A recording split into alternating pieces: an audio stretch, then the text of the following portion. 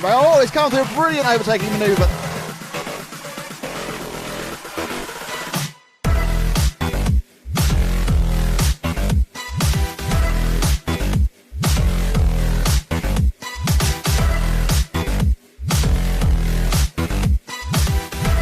He needs to go up this jump. He needs to do it, and he turns, and Ronafalk wins the European 1/8 Buggy Championship. Tell you, Ronafalk, to take the European Championship. Ronafalk is your European champion and thoroughly well deserved.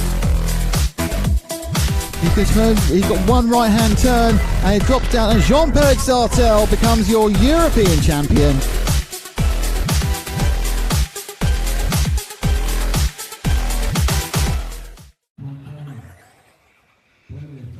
Good morning and welcome to Rhine Main Circuit here in Germany, host of the 2023 EFRA 1/8 Electric Buggy Off-Road European Championships. We are RC Racing TV and we are bringing you this live stream of Finals Day, brought to you by X-Ray, Hot Race, Hobbywing and S-Works. So a fantastic day of qualifying yesterday. Leaves Bruno Coelho on pole, closely followed by Mikael Orlowski and Burak Kilik. And we are currently cycling through our practice finals, so all drivers get a quick, short 5-minute practice. This is the C final at practice on track at the moment.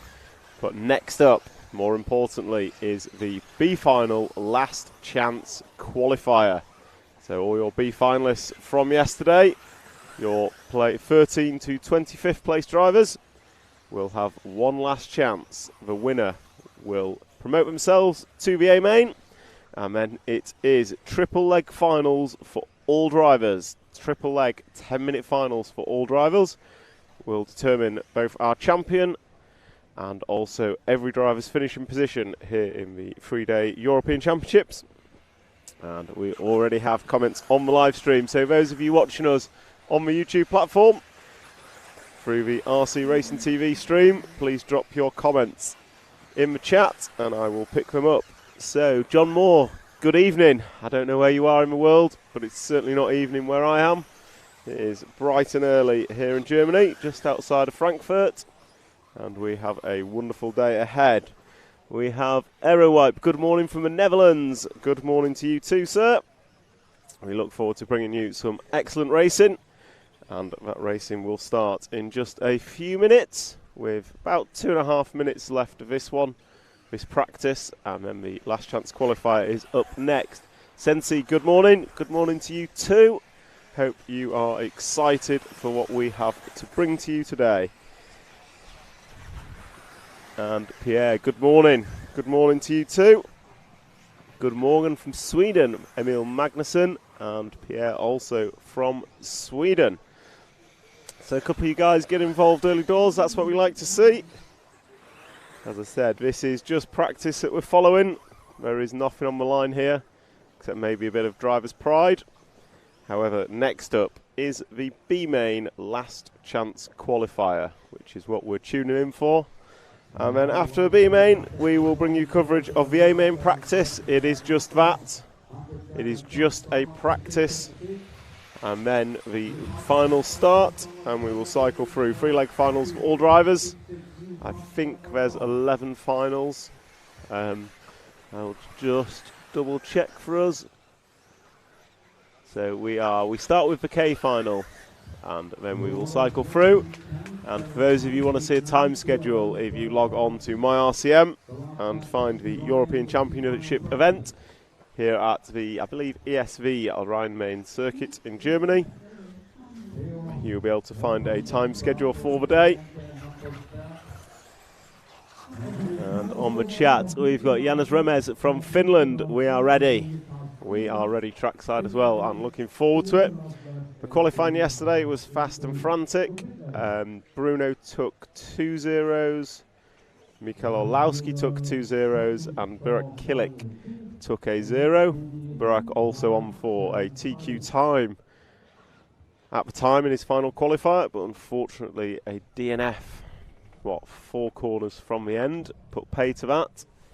However, Mikael Orlowski then came out with a storming time, which was the quickest 5-minute run we saw all day in the final 5-minute qualifier.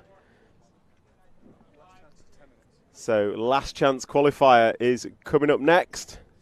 You'll see the results from a C final practice on screen, but more importantly, it is the drivers for last chance that we are interested in.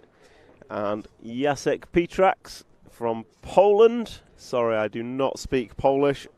I'm going to assume that says something along the lines of good morning and good luck to all the racers. And I wholeheartedly agree, as we are see our B final drivers getting ready on the rostrum. So we have Yo Figueiredo going to take the unlucky pole spot. So close to that A main, but not quite making it. And then we have Johnny Skidmore, the plucky Brit, Martin Beyer, Wesley Van Helmond, Remy Bermudez, brilliant qualifying from him. Then we have the young Frenchman, Noah Ben Mohamed, Daniel Pariente, then Robert Bataille, Clement Boda, Oscar Navarro, Ricardo Monteiro, Hugo Tavernon and Jordan Lott are your drivers for this last chance qualifier. It will be a 10-minute final. So 10-minute last chance qualifier for these B finalists. And having spoke to a few of them yesterday, I know they're expecting it to be fast. They're expecting it to be frantic and very, very difficult. I don't think anyone is expecting themselves to go clean as such. This track is very, very difficult. There has been lots of mistakes from every driver through qualifying yesterday. So I'm anticipating that we will probably see mistakes from drivers in these finals. It's very difficult out there. And unfortunately, it looks like the 5 car of Remy Bermudez has not completed the warm-up. So Jim, we focus in on the first 3 or 4 cars for start. And unfortunately, the 5 car of Remy does not start. So there goes his chance of A main glory. However, he will have 3 B finals to contend later in the day. Looks like something had gone wrong at the rear end of his car.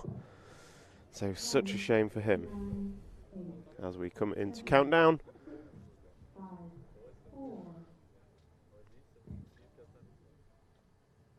And away we go. Yo Figueiredo getting a nice start from pole. Going to be chased down by Johnny Skidmore and Martin Beyer. Then comes Wesley Van Helmond, the Dutch driver.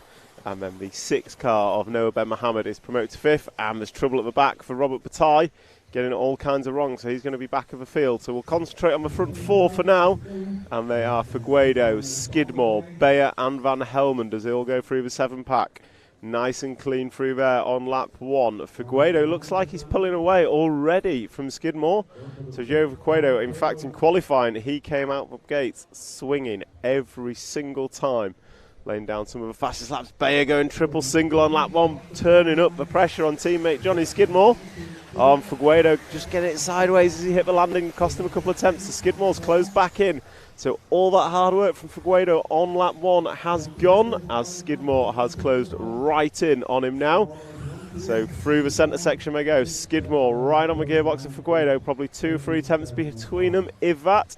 And Beyer is with them too. We saw Beyer go triple single on lap 1 over the big double-double. Will he do it again? As we come around, Figueiredo mistake, going to get away with it. Blocks Skidmore, who almost allows Beyer through, but no, regulation order resumes as they come into the big double-double. And Beyer once again going triple single, trying to make it work, but not finding a way past. So down the straight they go. There is a breakaway front 3, and then Noah Ben Mohamed is in a lonely 4th spot at the minute. But he looks like he's catching the front 3, so this could become a 4-way battle. Then we've got the 11 car of Ricardo Monteiro all the way up to 5th. Can he work his way forward some more in the remaining 8 minutes and 45 seconds to get to the front of this LCQ?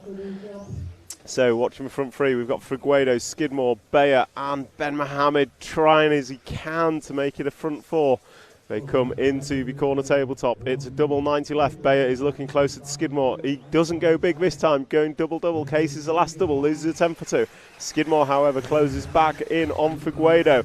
Figueiredo hits a curb, but keeps his position. Skidmore cannot find a way past. as they come into the front section. Over the big double they go and into the bommel, and they come out in regulation order through the quick chicane and onto the cobble corner, and Bayer's dropped back ever so slightly, so Ben Mohammed, Skidmore's through. So Figueiredo just getting an unlucky bounce, and Skidmore took his opportunity. Figueiredo's then on his roof, gets away with it. So Bayer still remains in third, but right on the gearbox of Figueiredo. Ben Mohammed gets it slightly wrong. So it's now Skidmore with a 1 second lead over Figueiredo. Couple of attempts in front of Bayer, but Figueiredo, good run through that last section, brings it back. So the gap between them is about 1 second between Figueiredo and Skidmore. Bayer about half a second behind that. Bayer's over on his wheels, but Ben Mohammed promoted to the free spot.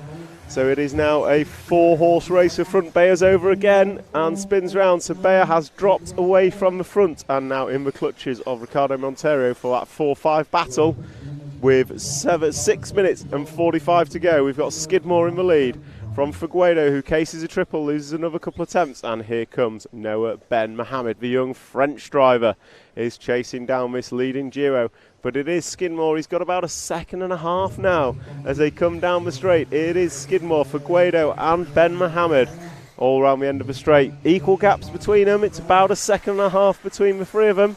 So 1.5 seconds between Skidmore and Figueiredo, 2.5 back to Ben Mohammed. And it is Skidmore through the centre section, the all-orange X-Ray number 2 off the cobblestones quite nicely. Figueiredo looks like he's closed in through this section. Through the 7-pack they go, and he's definitely closer at the front. Skidmore cases a triple, so Figueiredo's on his gearbox. So as they come through the sweeper, over the speed bump, into the quarter tabletop, double 90 left, excuse me, it is Skidmore and Figueiredo crossing the line. The gap between them is just 0.5 seconds with 5 minutes and 47 to go. And Ben Mohammed is about 1 second back here, so he's ready to pick up any pieces. Although with still a long way to go in this last chance qualifier. It's a 3-horse race, but it's not decided yet. Coming off the cobblestone, you have Skidmore, Figueiredo and Ben Mohammed. Figueiredo looking up the inside, can't make it stick, coming through the 7-pack, and Figueiredo is looking good through there.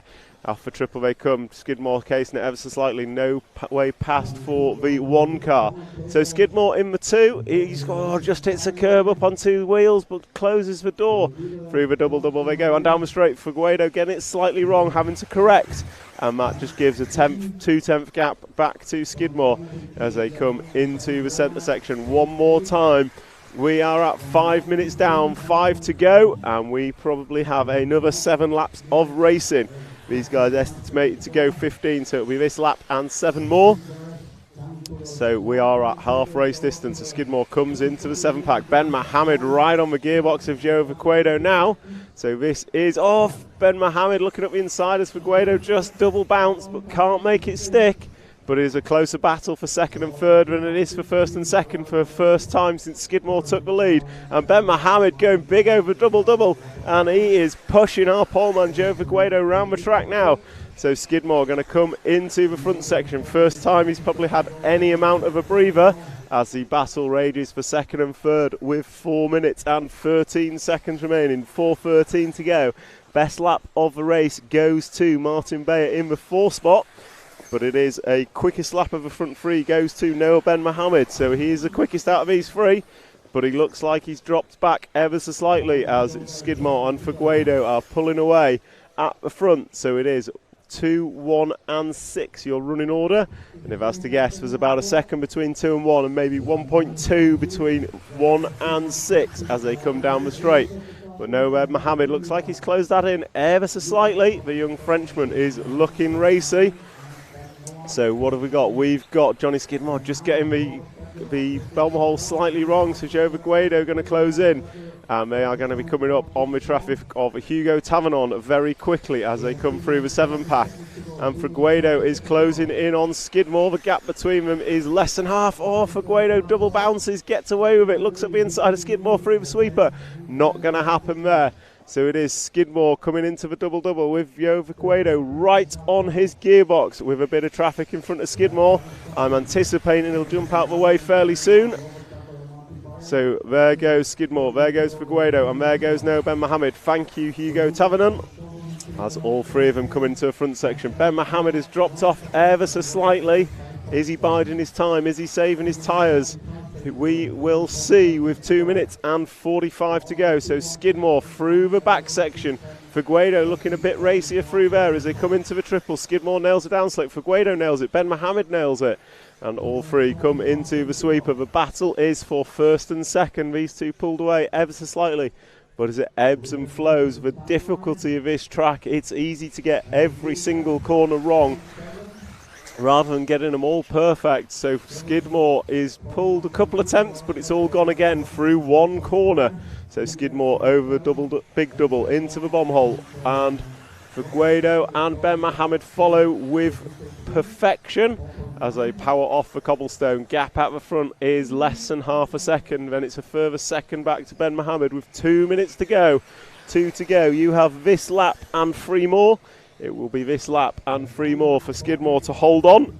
Can he do it? Oh, gets a little bit of a kick going up the step up, but holds it, lands it nicely as they come through the double-double. And down the straightaway they go. It is less than half a second between the two of them after 8.5 minutes of racing with 1.5 to go. Joe Figueiredo, the poleman, is closing in. But can he make a move, or can Skidmore keep it middle of the track, close the door when he has to? They come onto the cobble section. Figueiredo is really wanting it now. Skidmore, has he lost pace? I don't know, but they come into the back section. Skidmore nice and neat. Figueiredo looking slightly more aggressive, but can't make it stick. And here comes Ben Mohammed. So I don't know if Skidmore's slowing, but it's certainly closed up at the front. So coming down the straightaway now, it is Skidmore, Figueiredo and Ben Mohammed all down the straightaway together. Less than a second separates the three of them. So it is Skidmore and Figueiredo. They are going to go this lap and 2 more. This and 1 more. And someone's over. Looks like Ben Mohammed. So it is a 2-horse race. Figueiredo gets it sideways, so not going to make that move stick as they come into the back section. It is this lap and 1 more for your last chance qualifier into the A-main. Is it going to be Skidmore? Is it going to be Figueiredo? Is it going to be Ben Mohammed, who's dropped back a couple of seconds after that little error? So your 2 race leaders coming down the double-double now. You've got Skidmore and Figueiredo. It's going to go 1 more lap. This is their final lap round the end of the straight. There you go. Skidmore's got to hold it. Figueiredo's got to make a move. Can either of them do it? Coming into the front section. Oh, Figueiredo looking aggressive. Downslopes the double nicely. Jumps in and out of the bomb hole, but Skidmore shuts the door. Through the chicane they go. And onto the cobblestoner. Oh, Figueiredo gives a little love tap. Lets him know he's there. With half a lap to go, and there's another love tap. Figueiredo's going to have to wait. But is it going to upset them through the 7-pack? No, they get away with it, but it allows Ben Mohammed to come a bit closer. Skidmore's got about 4 corners to go. Over the speed bump, pulled a little gap. Coming into the double left corner tabletop. Figueiredo's over, jumped him side by side, coming into the 7-pack. Who's it going to be? It's a race to the line, and Skidmore takes it. Noah Ben Mohammed going to finish in 2nd, and Joe Figueiredo going to be 3rd place. Oh my, what a race, right at the death. Figueiredo went for the big jump up the corner tabletop, made the move, but then looked to bobble on the last left-hander. Side by side drag race to the line, and it's Skidmore that's going to take it. Absolute fantastic racing. So Skidmore takes the last chance qualifier and moves into the A-main. What a drive from young Johnny Skidmore there, the British driver, one of 2 Brits here this weekend, and fantastic end. And let's not forget Noah Ben Mohammed, he finished 2nd in that, going big on the last jumps, jumping over Joe Figueiredo on the run to the line. Absolutely fantastic. So as we calm down from that thrilling last chance qualifier, the next session on track going to be slightly less interesting. It is just a practice, so it's a 5-minute get your iron practice for the A-main drivers. Okay.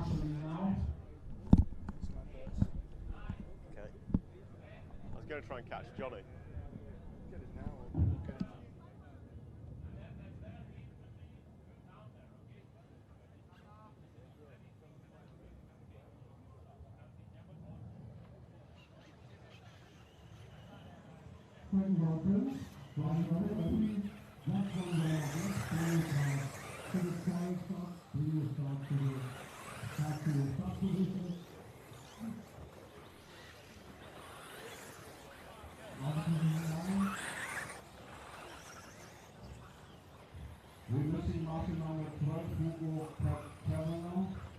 We're joined by Joe Figueiredo. Fantastic. Look at the camera. Okay. Sorry. Yeah. So, Joe, fantastic final, really unlucky at the end. You made the jump up the last corner tabletop. I thought you had it. What happened? I was struggling quite a lot on that part, to be honest. My car was getting edgy there, so I mean, I did a small bubble. Johnny went by. I was like, okay, let's just try and keep it there. But then, you know, one small mistake or here and there. So I mean, it's pretty difficult to overtake on this track. So yeah. Well, unlucky man. It was a great race. We got it all on camera, so brilliant to watch. But unfortunately, not the result you wanted. Yeah, not for sure. I mean, we improved a lot the car during the weekend, so I'll just have some fun now on the B main, and we'll see. Well, good luck for the finals. Thank you. And we'll catch you later. Thank Cheers. You. Unlucky man. I think Johnny got his marching orders.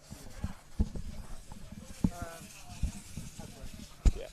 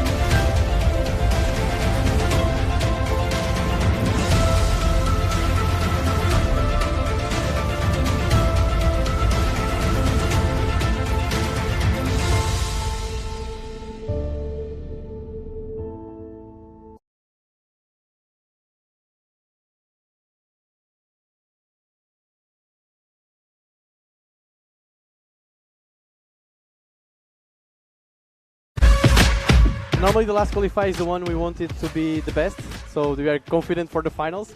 So I think going to the finals first with a qualifier like this is not the best, but I mean still it's the first place. Was the car bad, or did you just relax a little? Or no, we tried third round on the tires. Okay. And they didn't work. Fair. So good job. It's only a 10-minute final. Thank you. Yeah. So Burkan, obviously, Burak, you were watching, I assume. He was on the pace for. Yeah, he was very good. I don't really like when events like this, you know, because I think it was not his fault. I think it flipped before. Yeah. But I'm not sure if it was already related with that or not. I don't know. But yeah, anyway, Orlovsky did a very good run. Orlovsky was the quickest run. Yeah, I think even if Burak didn't add the problem, Orlovsky will. He would have been in front of his forecast time. Yeah. So. But yeah, Burak is super fast in terms of. In terms of consistency, yes. I mean, I think he didn't make one mistake in all qualifiers, which is impressive. Really quick. Which means he'll be for sure super strong on the finals. Yeah. Me and Orlovsky, we are having up and downs, you know, like sometimes up, sometimes down. So watching Coelho come over triple single and across the line, 39.887. Bruno Coelho dropping the first 39-second lap of qualifying. And with it extending his lead, and I've got to say, this lap's looking even nicer. So we'll see tomorrow in the finals how it goes. It'll be great to watch, and obviously two good, accomplished touring car drivers now showing they can do it off-road as well. So it'll be great to watch. Really looking forward to it. So good luck for the finals. Thank you. Starting second, so it's very good. It's a very good spot. It's a very good spot to be starting in. I think Bruno, me, Burak are probably the three fastest guys, and we're starting 1, 2, 3. Being quick in the last qualifier, you're going into the finals with confidence. You're going into the finals with the quickest car. And is it quickest for Mikael? It is. So after 3 laps, Mikael leads by 2 seconds, and he is on for a new fastest time of the weekend. So a 40.3 last time by. I'm a little bit upset because I had an issue with the car in Q3, Q4. I'm not gonna say what it was, but I just had a really strange feeling driving around. So it's a little bit annoying because if I didn't have that issue, probably Q3 and Q4 would be better. But on the other hand, I'm glad we found the issue and fixed it for Q5, and now I have really good points and 13 seconds. So and maybe it's for the better. Going into a final with the quickest qualifying time, quick laps, like individual laps. It was the quickest. 30. I don't know what Bruno did earlier, but 39.8. You did two of them. So it was good. Pretty quick, and it was the quickest forecast time I've seen as well. Okay. So you were quickest, regardless of what Burak did, you'd have beat his time anyway. So and that one was a 40.19. So Orlowski is looking to go 5:21 pace, which is the quickest pace we have seen. It's the quickest pace we've seen predicted. Good confidence going into the final. Any approach for final, or is it just get it started and see what happens? I'm just gonna go for it. I'm feeling a little bit gutted, you know, the pace and everything was really good. So Burak Kilik is estimated a 22.5, but he needs to hit a 40.3 to make that happen. So this lap has to be sub 40.7 to beat Bruno's time. As he comes on and off the cobble. Oh, he's up on 2 wheels, gets away, he's over. So Burak is over. And just something break into my electronics, I don't know why. The car just stopped on you. Yeah. It was gutting. I mean, you were on the pace. You had him covered from maybe lap 2 onwards. Yeah. You had it covered. It was looking like it was all there. Other than fixing the car, what's the plan for finals? Yeah, for the finals we will put, of course, new electronics inside, and we'll see what happens. And we try our best for sure.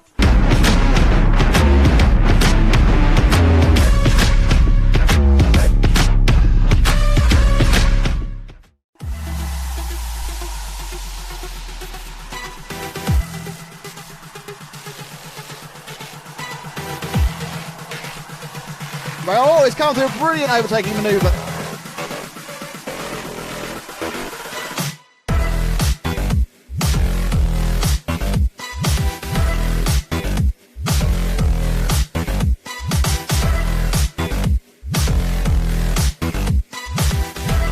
He needs to go up this jump. He needs to do it, and he turns, and Ronefalk wins the European 1/8 Buggy Championship. David Ronefalk to take the European Championship. Ronefalk is your European champion and thoroughly well deserved. He's got one right hand turn and it drops down, and Jean-Pierre Sartel becomes your European champion.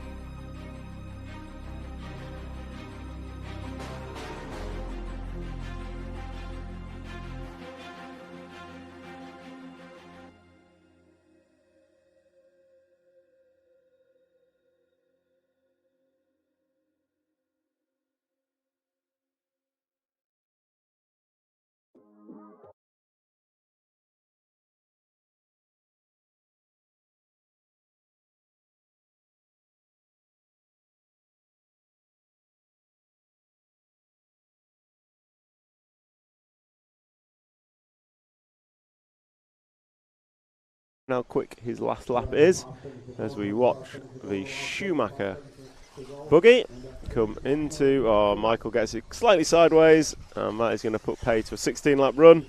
But I've just seen a string of 6 or 7 39-second laps in a row. Meanwhile, let's have a quick look at what Bruno's doing. Bruno's fast lap is a 39.8, and that was his last lap round. However, a quick reminder, Bruno has pitted several times in this session, bedding tyres in for the three-legged main event, whereas Michael took the opposite approach, which was to fly out the gate and see what he can do over a solid 10-minute run. And I would say it was a fairly solid run from Mikael.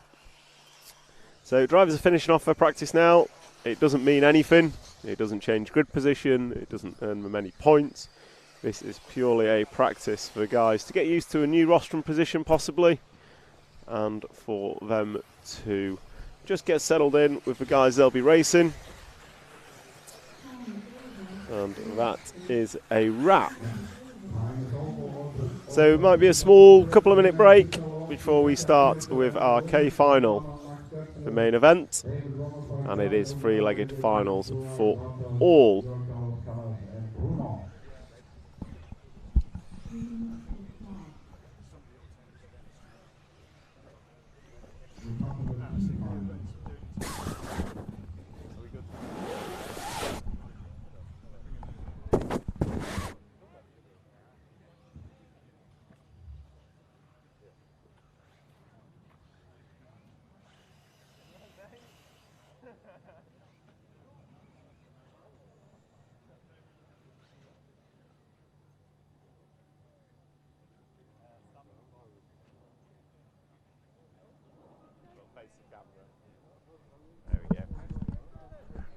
Okay, we on that?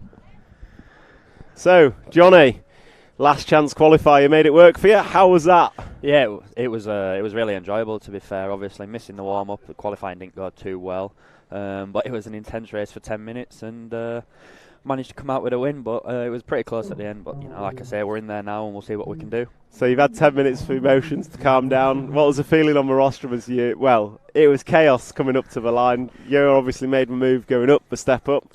And then Ben Mohammed was second in the end. Really, I didn't realise I wasn't looking he behind launched it. He came over. Yeah, I wasn't looking behind me, to be honest. I mean, we went up and we were all swapping positions. I was just trying to focus on my own lines and make sure I didn't, make no mistakes and, try to get over the line first, like you have to get into the A final. Well, congratulations. Yeah, thank you. Good luck for the A main. Obviously, it's made your Sunday a whole lot better. For sure. Yeah, so my dad'll be happy. Now I saw him in the pit lane, and I think there might have been a tear in his eye. Yeah, I'm sure there will have been, but yeah, it's all well, good. Good news is I think you got to go Marshall again. But you'll take that. Cheers, Johnny, Nice and one. good luck for finals. Thanks, Catch Tom. you later. Cheers. Cheers. Cheers, buddy.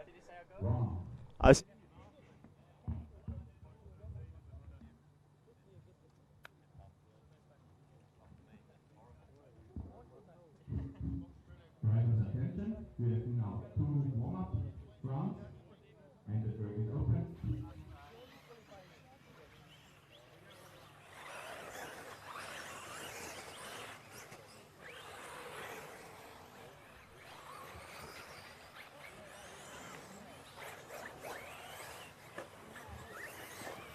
Number 9, Mr. West, mountain number 9.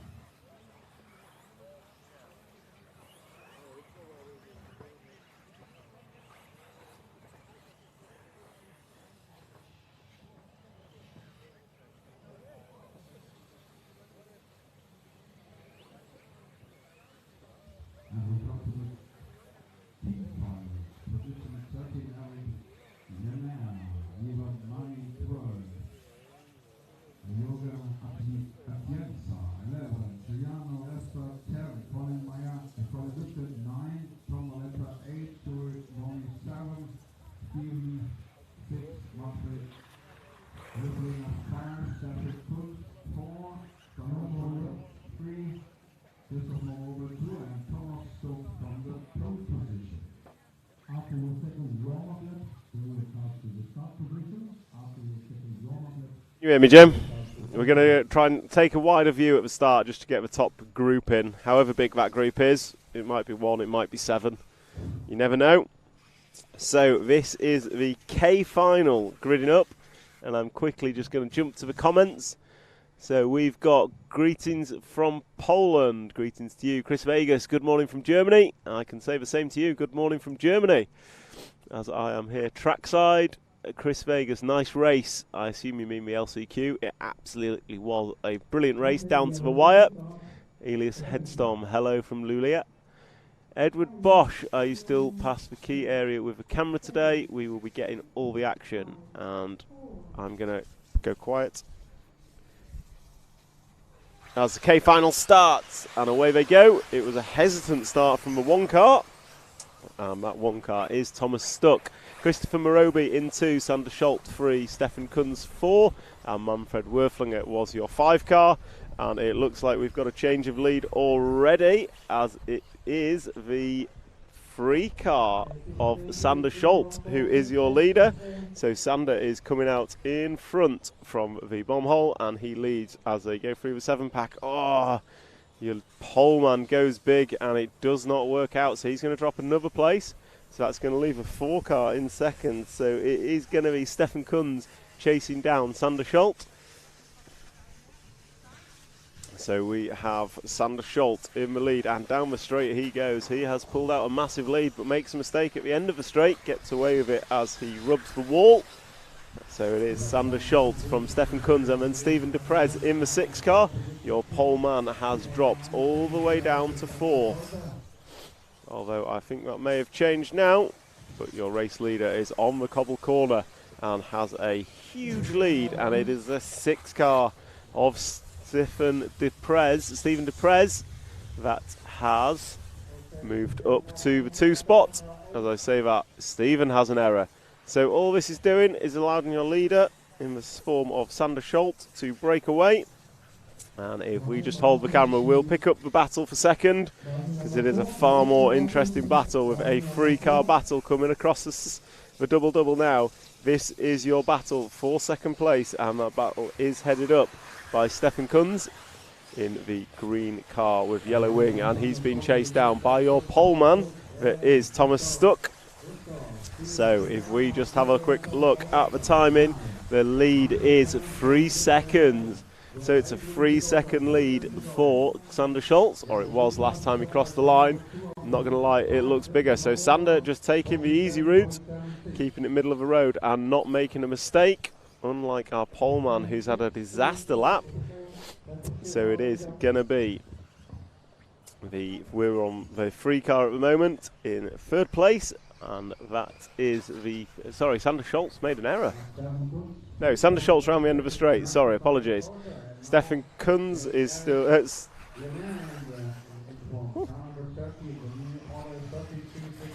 Sorry, Sander Schultz has made an error.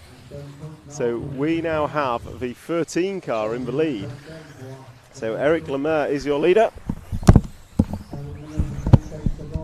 And Eric is your leader from last on the grid. So Eric was your bottom qualifier of everyone. I'm going to suggest he underqualified, as he is now leading this K final leg number 1. And we've got him on camera as he goes over a big triple. And if we just zoom out just a touch, we might be able to see the 2nd place car just behind him. But last time across the line, it was Eric Lemaire, Sander Schultz, Stephen Deprez, Christophe Moroby and Thomas Stuck, your top 5. And that is changing every lap as Eric comes across the line one more time and down the straight. And then we pick up Stephen Deprez in 2nd, which is the black car with yellow wheels. Black car with yellow wheels is your 2nd place man. And he has the car 3 and 2 right behind him of Sander Schultz and Christopher Moroby. So this is a 3-way battle for the 2 spot. So error from Sander Schultz in the 3 spot. So that is going to promote Christopher Moroby into the 3 spot. And he is behind Stephen Deprez on track. So as they come through the fast sweep, if we just zoom out a little bit and try and get both in shot as they drive up and away, up the left-hander, double left, and come into the double-double. You've got Stephen Deprez crossing the line now, and there comes Christopher Morobe. He is closing in. Last time by, he was half a second quicker, and Deprez makes an error at the end of the straight, so they've closed right up. And more importantly, they are closing up on the leader. So the leader was the one just in shot there. So if we zoom out a little bit more, we've got all three. Oh no, Christopher Morobe puts it on his roof. Sander Schultz puts it on his roof. So third and fourth both making errors. But we've got our lead two in the same camera shot. As I say that, Deprez rolls it, but onto his wheels as they go through the 7-pack. So the leader is through the triple, and here comes Deprez through the triple. So your race leader's over. He's on his roof. So Stephen Deprez going to go through. Your leader getting it wrong on the speed bump. And that is going to allow Stephen Deprez not just to the lead, but it's a huge lead. Deprez crosses a line, and we are looking for second place. It is still going to be Eric Lemaire, but the lead is 3.5 seconds in Deprez's favour with 4 minutes and 50 seconds to go, 4:50 to go. It is Stephen Deprez from Eric Lemaire and Christopher Morobe, and Deprez just catches a curb. Gets a bit of a tail kick going off, but holds it nonetheless. So your race leader is coming into the 7-pack. And he gets through there cleanly, coming to the speed bump where he took the lead last time by. And then jumps up and down the corner tabletop. Coming up on traffic through the double-double. That is the worst possible place to come across traffic. But he gets through, no harm, no foul. And the second place man has taken out 2.5 seconds last time by, so the gap is down to just 1 second between Deprez and Lemar.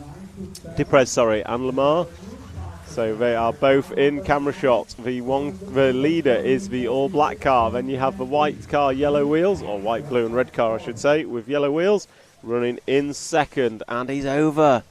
So Eric Lemaire is quick but inconsistent, making another mistake just before the 7-pack. So all that hard work, he's got to do it again with 5 minutes and 50 completed last time they crossed the line. So they're going to be about 6.5 minutes into this race as Stephen Deprez crosses the line to put 8 laps on the board with 3 minutes and 34 seconds remaining. 3:34 on the master clock last time he crossed the line. And they come into the front jump section, nicely done, and Deprez runs slightly wide, but here comes your 13 car, and he's being chased down by Sander Schultz on track. Sorry, that is the 12 car who is lapped behind Deprez. Sander Schultz was close, but he is now broken. So if we just zoom in to the 7-pack now, the car coming into the 7-pack, that is your third place man, but unfortunately he is limping with what looks like broken shock tower from where I am sitting. So his race it's not over, but it's not going well. So if we pick up our race leader, he's going to be coming into the big double right about now. The black car with yellow wheels comes into view, and he is chased pretty hotly by the 13 car of Eric Lemaire, who is coming through the fast chicane just behind him. So the gap between them last time by was not a lot, but Deprez has made a small error on this lap, which has allowed Eric Lemaire to close in. So as they come into the triple, I hear from the computer 2 minutes to drive. So you are looking at possibly this lap and 2 more as they jump up the corner tabletop and hang a double left. Both drivers, 1 and 2, are on screen together as they cross the line, and down the straightaway they go into turn number 1. Deprez in the black car. Lemaire's over. So Lemaire just getting it wrong on the landing, hits a curb and bounces into the wall. So that is going to extend Stephen Deprez's lead as Stephen Deprez comes on and off the cobble corner into the step up, and through the 7-pack he goes. That is Stephen Deprez with what is going to be a 5 or 6 second lead by my guess, with 1 minute and 10 seconds to go. Deprez is going to go up and down the corner tabletop and come into the double-double, and I reckon he will get this lap and 1 more if he keeps it clean. So Deprez crosses the line, possibly this lap and one more. So Stephen de Prez, his lead is a fairly large one. And it's the 10 car on track with the 6. The 10 car is a lapped car. Your second place man is the 13 car of Eric Lemaire, and he is into the 7-pack now. So Stephen de Prez's lead is about the distance of the 7-pack as Lemaire gets past the lap traffic. I don't think Lemaire's over. I was going to say I don't think he's close enough. So if we go to Stephen de Prez going up into the double as he comes across the line. Is he finishing this time? I think he'll get through for one more lap. So Stephen de Prez starts his final lap. Eric Lemaire is going to get caught at the line. Lemaire is done. So we will follow Stephen de Prez round on his victory lap of the winner of the K final, leg number 1. No pressure now, because quite frankly he has this won, as Eric Lemaire was caught at the line and did not get through for the 13th lap. Stephen de Prez can take his merry time to complete this lap in any way he wishes, although he will want to do it as quickly as possible. And as I say that, he's on his roof, because time may become a factor if points are shared over the 3-legged finals. So Stephen de Prez coming into the step-up corner tabletop, and he's going to hang a double left. He's in the fence again. So he comes double and crosses the line to complete the K final, leg number 1.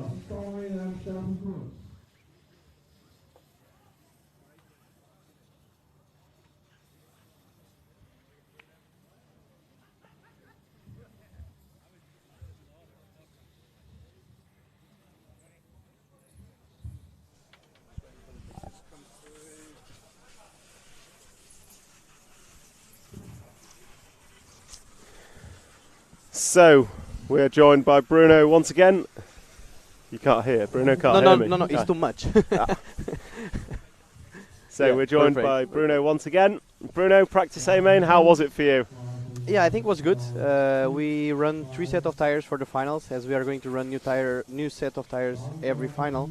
We try to run them a little bit, as from our experience from the qualifiers, they work very good after like 1.5 minutes. They start to work very good.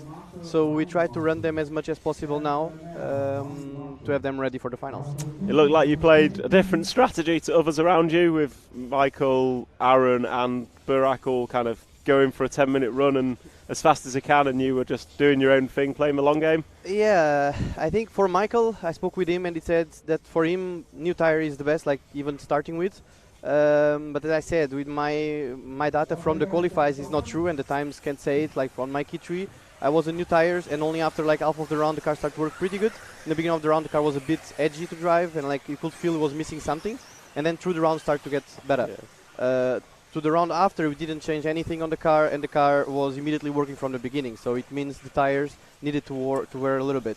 So that's why we made it now here to wear a little bit of tire. It was just, I think, 1 lap each tire, just to make sure everything is okay, just to scratch a little bit, not too much, as the finals are 10 minutes plus 1 lap. So yeah. Well, that's what practice is for. Yeah. So good luck for finals, and we'll catch up with you later on. Thank you very much. Cheers, Bruno. Thank you.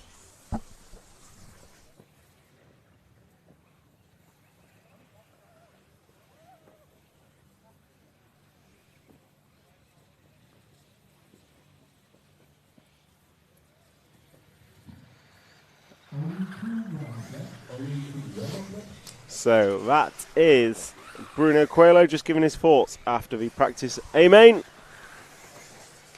And Bruno certainly making the most of the practice to get everything set for the 3-legged finals.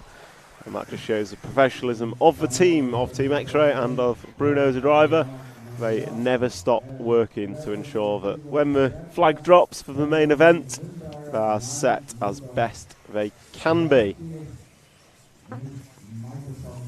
So we've just seen Stephen de Prez take the K-main leg number 1 in convincing fashion. The only driver to get through for the 13th lap. And the J final is currently warming up. Whilst they are, I'm just going to jump into the YouTube chat and check what is being said. So Dennis, go Mikhail. You're a bit early, Dennis. It was only a practice main. We will let you know when the A main is coming up. Mark Button, nice one. Skidmore, absolutely. Johnny Skidmore drove a fantastic LCQ to book his place into the A main. Sasha Mees, where can we find a schedule?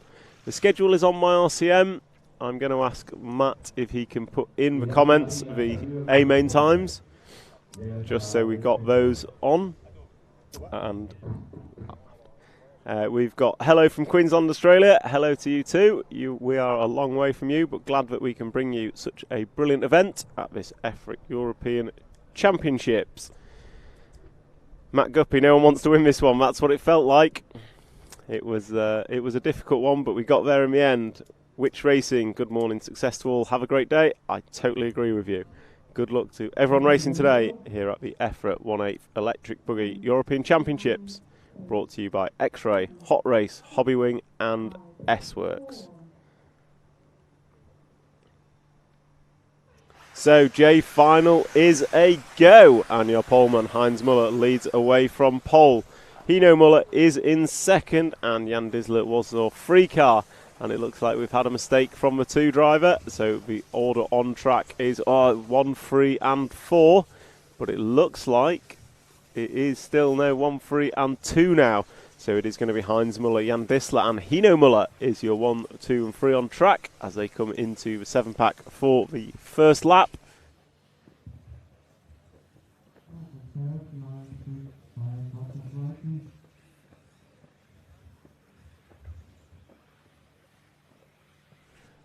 So Heinz Muller is going to lead after 1, and this is already turning into a 2-car battle with Heinz in the 1 and Jan Disler in the 2. Austrian driver out front and a Swiss driver in the 2 spot as they come into the front section.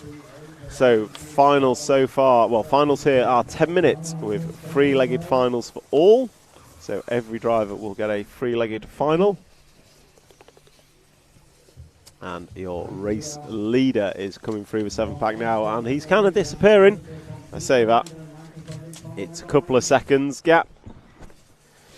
So he has a couple of seconds he has built as Jan Disler made a small error coming out of the bomb hole. But small errors here make a big difference. So if we just hold the camera and zoom out a touch, we will pick up the battle for 2nd and 3rd as it crosses the line. And that battle is Jan Disler and Michael van Dijk. Swiss driver and Dutch driver respectively, and they are coming into the front side section now. So the gap to the lead was 3 seconds, but the gap between these two for 2nd and 3rd is 0.0 as Jan Disler running wide once again. So Michael van Dijk going to go through to the 2 spot. That was the same error that Jan made on lap number 1 that allowed the leader to break away.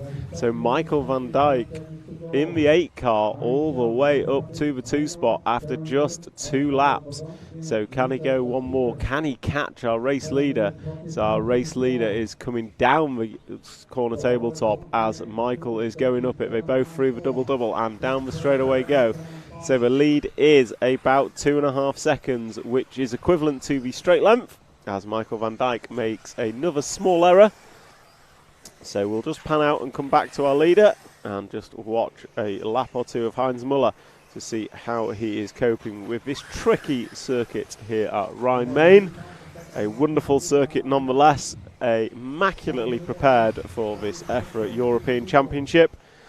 And Heinz is just coming through the centre section now, off the triple and powers round the sweeper, hitting the speed bumps nice and square, not upsetting the car, and then going to go double left on the corner tabletop and through the double-double and across the line to complete his 4th lap of this J final. So your race leader, his lead last time by was 4.2 seconds. Closest battle on track is, well, not many, they're very spread out at the moment. So we'll stick with our leader in the form of Heinz, and we will see what he can do. So your race leader over the 7-pack, nicely done.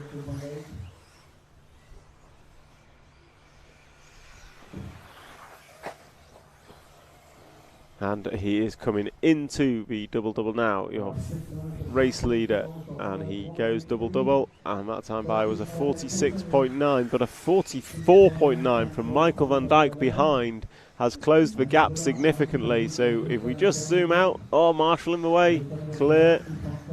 So the third car in that train is your second place car. Oh, he gets collected by the back marker. All that hard work is undone almost immediately, as Michael van Dijk had closed the gap to the leader and then rolls it and then crashing again.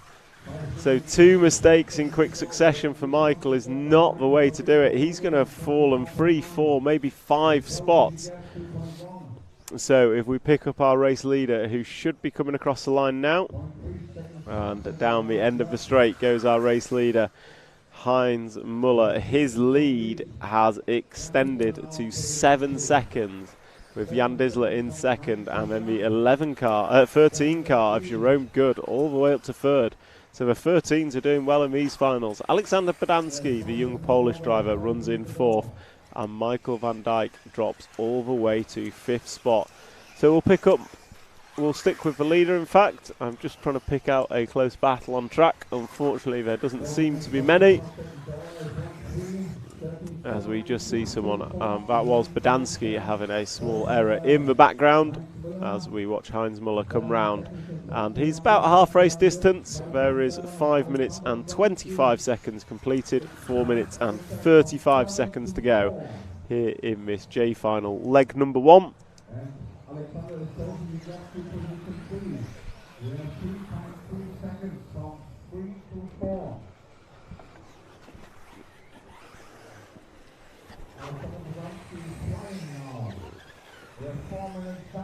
So your race leader coming into the double-double, the 7-pack at the back of the track, and then goes up and down the big triple, and then he will power through the sweeper into the hairpin, and then drive away from the track, up and down the corner tabletop, and then double-double to put his 8th lap on the board. And he now has 3 minutes and 45 seconds remaining in this J final, leg number 1. And battle for second is, I want to say, non-existent. Unfortunately, Jan Disler is walking away with that one.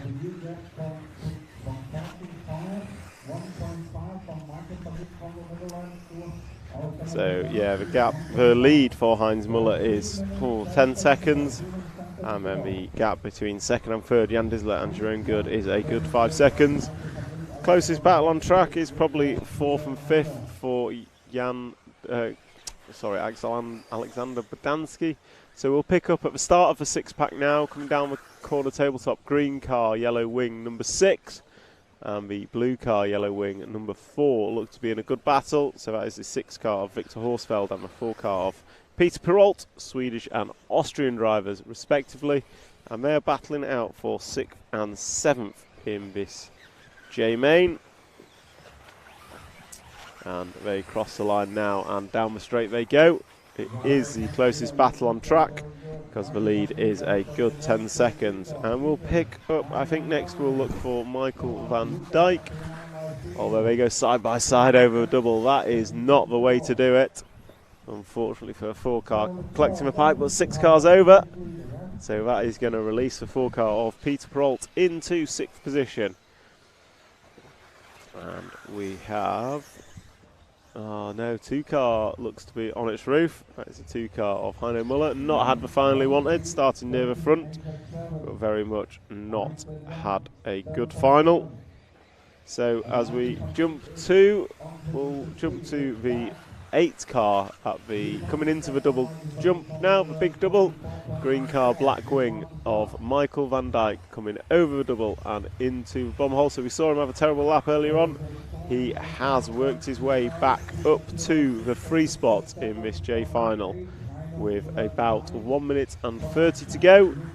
He is coming through the the back section now, double, triple, double, and over the triple, and double bounces again. So he looks like he's got pace in that machine, but just cannot hold it all together when it matters. So as we come down, let's jump to the bomb hole. And we will pick up our leader. Coming out now, the black-winged yellow card, number 1, Heinz Muller, has led this one from start to now. With 1 minute remaining, he's going to finish this lap and have one more lap, I believe. So we will follow our race leader for the remainder of this J final leg number 1, and his lead is a whopping 12 seconds. So your leader pulled out a 12-second lead in this, not all by virtue of his own. Everyone else has been crashing. So our leader starts his final lap as he comes down the straightaway through turn 1. It's a little ski jump, no problems with that. And he comes into the front section. He goes single, triple, up over the big double. Cases that, gets away with it, and then drives through the bomb hole. And he's round the off camber, through the quick chicane, and going to come onto the cobblestones for the last time as he drives away from the rostrum into the corner tabletop. Down he comes into the 7-pack, and that is very nicely done, nice and controlled from Heinz. And then he comes round into the sweeper, going to hit the speed bump, nicely done. Hooks up on the apex of the curb, and he's got 2 corners to go, and then 2 jumps to go. There is 1, there is 2, and it's a win for Heinz Muller in leg number 1 of the J final. So all drivers are just racing to the line now. The closest battle on track, so as we, well, that's a good battle to watch. They're both on the roof and self-marshalled by his competition. So we'll watch these 4-3 come round. How many have we got in shot? We'll watch these as they come round to finish. That is Victor Horsfeld, and I think Heino Muller racing to the line as they both go double-double and cross the line. And that's a wrap of the J final. Heinz Muller taking the win from Michael van Dijk and Jan Disler.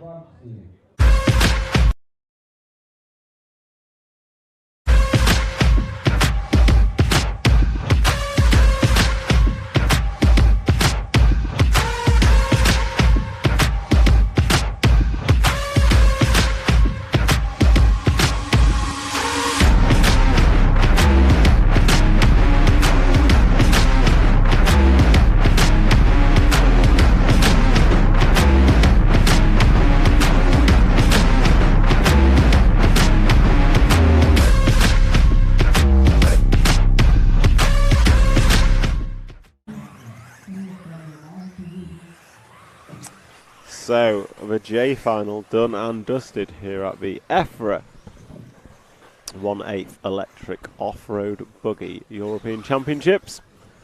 And your coverage is brought to you by X-Ray, Hot Race Tyres, Hobbywing and S-Works. They are the sponsors of the RC Racing TV stream this weekend, and we thank them for their support. And we've got on track the I-Final warming up. So the I-Final is warming up. 3-legged finals for all drivers, and we have in the chat put the A-Final times and a link to the schedule. So for anyone, we've got people on the stream as far and wide as Australia. So if you are watching on the YouTube live stream, please drop a comment and we can pick you up. I have the live stream comments in front of me. And please, wherever you're watching this stream, like, share and subscribe so that we can share the good work of RC far and wide. So your A-Final number 1 will be on at roughly 11:30, which is 1 hour and 45 minutes from now. And we saw this morning a fantastic last chance qualifier, Johnny Skidmore, doing the deed and putting his X-Ray machine in the A-main in the 13th spot. It was a three-way battle to the line in that LCQ between Skidmore, Noah Ben Mohammed and Yoa Figueiredo. Unfairly on Figueiredo finishing 3rd as he drove a stellar final. Just one small error as the I-Final goes into countdown.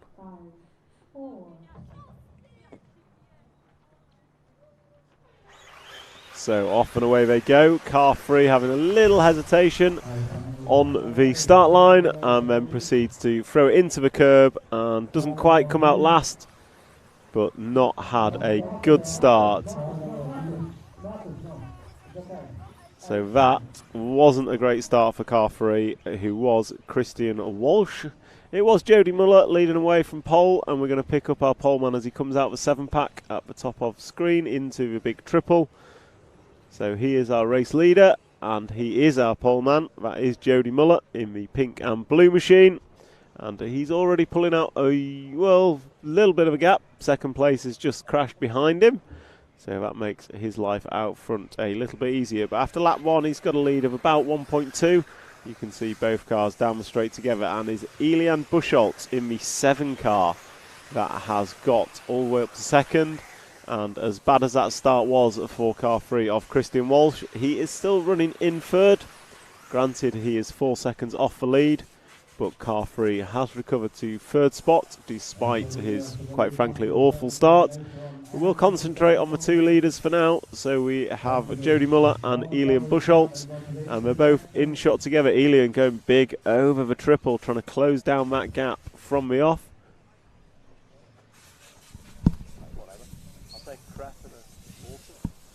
So Elian going big over the triple and closing the gap, that time by 3 tenths in his favour, and the gap is 8 tenths of a second. Christian Walshke is 3 seconds back in third spot, and he is being chased down by the 5 car of Roger Manels. But the battle is out front for the lead.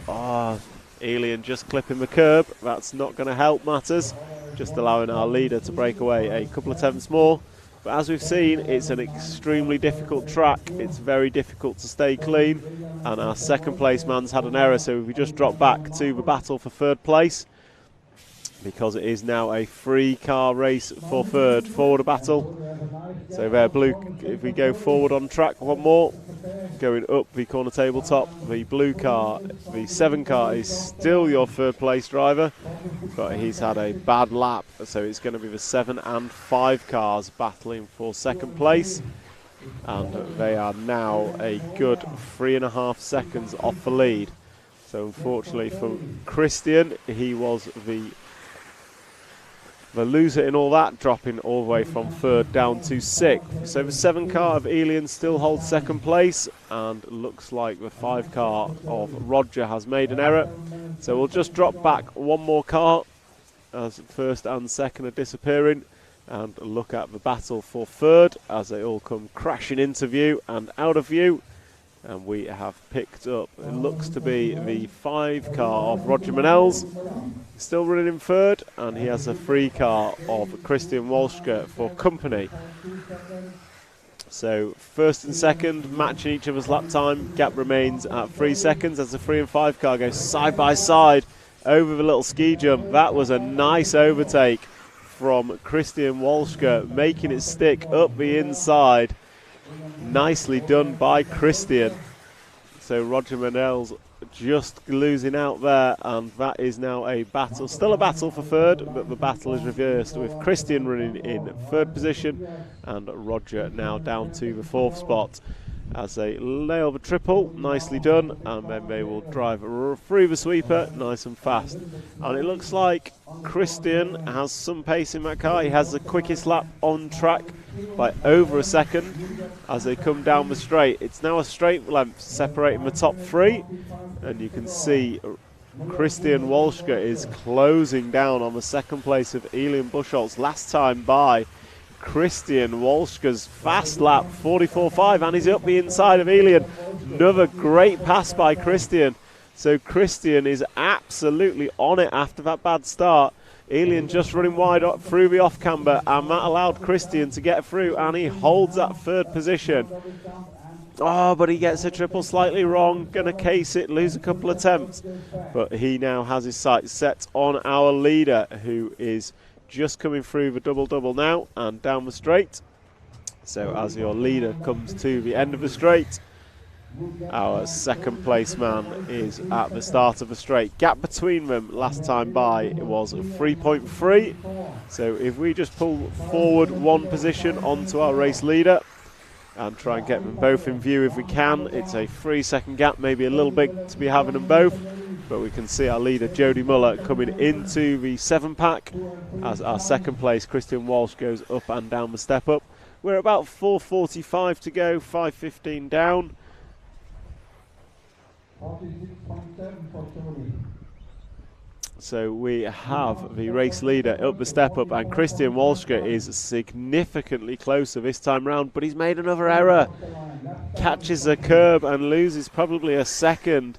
So that leaves the gap at 3.3 as he makes another error. So Elian Buchholz back up to the free spot.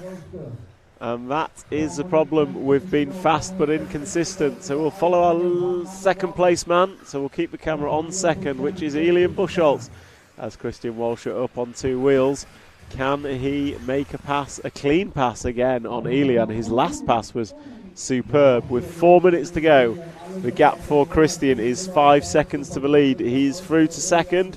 Elian making a small error there, just getting a double bounce and going wide as Christian tucked it up the inside. Nicely done. So Christian making plenty of clean passes here, but can he keep it clean on his laps, because he's already lost out again to Elian.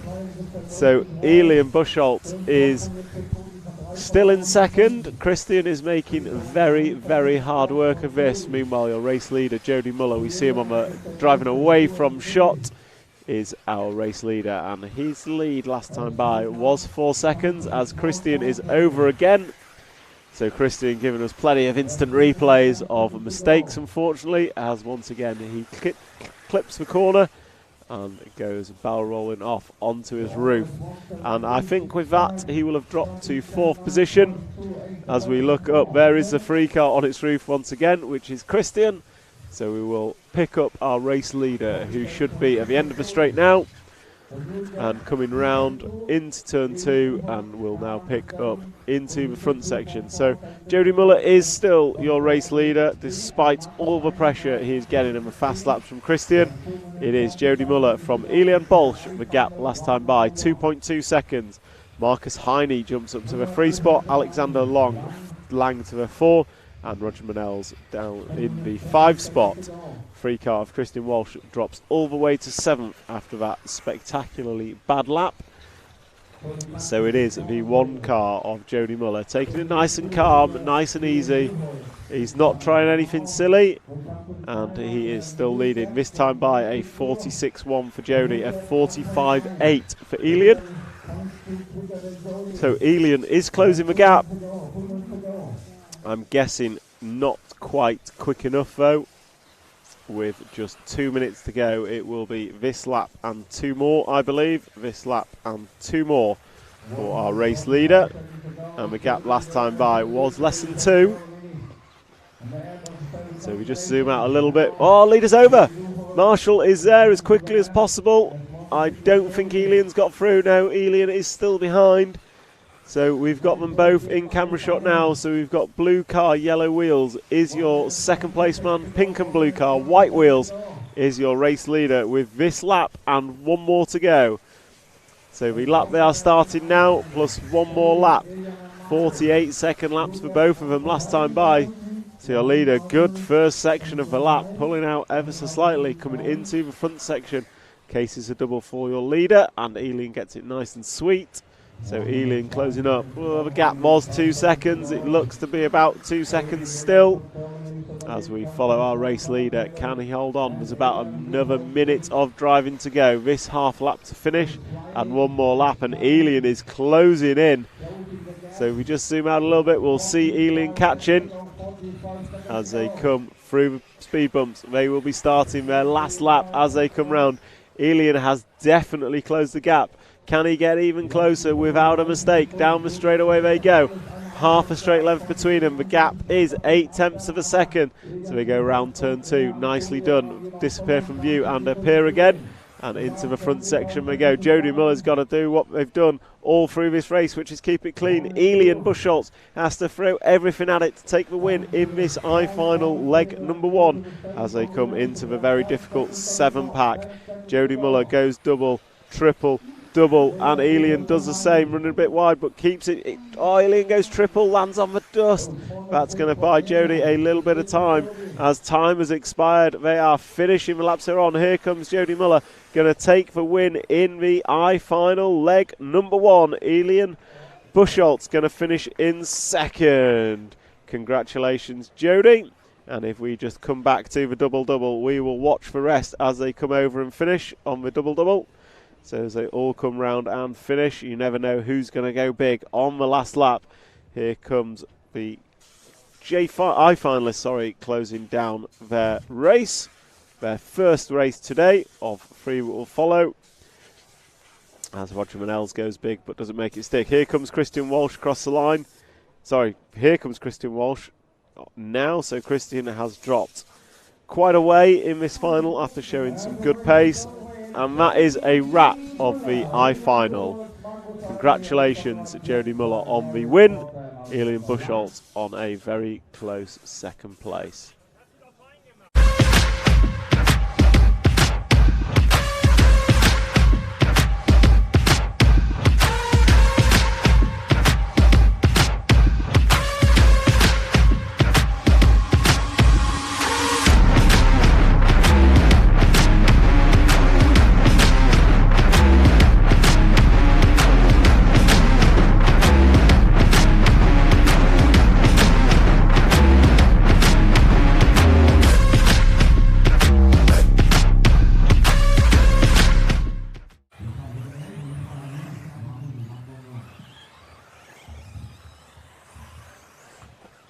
Welcome back to the wonderful Rhine-Main circuit here in Germany. What a stunning rostrum shot we have.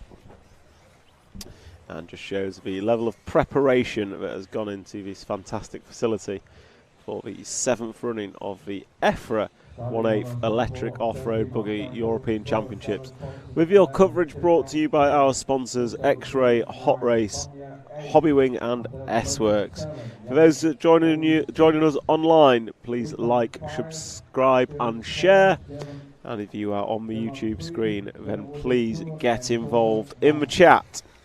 As I look, Archie Matthews, when is the top heat? There is no heats today, only finals. And if you scroll up, you will see the final times and a link to the schedule. A final number 1 is due on at about 11:30 AM Central European time, which is in about 1.5 hours. So 90 minutes until leg number 1 of the A final.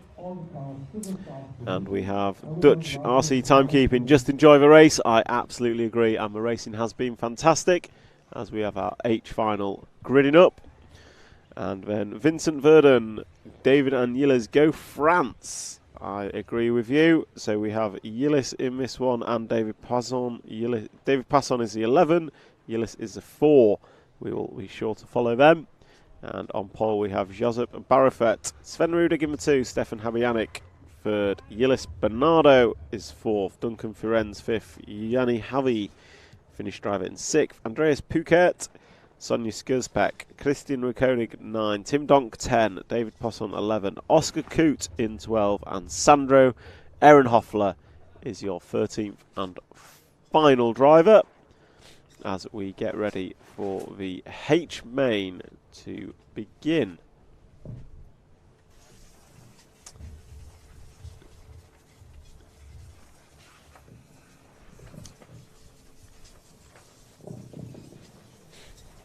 Okay, here we go. The 10-second countdown starts now. 7, 6, 5, 4.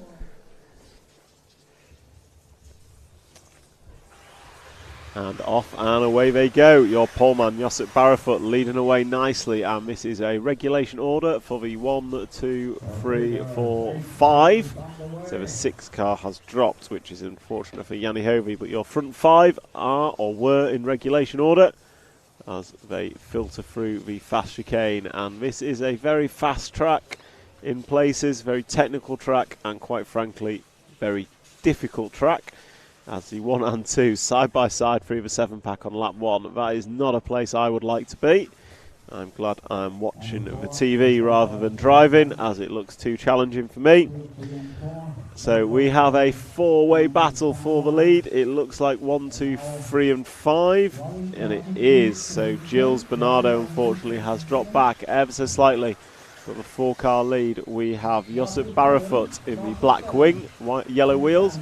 Then we've got yellow wing, white wheels of Sven Rudig in the 2. And then we have the black wing, white wheel, black and orange car of Duncan Firenze in the 5. Looks like we've dropped Stefan Havanagic slightly, so it is a 3-car battle for the front. Luckily all with different combinations of wings and wheels, so I can call them and identify them. So it is black wing, yellow wheels, your race leader. And then it is yellow wing, white wheels is your second place of Sven Rudig. And Duncan Firenze is in 3rd as they all go down the straightaway. Less than 1 second separating the front 3 of this final. So it is an absolute rapid race going on of this H final. 10-minute long final for all drivers here. And 3 legs for all drivers. As a 2-car of Sven Rudig runs a little bit wide through the off-camber. Duncan looked at the inside but thought better of it. Oh, he lead us over! So race leader making an error. Let's get that on replay. Coming off the cobble corner, just carried too much speed and ends up on his roof. So Josip there going to have to work his way back to the front. So we've got a 2-car battle for the lead now in the form of Sven Rudig and Duncan Firenze. And they come over the double-double onto the start of the straight, and down the straightaway they go. Sven Rudig pulling out a little bit of a lead, so Sven will like that. Myself as a commentator wanting to watch a close race does not like that, but that is what it is. So Sven is your leader coming through the past chicane, and Duncan Firenze last time by across the line the gap was 1.4. And we have Gilles Bernardo, the 4-car, back up to 3rd as Sven gets it slightly wrong over the 7-pack, gets away with it, and he's going double single through the triple, keeping it nice and calm, as he saw in the last final. The least mistakes won it, not necessarily the quickest individual laps, as Sven comes across the double-double and over the line to put 4 laps on the board of an estimated 14. So it's going to be 10 more laps for your race leader. And looked like Duncan just made an error, and he did. So if we drop back to the battle for second as they come through the bomb-hole, it is now the 4-car of Gilles Bernardo, followed by the 5 of Duncan Firenze. So those 2. And looks like Sven's made an error. Oh, Duncan just getting caught on the wrong side of the fence, going to end up on his roof. Went for the pass, came off worse, and he is on his roof in the grass. That is not what you want to see. So an error from Sven. It did close up the front, and it is closed up dramatically. So it looks like the 2-car from the 4-car, and then I think it's going to be the 7 from Andreas. It is as they cross the line. So front 3 separated by 1.3 seconds. Sven Rudig with a little bit of a lead. Gilles Bernardo has Andreas Pukert right behind him, as Sven just pogoing kind of through the bomb-hole, gets away with it. So we'll try and keep all 3 in view as they come onto and off the cobble corner. 4th place man Josip Barafut just having a small error. So, oh, Andreas off the 7-pack, just getting it wrong, going to end up on his roof. So Sven is your leader. He's got about a second over Gilles. We've got the French guys on the stream, tuning in, cheering on Team France, and Gilles is one of their drivers as they both go around the end of the straight through turn 2. I'm going to come into the drop down. Sven Rudig, yellow wing and white wheels, is your leader, and he's been chased down by the 4-car of black wing and yellow wheels, green and white body shell. And quite frankly, Gilles was much quicker through that front section that time by, and has closed the gap to Sven Rudig quite considerably as they come through the 7-pack. Sven gets it wrong, and we've got a change of lead. So that is Gilles Bernardo going to the lead as Sven got a double bounce, got it all kinds of wrong, going to have to turn around. So it is Gilles Bernardo going to go back to the front as Gilles crosses the line, and down the straightaway he goes. His lead is 1.3 seconds over Sven Rudig. So Sven still holding that 2 spot, and Andreas Pukert going to be in 3rd. You can see all 3 in view as they come down the front section and in and out of the bomb hole. So quickest man of those 3 is your race leader, Gilles Bernardo. He's got the quickest lap of the 3 with a 44.8 to Sven Rudig's best lap 45.1, and Andreas's best lap of a 45.2. And as I say that, your leader is over. and needs marshalling. So change of lead, and it is now Andreas to the front. So it's Andreas from Sven from Gilles, and they are going to come over the double-double, and now all three cars separated by less than 1 second. As I say that, Andreas puts in his best lap of the race, and it is a new fastest lap of the race in form of a 44.7. So Andreas showing that he also has speed here as Sven gets a bobble on, and Bernardo looked up the inside, didn't quite make it stick, and this has just allowed Andreas Pukert out front to just stretch away. As I say that, he gets it wrong over the 7-pack. That 7-pack causing a whole lot of problem for our drivers today. So we've seen errors from all of the top three there. Andreas getting away with his, not needing a marshal. And it looks like his lead has extended quite considerably, with 3 minutes and 7 seconds on the master clock as he passes the line last time by, and has extended his lead to 3.3 seconds over Gilles Bernardo.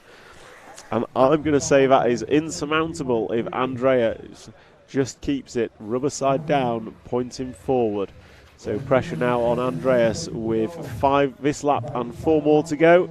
This and 4 more laps to go. I think he has got this sewn up if he goes mistake-free, because Bernardo was a good 3 seconds behind last time across the line, which is quite a challenge to try and make up.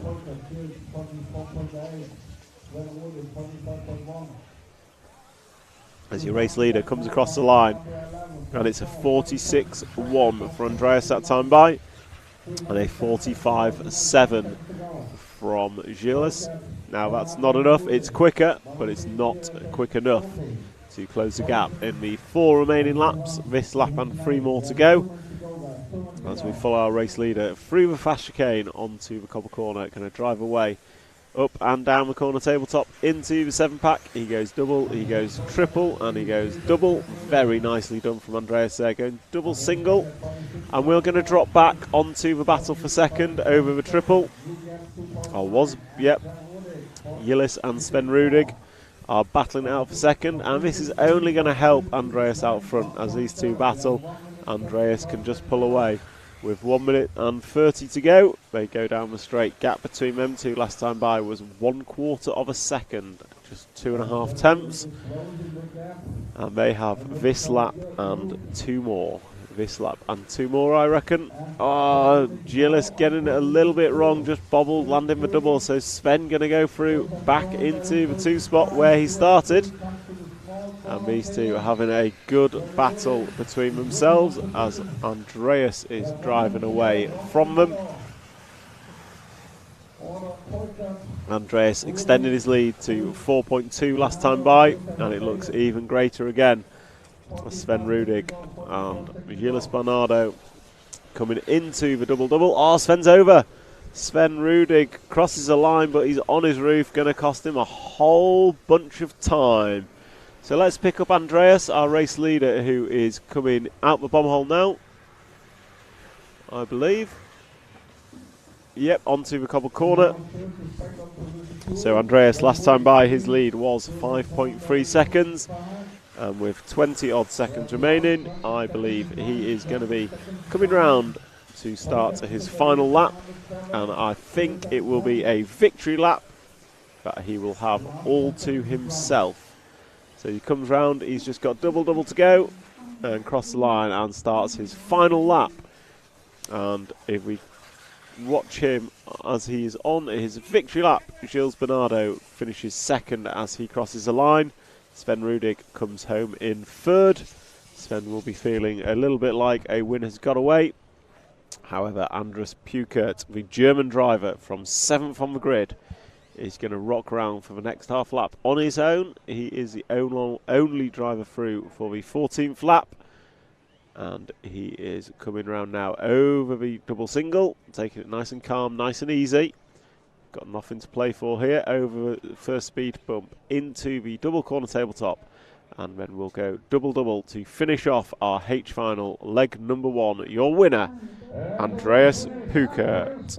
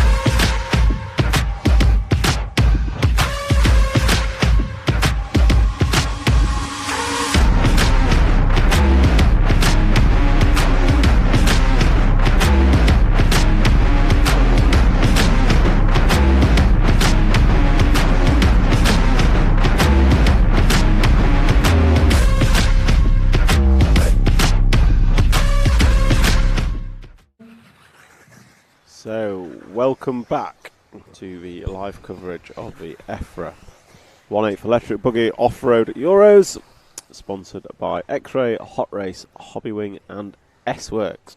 So G final, just having a warm-up, I'm going to jump into the chat. We had Vincent Verder, David and Yilles go France, and we saw Yilles finish second in the previous final. We've got Little Style RC, morning guys, just tuning in. Good morning to you. I hope you are enjoying a sunny Boughton National in England. And Rahan Akbar, what final is JQ in? JQ is in the C final. 2 spots behind his nemesis, Jessica Palsson, but also 2 finals ahead of his friend Max Mort. I was thinking of the word protege, is the word I was thinking of. Padawan. His Padawan, Max Mort. Edward Bosch, let's go Marwin. So let's find our drivers for the G final. So we have Maren de Groot on pole, Christopher Forg second, Ramon Chanko third, Tom Zeidrich fourth, Finn Hefel, Ludovic Francois, Lucas Segato, Maxi Block, Jan Cruz, Jan Demansky, Marco Stallman and Albert Neuwirth as we are into countdown.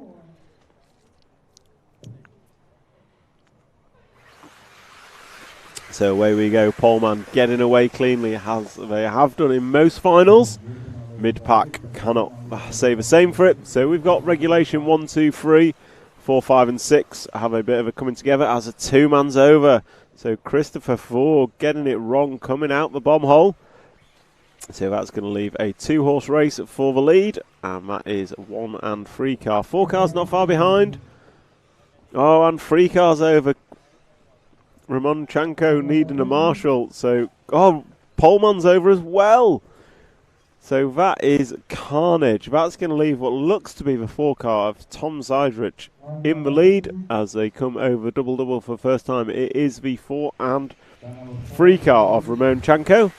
And 4 cars over. Nobody wants to lead this one. So Ramon Chanko is now going to be your leader. As Tom Zeidrich making an error at the end of the straight and taking a while to get marshalled. So it is the 3 car of Ramon that is leading us as we come onto the cobble corners. And he's been chased down by the 9 and 2 cars. 9, 2 and 1 from what I can see. So that is Jan Cruz. I think it may have been the 5 actually, Finn, running in third.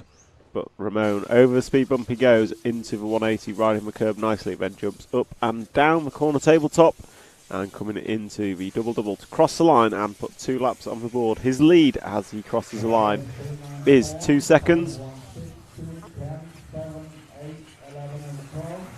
And that is 2 seconds over the second place man in the 9 car of Jan Cruz. So absolute fantastic start for Jan. Coming up, 7 spots, leader's over. So race leader is over in the middle, just catching the curb, putting him on 2 wheels and over he goes. And he's going to need a marshal to put him right. And Matt is going to have dropped him down 2 seconds, not by a lot. And we see him as he goes big on the triple, looking up the inside of Jan, but cannot make it stick, thinks better of it, lives to fight another day as we are just 2 minutes and 15 into this final. And he rides a curve coming onto the straight. Gap between them, 1/4 of a second. And race leader's over. It looks like they had a little coming together. So Ramon does the right thing and waits. But this time that was all Jan's error. So Ramon is back to the lead. And he will drive off over Cobble Corner and disappear off to the distance. And we're going to pick up the battle for second behind Ramon, because it is a multi-car battle as 1, 2, 3, 4, 5 of them all in the 7-pack together. It's almost 1 per jump. And quite frankly, that 5-car train is not going to last long without some bashing of wheels. So as we watch them come down, it is the yellow wing and white wheels of Ludovic Francois, who is the second place man. And he has a 4.5 second deficit to our leader. That is Ramon Chanko. And Ramon, we saw him battle it out briefly, and he is now pulling away as he comes into the 7-pack. Second place man just onto the cobbles. And that second place man is the 6th car of Ludovic Francois. And we have in third Jans Cruz last time by.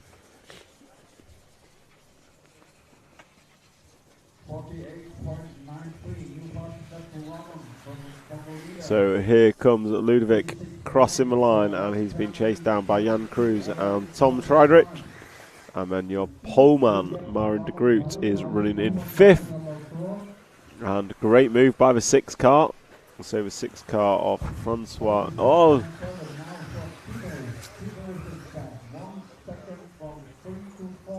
So it is a hotting up battle for second position. Many changes of position, and it looks like it's still now the 9 car of Jan Cruz who is up to the 2 spot and holding that as the 4 and 6 cars do battle behind. And 4 and 6 is Ludovic Francois and Tom Friedrich, and all that's doing is allowing Jan to disappear into the distance in second position. And Jan is 3.6 behind our leader, and we'll stick with. We'll stick with Jan because his last lap was pretty quick. But as I say that, he just makes a small error, and that small error allows a sniff for Ludovic, but Ludovic can't make it stick. So we are back to a 3-car battle for second position. Sorry.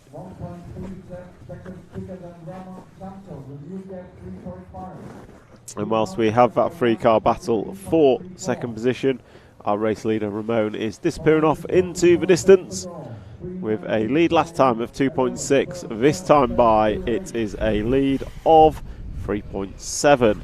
And it is Jan Cruz in second from Tom Friedrich and Ludovic Francois with 4 minutes and 30 down. Sorry, 5 minutes and 30 down, 4 minutes and 30 to go. It is the 3-car of Ramon Chanko, your leader, and we are following the battle for second, which is led by Jan Cruz in the 9-car.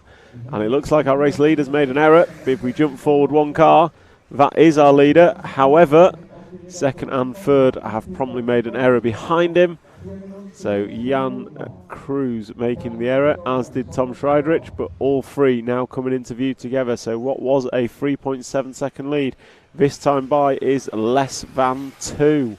So second and a bit lost for our leader. Oh no, 9-car going to make an error right on cue when it didn't want to happen. So that is going to allow Ramon a little bit more breathing space, and it is going to bring back this battle for second between the 9, 4 and 6 cars.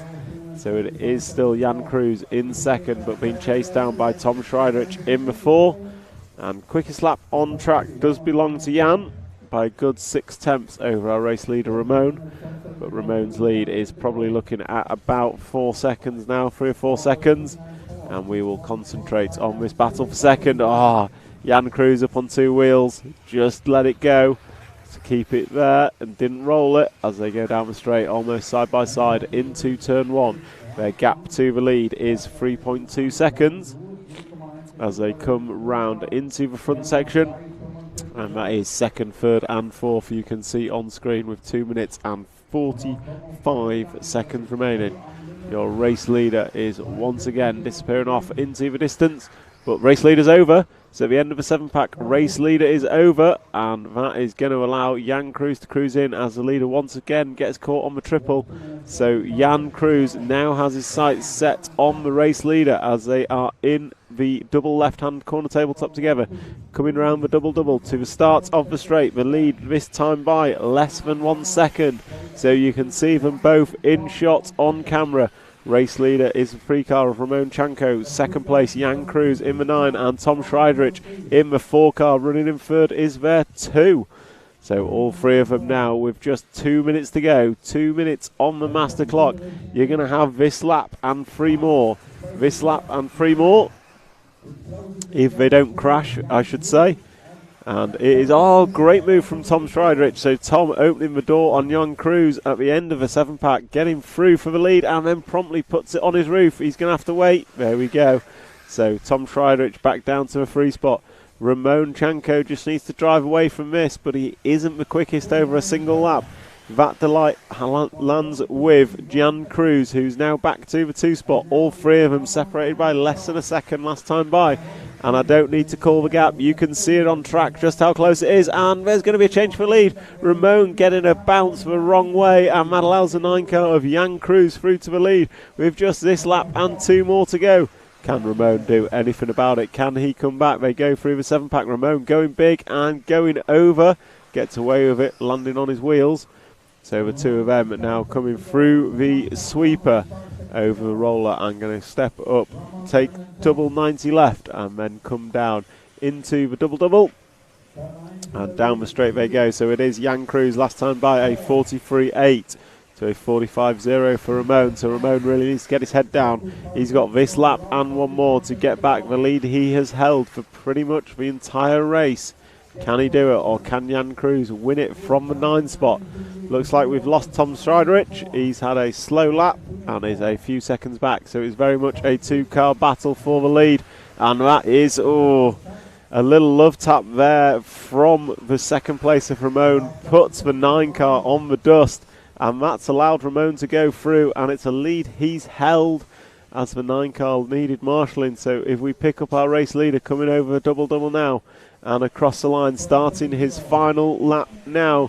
Jan Cruz also through on that 14th lap. Will Tom Striderich get through? He does not. So it is a 2-car race on this final 14th lap. You've got Ramon Chanko out front. He had a second and a bit over Jan Cruz. We saw that pass last time by. So if we just zoom out a bit, we should get Jan Cruz in view as well. But we'll stick on our race leader as they come into the 7-pack. This is difficult. Will he get away with it? He has done. Jan Cruz goes big and gets away with it. Over the triple they go. So focus on the leader as he comes through the speed bumps. And he's got 2 corners and 2 jumps to go. Can he keep it? Round 1, round 2, coming into the double. Ramon Chanko going to take the win in leg number 1 of the G final, followed by Jan Cruz. Tom Striderich going to finish in 3rd, Ludefric Francois in 4th, and Marwin de Groot going to be in 5th position.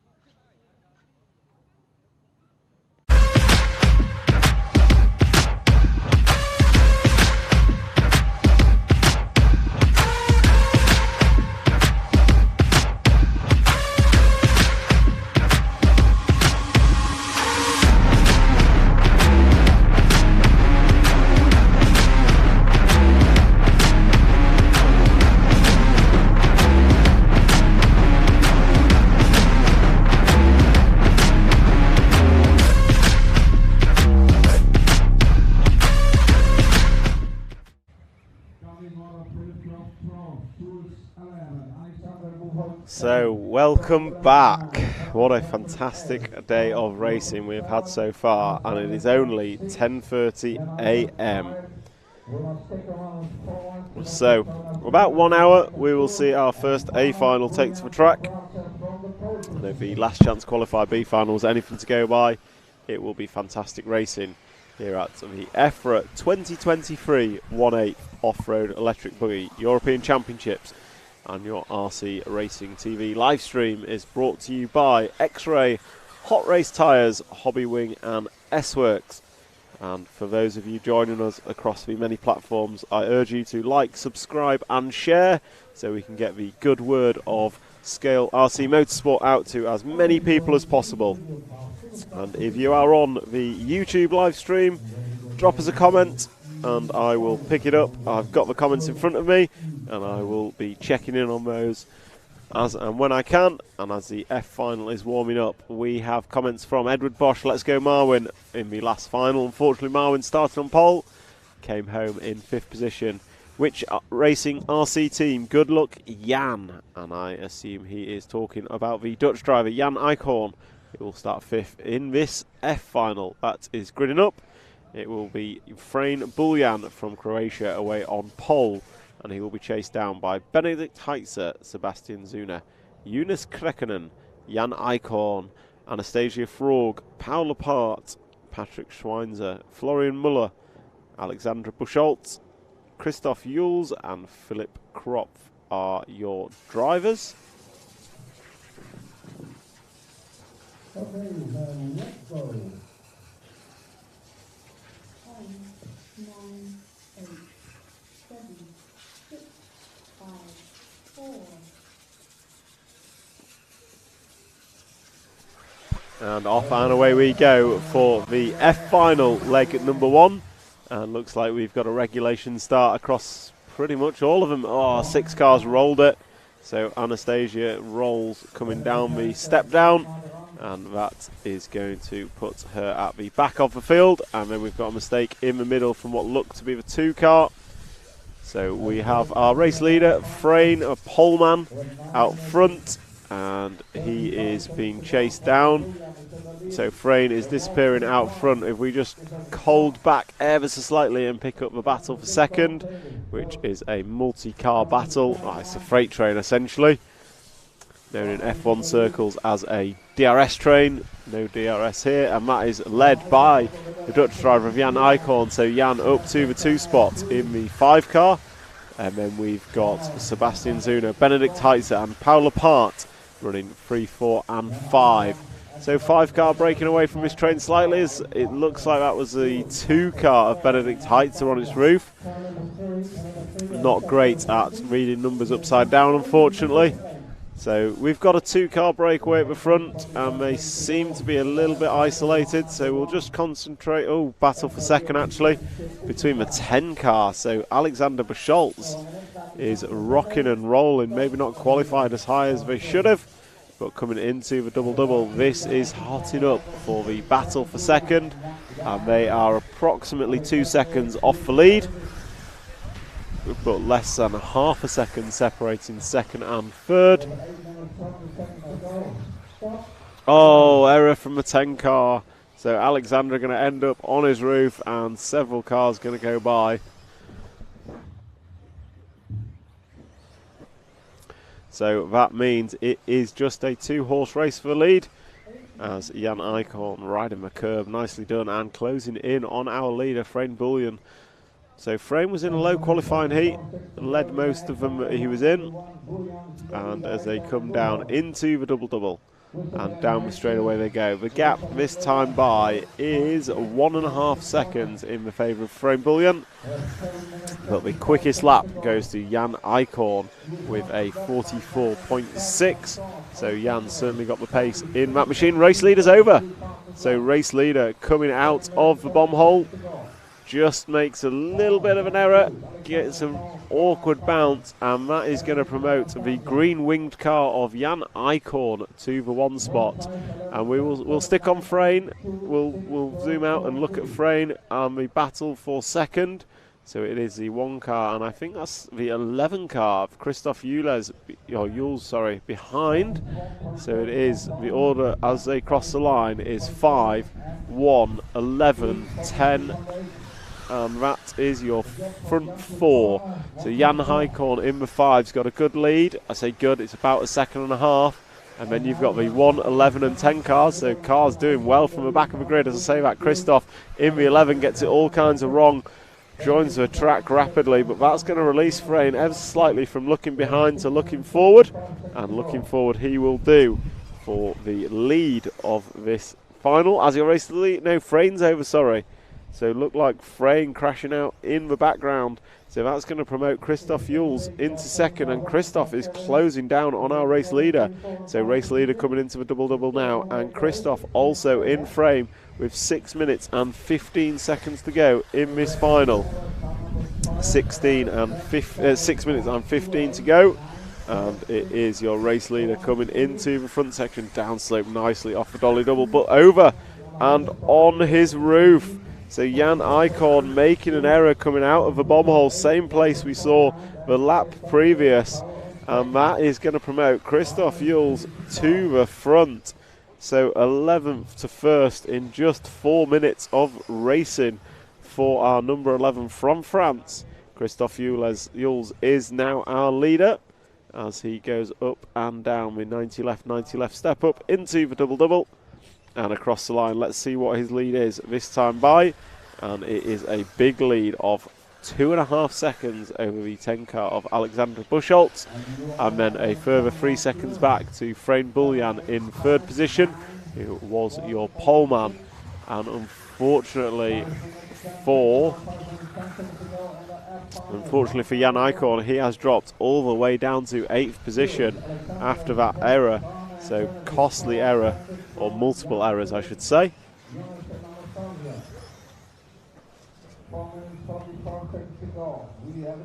So we have Christophe Jules all up on 2 wheels, gets away with it as he comes down, and you can see second place just in view behind. And last time by it was a quicker lap for Alexander Buschholz, so about a 10th in Alexander's favour, but the gap remains at about 2 seconds as these two come through the front section. As one comes out the bomb hole, the other goes in, round the off camber and through the fast chicane on and off the cobble section, and they're going to, second place is over.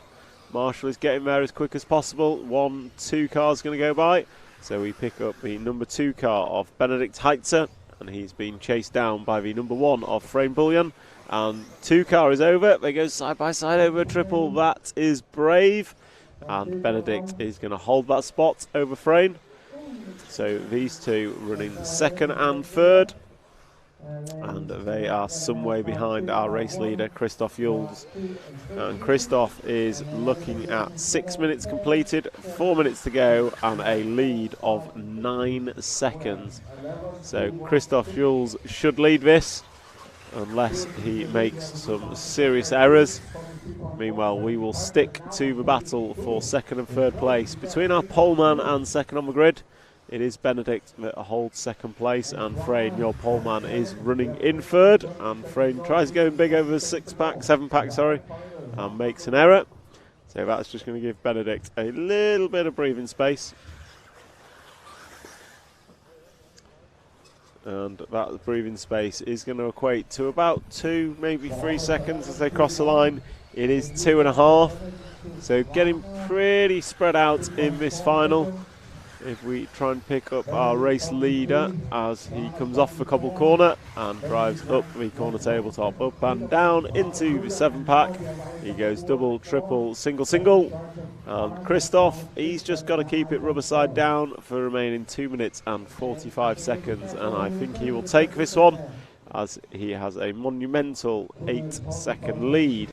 Last time by, a half a second in arrears on single lap, but quite frankly, with just this lap and 3 more remaining, it's going to take more than a half second here or there for him to lose the lead. So we'll follow him around for a couple of laps, see what he can do as the field spreads out. Christophe Jules in first, Benedikt Heitzer is running in second, then we've got Alexander Buschholz third, Frein Bullian in fourth, Patrick Schweiner fifth, and Paul Lepart in sixth. Jan Eichhorn, an early leader of this race, runs down in 7th position. And then we have Philip Croft, Florian Muller, Anastasia Forg, Eunice Kekkonen and Sebastian Zauner. So your race leader crosses the line, that time by a 44.7, and our second place man will follow, and he crosses the line with a 42.8 from Benedikt Heitzer. Cuts the gap down to 7 seconds, but with just this lap and 2 more, I do not believe fast laps is going to be enough.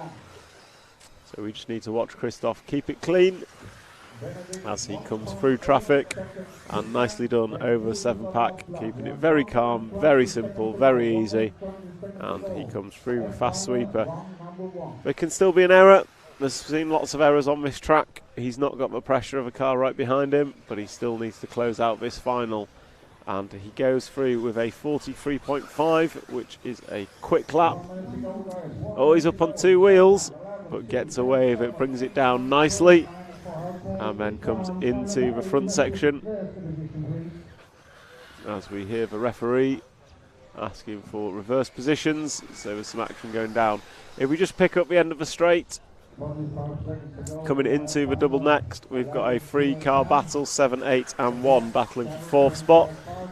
And they pass a crashed car. Oh, good move by Frayne, dives up the inside of the 7, that 7 car being Powell apart. They change places once again through the chicane. So this is an epic battle for 4th spot with just 30 seconds to go as they go through the 7-pack side by side. Absolute carnage. What's going to happen over the triple? Goes to the inside. We lose one but pick up the front 2. And that is some good, close, hard racing that we're seeing as they come across the line, and they will, I believe, get through for their 14th lap. So we will pick up our race leader. He's coming into the 7-pack now as he comes out of the 7-pack and back one more. Should be our race leader landing the triple in the 11 car. And Christoph Jules, a couple corners to go, and he will finish out the win of the F final. Leg number 1 from 11th on the grid. Christoph Jules taking the win as he peels off into the pit lane. The Frenchman coming through from the back of the grid, and we'll keep an eye on this dash to the line as they come through. See if there's any close battles. Looks like the battle for 3rd, 4th and 5th has spread out quite a bit. And it's going to be Powell apart that takes that from Frayne Bullion in 4th, and Patrick Swinzer is going to come home in 5th position and complete the F final. So quick look into the YouTube chat, and there is a question from Kim. Tom, who do you think will win? Best regards, Rampaging Kim. I think I know who that is, Kim. There's not many people in the RC circles known as Rampaging Kim. And I am going to hold my thoughts on who will win because I'm an unbiased commentator and I'm just here for some good racing. Which racing RC team? Definitely no favour for Dutch drivers in this chat. There is quite a lot of fans for the Dutch in here and we love to see it. The Dutch, I think, have become well known in the last few years for their fans in motorsport, and rightly so. Little RC, Little Style RC, it's between Bruno Michael and Killick. It's a fair shout, however, I will remind you that Juan Carlos Canas won the championship title last year from, I believe, 6th or 8th on the grid on an easier track than this that was more difficult to overtake. So yes, the quick laps are between Bruno Michael and Killick. However, who wins this, I think, could be anyone, especially with the amount of mistakes we've seen in qualifying. So we'll go quick montage.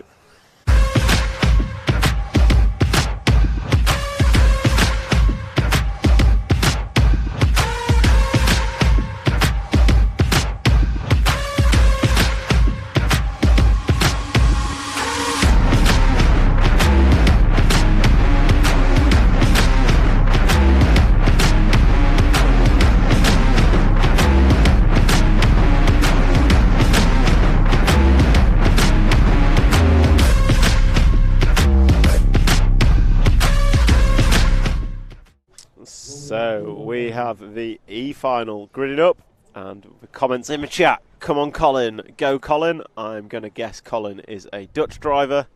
And as I look at the drivers, Colin Meyer on pole is from the Netherlands. Nicholas Weiser, Jürgen Trieb, Marcel Trieb, Alexander Brackers, Max Mort, Julian Smith, Heike Grieky, Ivo Bullion, Tony Questia, Johannes Stropp and Joel Rossengren are going to be chasing him down.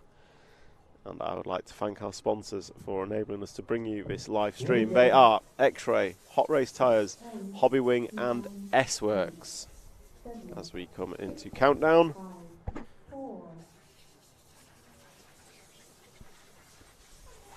And away they go. Your pole man, Colin Meyer, leading away. And looks to have had a clean start. The back of the grid, the same cannot be said. And a great move from the 3 car. Runs the 2 car of Nicholas Weiser wide. And that is a pair of Trieb drivers.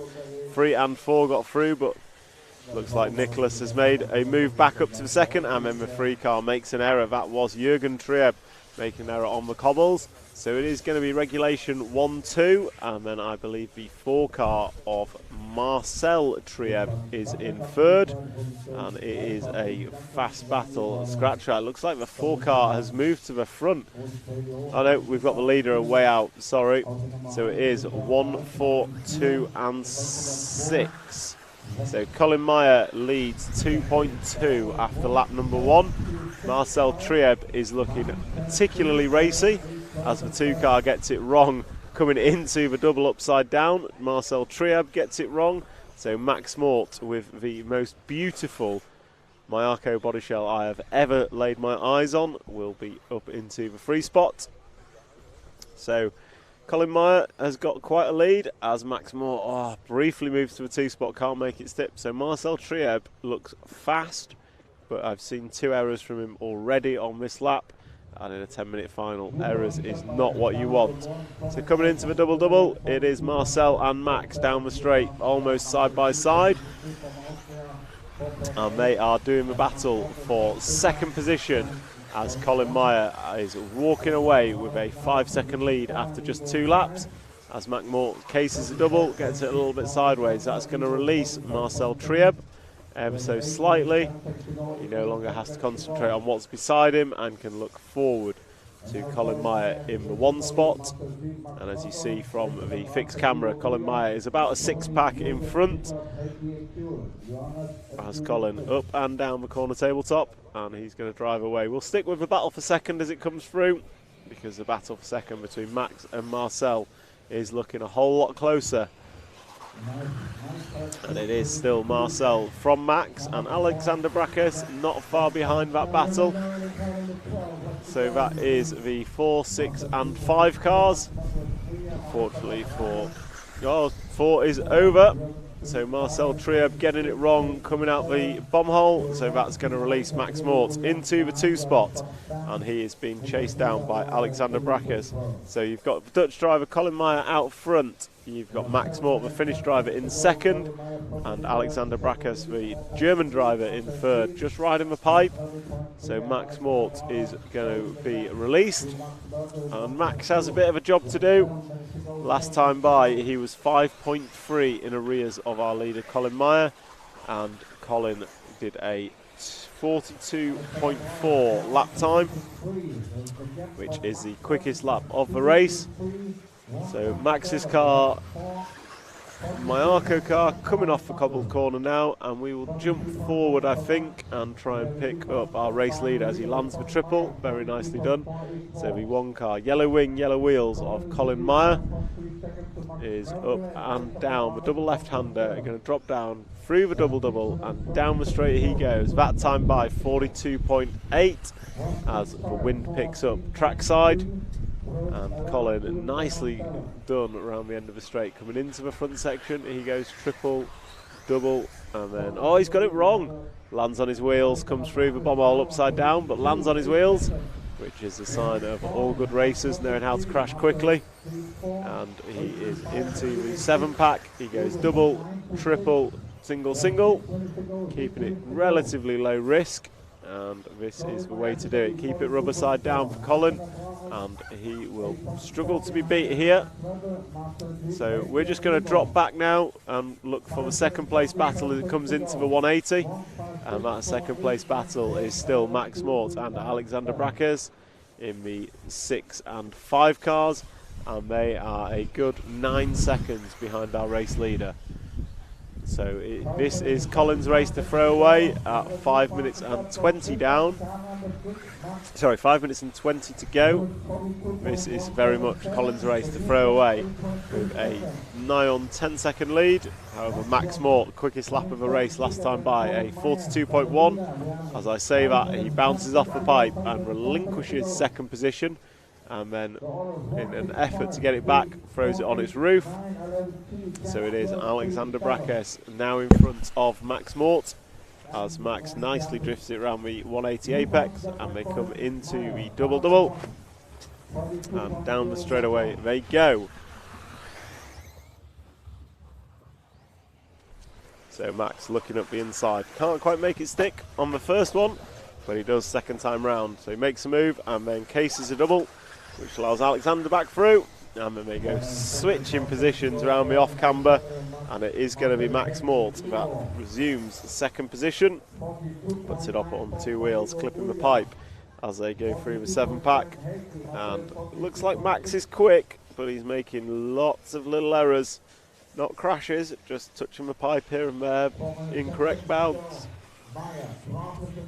So a good section there from Max, pulls out a bit of a lead over Alexander Brackers. And it was a bad lap for Colin, so Colin had an error somewhere. It was a 46.3, however he still has a 7-second lead. We see him just coming off the cobbles, but we're going to stick with Max and Alexander because this is the battle for second, and Max is looking very, very racy, but also on the limit of making mistakes. As he hangs a double right into the fast sweeper. I think this could be a very quick lap from Max Mort. We will see as he crosses the line. He goes double and crosses the line, and it is a 41.7 hot lap of the race for Max Mort, and he reduces Colin's lead down to 5 seconds. So as Max Mort comes over the big double, we see the race leader entering the cobble corner, and Max does what Max does. Touches the curb and runs wide, losing a couple of attempts. And then through the back section goes Max Mort. We're going to stick with him for a bit as he is laying down the lap time. That will possibly close the gap to Colin Meyer in the closing seconds of this race. Max going to come across the line, and he does. So that's 10 laps on the board of a predicted 14. That time by for Max, a 41.1. So another 2 seconds in Max's favour. Gap is down to 3.1 seconds. So we can see, as Colin makes a little error on the curb, we can see Max is coming. If I had Jaws music to play now would be the time. Do we have that, Matt? Damn it. So we don't have that available. Max is over. Cases for triple, and there goes any hope of a battle for the lead. See him come in, come up short, and end up on his roof. And that is going to be an absolute godsend for Colin Meyer in the lead of this one, as we pick up our leader for the final 2 minutes. His lead last time by was back to 9.7 seconds. So we'll stick with the leader. He's got this lap and 2 more. I think Max has shown his pace in the last few minutes. However, too many errors for Max has allowed Colin to just disappear out front in this one, as Colin does the triple very nicely, showing how it is downsloped as he rides speed bump 1, speed bump 2, and comes up the left-hander and down the corner tabletop. Going to go double and starts his penultimate lap with a 43.6 for Colin, and he is going to come into the front section for the second to last time. Done very nicely. Just a bit awkward through the bum hole, but gets away with it. No harm, no foul, and he's onto the cobble corners, and then he will drive away through the 7-pack. He goes, and Max Mort's last lap, a 41.2, reduces the gap to exactly 7 seconds. However, with just 1.5 laps remaining, if that, I cannot see this going any other way than Colin Meyer, unless he makes a mistake on this final lap, which he has just started. So Colin going to come round the end of the straight into turn 2, nicely done, and then he arrives into the front section. He's going to go double, he goes triple, drops down into the bomb hole, comes out very, very nicely, taking it nice and calm, nice and easy, with 20 seconds left on the racetrack. This should be his final lap as he comes through the 7-pack. Double, triple, single, and he comes into the triple, and he goes double, single for his last lap. Keeping it calm, making sure he keeps a rubber side down as he drives away from rostrum. Goes 90 left, and he's going to go double to finish out and take the win of the E-final, leg number 1. Max Mort comes across the line, and he finishes not too far behind, but ultimately one too many errors, putting pay to his bid to win. And in the battle for third place, we will see Marcel Trieb. No, sorry, Alexander Brakes getting the run to the line on Marcel Trieb. Johannes Skrop comes home in 5th, Nicholas Weiser 6th, Ivo Buljan in 7th, and Heikki Garicki just crashing just before the line. And Joel Rossingen going to finish off for 9th, and Tony Questia coming home in 10th. That's a wrap of your E-final leg number 1, and we will move to the D final next. Quick look in the comments. Dutch RC timekeeping. Good luck, Colin, Tony and Heikki, all the Dutch drivers. Go, Max, go. Edward Bush, Colin dominated this final. That he certainly did. Which racing RC team, just like watching Formula 1 with a Dutch guy with a big lead in front? I cannot disagree with that. And then Koljak, good morning, and was it again? Wish good luck and funny time. Number 9, Ivan Buljan, we'll wish him all the best. Don't think Ivan had the best final, but we saw him finish. And thank you for joining us on our YouTube live stream and across all streaming platforms for this EFRA European Championship for 8th Electric Off-Road Buggy, brought to you by X-Ray, Hot Race, Hobby Wing and S-Works.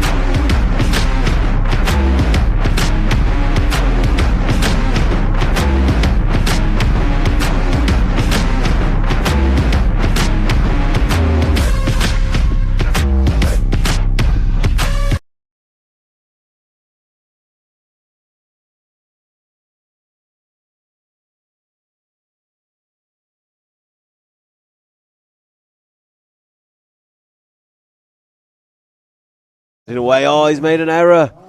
And that is going to send him back, right back. 5, 6, 7 cars passing. And that is not a good start for our poleman, Tim Patrick Hinderer. So it looks like it is going to be the 2 car of Patrick Ovinet.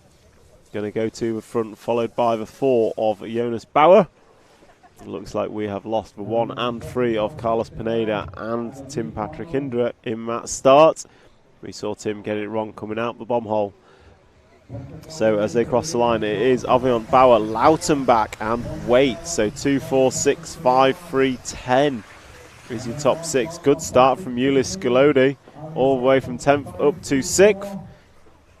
And this certainly doesn't look like there's going to be a breakaway leader with a freight train foreman behind the 2 car of Patrick Avinet, and Jonas Bauer is coming up in 2nd. So the 2 and 4 car both looking pretty racy. Oh, Bauer goes big over the triple, cannot make it stick. Just a double bounce, unfortunately. Looks at the inside of the 2 car, and that forces 2 onto the pipe. Great move, Jonas Bauer. He's through to the lead, but not for long. What a move, Aaron Waite. 2 wheels over the line and puts it up the inside. They go side by side through turn 1, swapping positions through turn 2 and 3. And it looks like, oh, freeway battle coming into the front section. That is chaos. Oh, man. Can we do 20-second replays, Matt? So it looked like the 6 car of Maurice Lautenbacher was basically bumbled over that front section, upside down, spinning round left and right. And what has that meant? Looks like the 10 car of Ulyss Ciclodi. Ulyss Ciclodi is in the lead, 10th up to 1st within 3 laps. Absolute fantastic. A little bit of carnage over the front section on that lap, but it has ultimately left Ciclodi in the lead from Lautenbach and Avinet.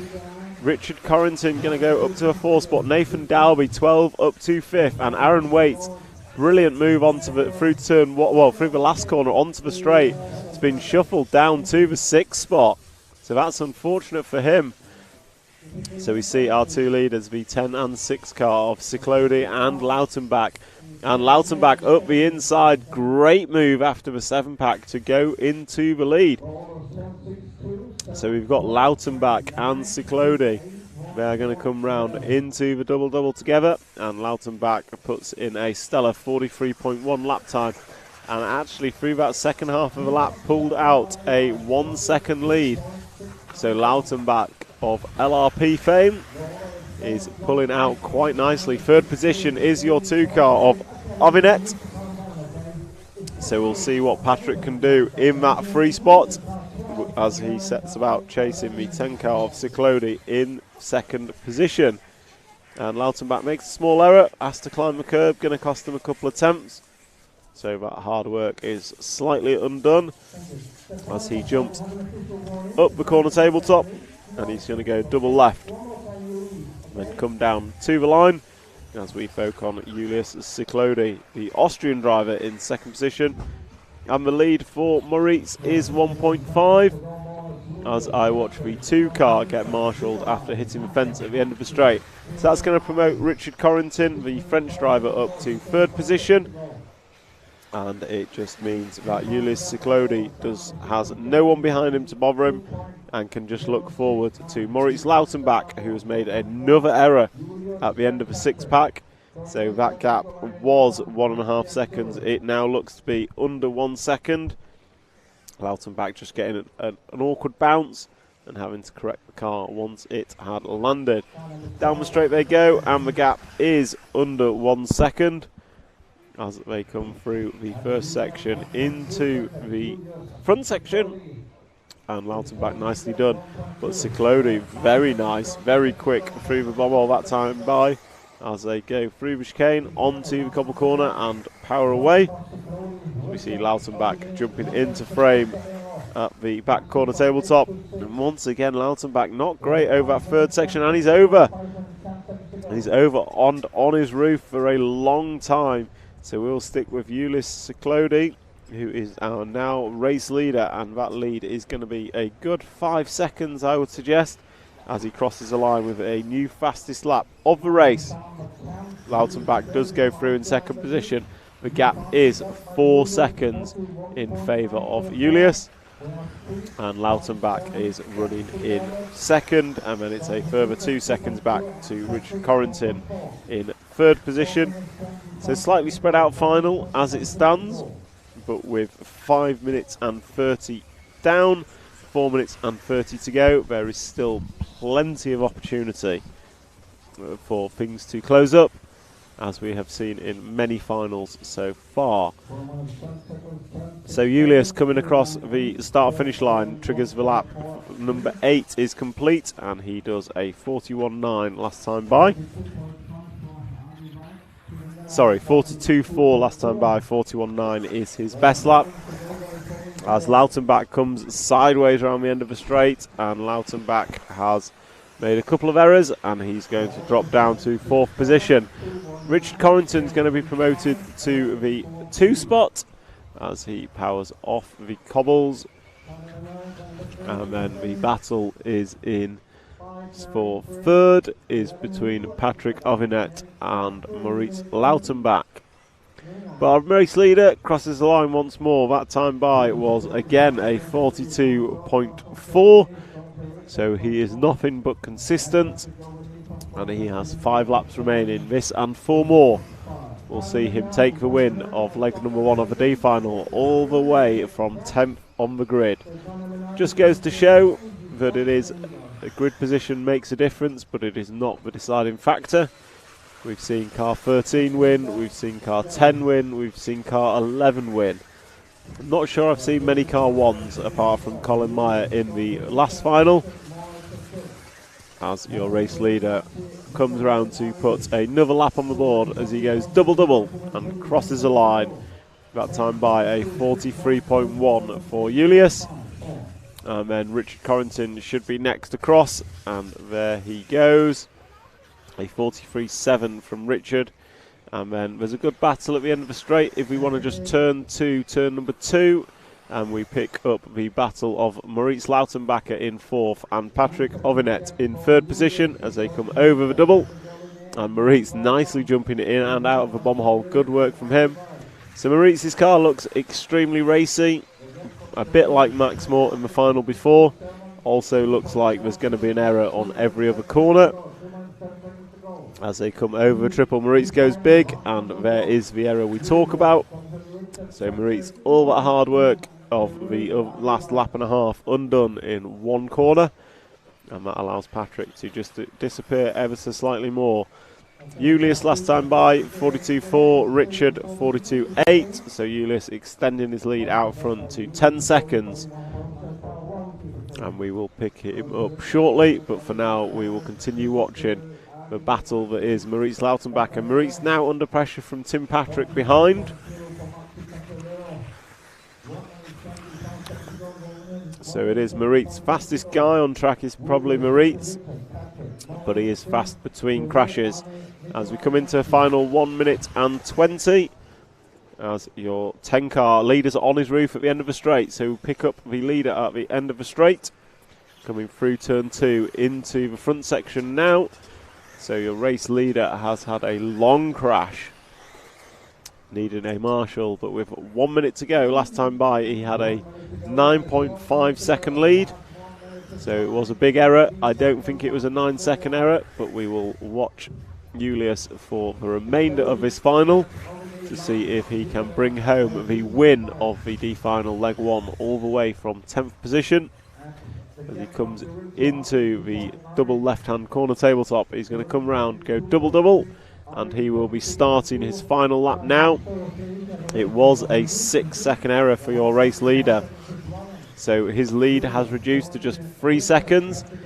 He's got past the back marker, and that back marker is now Richard's gone past, so we can see them both in one frame as we pan out as Julius leaves the off camber. You can see Richard Corrington is coming into view, but I think it's not going to be enough as we focus on Julius Ciclodi.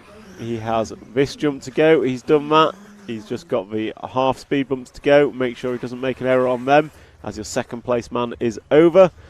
So Julius just got double to go, and here he goes, 1 and 2, and takes the win of the D final leg number 1. Richard Corrington comes home in 2nd, Patrick Avinet in 3rd, and it looks like it will be Tim in 4th place in front of a crushing Maurice Lautenbacher. And then here comes Cyril we expect Cyril Baldini next in a green car, and here he comes, Cyril crossing the line for 6th position, and then looks like a bit of a battle for 7th, 8th and 9th. 7th going to go to Nathan Dalby, then Aaron Waits 8th. Nikolai in 9th, and then we've got Maxi 10, Jonas Bauer and Carlos Pineda do not finish. So that's a wrap of our D final. C final up next. We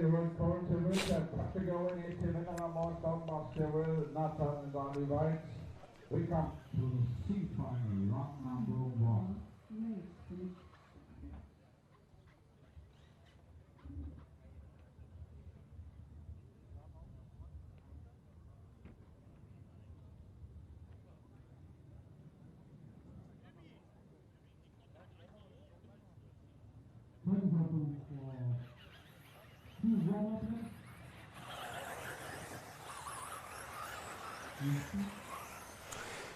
So for those of you watching on the live stream, thank you very much for joining us. And if you are on the YouTube live stream, feel free to drop us a comment. As Chloe Harold has, hi Alex. And we have from Chris Vegas, go Ari. And Dutch RC timekeeping correcting me. Tommy and Haiki from Belgium. I apologise. I think I may have said they were Dutch based on the fan base in the chat being primarily Dutch. So we're here giving live coverage of the EFRA 1/8 electric off-road buggy European Championships. And your coverage is brought to us by X-Ray, Hot Race Tyres, Hobby Wing and S-Works. And you can see our C-final drivers listed. Pierre Lemaire, Pelle Kumsi, Adrian Pariente, Jerome Sartel, a previous champion of this category, Marco Bruffalo, Thomas Musso, Jessica Palmer, Paulson, Tom Sommer, Joseph Quagrain Hampersburg, Kevin Mukadet and Andreas Meyer will contest your C-final.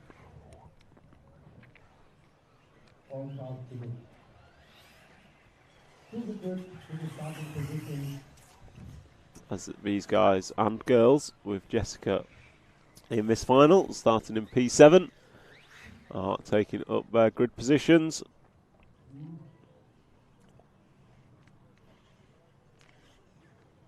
Okay, so drivers, just listen carefully. We must have the car behind the pink line, okay? If the car rolls, you need to use the brakes to stop. We only go on the announcer, okay? We're waiting for one more car. Which racing RC team? In the comments, Belgium. Belgium is where we keep our spare Dutch. Benelux, I believe the phrase is, you're all one. A bit like England, Scotland, Wales, Northern Ireland. So, we go into countdown for the C-final. 8, 7, 6, 5, 4. So, Pierre Lemaire leads away from pole from Pelle Kumsi and Adrian Pariente. We've seen Poleman struggle, and there we go. Poleman is over and in the dust. And him rejoining is going to cause a bit of carnage. So let's see how it unfolds. I see the JQ machine in front of Jessica Paulson, so he will be happy. Good start from JQ. But out front, it looks like two car of Pelle Kumsi is going to take this one up. And there is some big air going on out there. So it looks like 2, 3 and 5 as the one car gets spun and ends up on his roof. And it looks like a huge lead for Pelle. And it is, he comes across the line. And it is Kumsi, Baruffalo, Pariente, Sartel and Quagrain is your top 5. And it is a 2-second lead for Pelle Kumsi after 1. So the 2 car of Pelle is leading. And we are following second place man Baruffalo, as this is where the battle is. But a small mistake from Adrian Pariente in third. That's just given Buffalo a bit of a breathing space as Buffalo gets it wrong. But luckily he's marshalled by Pariente, keeps his position. But that will allow Kumsi to disappear out front. Who's over? So race leader's over. So Buffalo going to go to a point. So Buffalo now coming into the double-double. And then he is followed closely by Pelle Kumsi, Adrian Pariente, Sartel, Quagrain. Literally a 2-4. Well, the whole field is separated by less than a few seconds. It is top 10 separated by less than 3. Top 10 cars separated by less than 3 seconds as they came around last time. So Baruffalo leads Kumsi 5 from 2. Then Pariente in with 3 car. Sticking in third. And then we've got Sartel, Quagrain, Paulson and Andreas Meyer. Is your full running order as we pick up on the race leader. Marco Bruffalo round the first corner, being chased down by the 2 car of Pelle Kumsi.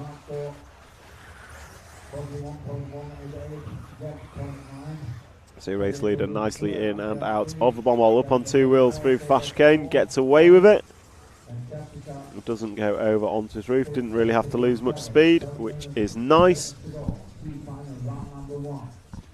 And Marco Bruffalo with 2, possibly 3 minutes down about as he crosses the line.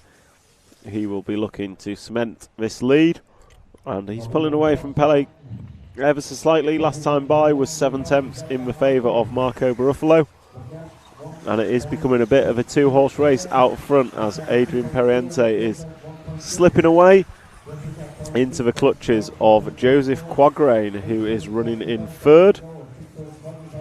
And then behind him we have Paulson, Sartel and Lemaire in quick succession. So you race leader into a triple and lands it nicely. And Marco Baruffalo, I think Techno car. Yep. He's over. Rolls straight back onto his wheels. A nice champion's roll. And down the straight. So last time by 4 tenths in favour of Pele Kumsi. Cuts the gap to 1.2 seconds. And Periente is a further 2.3 behind.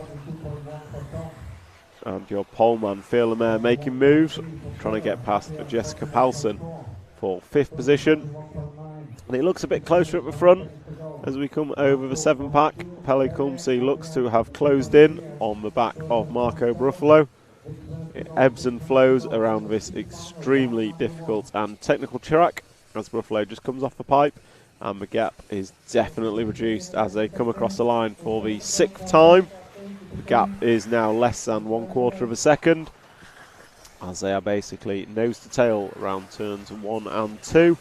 And coming to the front section, Baruffalo just casing the double, but not enough to let anyone by. So we're going to come into the 6-pack, and it is nicely done by both. They get over a single at the end, which seems to cause most trouble. And Kumsi just cased the triple there and has lost out a little bit. And Baruffalo up on 2 wheels, so it's going to ebb back to Pele a little bit. Baruffalo running wide, so down the straight they go. It's going to close up at the end of the straight as Baruffalo just scrubbed a bit of speed coming on. He might have given Pele a bit of a sniff as they come into the front section, but he gets it a bit sideways. Baruffalo wheelies, almost over, but not quite, but it was enough for Kumsi to go past. So change of leader with 4 minutes and 42 to go, so about a half race distance. Baruffalo's led the majority of the first half and now goes back to the lead. Kumsi just casing the triple and having to yield as Baruffalo overjumped him. And coming into the double-double they go. And down the straightaway it is Baruffalo back to the lead and Kumsi in second. And this is just allowing Adrian Periente to close up. You can see on camera he's now coming into view. The gap is about 2 seconds as Baruffalo runs wide. Pele can't quite make the move. On and off the cobblestone they go. Going to hang a left and then through the 6-pack. And this time through, Kumsi runs a bit wide, going to cost a couple of attempts. So that gives Baruffalo a little bit of breathing space as they drive up to the double 90 left corner tabletop and then come back down. And Baruffalo going triple single now. And they have once again pulled out from Periente as there's an error at the end of the straight. And that error is Pele Kumsi. And he's now joined. So Baruffalo is your leader. If we drop back to the battle for 3rd place, it is Quagrain and Pele Kumsi. So he was battling for the lead. He's now got Quagrain on his tail for 3rd. And Quagrain looks up the inside. Is he going to make that one stick? No, he's not. As they come into the 7-pack at the back. JQ looking at the inside, can't make it happen. And this is the closest battle on track as Baruffalo goes by the start-finish line. So Pele Kumsi, his crash cost him an absolute eternity. And he's over again, side by side down the straight, drag race, and JQ is going to lose out. So Baruffalo now has a 6-second lead over Adrian Periente. And then it is the Danish driver of Pele Kumsi, but with a mirror full of the Mayako of JQ. As JQ gets the chicane a little bit wrong, scrubs a bit too much speed. 2 minutes and 30 seconds to go. They've got this lap and 4 more, possibly 3 more. depends how quick they are.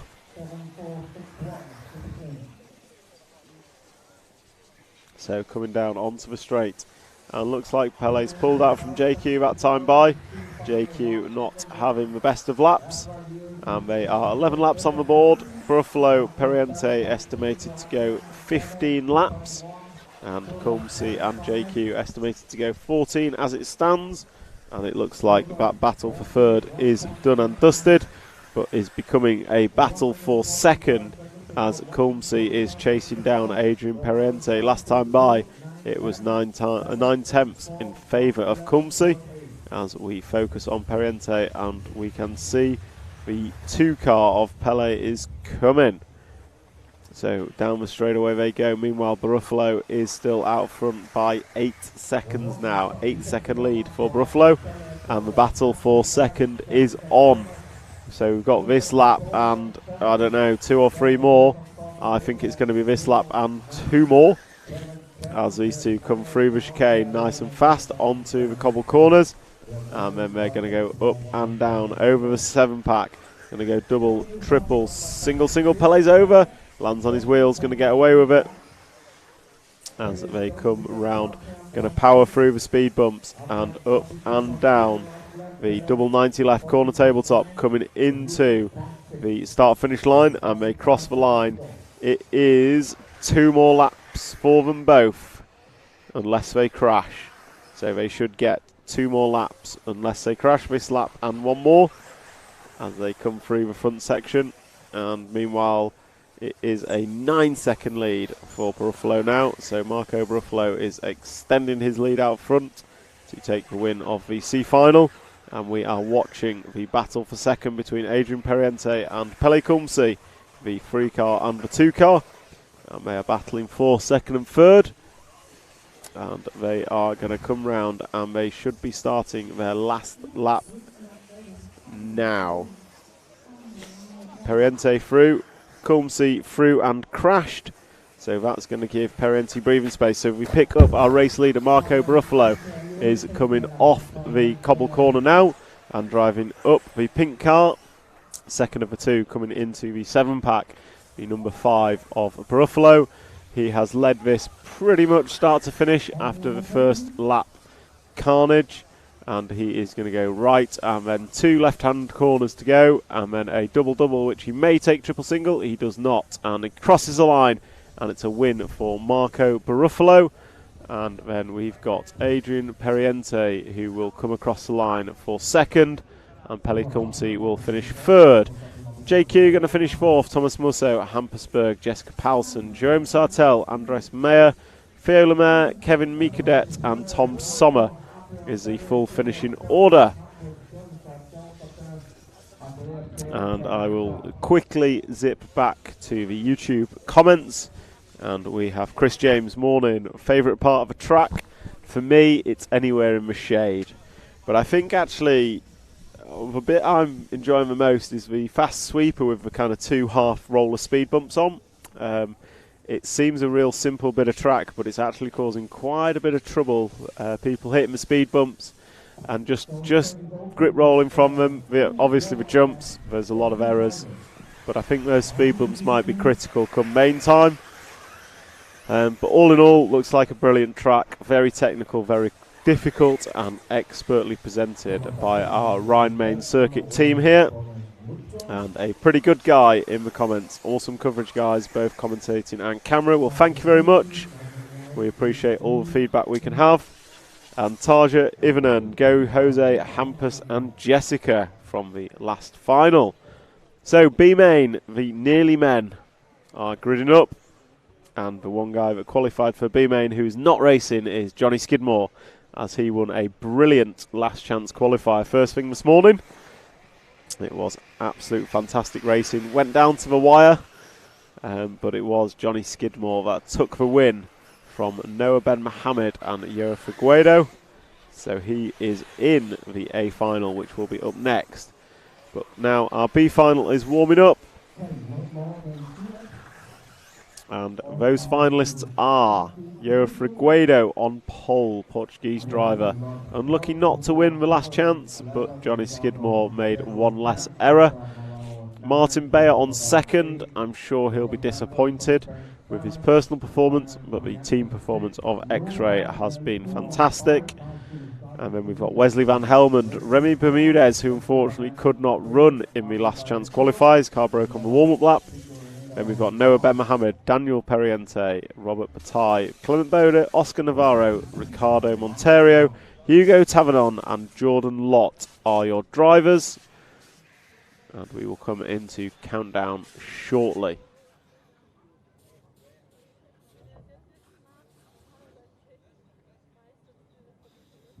Okay, drivers, so make sure you keep the car behind the pink line.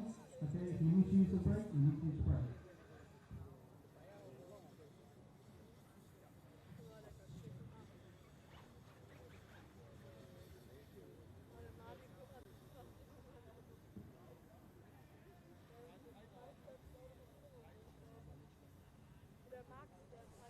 Okay, time for the first B final. Let's go.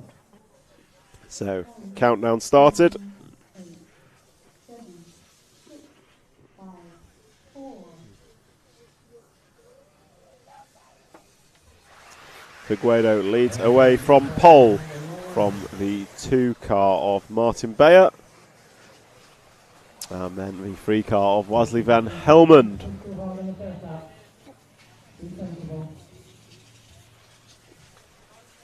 And it is a relatively clean start.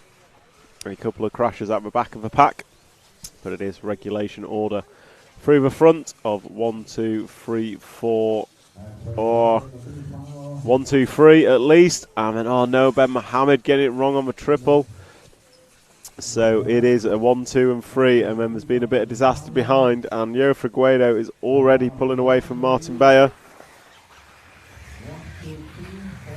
In the last chance qualifier, Beyer didn't have the pace or didn't have the look to go with Figueiredo and with Noah Ben Mohamed and Skidmore. However, he has had a chance to tune his car, and we will see what he can do here. So it is Figueiredo and Beyer, followed by Van Helmond, and it was about a second between them, and Van Helmond has company. So we'll just drop back to the battle for third. As they come round off the triple, it is Van Helmond and the 4 car of Remy Bermudez, who unfortunately could not run in the last chance qualifier, having broke on the warm-up lap. So these two down the straightaway they go, and looks almost side by side for second and third.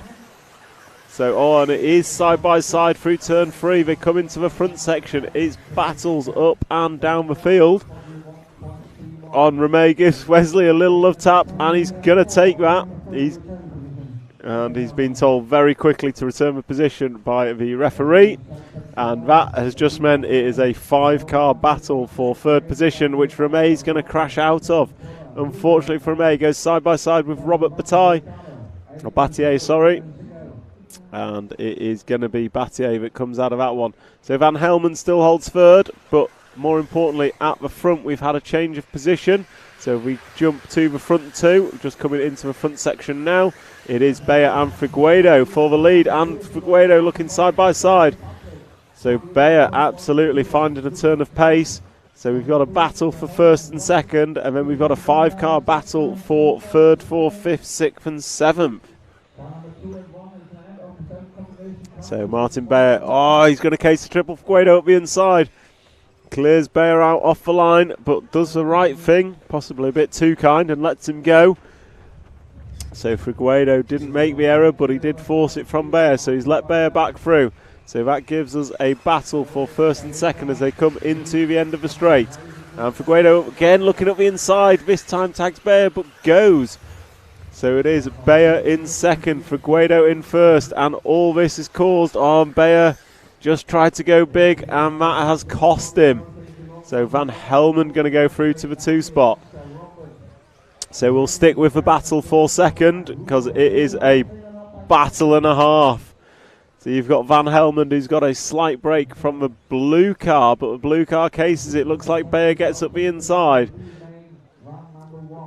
So I'm not sure who that blue car is. I'm looking at the list. It is the 9 car, Ricardo Monterio, I believe. No, Oscar Navarro. So it is Oscar Navarro up to the 3rd spot with Bayer for company in the 2 car, then Robert Bataille 7th up to 5th. So good run from Robert. So Martin Bayer getting a little bit unlucky. Pushed offline by Figueiredo and then tried to go big into the bomb hole. And it didn't work. Navarro's over. So Bayer's going to make that position. Noah Ben Mohammed getting caught again in someone else's incident. Unfortunate for Noah. So jump up to Bayer and we'll follow Bayer for a couple of laps as he comes onto the straight. And he is, leader's over. So we jump to the end of the straight, coming down into the double jump now. We've got a battle for the lead. And that battle is Figueiredo and Van Helmen. They go side by side. Figueiredo's over, so Wesley Van Helmen to the front. And Wesley Van Helmen now to the front of this one. And Wesley is quick, but he's probably got the slowest fast lap of the front few, which could make it interesting. But more importantly, Wesley is keeping it rubber side down, whereas behind him it is carnage. So Wesley Van Helmen, you can see the lead he's got. It's about the length of the double-double as he comes down the straight. It's a 42.0 from Wesley. It's a 41.3 from Martin Bayer. Gap last time by exactly 2 seconds. So we're going to focus on this battle at the front between Van Helmen and Bayer. At the minute, Bayer is racing the stopwatch pretty much. He's got to close that gap down to Van Helmen. And last time by, it was 7 tenths in favour of Bayer. What will it be this time? I'm going to say it looks slightly closer. Bayer's looking racy over triple. Van Helmen gets an awkward double bounce. So Bayer is going to be closer. Gap is about 1 second, maybe 1.5. We'll see as they come across the line. And the 4 car of Remy Bermudez is back involved too. So last time by, 42.0 Van Helmen. 41.4 for Bayer, but a 40.9 from Remy Bermudez in the 3 spot. So these 3 are going to come together in the remaining 4 minutes and 5 seconds. And Bayer has already pulled up onto the back of Van Helmen. So it's no longer about the gap. This is about racecraft as Remy crashes in view, allowing Jo Figueiredo to go back up to the 3 spot. So it is Van Helmen and Bayer. They've got 3 minutes and 45 seconds to go as they cross the line. There is plenty of racing still to go. 6 more laps, this and 5. Can Van Helmen hold on? Can Bayer make amends for an earlier error in the bomb hole? And who is going to take the win? Will it be Figueiredo in 3rd place? Will he get another opportunity at the lead?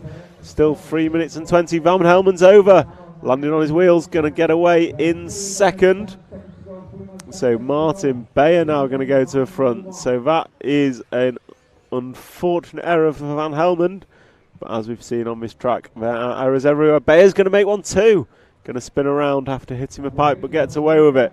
So it's now Van Helmen trying to chase down Bayer. And if we just hold off a little bit, we'll hold the camera and pick up the battle for 3rd, which is a 2-car battle between Remy Bermudez and Jo Figueiredo. So they are coming into the front section together. Last time by, they were split by less than half a second. Figueiredo gets it wrong. So Remy Bermudez, who is the quickest man on track on best single lap, is going to go into a comfortable 3rd spot. So we'll try and pick up the leaders of Martin Bayer and Wesley Van Helmen as they come into the sweeper. And it is Van Helmen in the lead. So Bayer's made an error. So if we just zoom out a bit, we'll see who's in 2nd. And it looks like it is Remy Bermudez in 2nd, crossing the line now. So Remy last time by, 41.7 to Wesley Van Helmen's 41.0. And Martin Bayer 46.8, getting caught on the triple jump. So Wesley Van Helmen is your leader. Last time by, it was a 3.5 second gap with 2 minutes to drive.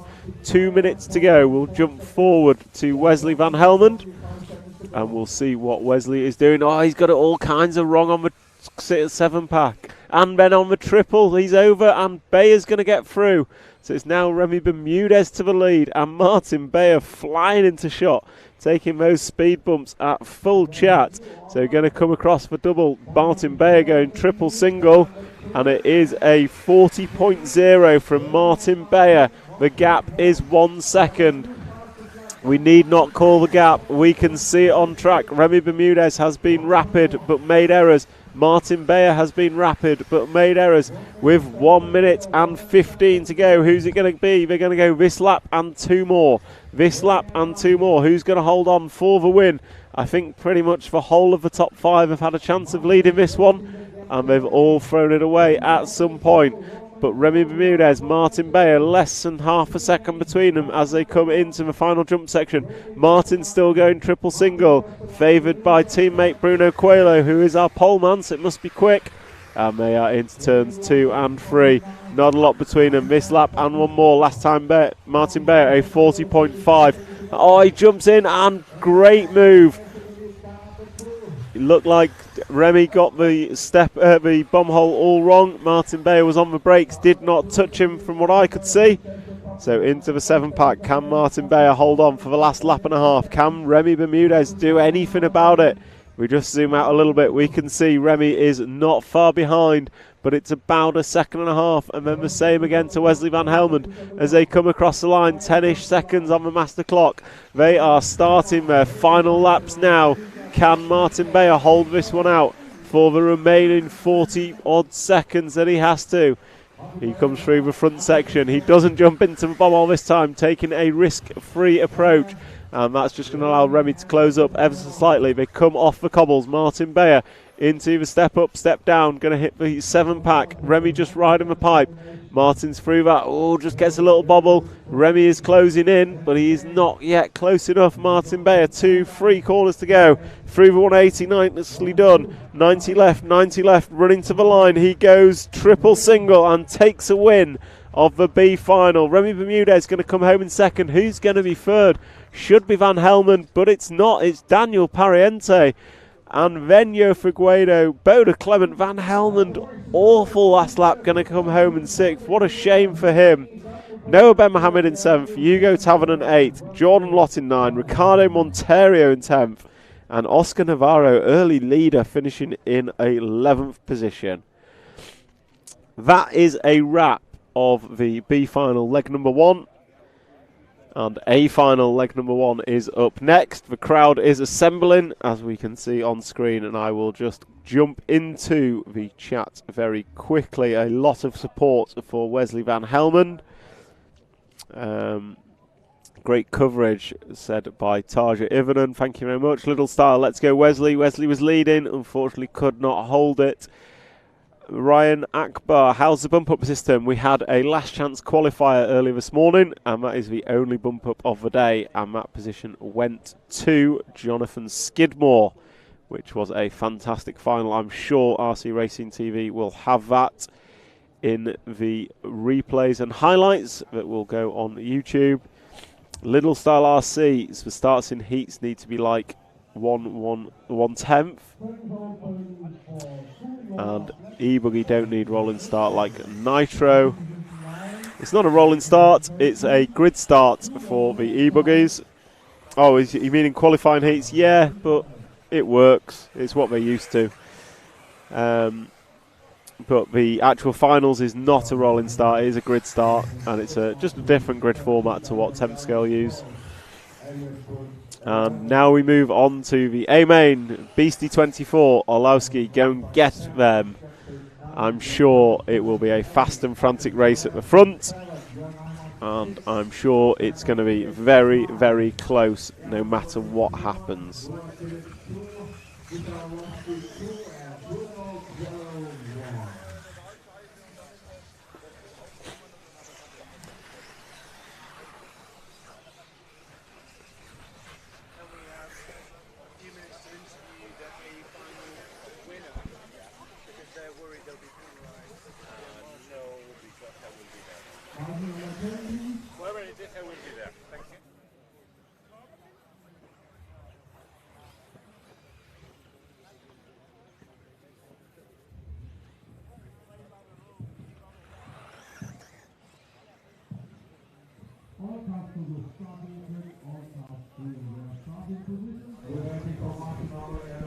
So as the A-Main is warming up, quick check in the comments. Dutch RC timekeeping Formula 1 is grid. The way we start is called Le Mans. Well, you've educated me. Thank you very much.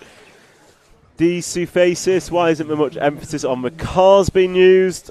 Purely because I can't remember them all. Is the honest answer. The ones I know I am calling out. Little Style RC, popcorn is ready. What movie are you watching, my friend? We're watching Motorsport. And Anthony Gargini, why are Ronnefalk and Ongaro down there? If I look at my list, Ronnefalk is 10th, Ongaro is 12th, quite frankly, because they weren't quick enough in qualifying. Is the answer to that. The quick ones in qualifying are the front three, Bruno Coelho, Mikael Orlowski and Burak Kilik. And we are going into countdown. And we will pick up what is due to be an exciting race.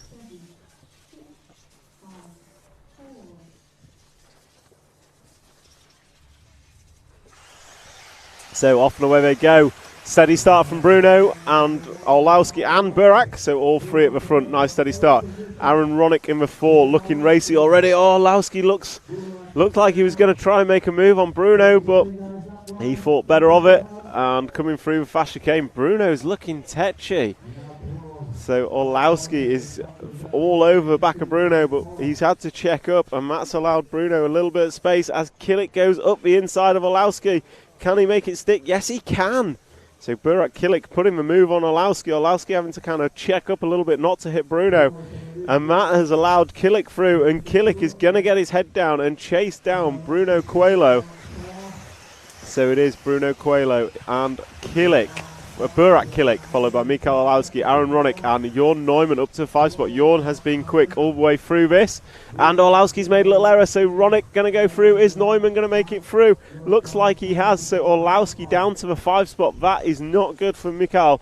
Meanwhile, at the front we have Bruno Coelho and we've got Kilik. So just keep zoomed out a little bit on this so we can see what's happening around him. Coelho and Kilik coming through the speed bumps. Kilik hit him at hard, getting a lot of air. And Ronick in the 3 spot, going to try and chase down and catch these front 2. We've seen the pace. So we'll stick to the front 2 as they follow round. So stick on the front 2 of Coelho and Kilik. There is absolutely nothing between them. I don't need to call gaps. We can see on screen Kilik landing that sideways with steering lock on. Nicely done. Great save. And through the fast chicane they go. So Bruno Coelho, he had all the fast laps in qualifying until the last round. Orlowski's laid down some serious laps today in the practice final. Oh, Kilik just getting a double bounce, so he's going to bobble, and that allows Coelho to pull away ever so slightly.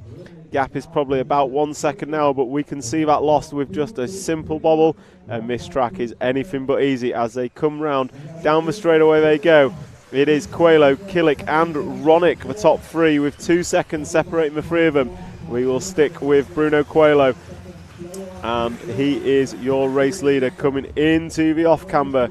And if we just pan out ever so slightly, we'll pick up the battle for second as well. And that battle for second is Kilik and Ronick. So I believe good friends, Kilik and Ronick. But it is Bruno Coelho who's out front. Last time by, it was a 40.1 fast lap from Bruno. And if I look down the field, just give you a quick run order. It is Coelho, Kilik, Ronick, Orlowski, Neumann, Gotzel, Kilik, Ongaro, Boots, Skidmore, Canas, Zalowski and Ronnefalk last time by the line. This time by, Bruno Coelho has pulled his gap out to 1.8, but Aaron Ronick's had a small error, and that has allowed Orlowski up onto the gearbox of him, and Bruno's had an error. So it is Bruno and Kilik now as a pair through the fast chicane onto the cobble corner. And my bet is Orlowski is sniffing now. If he can keep sight of Bruno out front, he can clear Ronick. He showed some serious pace early on, and Orlowski is through. So just off camera, Orlowski is through. So we'll see what Orlowski can do now. He's got some clear air. It is Coelho who has a 0.8 of a second lead over Burak Kilik, and it is Coelho who has a 3.1 second lead over Orlowski. So Mikael Orlowski has some work to do if he wants to win this one, but is your front 3 qualifiers now at the front 3. But Coelho is just pulling away ever so slightly from Burak Kilik. Kilik looks fast, but he's not quite as neat as Bruno. but it is a final, and Killick will throw everything at this to do anything he can to catch and pass Bruno Coelho. Coelho knows he's got to hold position. Almost harder being at the front than it is in second for parts of this, and we are only 4 minutes down with 6 to go. 4 down and 6 to go.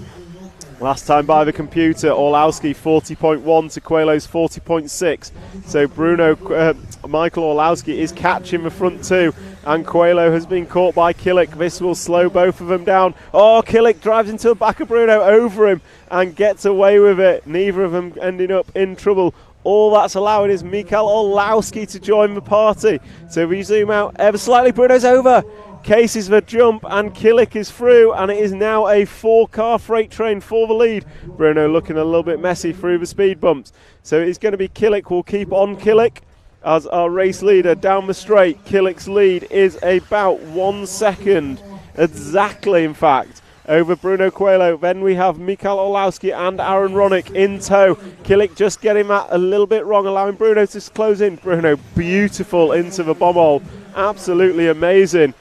So we've seen Bruno, he takes a few more risks than Killick. Killick has been quite conservative in some of his lines, whereas Bruno's got the option. And more importantly, as we come into the big double-double, Bruno has been going triple-single. What will he do as they come round? There is 4 minutes and 30 to go. Killick up on 2 wheels. They're going to go side by side. Will Bruno go long? He doesn't. Bruno goes double-double. 3 of them down the straight together. It's been these 3 all weekend. Who is going to take A-Main number 1 with 4 minutes and 25 seconds to go? 4:25 to go. We are on 8 laps of a predicted 15, so this and 6 more. We're about half race distance. So concentrate on the front two. We have Killick and Bruno coming into the 7-pack.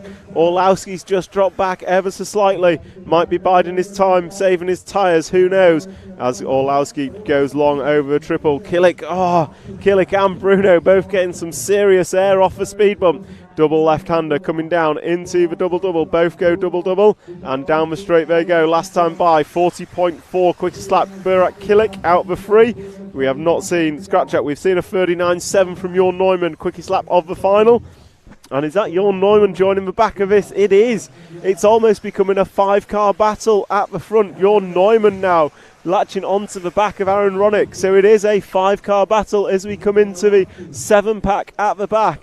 We've got Killick, Coelho, Orlowski, Ronick and Neumann all together. And with 3 minutes and 20 seconds to go, I am not going to be able to call whose race this is. Could be anyone's. So coming down to cross the line one more time. Killick's pulled a little bit of a lead last time by. That little bit of a lead is 0.5 of a second. And then Orlowski right on the bumper of Coelho with Burak Killick leading this one. He's got some experienced heads behind him. Bruno Coelho, world champion. Michael Orlowski, 12th scale world champion, I believe. Oh, Bruno up on 2 wheels. And then we've got Ronick and Neumann joining the party, looking to pick up any pieces that happen. And Coelho's closed right in on Burak. So as they come round, Orlowski's through. So Orlowski making the move on Coelho through the big triple. So can Orlowski do anything about Killick out in front? They go double-double down the straight. Bruno looking at the inside of Orlowski. That was close. But Orlowski keeps the position as they come round the end of the straight. We have 4 laps remaining, this and 3. So it's this lap and 3 to go as Killick, Orlowski, Bruno and Ronick all into the bomb hole together. Neumann's just dropped off ever slightly. Killick's just gapped Orlowski by a couple of attempts as they come round into the 7th pack for the 12th time. Orlowski nicely done, hooks up neat at the end, and he's closed in on Killick through that section. But closing is one thing, can he pass? Catching is the easy bit. Making the move is going to be the difficult bit. Killick, probably the most consistent driver in all of qualifying. Rarely saw a mistake as Orlowski having to check up at the end of the straight not to go into the back of him. So Orlowski is really turning up the heat here on Burak Killick. Can Burak hold it with 3 laps to go? This and 2 to go. This lap and 2 more. As Burak coming through the fast chicane. Orlowski going to power off and try and keep as close as he can. Where will he try his move? When will he try his move? As Orlowski goes long over the triple and closes in.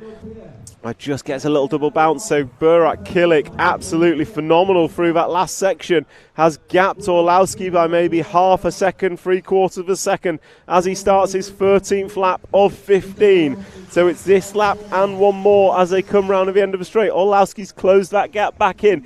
It really does ebb and flow. Orlowski up on 2 wheels, going to save it, get away with it.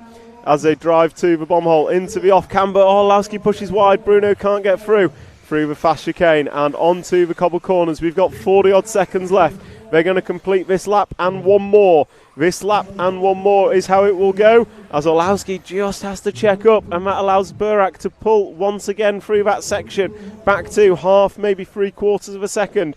Orlowski's been closing it down through turns 1 and 2 though, as they come across the line now. Burak Kilik, oh, Bruno's through. Bruno up to 2 spots, side by side down the straight into turn 2. Orlowski keeps position. This is helping Burak Kilik out front. He's got about 3/4 of a lap to go. So we'll concentrate on Burak with a zoom out so we can get them all. So Burak through the fast chicane into the cobble corner. Going to drive away from the cobbles. He's got about 3/4 of a second on Mikael Orlowski, who's got nothing on Bruno. Oh, Bruno's over through the 7-pack. So that's going to release Orlowski ever so slightly.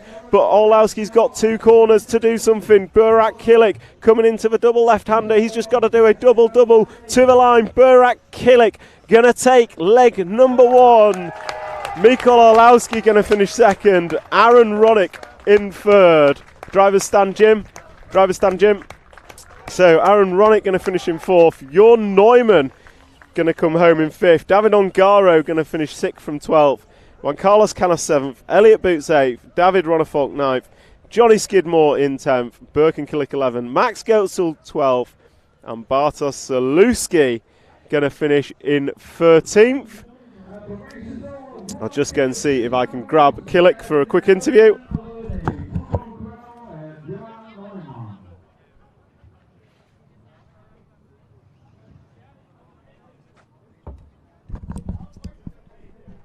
What an absolute fantastic leg 1 of the A final. Burak Kilik going to take that by 6/10 in the end from Mikael Orlowski, Aaron Ronick and Bruno Coelho. The final just ebbed and flowed every step of the way. Absolute brilliant racing. And yes, fantastic. Super clean, no mistakes from Burak Kilik, as we've seen through qualifying on such a difficult track. He is supremely confident, supremely clean, and doing a fantastic job of it. And I believe he's on his way, should be here any second, and we will get a few words with him as he rocks up. No, it's fine. So, Burak, how was that? What a final. It was so hard. Everyone just like pushing each other, and I don't know. We have 2 more finals. It's so hard to go without mistakes, you know? It's so hard. Like, everyone is shaking upstairs because it's so hot and everything is crazy. How do you approach the next final? I don't know. Actually, I don't know, because you never know what happened. That's the point. And yeah, the first one we did good, and we see you got to be happy. Yeah, I'm sure. It's crazy to win a final in the European Championship. Yeah. So. Well, congratulations. Thank you. I, for one, am looking forward to leg 2. Yeah, I'll let you go, Marshall, and thank you very much. Thank you. So that's a few words from Burak Kilik. I think he's a little lost for words and still running on adrenaline after such an exciting final. And that was brilliant racing from all drivers. Burak taking the win by about half a second in the end from Mikael Orlowski. Burak being the only one not to really put a foot wrong, which proved decisive in the end. And he now sits in the sunshine, marshalling while he contemplates how he's going to approach leg number 2. Quick look into the chat, and I saw a few comments coming in whilst we were racing, but I couldn't look at them. Dutch RC timekeeping, is it still raining at Le Mans? I have no idea, but it's not racing here. Aaron Ronick, RC Car God, he is doing exceptionally well this weekend. Sebastian Winstein, he is doing brilliant. RC Mafia, come on Johnny lad. Johnny has done fantastic to make the main. Little Style and Tarja go. Mihail. Mario supporting Bruno. Pontus summing it up for us all. This fight is nice. And Tarja, what a battle that it absolutely was. Al's RC Vlogs asking for spy shots of the Schumacher. I don't think we'll be getting them. We did a good interview with Michal yesterday, who said he quite enjoyed reading everyone's thoughts on what that Schumacher prototype was, but he was fairly tight-lipped on what it actually is. And yes, everyone's saying what a great race it was. It absolutely was, and we look forward to 2 more legs of the A final. But now we have the K final, leg number 2 in countdown.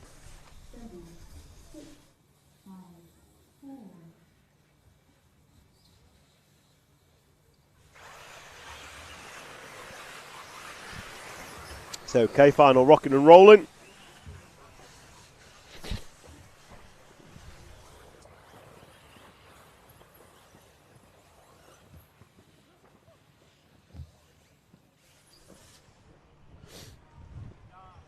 So Thomas Stuck led him away from pole, and as I look up, it is not Thomas Stuck in first. So Thomas is the orange car coming over the 6-7 pack and making a small error but getting away with it, and it looks like it is the free car of Sander Scholt who is leading this one. So Sander Scholt driving up and down the left hand side step up, and he comes into the double and just gets a bounce coming down the straight but gets away with it, and he is now being chased by the 9 car and the 6 car of Colin Lupke and Stephen Deprez. Eric Lemaire 13 car up to 4th. Eric was actually leading at some point in the leg number 1, but for now it is Sander Scholt who is our leader, and he now has the 9 car for company, close company in the form of Colin Lupke, as they come over the back section and into the triple. Both of them coming up short. They come together. 9 car going to come off worst. I think no 3 car coming off worst. So that is a change of lead with Colin Lupke to the front, and Sander Scholt now running in 2nd position as they cross the line and down the straight they go into turn 1. And it is Colin Lupke with a 46.4 last time by, the fastest lap of the race. And they are doing battle for the lead of this K final leg number 2. And then in 3rd position we have Stephen Deprez, who is the number 6 car, black and yellow wheels, and he is being chased down by our poleman and now passed by our poleman, which is Thomas Stuck. So we will see if Thomas has the pace to catch the 2 out front, although he looked to get past by Stephen, and then Stephen's made an error and ends up on his roof. So Thomas Stuck now going to be in a very lowly 3rd place as we look to the end of the straight and pick up our race leaders as they come into the double. And there we go, there's one. Oh, he's made an error. So that is the 9 car making an error. So Sander Scholt's going to go round the outside of Colin Lupke as Colin was recovering from that small error. And they are on the cobblestones together, driving away from the rostrum into the up and down corner tabletop, and then through the 7 pack at the back. And we've got an error from the 3 car of Sander, so he was leading, and now it will be back with Colin Lupke in the lead, and he is going to come round and go double to finish off lap number 4 of this 10-minute final. Getting a bit of a tackle slapper down the straightaway as he goes, but no harm, no foul. And then he will come into the front section, and we will see what, if anything, Colin Lupke, Sander Scholtz can do about Colin's lead. And as I say that, looks like the 3 car is back to the front. So Sander Scholtz is back to the front. Colin Lupke's made a fatal error. A long error, I should say. And it is now Sander Scholtz in the lead. Black wing, yellow wheels, and he's been chased down by the orange car, orange number 1. And if we just zoom back, the orange number 1 and the blue number 9 of Thomas Stuck and Colin Lupka are battling it out for second and third. And whilst these two battle it on, that's just allowing our race leader Sander Scholt to extend his lead.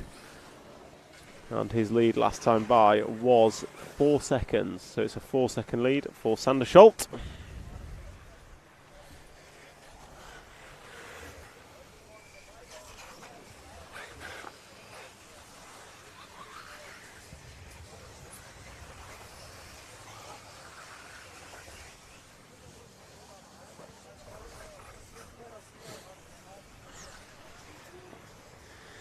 So Sander Scholt still leading this one as we see the 9 car recovering from an error, and that is going to release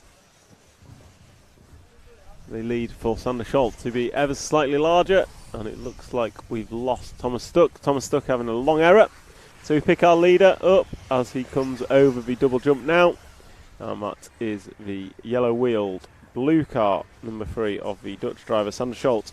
Colin Lupka still running in second position, and the lead is a good 5 seconds. And then we have Stephen Deprez a further 2 seconds behind that. And then Thomas Stuck, our poleman, has dropped down to 4th. He was at the front, so he's had a small error. And our race leader is coming into the double left-hand corner tabletop. He goes left and left again, and then we'll come across the double-double and across the start-finish line. And he is starting his 7th lap of a predicted 13 in this 10-minute final. We are 5 minutes and 55 seconds complete, 4 minutes and 5 seconds to go of leg number 2 of the K final. And if we jump to the start of the big double, you've got the black number 6 and the orange number 1 battling it out for 3rd position as they come over. That is your battle for 3rd place. That's Colin Lupka. In fact, if we go to the end of the... no. So it looked like it was about to get close for the lead, but then we had a small error from our 2nd place man. So we'll stick with this battle for 2nd and 3rd between Stephen Deprez and poleman Thomas Stuck in the orange, Stephen Deprez running the black and yellow car, as our race leader goes through once again, and this time our race leader extends his lead to 6 seconds as Stephen Deprez comes round the end of the straight, and we've had another error from Thomas Stuck, so we will try and pick up our race leader as he comes onto the cobble corner, black and yellow, black wing yellow wheels, and he is into the 7-pack. And he's going to go double, triple, single, single. Nicely done, nice and controlled, making sure not to make any errors with his driving. And then he comes over one roller into the 180, and then he jumps up as a corner tabletop, goes 90 left, and then going to go down. Go double, double, and down the straight one more time to put 9 on the board for Sander Scholt. And Colin Lupka's getting closer. So you can see them both in view on that camera shot. So race leader coming over the double as Colin Lupka, your 2nd place man, comes into the front section. And it's fair to say Colin has closed in dramatically through that front section that time round. So we now have a 2-car battle for the lead.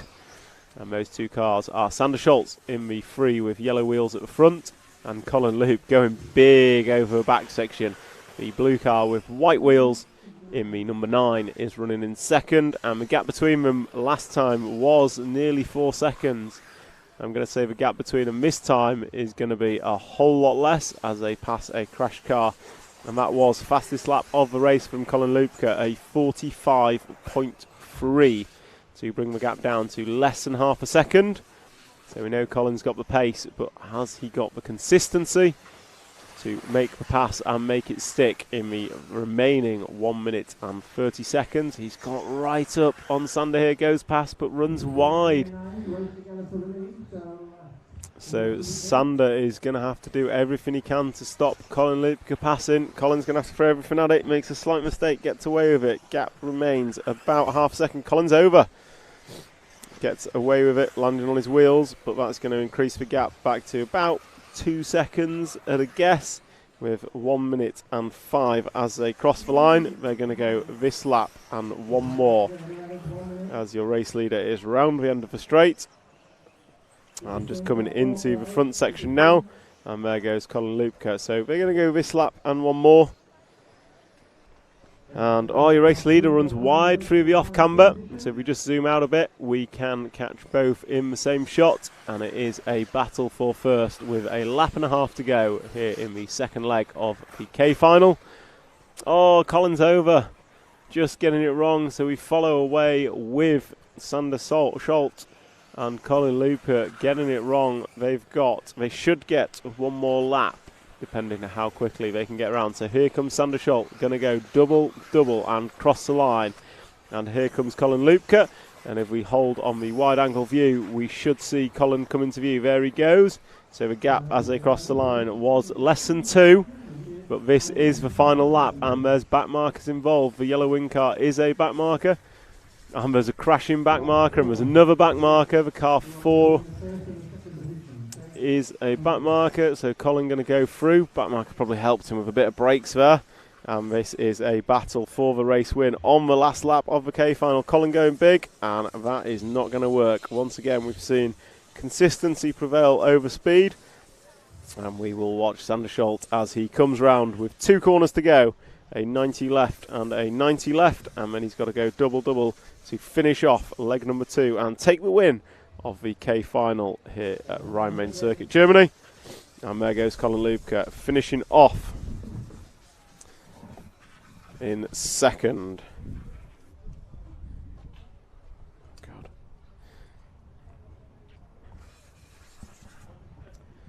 So we are joined by Bruno Coelho. Bruno, leg number 1, how was it for you? Yeah, it was not fantastic, let's say. The start was very tough for me. The car was kind of loose in the rear, which was difficult to keep the guys behind. Yeah, luckily, they were patient in the time of the race. Yeah, then the car started to get back slowly, but I lost a lot of confidence in the beginning, which you cannot do it in off-road. You need to be 100% confident. And yeah, congrats to Burak, of course. I mean, as we spoke before on the qualifiers, he didn't make any mistake. So for the final, that's for sure a big help for him, because he's confident. He knows very well all details of the track. He knows where he can force, where he cannot. And yeah, I was doing small mistakes, small bubbles, forcing too much probably. Yeah, trying to be more calm next fall. So the plan for leg 2 is a bit calmer and just build into it. Yeah. Well, good luck. Thank you very much. Cheers, Bruno.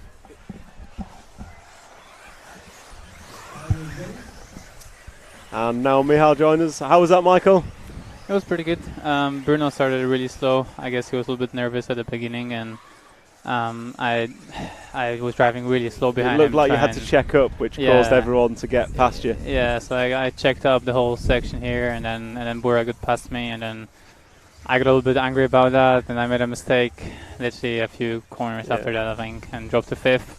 And then I just enjoyed myself out there, drove around, got past Jorn, past Aaron, past Bruno, and then I was right behind Burak once again. So the car was really good, everything worked well, and I was happy with my driving. Just that beginning cost me a lot of time, and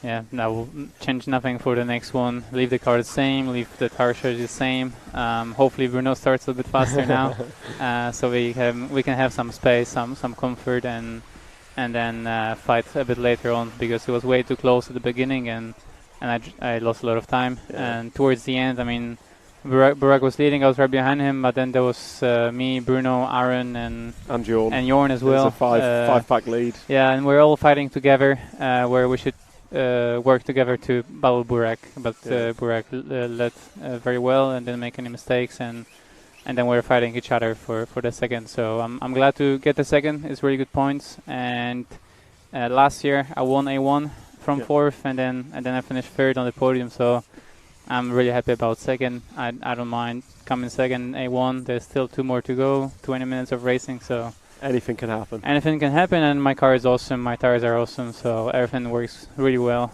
So I know I can do it in the next 2. Excellent. Well, good luck, Michael, and we'll catch up with you later. Thank you. Cheers. So that is the words from Michael Orlowski and Bruno Coelho, having had a little bit of time to calm down with the adrenaline after marshalling.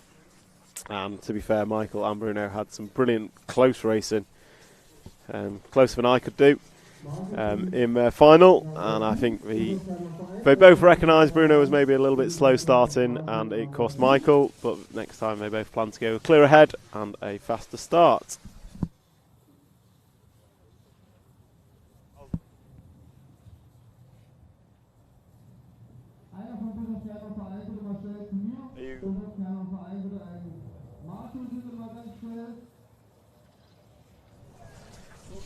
Okay, so yeah, A number 2 is going to be interesting. And what time is A nut final number 2? I hear you asking. Well, if you scroll up in the YouTube chat, you've got quite a way to go, but it should be on track in about 2 hours. Yeah, so 2:05 is a scheduled start time. I would suggest being here at 2 p.m. if you just want to catch the A final. And what I'd really suggest is you stay the whole day, because we have some fantastic racing here at the EFRA 8th Scale Electric Off-Road Buggy European Championships. And yes, A number 2 is going to be interesting. Bruno knows he needs to start quicker. Michael knows he needs to not be quite as hesitant and try and make the move early doors. And they both just want to get their head down. Meanwhile, we look back to the J final, leg number 2, which is in countdown. And Heinz Muller leads away from pole position. And he's going to make that pole position stick round corners 1, 2 and 3. As the second and third place bang wheels, bang pipes and jump a side by side. And it looks like the 3 car is going to make the move. Although he then gets caught up on the dust. Sorry, 2 cars. So it is the 3 car. 1, 3, 2 and 6 is your top 4 after the first few corners. And this is J final leg number 2. Rocking and rolling. And I'm just going to look at the chat very quickly. We have Connie Svensson. That was a super exciting main. Love the close fair racing. Superb racing from Burak, Michael and Bruno. Don't forget, Connie, we had Aaron Ronick and Jorn Neumann in that front 5 pack as well. But yes, absolutely fantastic racing from all of them. We've got well done Sander from the Dutch RC Timekeeping. Which racing? Go Michael, go. Better luck this run. Mario Veldhaus in some Dutch. I cannot speak that language, unfortunately, so I'm going to have to acknowledge your comment, but I cannot comment on it. And then we have Carlos Gomez. Is there a better programme for a Sunday than the Euros? Absolutely not. We all know watching the EFRA 8th Scale Electric Off-Road Buggy European Championships here at the Rhine-Main Circuit in Germany is the best thing you can do on a Sunday. And we are delighted to bring you the RC Racing TV coverage, sponsored by X-Ray, Hot Race Tyres, Hobby Wing and S-Works. And I will also shout a happy birthday to Carlos Gomez for yesterday. I believe he was 21, or at least that's what he told me. Some people may question that, but I would never question Carlos. So let's take a look at what's happening in our leg 2 of the J final. We have the 8 car on camera, and the 8 car is Michael van Dijk, who in the leg 1 was exceedingly quick, if a little inconsistent. And I'm just trying to pick up if he's leading. I believe he is, because the car behind him on track is the 1 car of Heinz Muller. So Michael van Dijk is our leader, and he is coming into the double-double and crosses the line. Last leg, Michael was absolutely fantastically quick, but made far too many errors and thus did not take the leg win, I don't believe. Whereas this time he is looking more consistent and cleaner. And oh,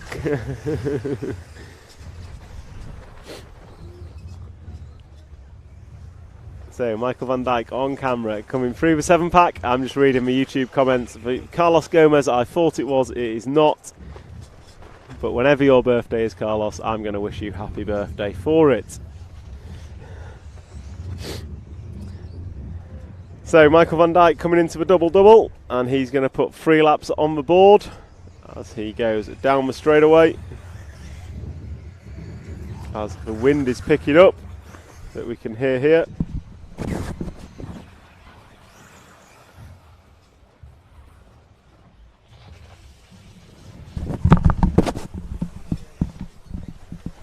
And Michael van Dijk's lead is a 2.9 second lead as it stands. And he is coming through the back section going double, triple, double.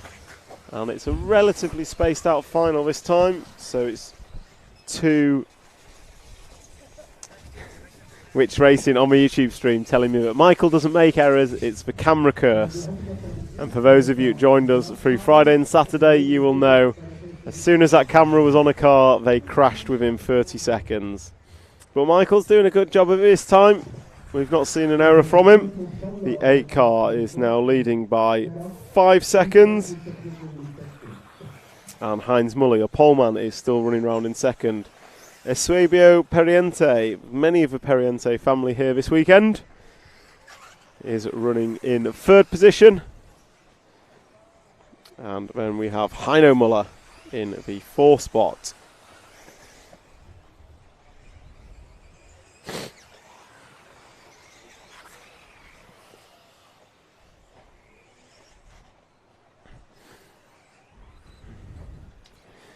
And on the chat we have Tane von Harten. Hello from Wollongong, Australia. Loving the racing down here on a Sunday night. Hello to you, Tane.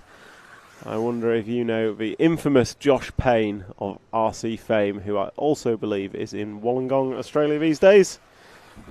And although it might be winter over there, Mario, I'm fairly certain it will probably be warm. So Michael van Dijk, last time by a 45.9. His best lap is a 45.8 as he brushes the pipe going up the corner tabletop. He's certainly showing some pace that he possibly didn't show in qualifying, as I would suggest Michael has underqualified based on his dominating performance of these J finals. And his lead is now up to 6 seconds, and he's regularly 1 to 2 seconds quicker. Although, as I say that, there is a battle on, so if we zoom out a little bit, we can see Heinz Muller in the background of the shot. So Heinz Muller coming down the strop up now is the yellow and green car versus the all green car with black wing. So the yellow wheeled car is Heinz Muller in the 2 spot. The white wheeled green car is your leader, Michael van Dijk. Michael having a bad lap. Last time by was a 51. So the lead has cut to just a couple of seconds.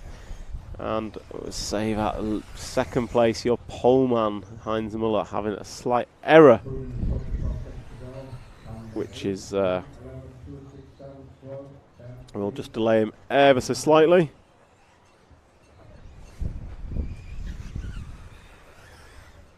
So the J final, last time it was Heinz Muller that took the win from Michael van Dijk and Jan Disler. And this time by it is Michael van Dijk from Heinz Muller. So if the order stays the same for the remaining 3 minutes and 30 seconds, it will give us an interesting leg number 3, as we will have 2 lots of drivers with a 1 and a 2. So we will have a battle on hand. And the camera's getting a little shaky. We're just having a change of cameraman up there. So we're just changing our cameraman.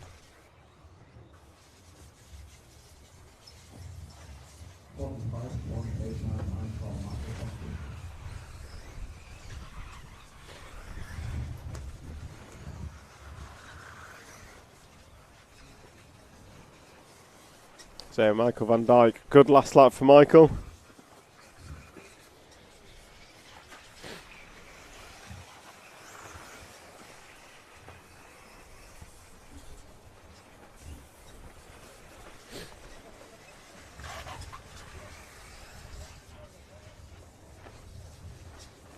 And in the chat, Tane van Horten, you have heard of Josh. I'm not surprised. I think the whole world of RC has heard of Josh Payne, and that is where I will leave that. All for good reasons, obviously, but definitely a legend of the RC scene, certainly on a world scale. So Michael van Dijk, his lead now is 2.5 seconds, and he is coming into the double jump now. He is the green car with black wing and white wheels, and then 2nd place is behind him on track with 1 minute and 46 seconds to go. These guys are going to go this lap and 2 more. This lap and 2 more. And then we will be into finishing time. So let's see if Michael can hold it. We saw he had pace last time, but strewn with too many errors as he jumps up and down the corner tabletop, coming into the double-double. Oh, just cases for double, but gets away with it, and down the straightaway he goes into turn number 1. Last time by for Michael was a 47.6. Heinz Muller was a 46.0. So Muller is closing in. So if we just zoom out a little bit as they come through the off-camber, we'll see Muller come in. And that yellow car is your second place car. And then third place is quite a way back. So can we call it a 2-horse race for the lead yet? I think we possibly can, because Michael van Dijk and Heinz Muller are in the same camera shot. They're coming up amongst traffic, and we know Michael van Dijk has the ability to go quicker, but he also makes a fair few errors in comparison to Heinz Muller.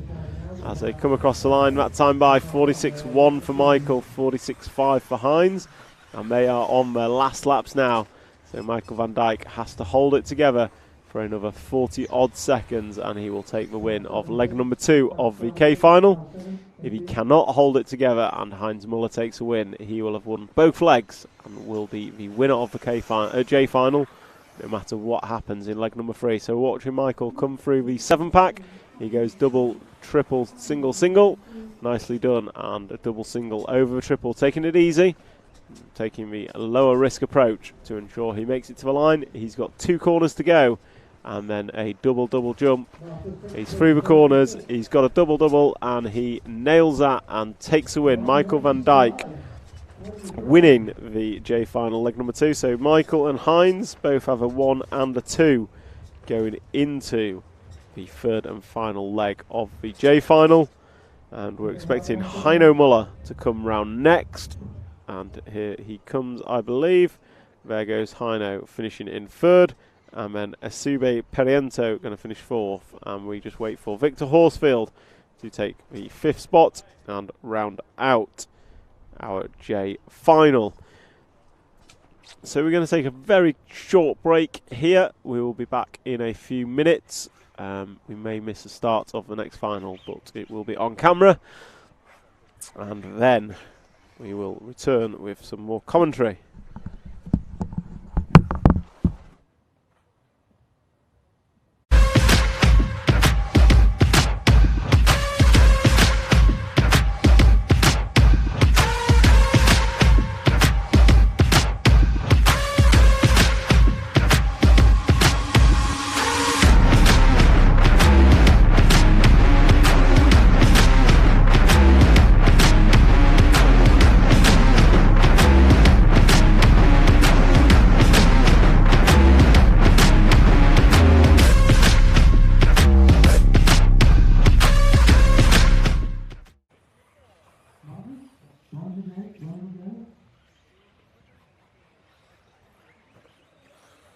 No signal from your car. That's all. No signal.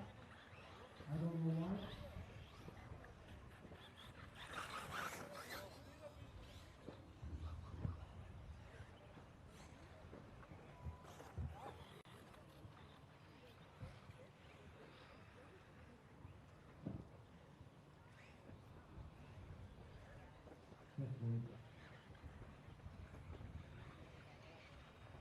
All pass to the starting. Switch. Up. Now. No. No, I'm very sorry for position 13 Axel Nicholas 12, Manuel 11, Alexander 10. No. Sorry for the 9, 6, I don't know. 8 was working. Ian 7, Marcus 6, Olga 5. Tobias 4, Christopher 3, Ralph 2, and Tony 1.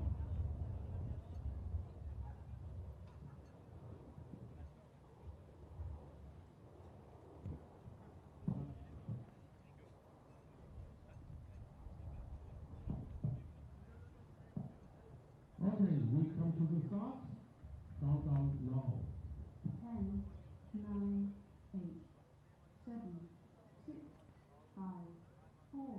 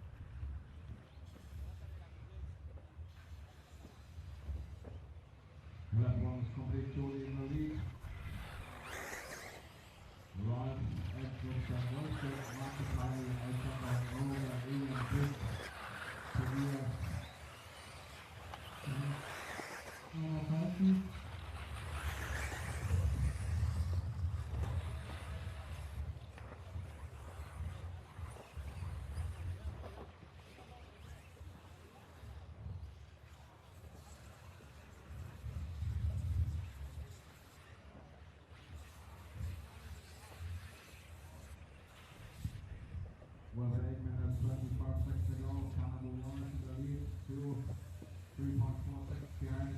Moisture, Marcus Heine, Alexander Alexander. So we are in the I-final leg number 2. Just having drivers come through and putting 2 laps on the board. And I'm just going to check who won last time. So I-final last time, Jody Muller won from pole from Elian Buschholz and Marcus Heine. And this time round we have Jody Muller out front once again with a 3-second lead over Christian Walschke last time across the line. And we have in shot the number 1 car, blue and pink, of Jody Muller as they come over the double-double and down across the start-finish line, and down the straight they go. And there goes Christian Walschke. So Christian, slower lap for him that time. It's a 48.0. Not the best that he can do.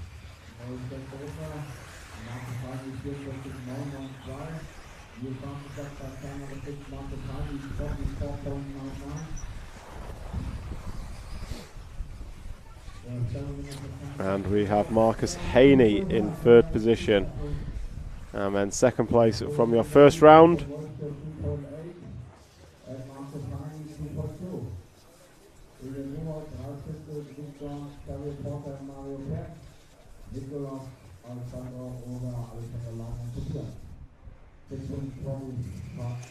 So Elian Buschholz, your 2nd place man in leg number 1, is running round in 4th spot in this final currently, and it's a bit of a spread. We've got 2.5 seconds between Muller and Walschke in 2nd position, and then it is a further 2.5 seconds to Marcus Heine in 3rd position, sorry.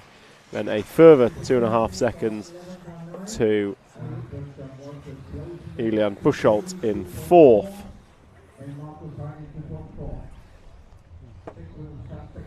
So we have Jody Muller on screen, going to come into the double-double in the 1 car and cross the line with a superb 47.03, Jody's best lap.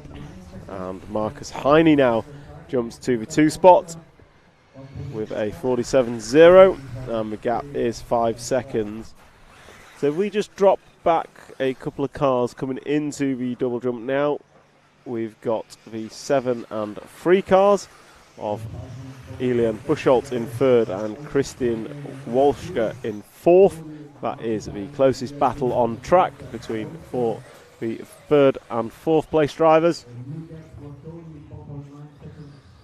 And Elian making a small error, so Christian Walschke going to go through to the 3 spot that he has previously held.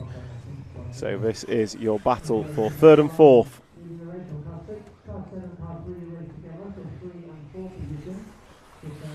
Meanwhile, your race leader, keep an eye on him. He is 6 laps complete as we come to half race distance. We are at 5 minutes down and 5 to go. And it is Jody Muller still leading this one from Marcus Heine running in 2nd. And then, another error from Elian. So Elian Buschholz making yet another error, unfortunately.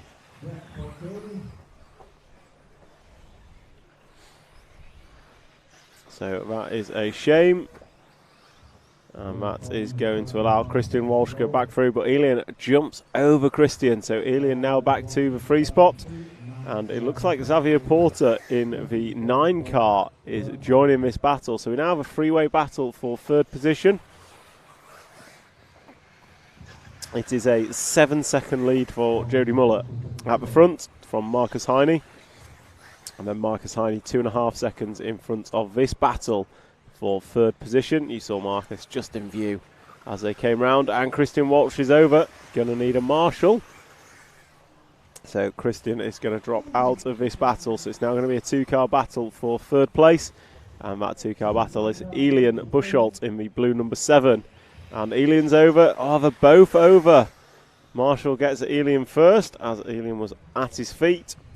So Elian Buchholz is going to drive away in third position and go up into the corner tabletop, do a double 90 left and then go double and cross the line. So it's now Jody Muller out front with a 6-second lead over Marcus Heine, who has a further 5 seconds over Elian Buchholz, who we are watching on camera. And it's Xavier Porter in the 9 car that is promoted up to the 4th spot. And it looks like Xavier may have made an error actually, so we might have a Mario Penn car of the number 11 running in 4th.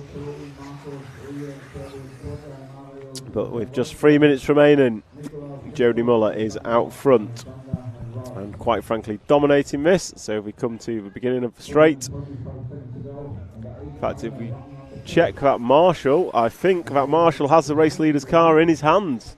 It is, that is the number 1 of Jody Muller retiring and cannot run back to the pits. We have runner marshals here at this event who are to look after it. So that is disaster for Jody Muller.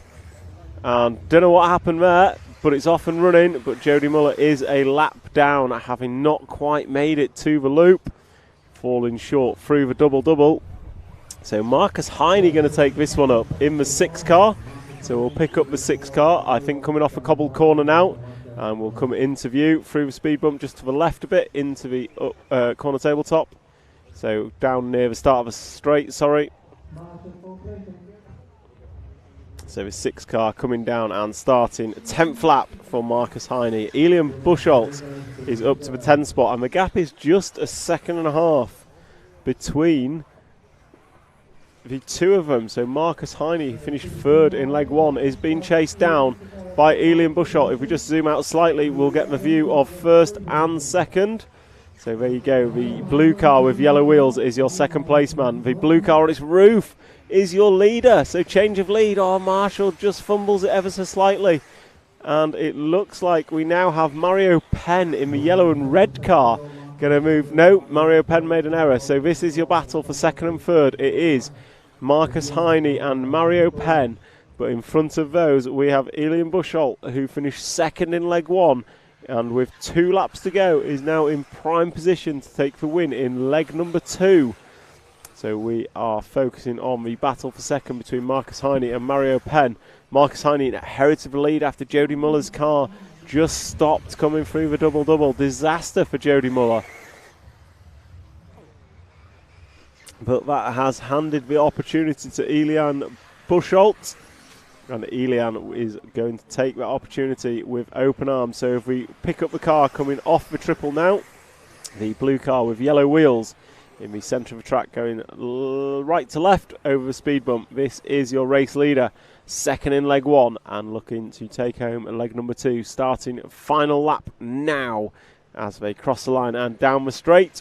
They have a lead of 2 seconds. So I would suggest if they keep it rubber side down for the remainder of this lap, which is easier said than done, they will take the win in leg number 2. Oh, small error. That is going to allow Marcus Heine to close in. So this is your battle for the lead on the last lap of I-Final, leg number 2. You've got Elian Buchholz, you've got Marcus Heine, but finished 2nd and 3rd respectively in leg number 1. Jody Muller, the winner of leg 1, has retired, so it's these 2 battling out for the win of leg number 2. Elian Buchholz going to got 3 corners to go. Round the curb, nicely done, coming into a 90 left. It's going to be a race to the line between the 2 of them. Elian Buchholz going to take the win, followed by Marcus Heine in 2nd. And then we've got a race for 3rd as they come across the line. Oh, going big was Mario Penn, but Xavier Porter takes it. Takes 3rd place. Mario Penn going to be 4th. Nicholas Leloup is going to be 5th. Christian Walshka in 6th. Alejandro Atinenza is going to finish 7th. That is a wrap of your I final.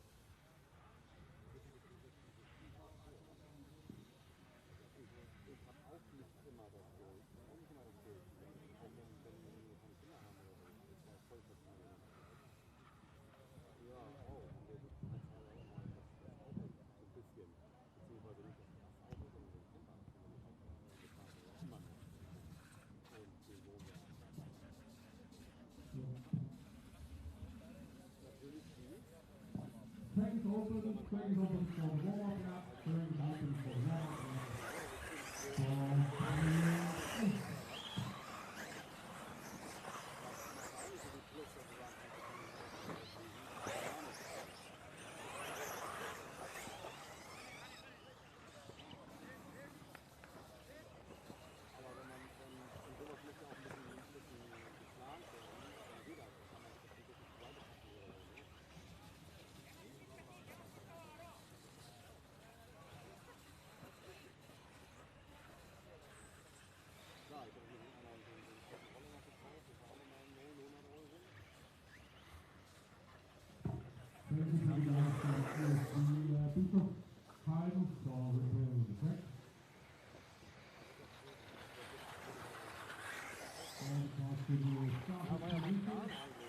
Yeah, those 8 and the rest, please. Change to the starting at 8 and 7, people. Thank you. Watch out, 3, easy. So the H final drivers are on the rostrum and just gridded up. And for those joining us on the stream, welcome and hope you're enjoying yourselves. I encourage you to like, share and subscribe to share the good work of RC Racing TV and the live stream of this EFRA European Championship, brought to you by X-Ray, Hot Race, Hobbywing and S-Works, as our drivers for the H final are gridded up and we go into countdown.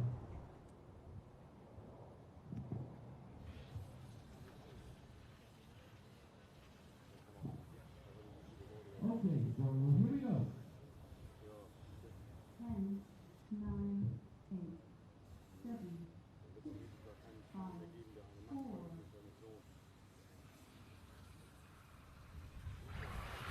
So off and away we go, and it's Joseph Barrafoot that leads away from pole position. Although, as we've seen in many other races, the pole position doesn't necessarily mean much. as there has been huge accidents. And we've got the chat, YouTube live stream chat, go Oscar Koot. So the Dutch are in support once again. Definitely most popular fan base is the Dutch fan base on the YouTube chat. If you are joining us from elsewhere, then please get involved so it doesn't all look like just the Dutch. I'm sure we have plenty of other fans from around the world. And as we cross the line, it is Sven Rudig that is leading this one from Josip Barrefoot and Stefan Habyanik. And last time it was the 7 car of Andreas Pukert that took the win ahead of Gilles Bernardo. And Pukert is in the 5 spot. And unfortunately for Gilles, he is down in 12th after 1. So we're watching the battle for the lead as they come into the 7-pack. It's from your 2 front men. And Josip trying to go around the outside of Sven, not going to make it stick, but just tries to go over him and can't make that work either.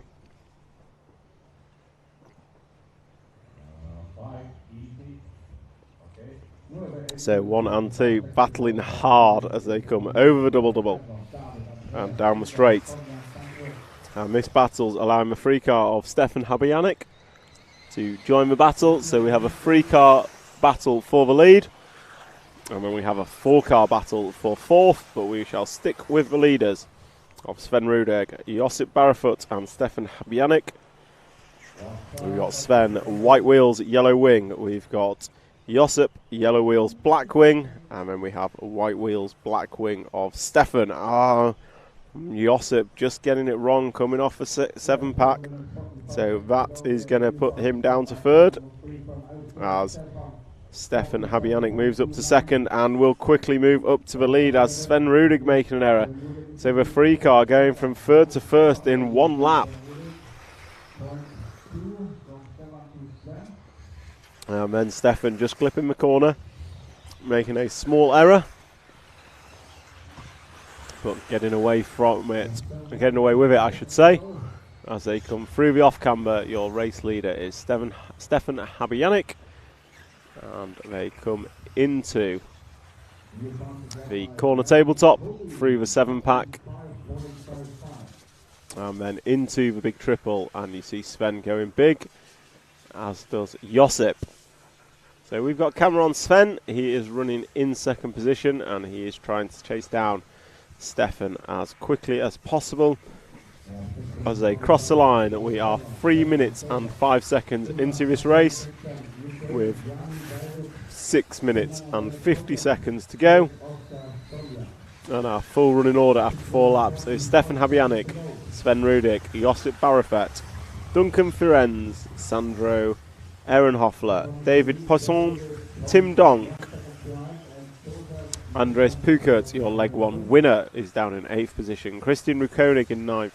Yanni Hovey in 10th. Gilles Bernardo, 2nd place in leg 1, is in 11th. Oscar Koot, the fan favourite, is in 12th. And Sonja Skierspek is running in 15th.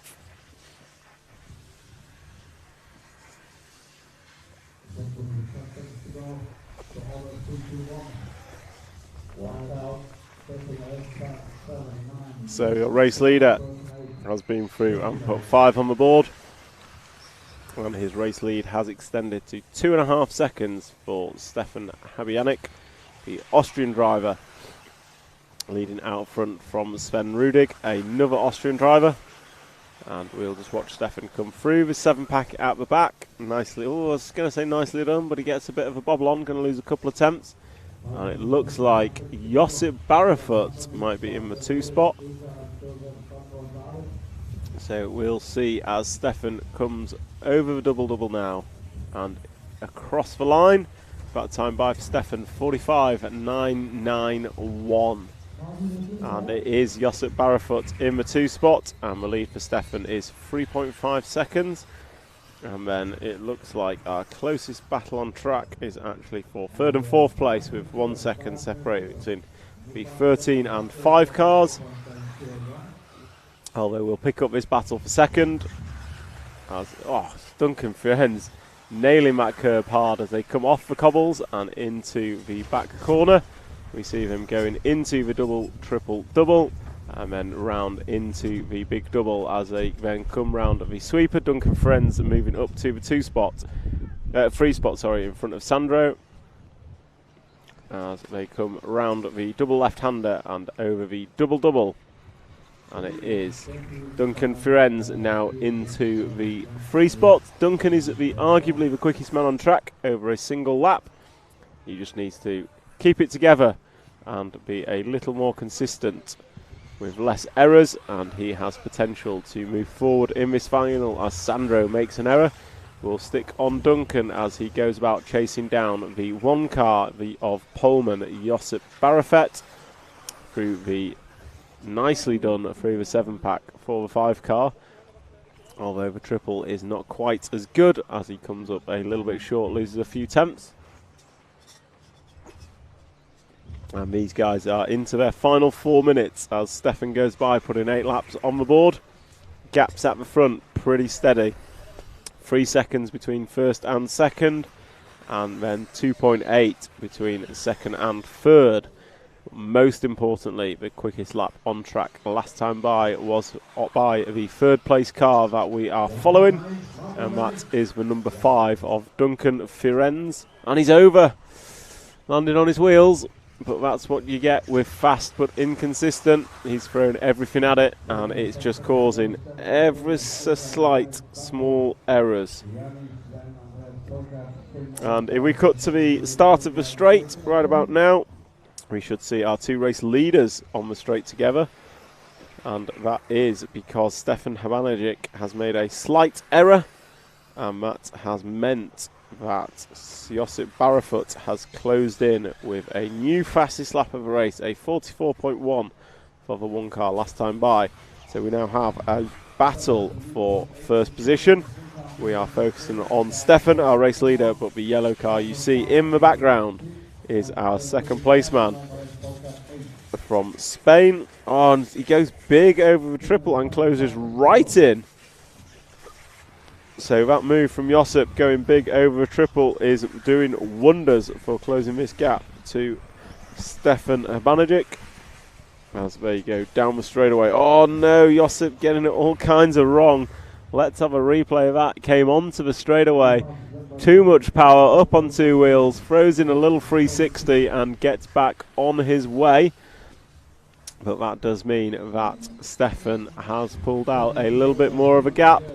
It was, what, half a second when they crossed the line, but this time it is bigger than that with 2 minutes to go. 2 minutes to go here in this H final.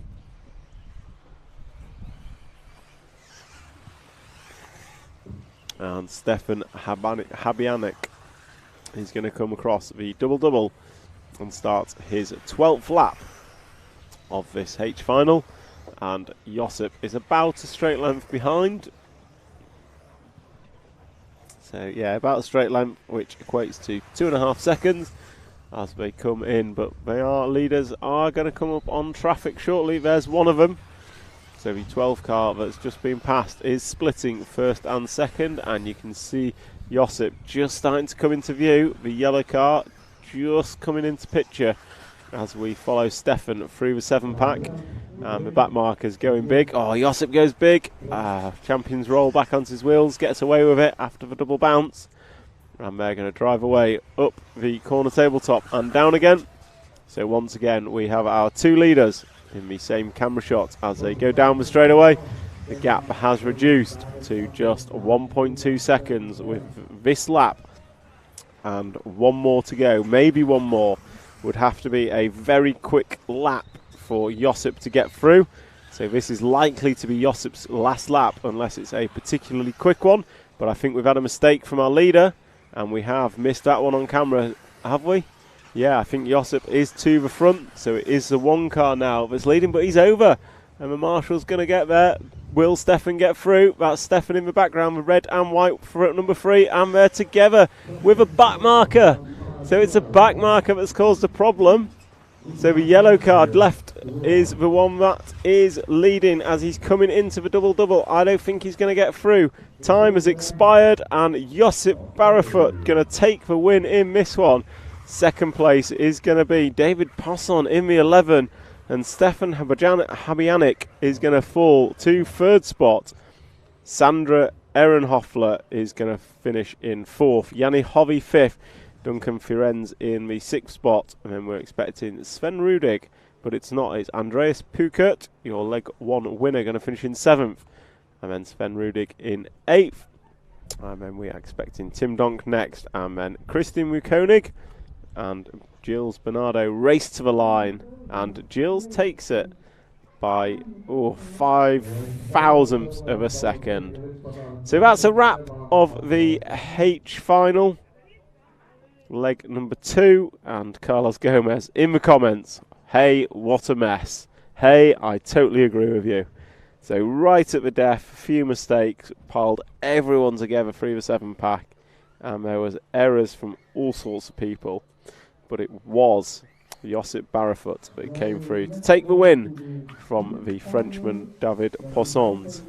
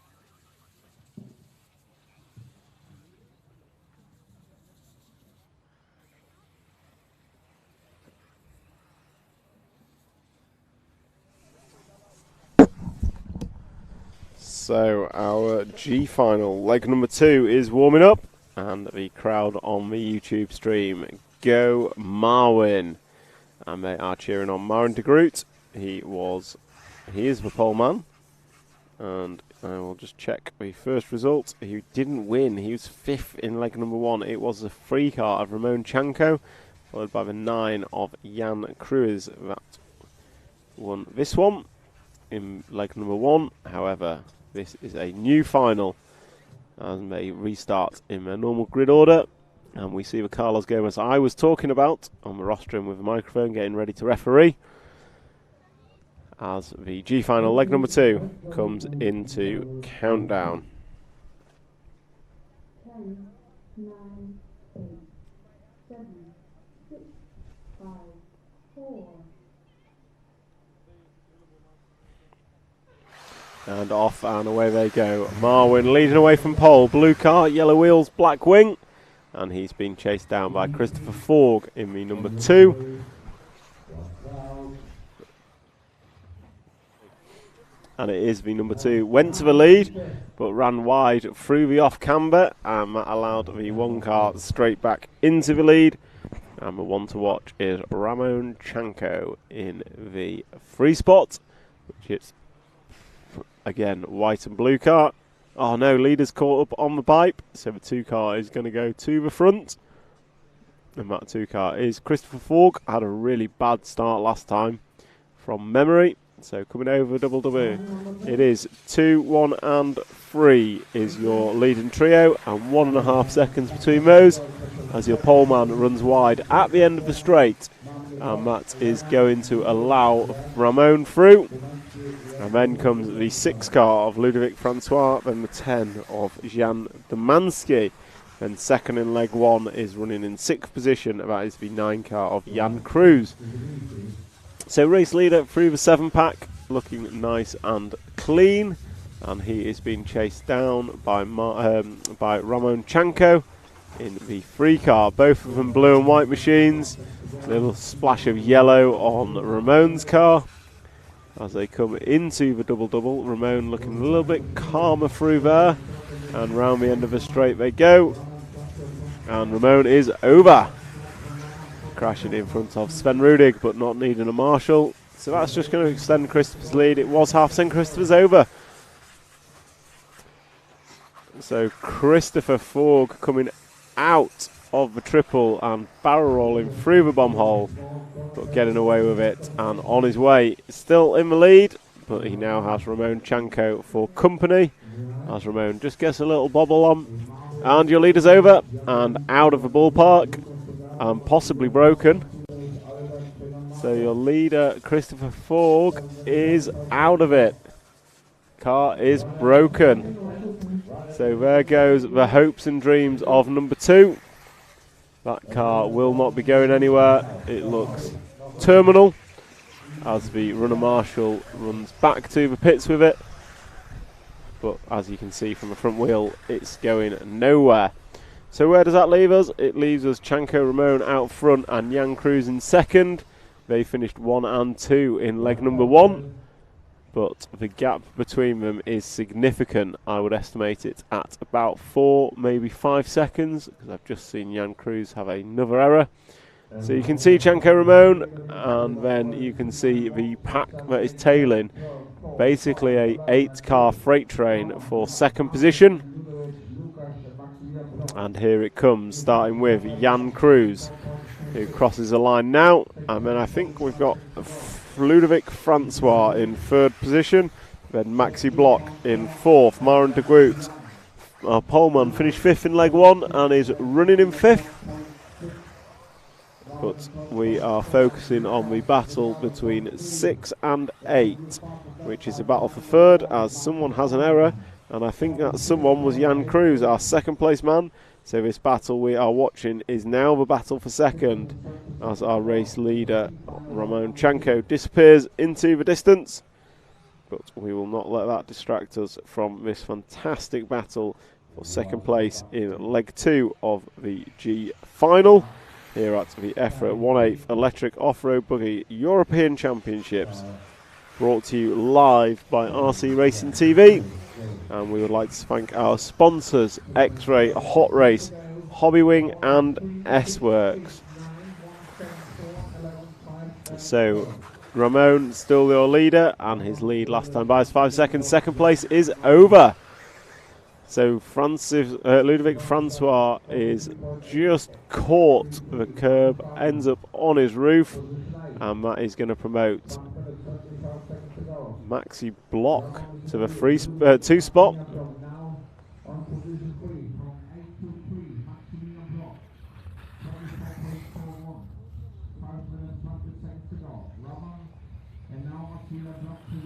So Maxi Block is now running in a comfortable 2nd, with Jan Cruz 2nd place in leg number 1, rocking round in 3rd, and this is with 5 minutes gone and 5 minutes to go. If Ramon can keep this up and take the win in this final, he will be the winner of the G final by virtue of winning leg number 1, and if he maintains it, he will also win leg number 2.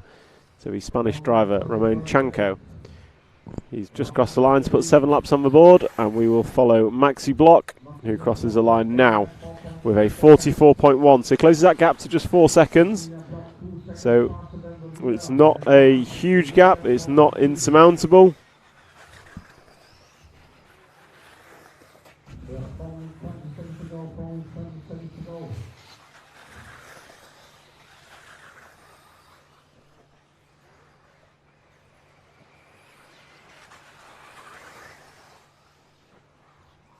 So here is the battle for 2nd position. We see Maxi Block and Jan Cruz on camera.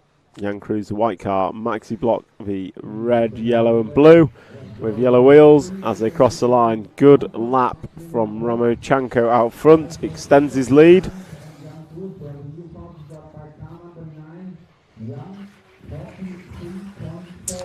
But Jan Cruz, absolute blistering lap last time round, a 43.4, but blisteringly quick. He has crashed, and it is all about consistency in this game. Fastest laps win you nothing.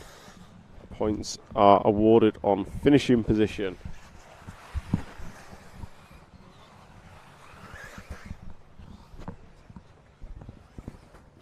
So it is, we are watching Maxi Block as he comes round, double left-hander, going to hit the double-double.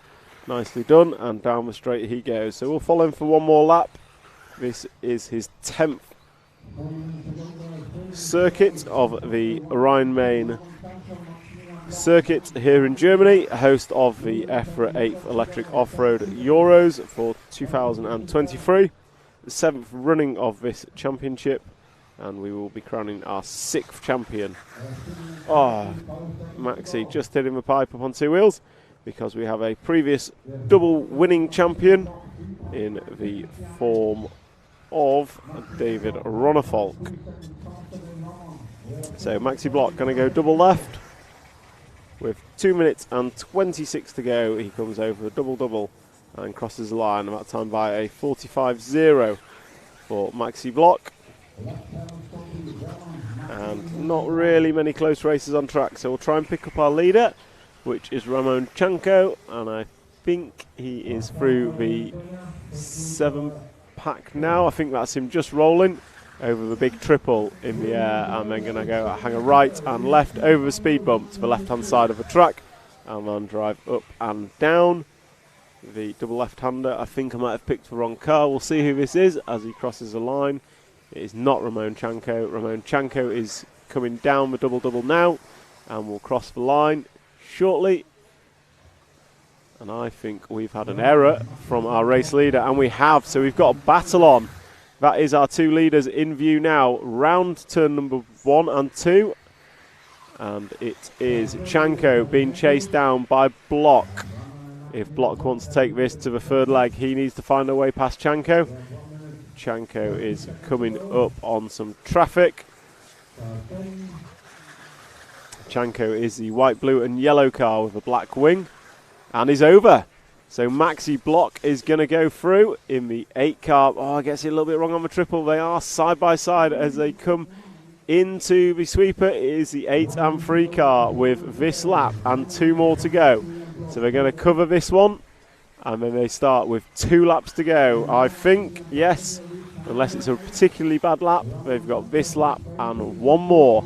So this is a battle for the lead. You've got Maxi Block, you've got Ramon Chanko coming through traffic. Oh, Maxi Block cases a double, but then sticks it up the inside, side by side off the on-camber, through the fast chicane. That is not a place to go side by side, but they made it work without contact. So coming into the step up, step down, Maxi Block leading Ramon Chanko through the 7-pack. Oh, Chanko's going to go over, nose to tail, gets away with it, back on his wheels. Maxi Block's got about a lap and a half to go over speed bumps. Nicely done, up and down. And then we go left and over a double-double. So Maxi Block crosses the line with a 44.6. They are on their final lap now. The lead was 1.2 seconds in favour of Maxi Block. Can he hold this? And we've got Jan Cruz in there as well, I believe. So here we come. So it is Maxi Block. Oh, Chanko's over again. So Chanko is over. That has released Maxi Block. I think Cruz is going to have got through, but we'll stick with Maxi. So yes, Cruz is up to a 2 spot. We'll go sit with Maxi Block. Well, he's got half a lap to go. Does a triple, goes long. He's going to be on his roof. He is. Oh no. Maxi Block in the car show car. Jan Cruz going to go through to the front. So it's now Jan Cruz leading this one in the 9. He's got 2 corners to go. What's the battle like for second and third? Jan Cruz going to come across the line. Double takes a win. Maxi Block going to take second. And Ramon Chanko going to finish in third. Well, that makes it very interesting for leg number 3. Because we have Jan Cruz with a 1 and a 2. We have Maxi Block with a 2. And we have Ramon Chanko with a 1 and a 3 for the G final, leg number 3, which will be up in about 2 hours. So that's a wrap of that final. Great finish to that final. Absolutely fantastic. Now we'll just nip to the comments. Got Joey C Cup in the comments. Get it done, Cockers. I am trying my best, my friend. I'm trying my best. And then we've got This Is More Intense than A Finals from Carlos Gomez. Carlos, my friend, every final is intense at a European Championship. That I can assure you of. There is no such thing as an easy final. So we go for a quick break, and then we will return for the F final shortly.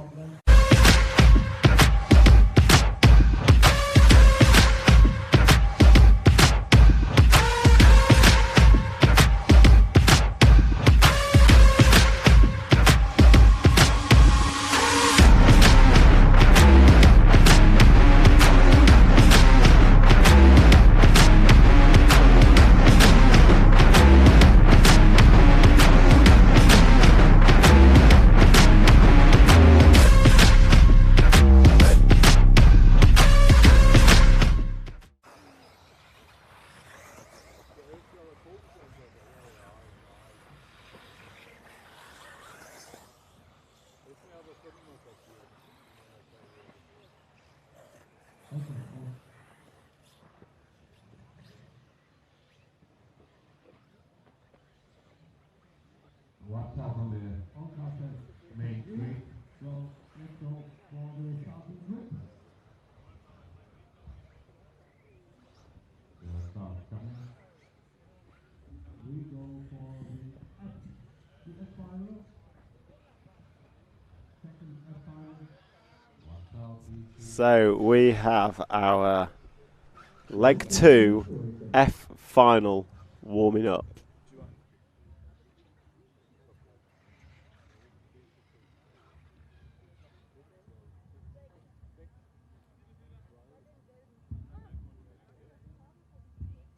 So the F final gridding up.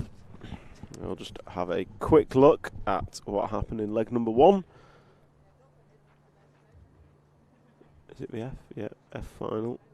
Final run number 1. Jules Christophe was your winner from Benedikt Heitzer, Paul apart. Frame Bullion, your poleman, was 4th, and Patrick Swinzer was 5th. So Christophe and Heitzer were your 1 and 2. So Christophe from the 11 car. So he's got some work to do as we come into countdown.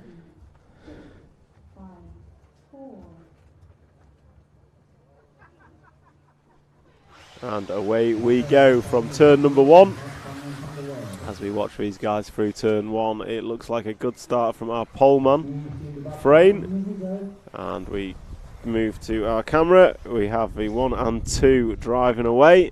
And already pulled a small gap over the all-white car with yellow wheels. Not sure I recognise that one, but I do know the 2 in front. We have Frayne Bullion in the green. Oh, Frayne's made an error, and so's a 2 car. Everyone's making errors. So that is the all-white 4 car of Eunice, and I think he's cased for jump. So Frayne Bullion is going to have a humongous lead, and it is still Benedikt Heitzer in the 2. So Benedikt Heitzer finishing 2nd in leg number 1 is now running in 2nd, but already a 2-second lead for Frayne Bullion, your poleman, after an error from himself on the opening lap. So Frayne through the off camber, and we'll just pull back with the camera work a bit, zoom out and pick up the freight train coming through in 4th. There we go. So absolute chaos at the back.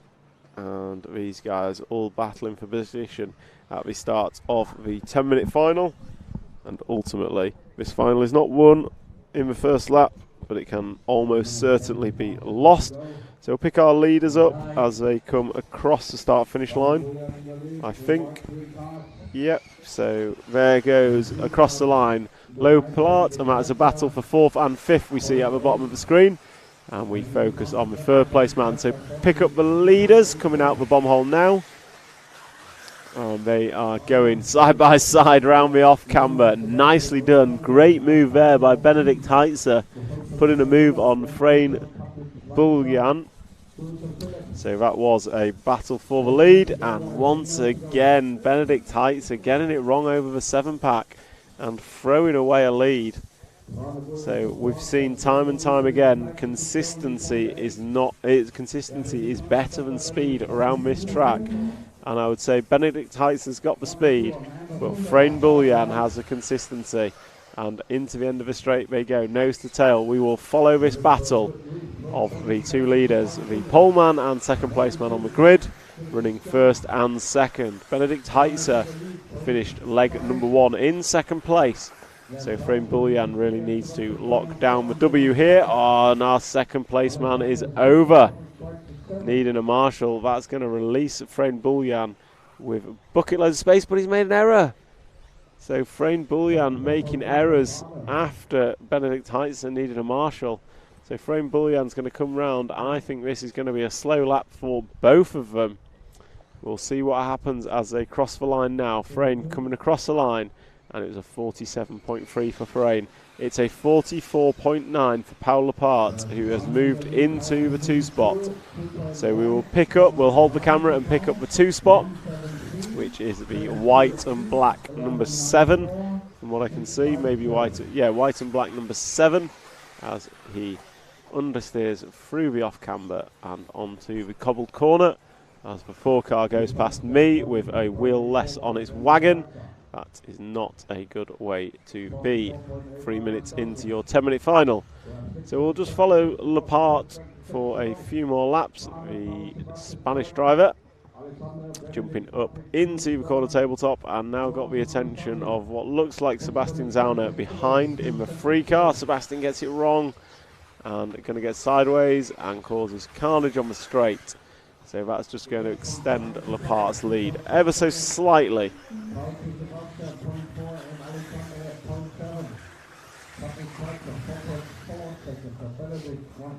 So we have Lepart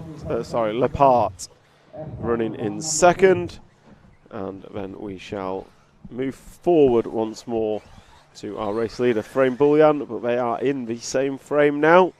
So Bullian is going up the step up, or corner tabletop, left and left again, coming across the line, and with 4 minutes and 33 expired, there is 5 minutes and 25 seconds remaining, which is about another 8 laps for these guys and girls,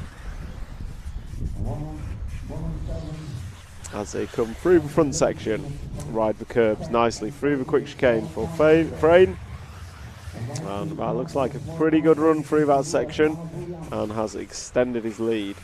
Last time by the line, it was just 1 second. Little bobbles undone all that hard work, and another little bobble. So Paul Lepart, is closing in on Frayne Bullian rapidly.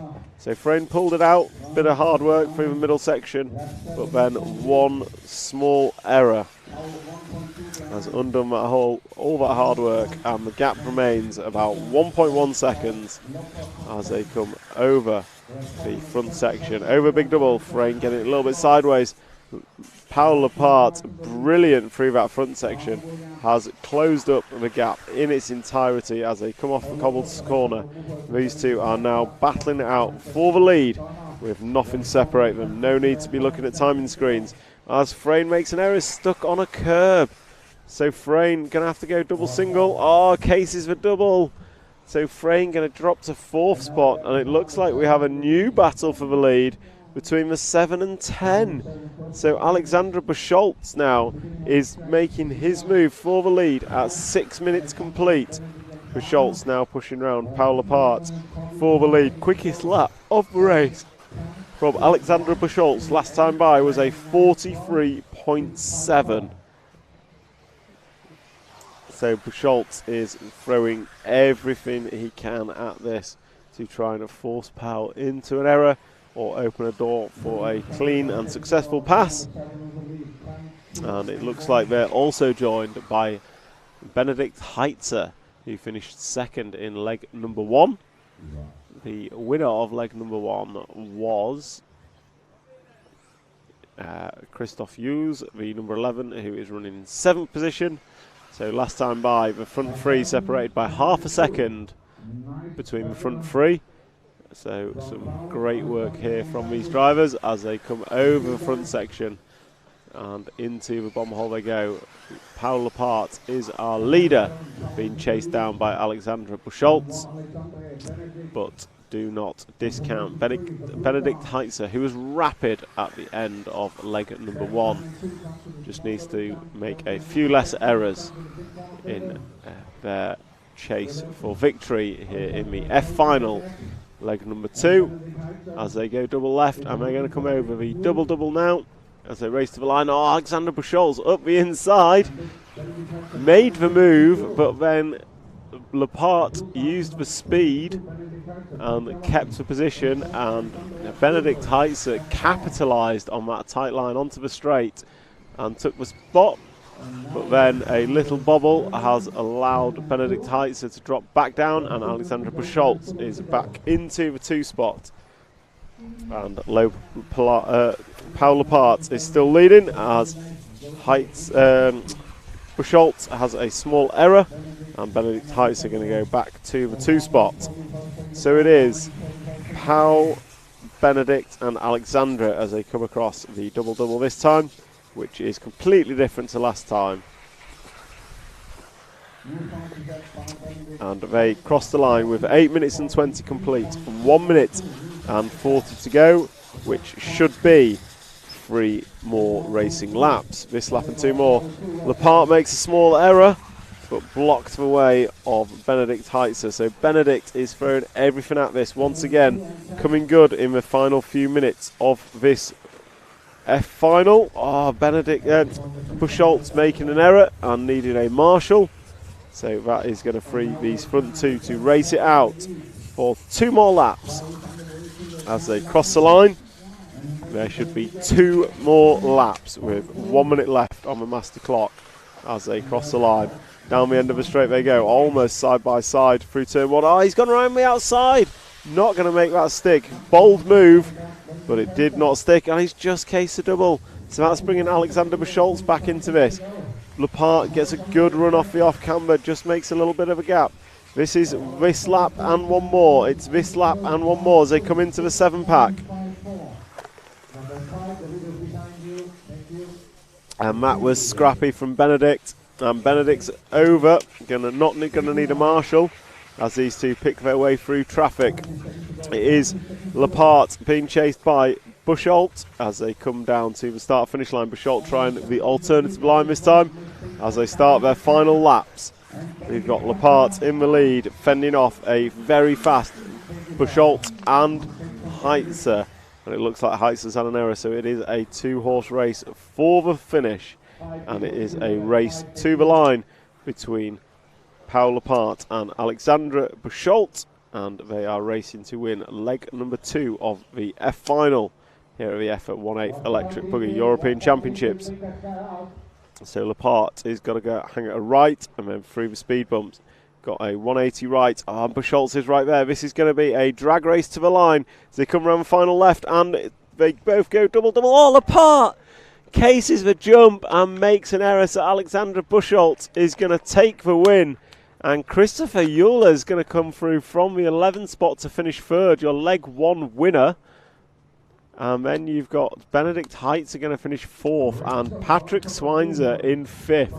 What a finish that was. Alexandra Buscholtz taking it at the line from Paul Lepart, and that sets us up for a fantastic F final leg number 3. I'll just have a quick jump to the YouTube chat, and we've got Good Morning RT World from Daniel Liu. Looks like a California weather in Germany. What a beautiful day to race. I would absolutely agree with you. The weather here today is nothing but blue skies and flags flying, and it is a great race. Daniel Liu, good luck to the French team and to my friend David and Adrian. Go Mayako Course Attack. And then we've got Tane Van Horten. Is this a one-make championship? It is certainly not a one-make championship. We have all brands of tyres, electronics, cars, servos, everything you can think of are represented here at the EFRA European Championships.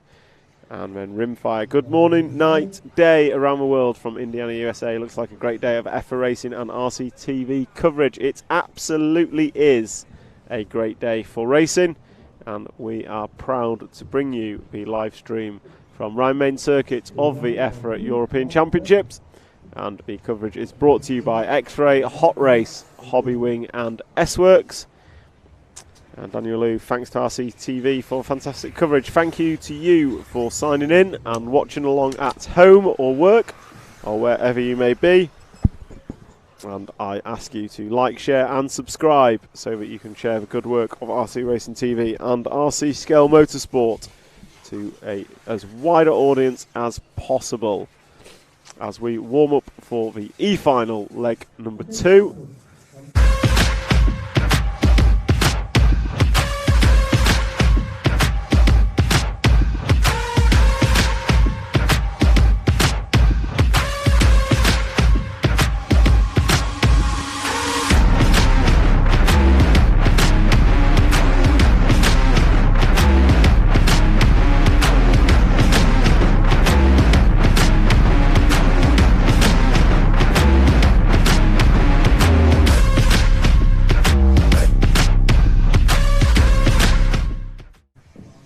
So Daniel Liu commenting, 4 AM here in California, you are one keen bean.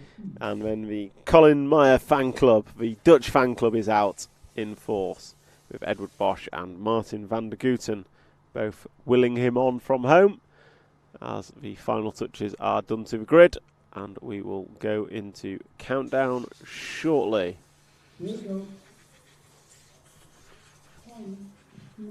Countdown has started. 9 PM in Sydney, says Tame Van Horten. We've got all hours of the day here for our live coverage. And the E-Final is off and away. Colin Meyer leads away from pole. And in leg 1 of this final, Colin Meyer took the win from Max Mort. And if I remember correctly, Max Mort was rapid and crashing a lot. So we'll see if Max can calm it down for this one. Meanwhile, our race leader is off and away, and he's got a freight train behind him, but I don't think he minds so long as he's out front. But he's not out front for long, because a slight bobble has allowed the free car of Jürgen Trieb into the front, and it looks like carnage behind. But we will watch the front, as there is a 5-car breakaway, I think it's fair to say, led by Jürgen Trieb. And then Colin Meyer, Nicholas Weiser, Marcel Trieb and Max Mort. And Colin making another error on the double-double. Not going to lose any places, but he will if he keeps making errors, as there's a bit of a car park coming into the off-camber. And what does that mean? Well, that means Jürgen Trieb had a huge lead, but he's just thrown it away. So Colin Meyer now back up with them as the green car of Nicholas. I think it might be the green car of Marcel Trieb goes big over the triple. So we're on a 4-car train for the lead now, and that is Jürgen Trieb, Colin Meyer, Marcel Trieb and Max Mort. They are all separated by less than 1.5 seconds. And last time by, Max Mort was the quickest. I say last time by, last leg, Max Mort was the quickest. And Max Mort already making moves. He's up to the free spot. He's also riding through on 2 wheels. So Max needs to calm it down. Consistency is more important than speed, is what we found. And as Colin Meyer and Jürgen Trieb come together, it is Max Mort who goes to the lead, and then Max Mort promptly puts his car on its roof so that Colin Myers can go back to the front. Jürgen Trieb goes back to the front with Colin Myers in second. So order has restored in the form of Jürgen, Colin and Max, and they're being chased down by Marcel Trieb and Nicholas Weiser. So it looks like Max Mort has found a way past Colin Myers, and Max Mort and Colin Myers have found a way past Jürgen Trieb, and Colin Myers just cases for triple. So it is Colin and Max 1 and 2, and it was this same result last time, except not quite this close. So Max Mort, if he wants this to go to a leg 3, if he wants a chance to win the E-Final, he will have to find a way past Colin Meyer and hold it. If anyone wants to take this to leg 3, they will have to find a way past Colin, as he was the leg 1 winner. And it is Jürgen Trieb in third behind these two. And Max is up the inside. Colin's not going to let it go easily, but Max has made the move stick. So Max takes the lead. Colin Meyer is down to second, and Jürgen Trieb still running in the third position.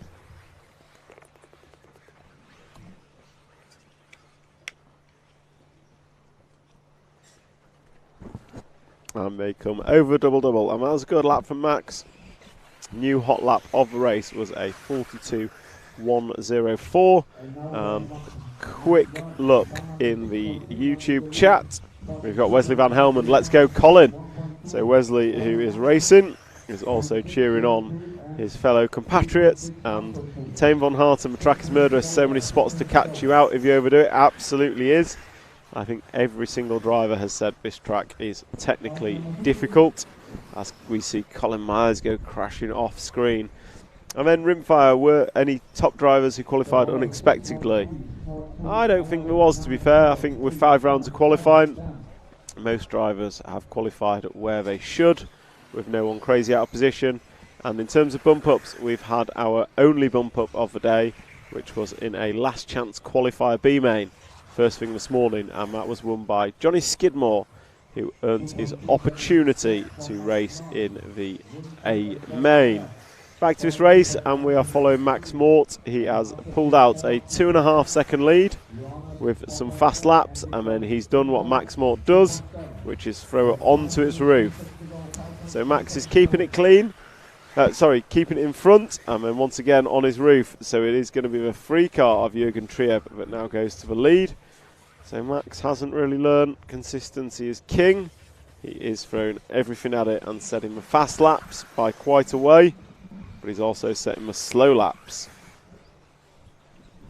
So Max Mort once again getting it up on 2 wheels, and he's going to lose out to Jürgen Trieb ever so slightly more, as Jürgen comes through the fast chicane into the cobbled corner and then drives away from the rostrum, around the corner tabletop, through the 7-pack, nicely done, and then into the triple, lands that nicely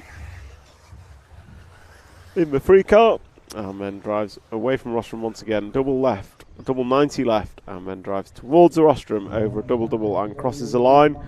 That was a 43.1 from Jürgen. Max Mort 44.9, so the gap at the front is 2.3 seconds.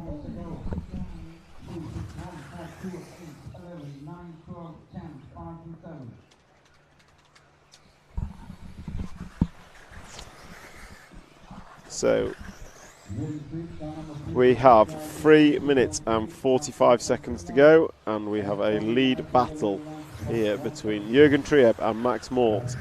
Max Mort is definitely the quicker of the 2 drivers. He's also the one making the most errors by a significant margin, as we watch him come over the double, and Max looking to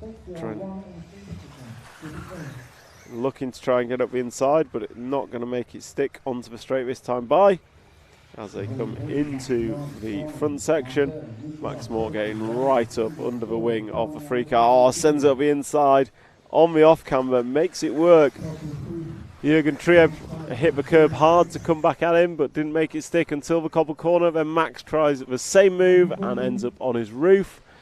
And that once again gives Jürgen Trieb a second or 2 cushion. And behind these 2 we have Colin Meyer, your leg 1 winner, running in 3rd place, being chased down by Marcel Trieb. And then we have Nicholas Weiser running in 5th spot, as your race leader goes round the end of the straight, and this time round has a 1.8 second lead over the Finnish Max Mort, as Max Mort comes left to right through the front section. Max is quick, there is no doubting that, but Max is making way too many errors, as Max once again has caught up to the 3 car of Jürgen Trieb, and Trieb just gets bounced wrong and cases the triple. So the battle is back on, nothing between them, with 2 minutes and 5 seconds to go, 2:05 to go. As they close this lap, they will have 3 more laps left. So 3 laps to go in the 2 remaining minutes. And your 2 race leaders are round the end of the straight together. And then they will go through the corner tabletop. Through the front section. And we've had an error from Max. So that once again puts Jürgen Trieb with a fundamentally large lead. Several seconds now that Max would have to catch up in the final 2 minutes. It's not out of the realm of the possible. Max is particularly quick, and this track can catch you out at the most inopportune of moments. However, with just 2 laps to go, I think it will be very difficult for Max Moore to catch up. And as I say that, Max Moore has an error. So I think Max Moore is essentially out of this as he drops down to 3rd spot. So it is Jürgen Trieb, Marcel Trieb, Max Mort and Colin Meyer are your top 4 as we come into the final minute. We're going to stick with Jürgen Trieb as the leader. And unfortunately not many close battles on track for us to follow. So we'll follow Jürgen Trieb as he goes up the corner tabletop, and he's going to go 90 left and come back down, and he starts his final lap now. So Jürgen Trieb just has to keep it rubber side down for 40 odd more seconds, and he will take the win of E-Final leg number 2 as he comes over the big double and into the bomb hole. Just gets a little bit of a squirrel moment on. And then he goes through the fast chicane onto the cobbled stones and then drives away up and down the corner tabletop into the back section. Nicely done. So he's got the triple to go, and he does go big. He cases it but gets away with it, and then comes through the speed bumps and into the 180 up the corner tabletop. 90 left, 2 jumps to go to round out leg number 2 in favour of Jürgen Trieb. And we're expecting Marcel Trieb next, but someone goes big. Max Mort goes big. So Max Mort getting that one at the death from Marcel Trieb and Colin Meyer. So let's see if we've got that on replay. Might have just missed it. Yeah. So Max Mort getting a fantastic 2 out of that, which is probably what he deserved. So looking at the chat, we've got nice battle 3 and 6. Tarja says go on Max, and Daniel Liu say Max Moore, what type of engine? I don't know, but it is quick. Probably whatever the Mayarko team run. And Tame Van Horten on the line. Corsa Tech engine for Max, probably, is my guess. So next up, D final, and we're just going to take a quick break whilst they're warming up.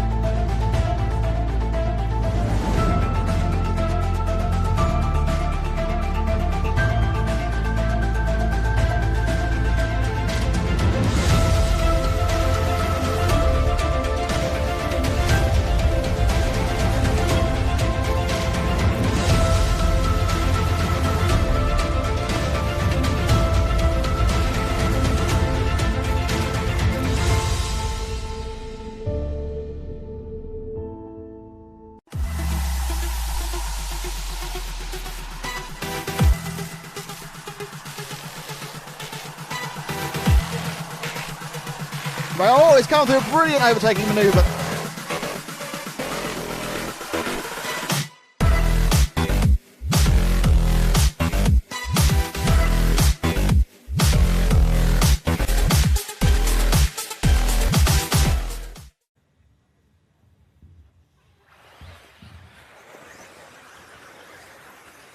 D-finals on the way. D-final run number 2 is on the way.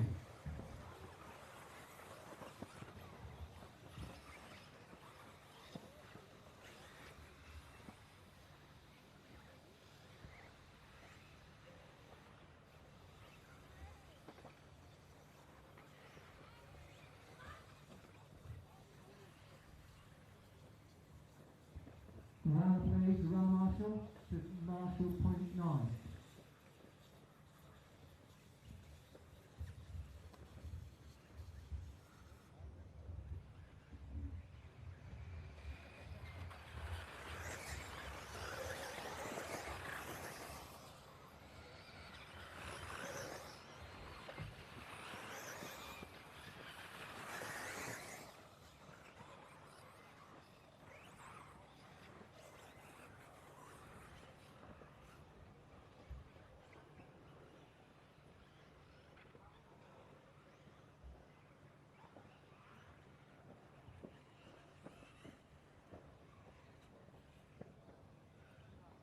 Okay, so we are 2 laps in to D-final leg number 2.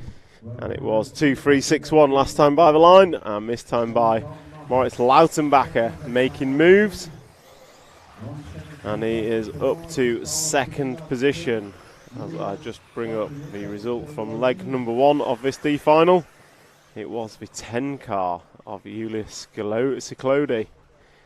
He won this last time after a stunning run through from 10th position. He's currently in the 5 spot, and we're 2 laps down of a 15-lap final. It's fair to say these 10-minute mains are longer than you anticipate, and they are not won in the first minute, that's for sure, as the 6 and 2 car of Patrick and Maritz do battle. Oh, Maritz just getting grip roll but getting away with it. Good reactions. So from memory, Maritz is a bit like Max Mort in that he is extremely fast but making a few too many mistakes to be at the front of his final last time.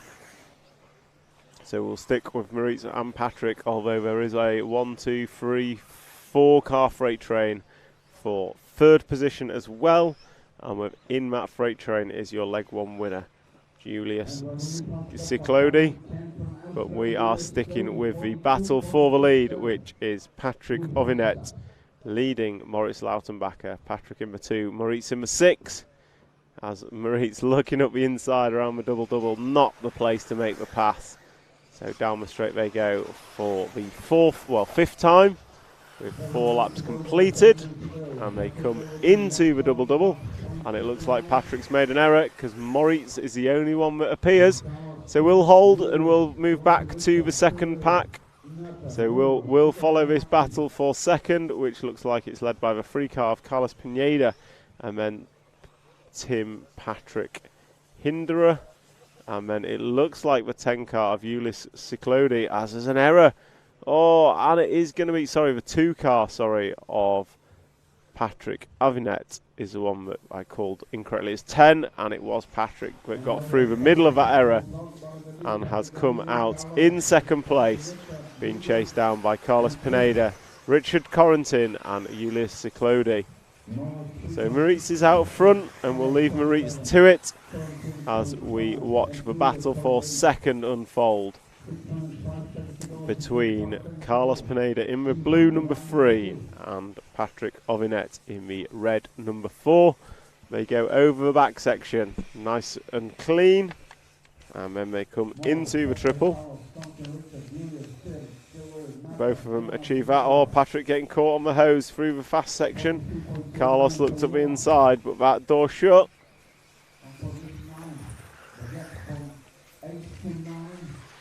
And Carlos carrying some serious speed onto the straight,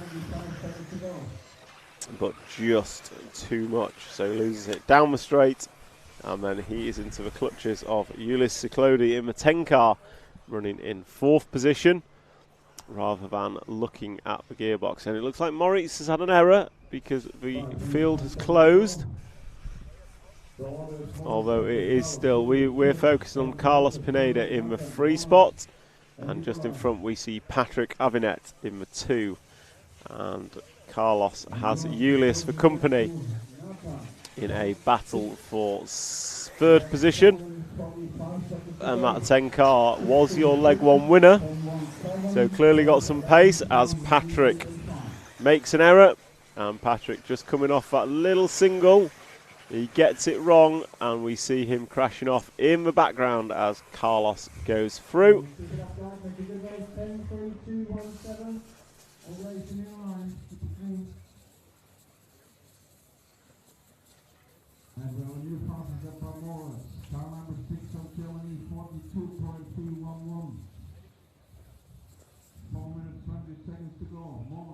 So Carlos Pineda taking advantage of that mistake from Patrick Avinet, and he crosses the line in second. And if we drop back to the battle for third, it looks like Tim Patrick has taken that one up. Oh, Carlos is over. So Carlos is now in that battle for third. And as they disappear behind the track elevation, we didn't see what happened with Carlos, but it is Tim that comes out in the third spot. Second spot now, as the battle rages down the field. And someone has expired.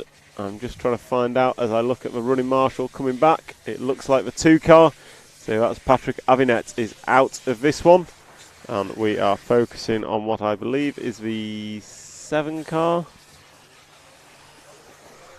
12 car of Nathan Dalby, so great run from him, 12 up to 4th. So Maurice Lautenbach still out front and has a 6-second lead. Then we have Tim Patrick Hinderer, who is on his roof and waiting to be marshalled. So this 3-car battle we have on screen is the battle for 2nd, 3rd and 4th, and it is led by the 7 car of Richard Corrington, the 12 car of Nathan Dalby, and then the 1 car of Tim Patrick Hinderer, your poleman. Meanwhile, Maurice Lautenbach is gone. He is round the end of the straight, whilst these guys are coming through the double-double. So Maurice Lautenbach, not only the fastest lap, he has been extremely consistent in this final, unlike leg number 1. So these guys are going to come round. Remember, it was the 10 car of Ciclodi who won leg 1, and he is running down in the 7 spot. So this is going to be an extremely open leg number 3.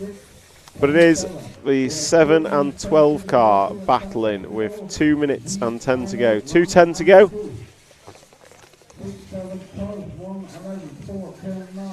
These guys are battling it out for 2nd, 3rd and 4th position.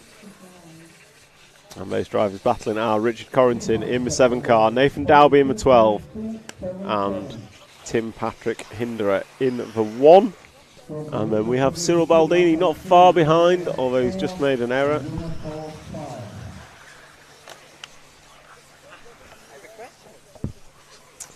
So Maurice Lautenbach is still leading this one. And the next challenge for one forward to Hinderer. 2 from 4 to 5. 1 minute 20 seconds to roll. 1 minute 20 seconds to roll. So Maurice Lautenbach is still leading this one, but we are watching this epic battle for 2nd position, which Nathan Dalby has taken up as they come across the double-double and start lap number 13. It is this lap and 1 more. They have this lap and 1 more. Comment in the chat whenever the mains shortly is the answer. And Maurice Lautenbach has broken. Maurice Lautenbach, if we just zoom in, looks like that car is broken and he is in the pit lane. So we will cut back to what is now a battle for the lead going into the 6-pack.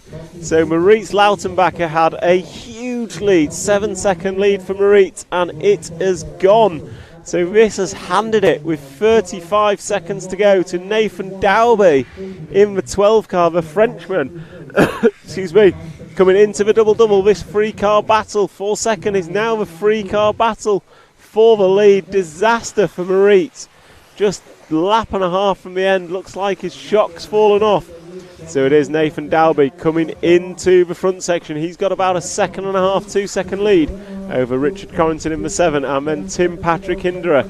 This is the final lap as the master clock comes down to 0. We'll focus on the battle for 2nd. Coming into view now, it is Tim Patrick Hinderer and it is Richard Corrington. Patrick is up to the 2 spot, but runs wide.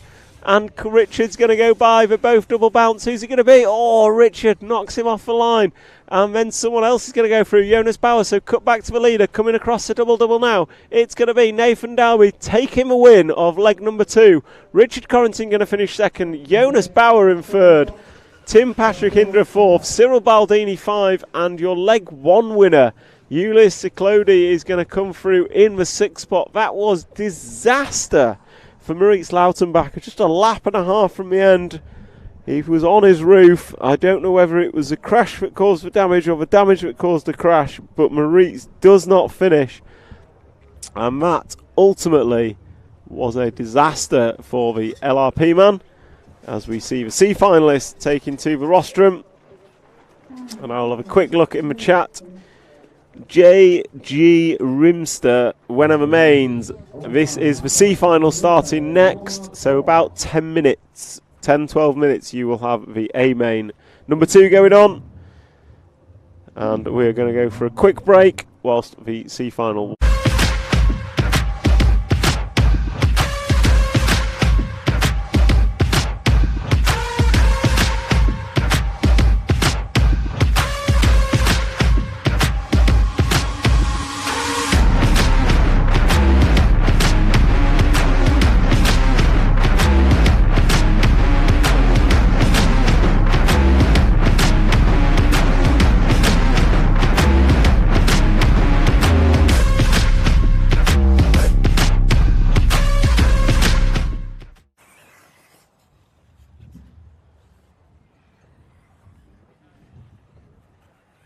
We're waiting for marshal number 6, Moritz Lautenbach. Marshal number 6, Moritz Lautenbach. Okay, we'll cross the line, and we have checked in. You can see this starting position. Starting order, until we have 12, 11, until plus 10, plus 9, plus 8, plus 7, Thomas Musso 6, Marco 5, Jerome 4, after 3, Theo 2, and Theo 1. We'll wait for the first class, we're waiting for the class to start in position. All cars have checked in. Okay, from the second lap, okay. We come to the C final round number 2.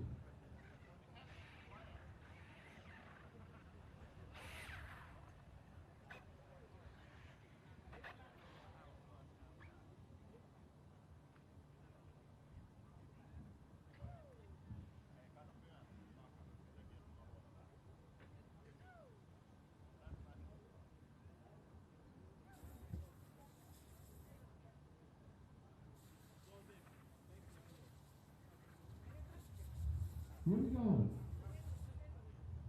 10, 9, 8, 7, 6, 5, 4. So your C final, leg number 2, off and away, and it is Theo Lemaire that leads him away from Pele Kulmsi and Adrian Pariente.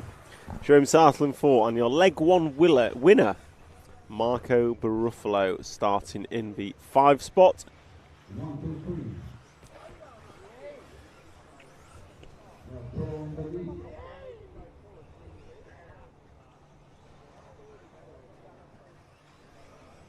3. And it is, looks like your poleman of Theo Lemaire being chased down by the 2 car of Pele Kulmsi.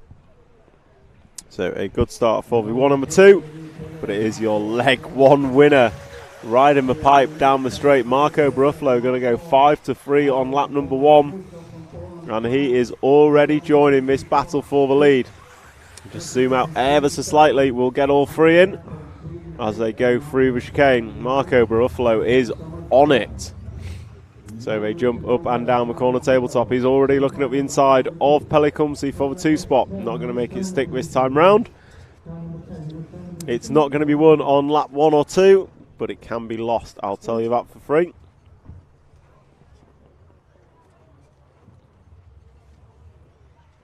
So down the straight they go. And slightly spread out this time round, but Theo Lemaire leads Pele Kumsi, leads Marco Bruffalo, leads Adrian Pariente. Then Thomas Musso and Andreas Meyer is your top six, I apologise. And it's turning into a 3, possibly 4 car breakaway.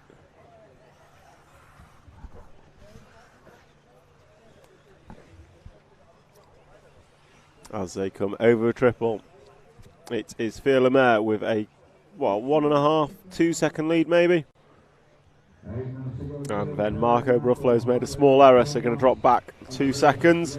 And it's only a half second lead at the front, but then it's 1.5 back to Marco Bruffalo, and then a further 1.5 back to Pariente. So if we just pick up the front two, who are side by side through the chicane, and it looks like Kumsi has made the move, and he absolutely has. So it's now 2, 1 and 5 as they come into the 7-pack at the back of the track. And then into the big triple, Marco Bruffalo getting the best landing, but not quite. Have we lost Marco? No, he is there. So coming down into the double-double, Pele Kumsi leading them for his first time round. Then we've got Theo Lemaire, Marco Bruffalo, and Adrian Pariente's trying to hold on to this leading trio, but he's not quite there. So it is very much a freeway battle for the lead of this, but Pele Kumsi is arguably the quickest. Whether he can pull away mistake-free, we shall see. And Marco Bruffalo, the winner of leg number 1, will be looking to repeat that feat in leg number 2, so he can wrap this up before leg 3 even begins.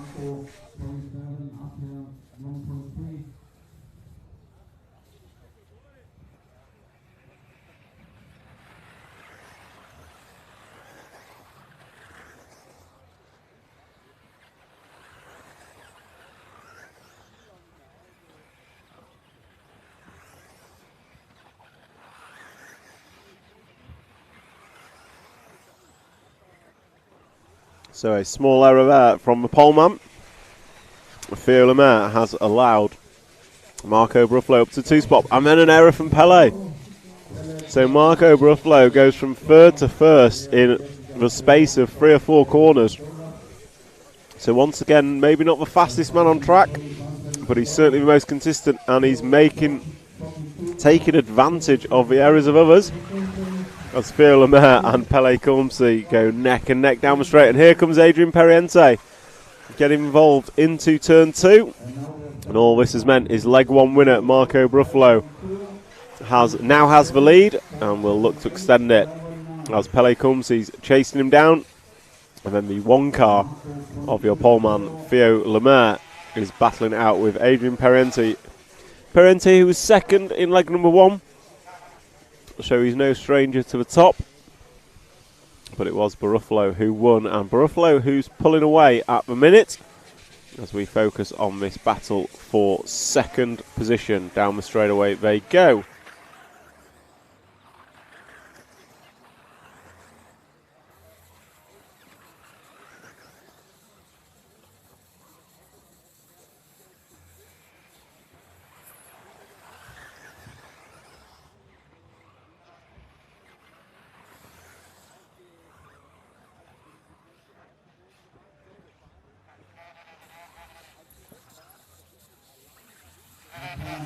So a pair of errors from the 2 car and 3 car. Pele Kumsi and Theo Lemaire both needing marshals. Has extended Bruffalo's lead quite considerably as the 2nd place man Theo Lemaire crosses the line 4 seconds back. And now Adrian Pariente, 2nd in leg 1, is keeping company of Theo Lemaire for 2nd place as Pele Kumsi drops to 5th, but then goes past a rolling Thomas Musso. So we have picked up the 1 car of Theo Lemaire running in 2nd, and we should see Pariente in the background of that shot, who is running in 3rd position, and those 2 are going to do battle. to see who can take this to Marco Bruffalo, but unfortunately, with Marco already down the street, so to speak, I would suggest that it's only going to be an error from Marco that will stop him winning this, and with it, winning the overall C final, having taken leg number 1.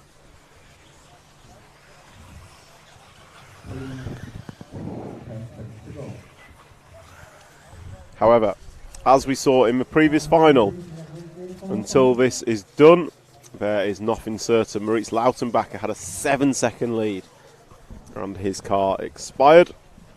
So we'll just follow Marco for a couple of laps as he goes down the straight and into turn number 1.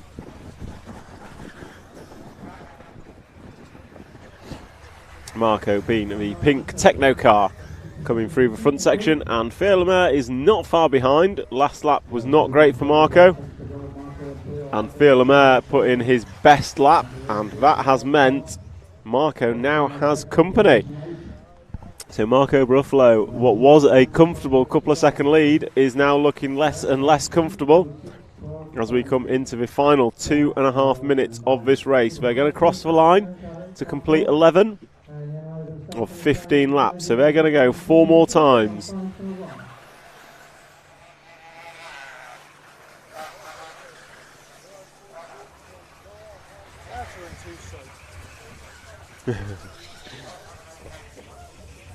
So someone going absolutely huge over the centre double. Anyway, Bruffalo has pulled the lead back out as Lemaire has a small error with 2 minutes exactly on the race clock. And Marco Bruffalo has this lap and 3 more as he falls short on the triple, but gets away with it. And then we'll drive away from the rostrum. Oh, almost landed Matt on 2 wheels. Just saved it. Well done, Marco Bruffalo. As he comes down the straight for the completes the 12th lap and starts his 13th. Theo Lemaire is about 1.2 behind, and that looks closer until, as I say that, Theo has an error and is on his roof. So Adrian Periente going to go by, Pele Kumsi going to go by, Thomas Musso going to go by, and so is the 12 car of Andreas Meyer. So that was a unmitigated disaster of a crash for Theo Lemaire. And what that means is Marco Bruffalo has a 5-second lead with 1 minute to go. So coming into the double-double, we have this lap and 2 more for Marco. And he's come round the end of the straight in the pink and black Techno machine. He'll do a roll down and come into the centre section, up and down the double. And we will stick with Marco because, oh, he's over. And here comes Adrian Periente. So the lead has changed hands. So a 5-second lead has gone in 1 small error. So Bruffalo now running in 2nd place. Periente is your race leader through the back section, and these guys are going to go this lap and 1 more. So Periente, your leader, Bruffalo 2nd. These guys finished 1 and 2 in leg number 1. Reversed order so far. Bruffalo looking up inside, not going to make it stick. These two start their final lap now. Pele Kumsi caught up the line, so it is a 2-horse race between these two. And it looks like Bruffalo has gone. So Bruffalo made an error, so Adrian Periente, he is coming round. He's got half a lap to go to finish this one off and take it to a 3rd and final leg of this C final. Coming through the 7-pack, he's 180s, does a triple. An error from Bruffalo put this all in Periente's hands as he comes through the 180 and he goes up and down the corner tabletop and come in, double to go, and Adrian Periente takes the flag and win in C final. Leg number 2, Marco Bruffalo going to finish in 2nd, and Pele Kumsi in 3rd. That takes us to a deciding 3rd leg of the C main. Okay, a quick scout into the comment section. And Daniel Liu comments, doesn't matter how fast you can go, looks like consistency is the key. Absolutely agree with you. Consistency is the key, but it's very hard to be consistent on such a technical track. Connie Svensson. The A final was really exciting. Looking forward to second leg. Second leg will be up shortly. We have B final leg 2 to go now, and then A final leg 2 is up next. Tane Van Hoort, that's exactly what this track will do to you on your last lap. Last laps have been brutal on this track, or last minutes I should say. We've seen the lead change a few hands no matter what. Daniel Liu, I didn't see the first one A final. Who did win the race? Daniel Liu, it was an exciting race, which Burak Kilik won from Mikhail Orlowski, and then it was Aaron Ronick and Bruno Coelho ending in 4th, and Jorn Neumann in 5th. Those 5 were at the breakaway pack, I think it's fair to say. And I would suspect something similar in leg number 2 with a similar breakaway pack. However, I'm not going to go as far as predicting the outcome, because quite frankly, any one of the 5 could win it. And good on Jessica Paulson for making the C group and running very well. Absolutely. Jessica Paulson, arguably the fastest female RC racer in the world, has done a brilliant job of a C final here, and has just in that C final leg 2 convincingly beat JQ, which is great to watch.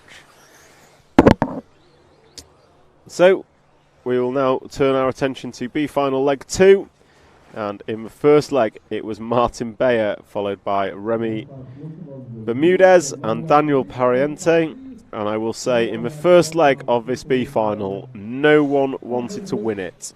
I think everyone in the top 5 had their opportunity to a significant lead, and every one of them threw it away.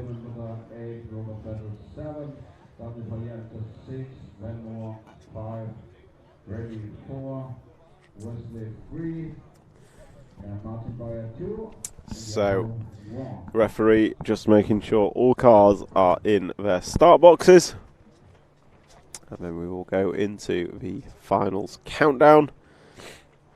Tame Von Hart making a comment, 500 viewers, nice, great coverage. It is great coverage, and it's great to be able to bring you this coverage of the EFRA European Championships, and the coverage is sponsored by X-Ray, Hot Race, Hobbywing and S-Works. Now I would urge you to like, subscribe and share on this stream as we go into countdown for the B final. And off and away we go.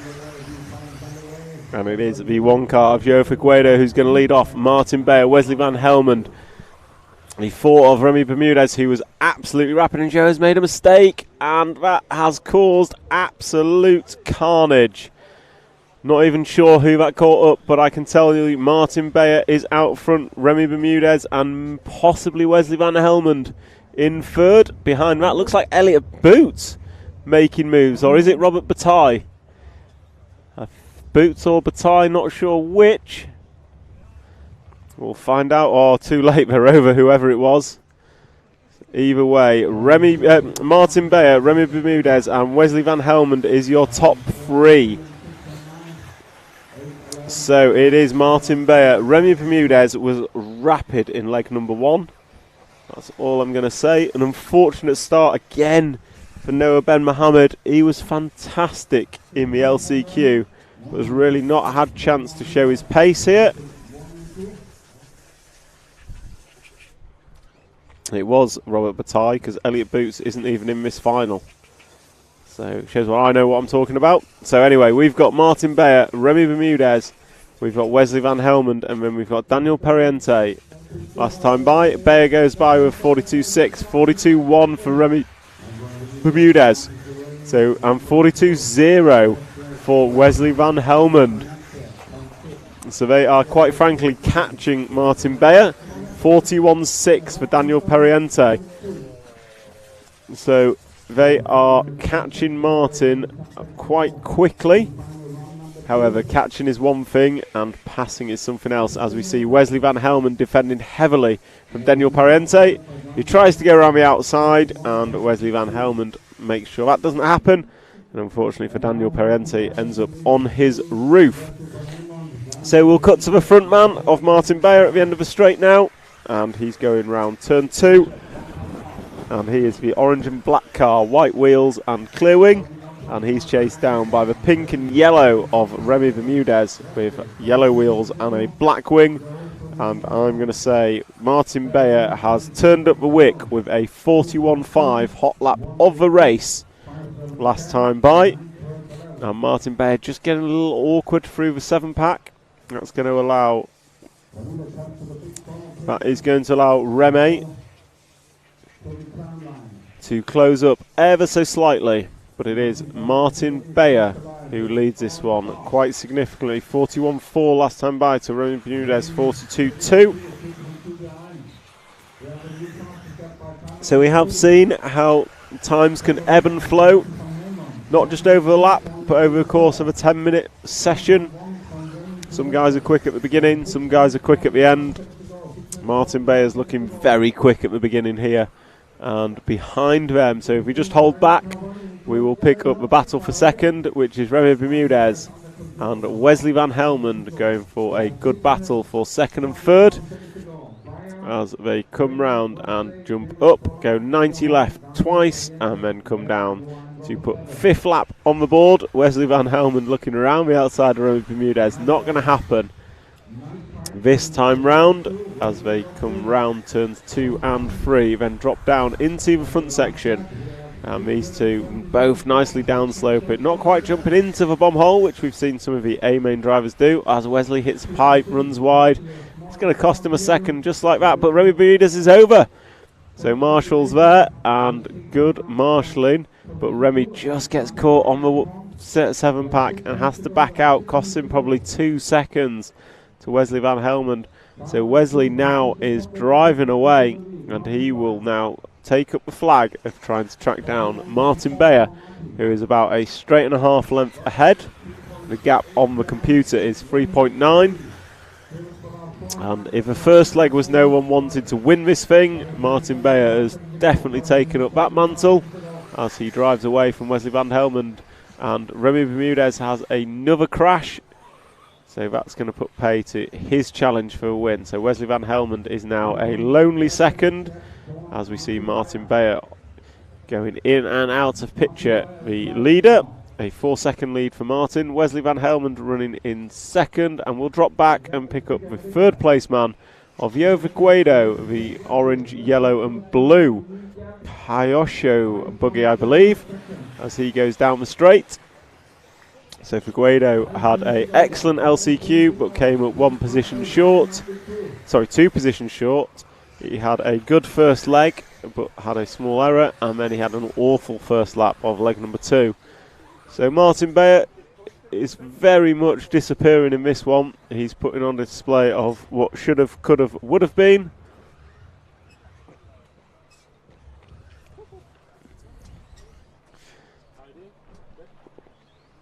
So yeah, Martin Beyer leading this one. He is a 40.7 last time by with a 40.3 best individual lap. So he's still pulling away from Wesley Van Helmond, who has Yo Figueiredo for company now.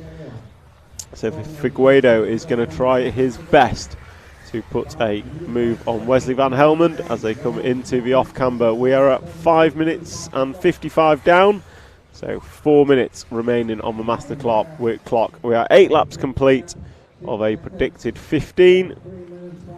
And Joe Figueiredo is chasing down Wesley Van Helmond for 2nd spot in this B final, leg number 2. And as a reminder, leg number 1 went the way of Martin Beyer. Figueiredo finished in 4th and Van Helmond finished in 6th position last time by. So if Martin keeps it where it is, and I see no reason why he wouldn't, he will be taking home the B final win with a leg to spare. And we will still watch this battle for second, because quite frankly Martin's making this boring. And the battle for second is the closest battle on track, separated by less than half a second last time by. And Figueiredo is pushing Wesley Van Helmond round, and Wesley's over. Oh, Figueiredo gets caught up in Wesley's accident, and they both resume, and Figueiredo tags Wesley, lets him get away with it as they both come double onto the straight. So all that's done has increased Martin's lead to nearly 10 seconds and reduced the gap back to Clement Boda to just under 3 seconds. But ultimately these two are still racing, and Figueiredo up the inside. Oh, Wesley, I thought he had it back then. And then he does get it back as Figueiredo gets it wrong. Through the fast chicane. And these two into the back 7. And they go over the triple. Nicely done. So Wesley Van Helmond going to come into the corner tabletop as Martin Beyer comes around the end of the straight. And Wesley is going to cross the line to complete 11 laps with Figueiredo chasing him down. Right behind him as they go side by side, and Figueiredo's over. And it's not going to require a marshal, but it is going to mean Wesley Van Helmond is on his own in second as we come into a final 2 minutes. So we'll sit back and pick up this battle for third now. And that battle for third is João Figueiredo, Robert Bataille and Clement Boda. They are your 3 drivers. So 3 very, very quick drivers as they go drive away from the rostrum up to the double left-hander and then come back down. Van Helmond crosses the line, Figueiredo does, Bataille does, and Clement Boda putting 12 laps on the board. Just check in on Martin, and he is still leading by quite a way. So we will watch this kind of 4-pack now. They're slowly reeling in Wesley Van Helmond. Is João Figueiredo, and he's pulling along Robert Bataille with him. Sorry, Robert. I blame Carlos. All I can think is ballet. So it is Figueiredo now on the gearbox of Wesley Van Helmond. As the computer announces the final minute, these guys will be starting their 14th lap of 15. As Figueiredo goes long but can't quite make a move stick on Wesley. He's got some serious speed in that Kaiosho machine. Closes the gap to Wesley into turn 1 every single time as they come over front section for the penultimate lap. And they're through the fast chicane. Going to go onto the cobbles. Figueiredo running wide, and he's on his roof. So Robert Bataille going to jump up to the free spot and see if he can do anything about Wesley Van Helmond. But if we cut to the end of the straight, and round the second corner goes Martin Beyer, and then he comes into the big double now and out of the bomb hole, and we will watch as Martin Beyer completes his 15th and final lap of the B final, leg number 2, and if he keeps it rubber side down with a lead of 15 seconds, he just has to bring this one home and he will be the winner of the B final, having won leg number 1 and now leading leg number 2. 2 corners to go, 2 jumps to go. Martin Beyer goes left and left, and he comes round and finishes with triple single to take the win of B final leg number 2 and overall B final winner. And we will hold this view and just appreciate how much Martin has led by, and it looks like we're going to get Robert Bataille coming home in second. So there goes Robert taking second place. Clement Boda going to be third, and that means João Figueiredo and Wesley Van Helmond have both dropped out big style on that last lap. Van Helmond finishing 4th and João Figueiredo DNF. So that's a wrap of our B final, leg number 1. And I will just take a moment. A final, leg number 2 is next, just so we're all aware. A final, leg number 2 is next. One we will all want to watch, I am sure.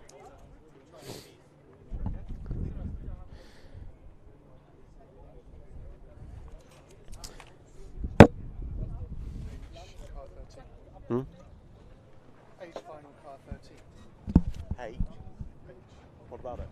In the H final, Yeah. then you follow car 13. Yeah, sorry, yeah. Sorry, I'd just written 13 down. So, as your A final is warming up for leg number 2, I would like to take the opportunity to thank our sponsors, X-Ray, Hot Race Tyres, Hobby Wing and S-Works, for enabling us to bring you this live stream. And it is the live stream of the EFRA 1/8 Electric Buggy European Championships. Just get a quick check-in on the chat. I can't read them all, there's too many coming in. It's We've got a quick question from Tame Van Horten. Are they using 6S batteries? No, they are using 2S, I think. 2S or 4S, I don't actually know. But it's not 6S, I know that for sure. And right, I'm going to go back to warm-up. And our drivers need no introduction. Bruno Coelho on pole, Michael Orlowski second. Burak Kilik, your winner of leg number 1. We've got Aaron Ronick in 4. Birkenkilik 5. Your Newman 6. Bartosz Saluski 7. Juan Carlos Canas 8. Your reigning champion. Max Goetzel 9. David Ronifolk 10. Elliot Boots 11. David Ongaro 12. And your last chance qualifier winner, Jonathan Skidmore, is number 13.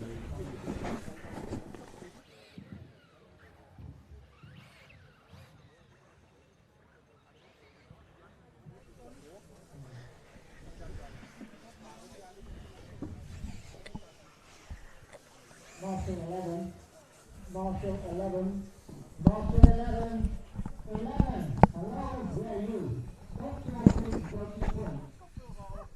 Thank you.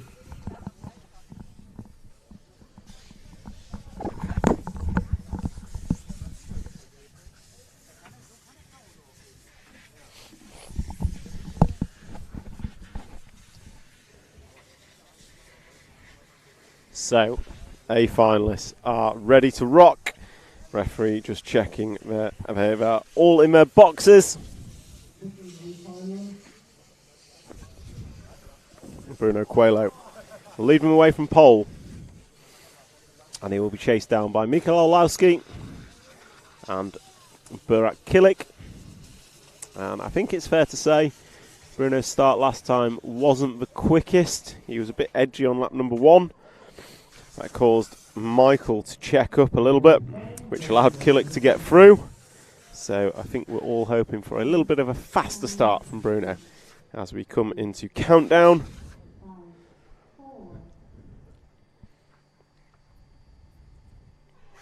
And away they go. Bruno away from pole, and Orlowski is straight on it, almost gapping Burak Kilik from the off by a couple of attempts.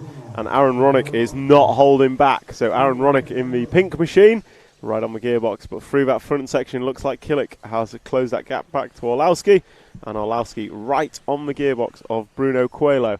So coming over the 7-pack they go, first time through. And it is all without bother into the triple. Same again. Kilik looking close to Orlowski as Bruno just gaps him ever so slightly. Coming through the sweeper and round the double left. Bruno Coelho might have been edgy last time on lap 1, this time anything but. So we'll pick up our leader on camera, and Bruno Coelho is through turns 2 and 3. Going to drop down the roller and then into the front section. So Bruno Coelho opening up 38.5, doesn't really count because he's halfway down the straight, but I think it's fair to say that was a rapid opening lap from Bruno. Michael Orlowski going to have to throw everything at it to catch up with him, and through the 7-pack they go. Nicely done, Orlowski, champion's roll, going to end up on his wheels. But again, that just gives Bruno a couple of tenths of a second. And Bruno is one of those drivers that once he's gone, he's not going to look back twice. So Bruno Coelho going long, triple single, pops a wheelie down the straightaway. And then we've got Orlowski and Kilik. And they're starting to pull away from Aaron Ronick in 4th. Birkenkilik goes over in 5th. So it's going to be Jorn Newman going through, then the 7 car of Bartosz Saluski, and we've got an error, and that error is Bruno Coelho. So it's going to be Mikael Orlowski, Coelho and Kilik, and they're close enough to throw a blanket over them. I do not need to give you splits, as we can see there is barely a car's length between them. As they come over the triple, it's now going to be Orlowski from Bruno. Bruno's last lap was a 41.2. And he's going to have to now find a way past Orlowski if he wants to take the win in leg number 1. So Orlowski down the straightaway he goes, finished second in leg 1. And they've gapped Kilik quite significantly on that lap. So Burak Kilik dropping back ever so slightly. And then Bruno having to just check up behind Orlowski coming into the double. So Orlowski is leading through the fast chicane. Bruno and Michael both talked of the respect they have for each other, racing each other pretty much every weekend it feels, as they come through summer across all classes of racing. This being neither of their speciality, but just shows the class of both the drivers and the manufacturers of these cars that they can be at the front of such a highly competitive field. And it's just starting to spread out slightly. 40.4 for Michael last time by, 40.7 for Bruno, 41.0 for Killick, and Aaron Ronick looks to be a man on the move. 40.7, he is right on the gearbox of Burak Killick as they come over the big double. So they go through the fast chicane into the cobblestones. You've got Orlowski just pulling away from Bruno, just pulling away from Killick, who has Aaron Ronick on his gearbox. So Mikael Orlowski over the triple, gets it wrong, just hooks a pipe, going to cost him a couple attempts of a second. So we'll keep the camera on Michael, our race leader, as he comes over double-double. Bruno behind is going triple-single, as he always has done, and through turn one. And this time round, Killick's put in a stormer of a lap, a 40.4 from Killick. Quickest of the three that time, closes up to Bruno, but as it ebbs and flows over the course of a lap and over the course of 10 minutes. We know from speaking to Bruno his car gets quicker as the 10 minutes unfolds, whereas we think Michael's and Killick's might change in a different way. So Michael does a triple, just got it wrong on the entry. Bruno's going to case it. Killick can't get through, but what that does is open up the gap for Michael ever so slightly. So if we zoom out and just concentrate on the battle for second for a moment, as Killick and Bruno come over together. Killick's over on his roof. 1, 2, 3 going to go by. So it's now going to be Bruno, Ronick, Neumann and Killick. Oh, and Killick's just peeled Neumann. So Killick and Neumann coming together, and Neumann going to end up on his roof. Meanwhile, Bruno just getting it wrong, coming out the bomb hole, allowing Ronick, and Killick's over again. And it is going to be Bartos through, so Bartos up to the 4 spot. Meanwhile, Orlowski up front is not minding all this behind him. So it is Orlowski and Coelho and Aaron Ronick. And then it's a big gap back to Bartos, Saluski and Jorn Neumann. So you're going to concentrate on the front 3. Orlowski goes past, and he drops down into the front section. So we'll pick up Orlowski as our race leader, and it's down to Bruno Coelho to now chase him down, catch and pass. Quickest last time by was Bruno Coelho by 3 tenths. So Bruno Coelho 3 tenths quicker than Orlowski last time by as we come through the 7-pack. And Orlowski does the triple, Bruno does the triple, just case it. Aaron Ronick probably looking the raciest of the 3. However, it is Mikael Orlowski who is out front, and that is what matters. With 5 minutes and 30 down, 4:30 to go. Orlowski's car's looking a bit squirrely on the straight, and last time by it was 4 tenths in favour of Bruno Coelho. So Bruno is lighting it up as Michael gets it slightly wrong, and that's going to allow Bruno a gap. Door was open, but Bruno's not through. Orlowski having to go single over the double. So now we have a battle for the lead as they come into the 7-pack. So Orlowski, it's Bruno Coelho, and just behind him Aaron Ronick. I think we're on a 2-horse race for the lead now. Aaron's not quite got the pace to catch and pass them. He's got the pace to live with them, but not necessarily catch them. So it's Orlowski and Bruno. Bruno going double, keep it fair, looks up the inside, going long, and he's got him into turn 1. Oh my gosh, side by side. Barely a millimetre between them. Absolutely fantastic racing between Bruno and Michael. Michael left enough space. Bruno didn't go too fast. Bruno's over. So Aaron Ronick going to go to the 2 spot. So let's see what Ronick has. With a gap of about 2 seconds between Orlowski and Ronick, and 3 minutes and 30 to go. Let's see what Aaron Ronick can do with Michael Orlowski out front. And more importantly for Bruno Coelho, if he wants to take the title here today, he is going to have to finish in the top 2 in this leg. Leg number 1, Bruno only managed a 4th place finish. Michael Orlowski was 2nd. So Michael Orlowski would carry a 2 and 1 into the final leg. Aaron Ronick would carry a 3 and a 2. So Bruno has to make up a position if he wants to leave Germany as a European champion today in 8th electric off-road buggy. Meanwhile, Aaron Ronick is throwing it down, and he is caught Michael Orlowski as they go through the 7-pack. They have 2 minutes and 46 to go. This lap and 4 more. This lap and 4 more. Can Orlowski hold on? Can Ronick make the pass and take the win in the A main? So coming down into the double they go. It is Orlowski, Ronick. Orlowski cases it, gets a kick down the straight. but he's going to hold through turn 1. Bruno Coelho is a couple of seconds back, about 2 seconds behind.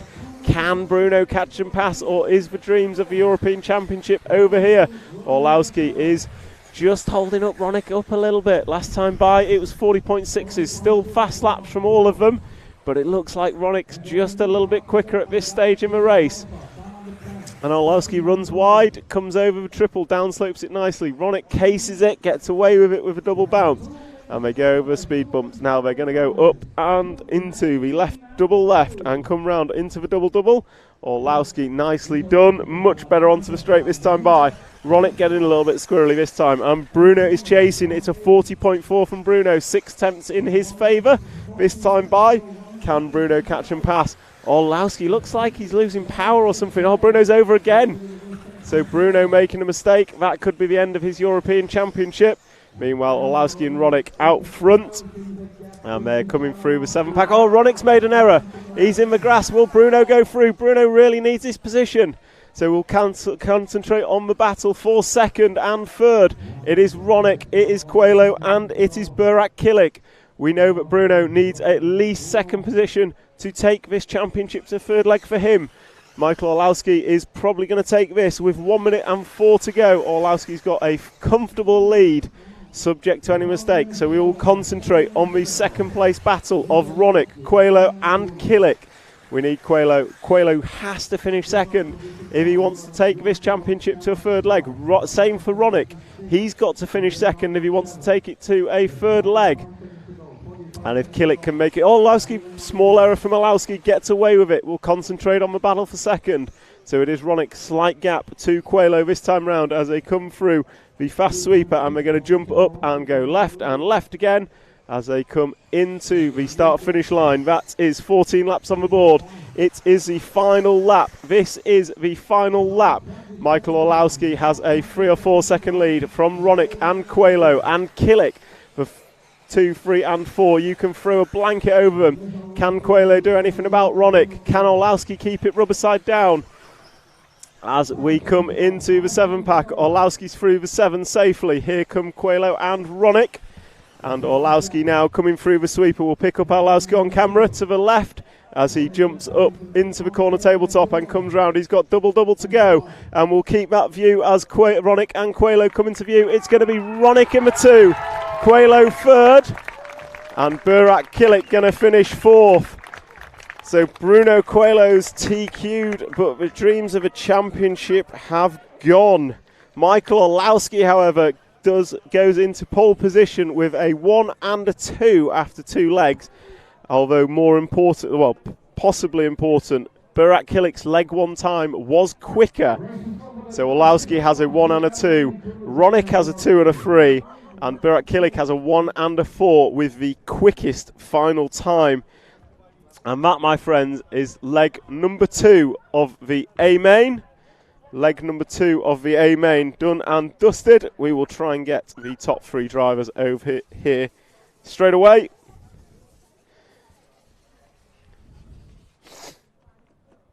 And what a battle that was. Pretty much everyone at the front with a bit of an opportunity to lead. Mistake from Kilic. We'll very rarely see those mistakes from Burak. He's been super consistent, but it will go down to a wire, and it will go down to the wire between Michael Orlowski, Aaron Ronick, and Burak Kilic.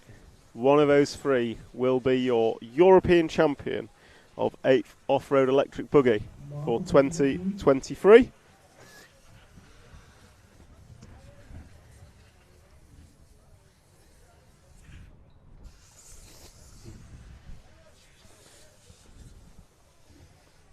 Well, let's start into the third and final round of final. We continue with the third and last final case. Final case that is open for warm-up. Michael, leg number 2 just finished. Took a win with that. Fairly comfortable at the end, but can't say it was all the way through. How did you find it? It was good. Bruno had a better start and Burak struggled. So there was a nice gap in between us. So that's what I needed. That's what I wanted after A1. And then my calf was feeling good. Bruno had a mistake, I think, on the jump section. And then I started to lead, and I said to myself to put the head down and not slow down, because in A1, every time Bruno or Burak were in the lead, they slowed down massively. And so I put in some good laps, made the gap from me to Bruno like 2 seconds, and then I made a mistake, and then it was really hard to create that gap again. I didn't have the confidence when I made the gap between me and Bruno at the beginning, but I was lucky enough to have Bruno and Aaron make mistakes behind me, and then I had one small bobble somewhere, like with 2 laps to go. This triple in front of a rostrum, you seem to just be losing the speed into the double. I got this bit wrong just before, and then I was on 2 wheels, and I lost all my confidence, because I was doing like really good laps, I think, and then and making the gap bigger, but then I lost all my confidence there. So I just wanted to bring it home, and unfortunately I didn't beat Burak's time from A1, so he has a faster time, but I have a 1 and 2. Bruno cannot win anymore. You, Aaron, or Burak? Yes. So I have those guys behind me. So it's all in my hands now in A3. It is. So I will just do my best once again. Well, good luck, and thank you very much, Michael. Go to Marshall now. Thanks. Cheers. So as Michael sums up his leg number 2, as he says, it is between himself, Burak, and Aaron for the overall title, and they all start behind Michael, so it is in his hands. And I'll just take a quick look at the comments. I can't catch them all. Olowski, he is driving a Schumacher. I believe it's a prototype of some sort, Rimfire. I'm not sure what, but we did have an interview with Michael yesterday where he said he thoroughly enjoyed reading all the comments about people's best guess of what it is. A lot of support for Bruno in that one, and yes, super exciting final. The third leg is going to be fantastic, and that third leg is due on at 3:55 local time, so about an hour and 20. And now we cut to the K final, which starts, and that starts with Thomas Zuck on pole. So Thomas Zuck is your pole man leading away.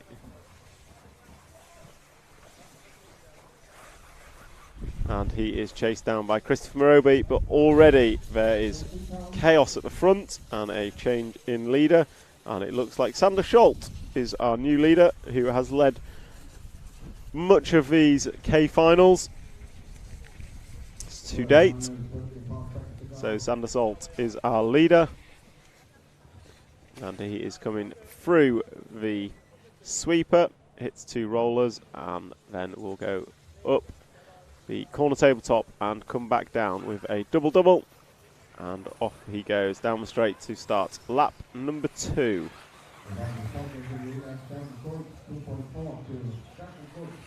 I look at the K final. Thomas Stuck, your poleman, has 2 4s. Steve Duprez has a 1 and a 5, but Eric Lemaire with a 2 and a 3 is your current leader, and your winner is Sander Scholt in leg 2. However, he is backing it up with a 11 from leg number 1. So Sander Scholt really needs a good result here. And they are rocking and rolling. And it is Sander Scholt, the black wing, yellow wheeled car that we're watching. Eyes over. And there is Elliot Boots as he marshals him. And that creates a 3-car race for the lead. And that is Colin Lupke, Sander Scholt, and Stefan Kunz. So the 9-car of Colin Lupke back at the front, as he has also been many times.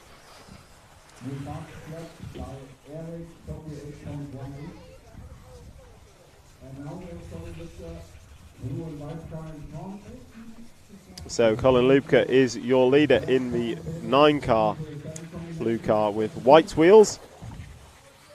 And a clear wing, and he's over.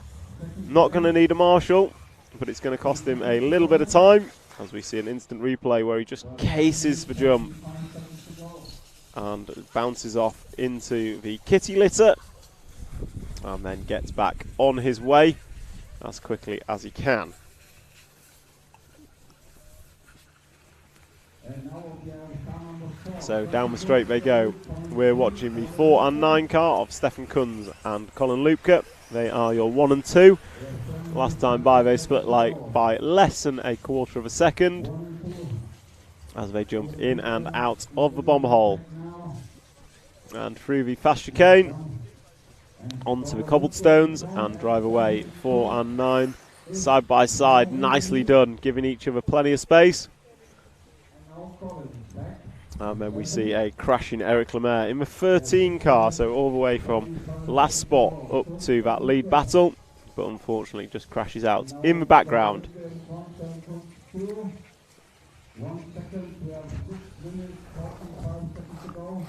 And then K final, leg number 3 underway. It is Colin Lupke who is now leading from Stefan Kunz, and that lead is not huge. It's certainly not huge in terms of what a mistake can cost, and there are many mistakes on this track just due to the sheer difficulty and technicality of this track. And there is one. We see Colin Lupke, recovering from an error on the cobblestones and then getting a little bit of an odd bounce through the 7-pack, which closes up Stefan Kunz, so the gap between them is now less than half a second as they come through the high-speed sweeper and then drive up to the corner tabletop. A double 90 left and then come over the double and across the line as they drive down into turn 1. Oh, and a mistake from Stefan ends up on his roof.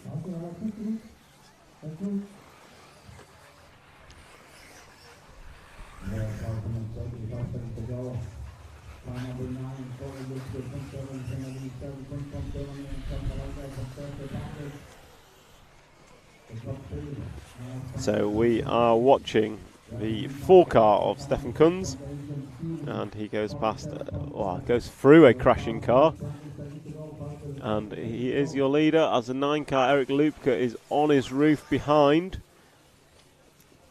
So Stefan Kunz is your leader at half race distance as we are 5 down and 5 to go. And we've been asked if we can spectate the 8 car, which is Tom Vellante in 3rd position. So yeah, if we go to the end of the straightaway now, we will pick up the battle for 2nd and 3rd. Tom Vellante in the 8, and we have Colin Lupke in the 9. Oh, Tom just getting up on 2 wheels. And he comes over double. So Tom running really well in this final. And unfortunately for whoever has to spectate his car might not know about our camera curse, whereby whoever is on camera generally crashes. But Tom is running in 3rd spot, trying to chase down Colin Lupke. And the gap to the lead is about 5 seconds. Oh, Tom's over. Maybe we stick on the 8 car if we can. Once he is marshalled. I think the 8 car comes round now behind the 13 of Eric Lemaire. So we'll follow the 8 car for a good lap or 2. At the request of our fans on the YouTube RC Racing TV live stream. And down the straight he goes. The 8 car of Tom Vellante, the Czech Republic driver. And coming into the front section.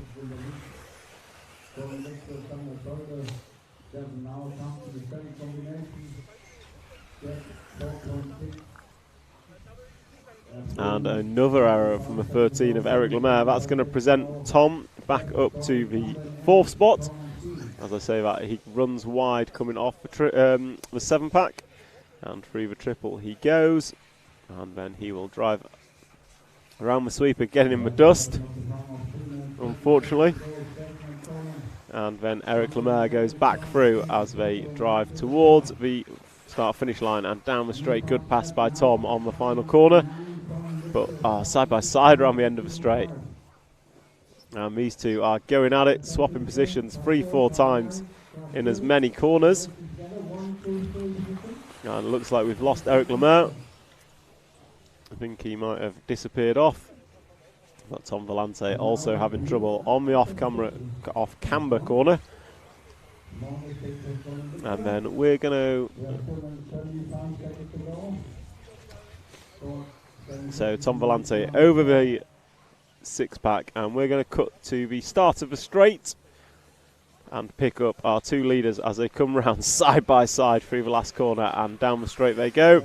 We saw expertly how it's done in the A final. Bruno Coelho must have been millimetres from Orlowski's car at the end of the straight, and they did not touch. Quite incredible, if I'm honest. And this is your battle for the lead between Sander Scholz and Stefan Kunz. The 1 and 2 positions, the 4 and 3 cars. And it looks like Sander Scholz has made the move, but with 1 minute and 50 seconds to go. Oh, they've caught each other, and Colin Lupke going to go round the outside of them both to the lead. So this is a three-way battle for the lead now. Colin Lupke going down the straight in the blue car, white wheels. And then we have Sander Scholz, blue car, yellow wheels. And then we have the green-winged car of Stefan Kunz. And it looks like we've got the 3 car back to the lead as Eric Lupke ran a little bit wide. And then they go past the multicoloured wheel orange car. So we have a comment from Bobby Burley in the YouTube chat. What tyres are they running? All sorts. I think clay compound is the preference, and across the brands I couldn't tell you. I think it's a Web type tyre. I think Hot Race is a Sahara type, but I'm not sure on the particular tread compound or brand. Obviously brand drivers are running whomever they're sponsored by, but it is an open tyre competition, so pretty much whatever a driver thinks is best from their selection. And we come back to this race. This is possibly the last lap, depending whether it is clean lap or not. And that is not a clean lap for the 9 car of Eric Lupke, Colin Lupke. So we'll jump forward 2 cars to the yellow-wheeled blue car, who is now your leader. And that is the 3 car of Sander Scholz, and he's over. And Colin Lupke knocks him back over. I think these two could be racing to the line, and it is Eric Lupke who's come off best. Sander Scholz is stuck. So Eric Lupke with 5 seconds to go. And he has got caught at the line. So Colin Lupke is going to take the win in leg number 3 of the K final. And Sander Scholz still comes home in second despite a terrible last lap. Eric Lemaire in third. Stefan Kunz in fourth. And then we're expecting Tom Volante in fifth. If we just cut to the double, we'll see as people finish. As they all come across. I think everyone's finished now. So that's a wrap of the K final.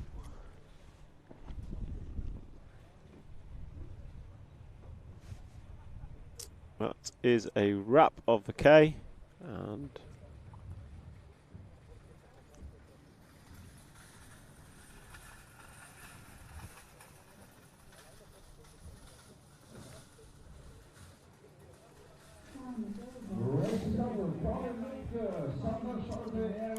so Colin Lupke going to take that one, and then it was Sander Scholz and Eric Lemaire. And I'm trying to see if I can pull up a final result of the 3-leg combined, and I can. It was Sander Scholz that took that overall with a 1 and a 2 in a quicker time than Colin Lupke's 1 and a 2, and Eric Lemaire with a 2 and a 3, finishing third in the K final.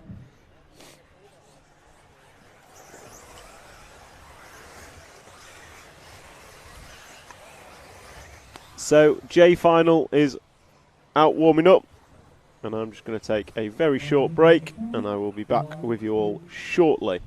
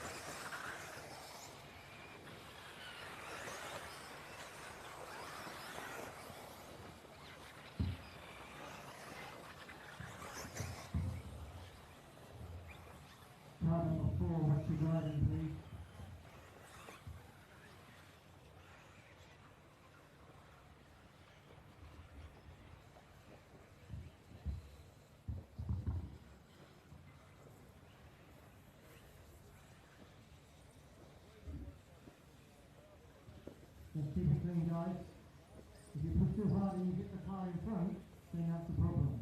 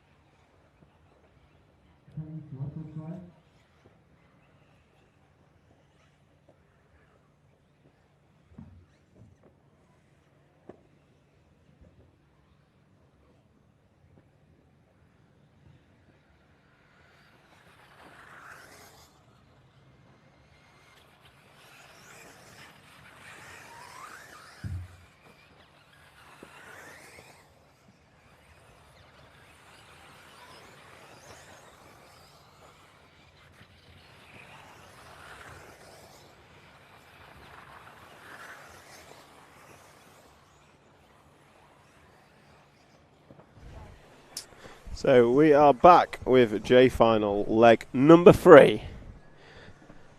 And I'm going to have a quick look at the comments. I'll have to watch the rest later as I'm off to the track myself. Great coverage. Let's go, Bruno.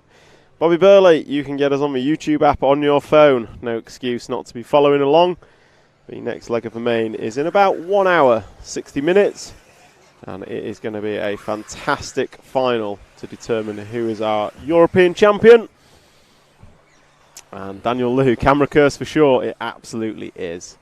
I don't know why anyone would ask to be following someone unless they quite frankly don't like them, because it is without fail going to be a crash. So let's pick up the J final. We are following the 1 car of, let me just pull up my timing screen, Heinz Muller, and he's been followed by the 2 car of Heino Muller and the 4 of Peter Perrault. So this is a very civilised J final. I'm pretty sure last time the winners came from the back of the field rather than the front. And if I look at the previous results, Heinz Muller has a 1 and a 2. Michael van Dijk has a 1 and a 2, and Heino Muller has a 1 and a 3. So it will be Heinz Muller or Michael van Dijk that win this. And Heinz Muller is leading, and Michael van Dijk is 5 seconds behind on track and 3 places behind. So we're watching our leader into the cobble corner and drive away. And we are at 4 minutes and 30 seconds down, 5 minutes and 30 seconds to go, as the 13 car makes an error on the double. But we are watching the 1 car come off the big triple into the sweeper over the speed bumps, and then hook up on the apex of the corner and come round a double left-hander and goes big onto the straightaway.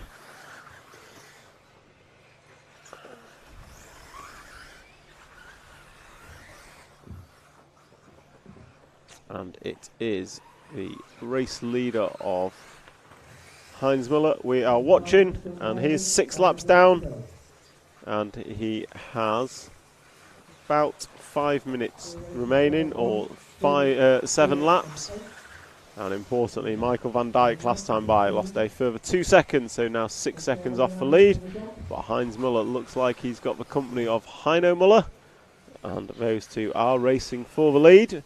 And that green flash in the background was your 4th place Michael van Dijk. So the win of this J final will go to Heinz Muller or Michael van Dijk, depending on which one wins this leg. In fact, Michael van Dijk has to win it.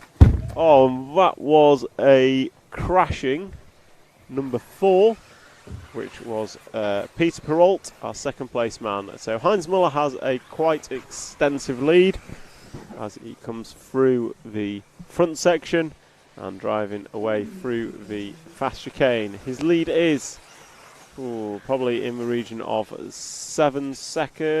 seconds now. And the 2nd place battle is starting to hot up, I believe. We'll try and pick it up at an appropriate point. As if we just pull in, if we just cut to the end of the 6-pack, you'll see a car flying around with no tyre on. So not quite sure what's happened there. but the rear tyre seems to have disappeared from his wagon. And he's running around on the foam, which is not going to be ideal for him.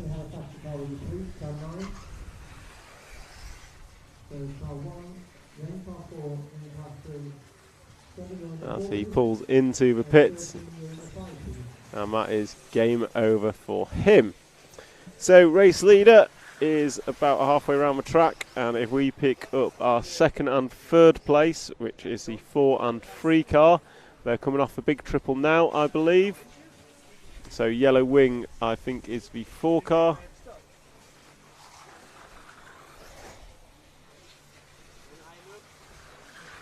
And there he goes across the line. Jan Disler has dropped back ever so slightly, so that is Peter Perrault running round in a lonely second place. Not quite as lonely as our race leader. Oh, no.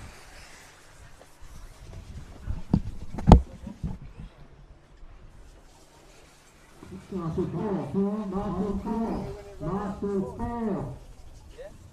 on.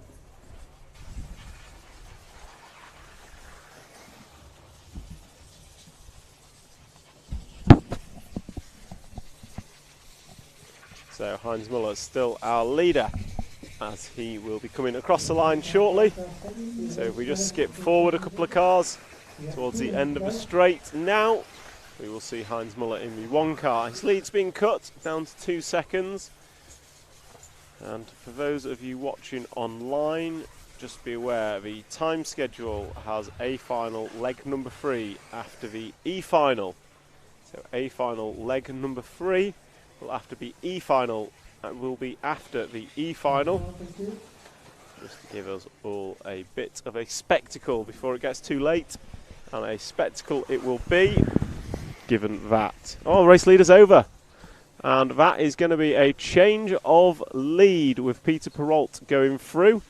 So your race leader is over. If we scan forward, we should have our race leader is the yellow winged number 4 car in the form of Peter Perrault, crossing the line now with 11 laps on the board. Heinz Muller going to go through in second. So yes, just be aware, A final leg number 3 will be after the E final, and it will be on in about 1 hour's time. 1 hour for leg number 3 of the A final. And I, for one, am extremely excited to see how it will unfold. We have 3 protagonists for the European Championship, and I'm shocked to say one of those is not Bruno Coelho. It will go to either Michael Orlowski, Burak Kilic, or Aaron Ronick. So we'll pick up Peter Perrault back in the lead of this J final as he cases the double-double onto the straightaway, and away he goes, and he's grip rolled into a fence, lands on his wheels and drives away.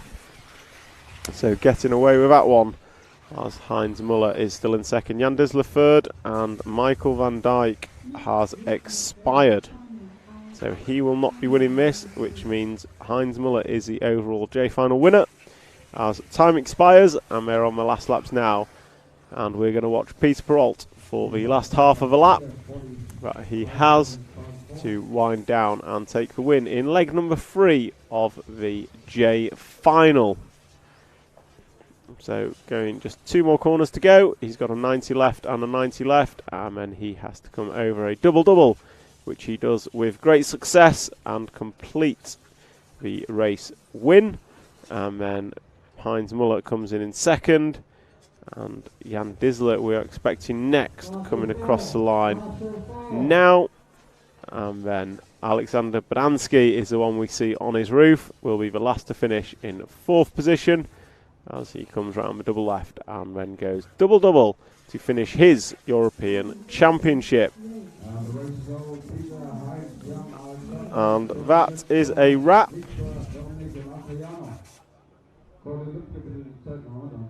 of the J final, and I will just pull up the top 3 results if I can, and that I can, hopefully. Not yet.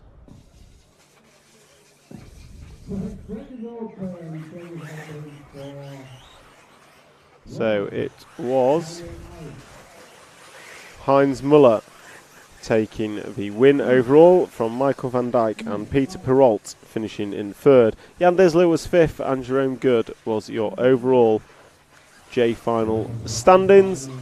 And next we are going to move to the I final. And the I final, currently Elian Buchholz has a 1 and a 2. Marcus Heine has a 2 and a 3. And your winner of leg 1 was Jody Muller, has a 1 and a DNF. So Jody Muller, your poleman, has to do something to go with his 1. As Mr. McCullen brings me a nice cold sparkling water. I couldn't ask for more right now. So we'll go for a quick ad break and then we will be back with the I-final leg number 3.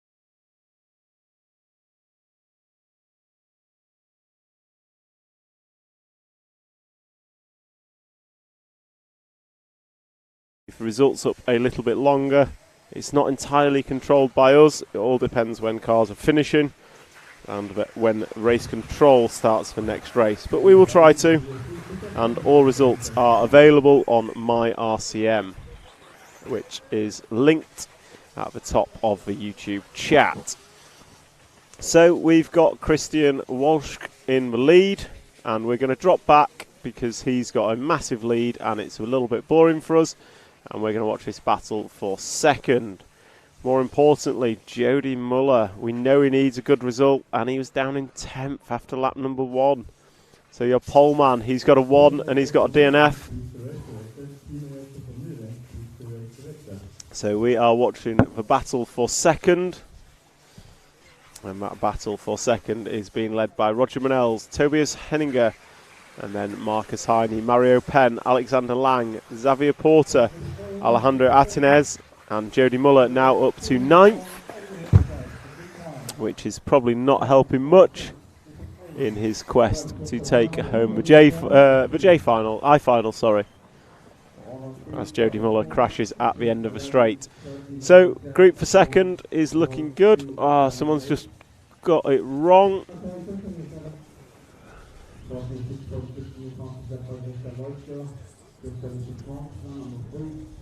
So the 4 car of Tobias Henninger was running in second. Still might be. No.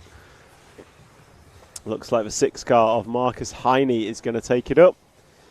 And he is being chased down by the 5 car of Roger Manels. However, they are 8 seconds in arrears of Christian Walsh, who is our race leader. So we will keep the camera on this battle for second. We will keep the camera on this battle for second, and I'll just keep an eye on our race leader as he disappears off into the distance. And it is Marcus Heine leading Roger Manells in the battle for second and third. Roger going big on the triple. And into the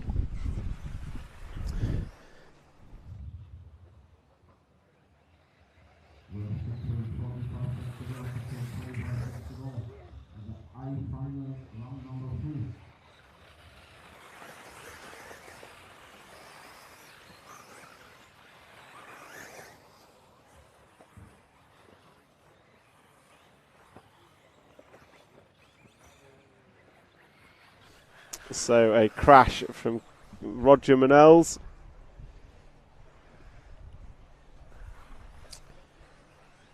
It leaves Marcus Heine in a comfortable second position. So we'll drop back and see what's happening further behind in the battle for third, which looks rather boring. Battle for fourth is a lonely one, and here comes a battle on track. 1, 2, 3, 4, 5 cars all filing through at once, and they are led by Alexander Lang and Tobias Henninger. And then you've got Nicholas Leloup, Xavier Porter in a 4-car, 5-car freight train. Meanwhile, our race leader, still 5 seconds to the good. And Jody Muller, our poleman, is not making much progress with a 1 and a 13 counting. Jody needs a much improved score in this one, but it's currently not looking great. And we'll try and pick up our race leader. It's been a while since we've given him any airtime. So coming off the double now, the blue car is your race leader, blue and white with a flash of green, black wing and white wheels. He is coming through off the cobbles, and then up and down the corner tabletop into the 7-pack, and nicely done. And second place is not far behind. If we just drop back 1 car, I think we've got a bit, we had a bit of a battle for second, but it seems there's been an error. So that is Marcus Heine running in second in the blue and white machine. And then we have Roger Manells in third place. So the gap at the front is 3.6. And then Roger Manells is a further 3.5 behind. And Alexander Lang is running in 4th position, Mario Penn 5th. Jody Muller now up to the 6th spot, or was, no, still in 9th. Just my timing screen updating. And so we have Christian Walsh on track. He is your race leader with 3 minutes and 50 seconds to go. He is your race leader. And he's over. And there goes Marcus Heine straight into him. Target fixation. He drove at what he was looking at. And oh no, Christian Walsh, don't go there, because you have, he's not missed a loop. He got the lap in, luckily.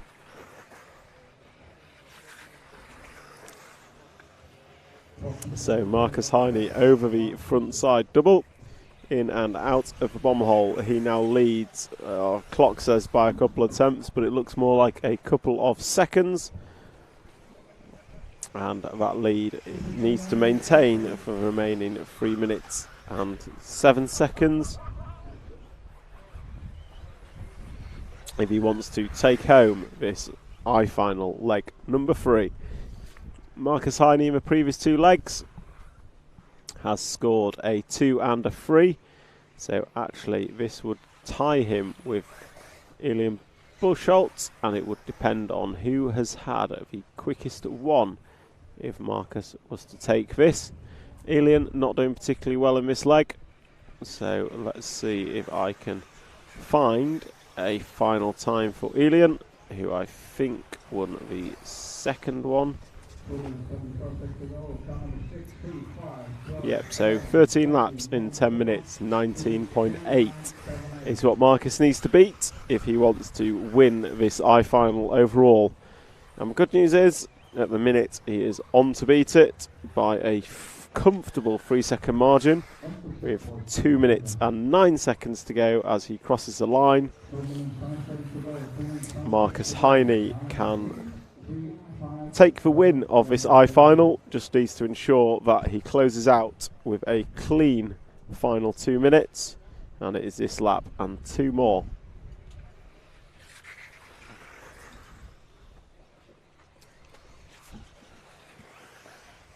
So Marcus up and down, coming into the backside. He's over, and so is Christian Walsh. So we've got a battle for the lead now. So we've got Christian Walsh and Marcus Heine are coming round the sweeper, and we will focus on Marcus Heine as he really needs this victory if he wants to take the overall win. And if Marcus Heine does not manage to take the overall win in the remaining 2 laps, it will be the I-Final will go the way of Elian Buchholz. And I'll just have a look at what score Christian's got. Christian Schultz has a 6 and a 10, so he cannot make the top of this final. So with 3-leg finals, it is the best 2 finals combined. As Christian Schultz makes an error but gets collected by Marcus Heine, and that is going to cost Marcus Heine some valuable time. So Christian Schultz is going to disappear off. Walshka is going to disappear off into the distance as he comes round to start his final lap now, and he is down the straightaway he goes, and Marcus Heine is still running in second, but a fair way back to the point I think this is going to need a Christian Walshka error if Marcus Heine is to win the I-Final leg number 3, and with it take the overall victory of the I-Final. We'll see as they are closing up. Christian Walshka makes a slight error. This is a race to the line between these two as Marcus Heine gets hooked on the pipe. So Christian Walshka, all he's got to do is bring it through the sweeper, up and down the double 90 left, and get it over the double-double, and he will take the win in I-Final leg number 3. There he goes, Christian Walshka taking the win. Marcus Heine going to come home in second.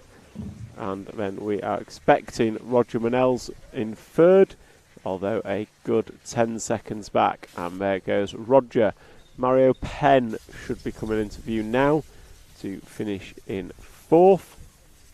And we'll see who it is as they cross the line. It is indeed Alexander Lang, and then Jody Muller going to tie a 5th with his first from leg number 1.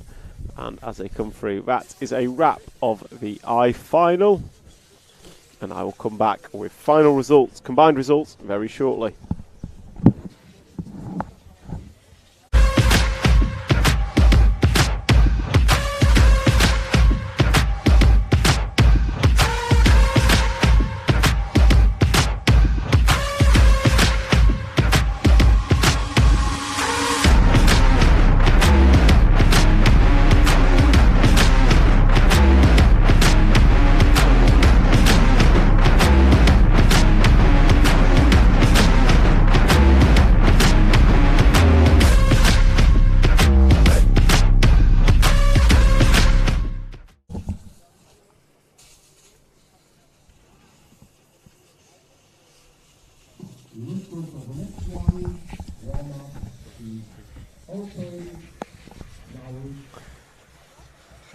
So, after all is said and done for the I-Final, it was Elian Buchholz taking the win, Marcus Heine 3rd overall, then Jody Muller 4th overall, Christian Walshka, by virtue of the last leg win, takes 4th, and Xavier Porter in 5th.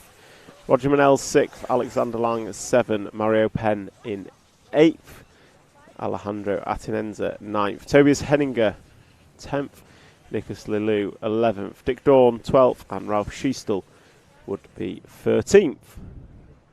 Next up is H-Final. H final is next, and your drivers are on screen. Josip Barrefoot, Sven Rudig, Stefan Habianic, Gilles Bernardo, Duncan Firenze, Yanni Hovey, Andres Pukert, Sonja Skursbeck, Christian Wukonig, Tim Donk, David Passon, Oscar Coote and Sandro Ehrenhoffler. And your winners of previous finals are Joseph Barrefet has a 1 and a 4, David Passon a 2 and a 5, Andres Pukert a 1 and a 7, Stefan Habianic a 3 and a 6, Sven Rudig a 3 and a 4, Gilles Bernardo a 2 and a 10. So it is all to play for as your H final is gridding up, and I would like to take a moment to thank our sponsors, X-Ray, Hot Race, Hobbywing and S-Works, for enabling us to bring you this fantastic live stream from an equally fantastic European Championships put on by EFRA here at the Rhine-Main circuit in Germany.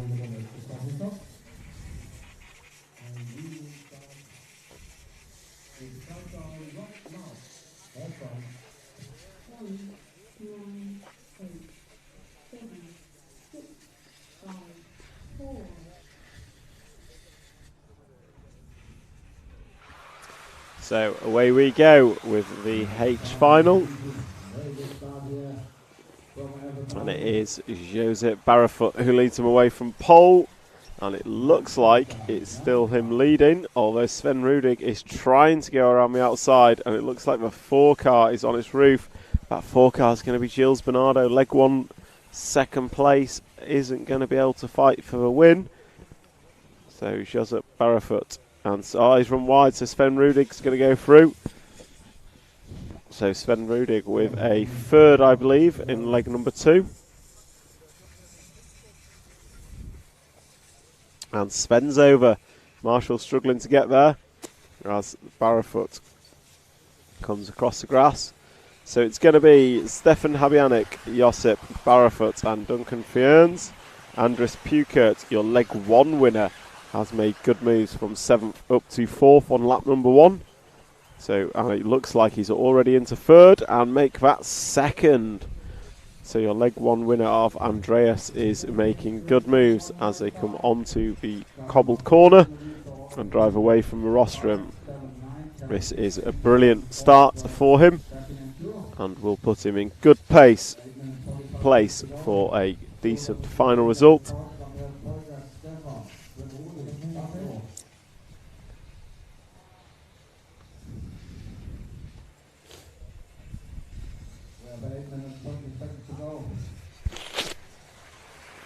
Oh, great move by Stefan Habianic down the straight, going round the outside of Andres Pukert. That was absolutely superb.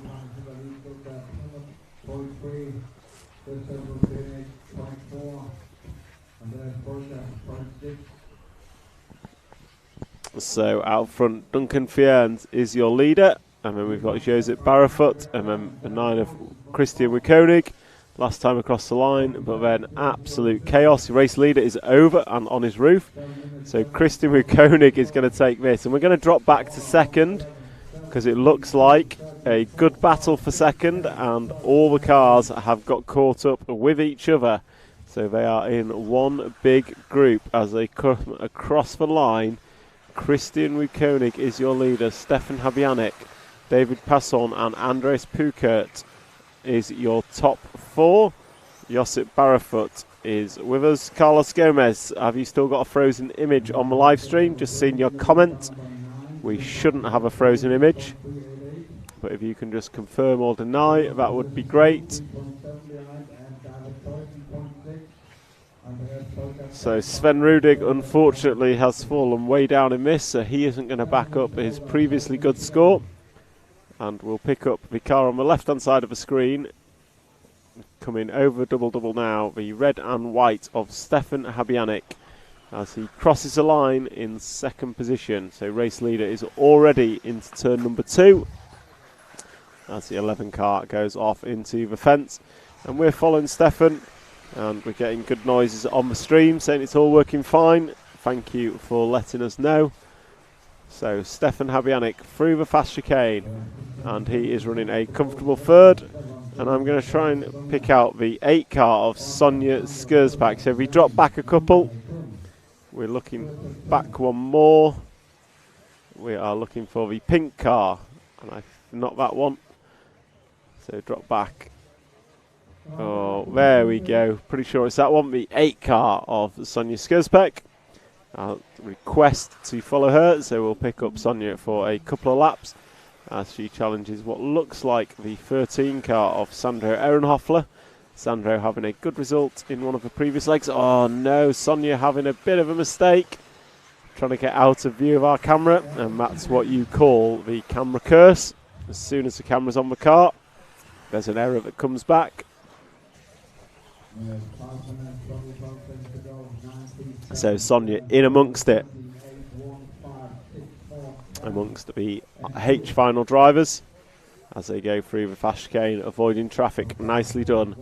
Onto the cobble corner, and we'll drive away towards the back of the track. Into the back section, going to go double, triple, single, single. Nicely done as a crashing car goes on behind her.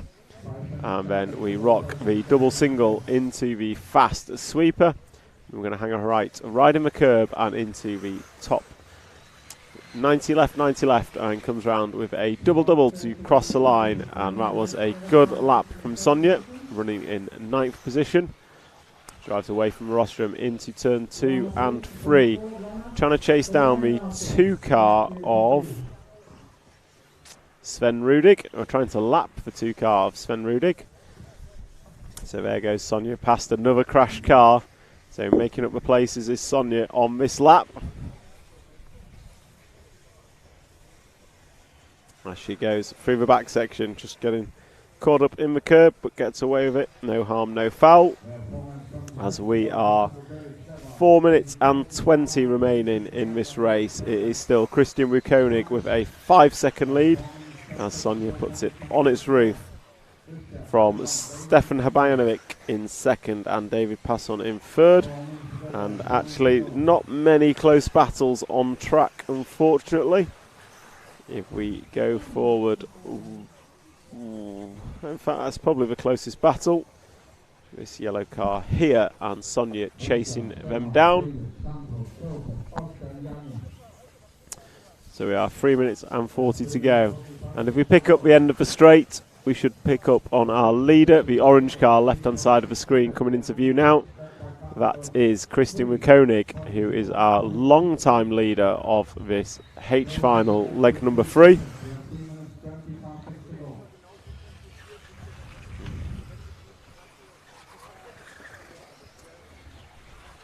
So we pick up our race leader, and his lead last time by was 3 seconds. He's led for the majority of this final, and he is coming through the sweeper now.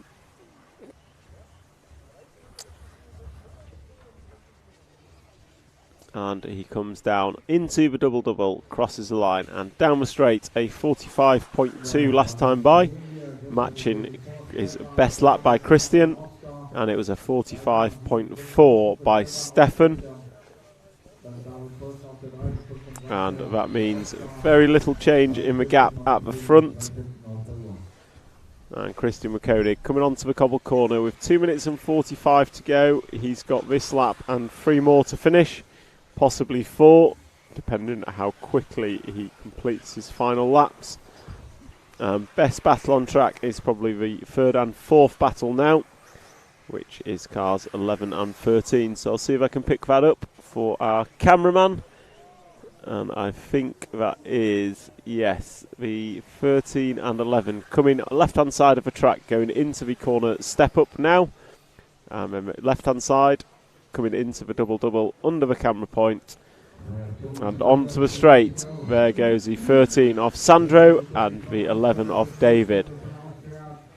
The 13 and 11 is the closest battle on track as it stands, as they are battling for 3rd and 4th position as they go round for the final 1 minute and 45 seconds of this H final, leg number 3. And Christian Wukonig still leading this one fairly comfortably, and doing a good job of it. As they come through, these two come through the through the sweeper over the speed bumps. 13 leading 11. Oh, side by side through the double. That is brave for anyone. And they are not far off. In fact, that is Stefan Havanovic. So Stefan, Sandra and David all running together. These three, not the first car, but the three behind it, are all racing for second, third and fourth. So the yellow wing car is now into second position after Stefan made a slight error. And Stefan's over again. So Sandra going to be the 2 car, or second place car I should say. And I'm now going to try and pick up our race leader of Christian Wukonig at the start of the straight. The orange car flying down the straightaway with 30 odd seconds to go. He is starting his last lap now. So we will follow him round his victory lap as everyone else comes through, starting the final laps with 25 seconds on the master clock. Christian Wukonig has led this one from about lap 2 in excellent style, very few mistakes, and kept a nice buffer at the front of this final, taking it nice and easy. Oh, he's over.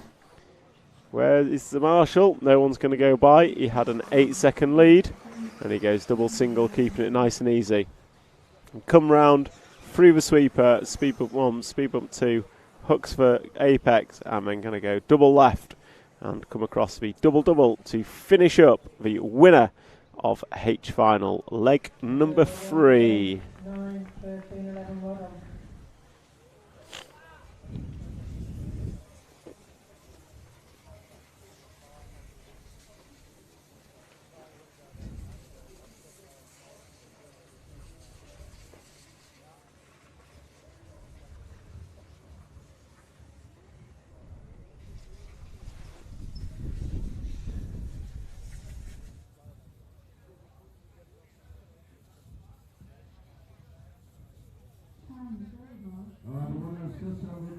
Sandro, David Poulsen, Stefan, Jan, Oscar, Sonja, Jill, Tim, Joseph, Nukan and Sven.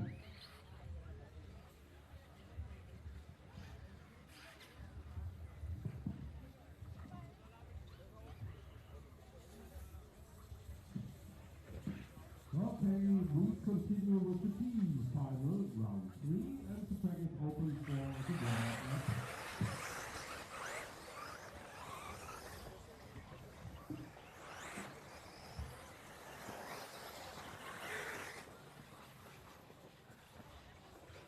Marshal position 2.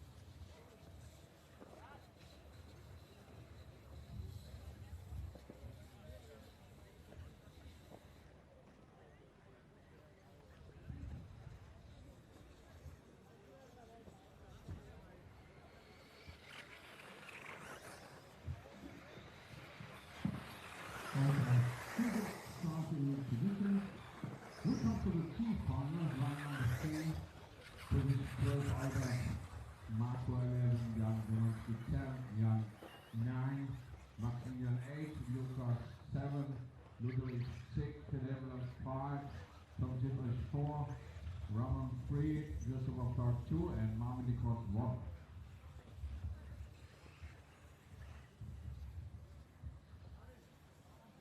So that was a wrap of our H final, and hopefully the result is now available and I will be able to update you on how everyone ended up.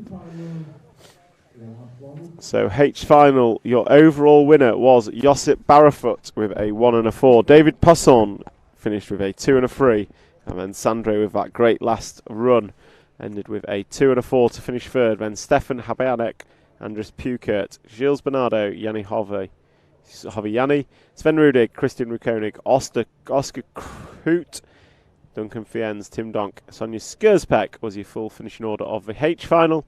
We now move to the G final, which has Jan Cruz has a 1 and a 2, Ramon Chanko a 1 and a 3, Ludovic Francois won a 4 and a 5.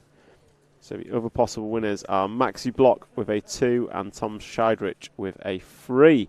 So they are the ones to look out for as we move into G final leg number 3. As we're in countdown.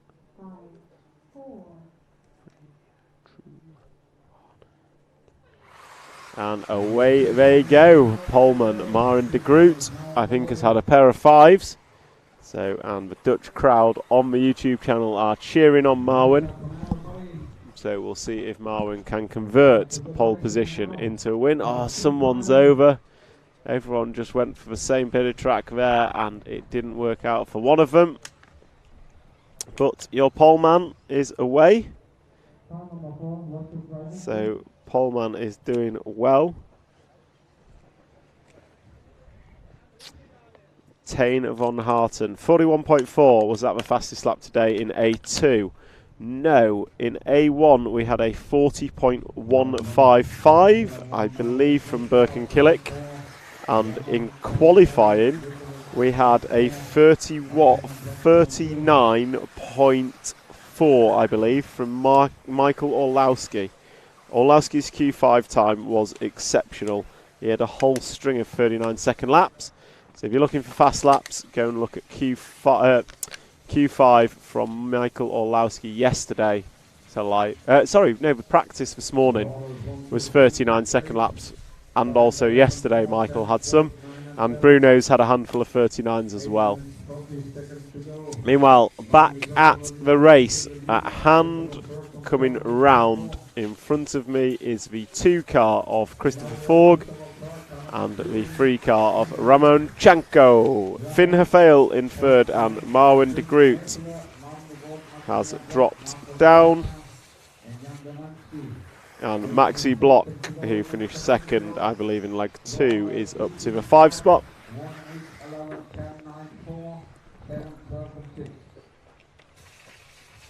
So your battle for the lead between the 2 and the 3 cars of Christopher Forg and Ramon Chanko is coming through the sweeper now as Christopher Forg gets it wrong, hooked on the pipe. Going to allow Ramon through. And Ramon going to come into the double-double and across the line. And down the straight he goes. So Ramon going to come now into the front section. And Ramon's got a 1 and a 3. And Ramon's made an error. 1 car, 2 car going to go by. And that is going to release Christopher Forg and Finn Hafale.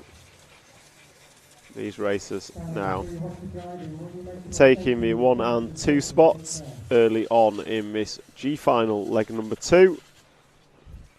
Just a reminder to those that are listening online, the A final will be on at about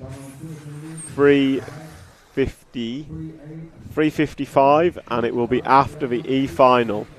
So after the E final, we will have A final leg number 3. So we're aiming to start that at 4 p.m. So in about 30 minutes for A final leg number 3, 30 minutes for A final leg number 3.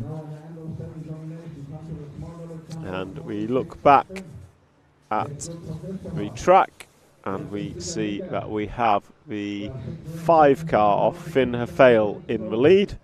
So German driver coming down off the double-double.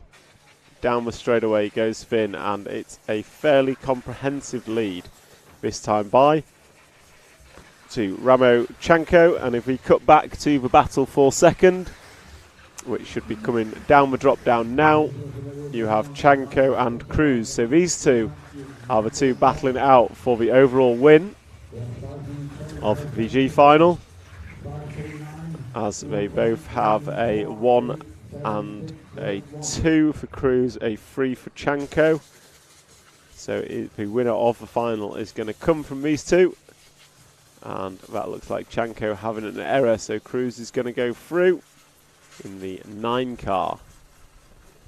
So these two are running second and third, a long way off the lead. But it is Finn Hefele leading, and he has a 3-second lead over Jan Cruz. As Jan Cruz comes into the pits, that I cannot believe was planned, and that is unfortunate, because that has meant that Ramonchenko picks up the 2 spot, and that is likely all he needs to take the overall victory in the G final.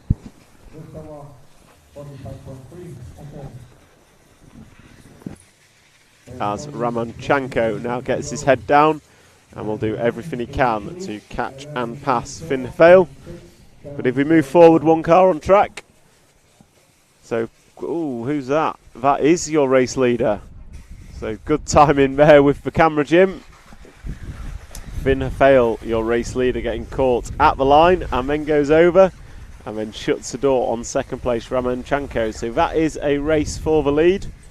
That is Finn and Raymond, and they come through the off-camber corner, through the chicane, high-speed chicane, onto the cobbled corners, and then drive away from the rostrum. They go up the corner tabletop and down, and then they go double, triple, double, and then they come into the triple.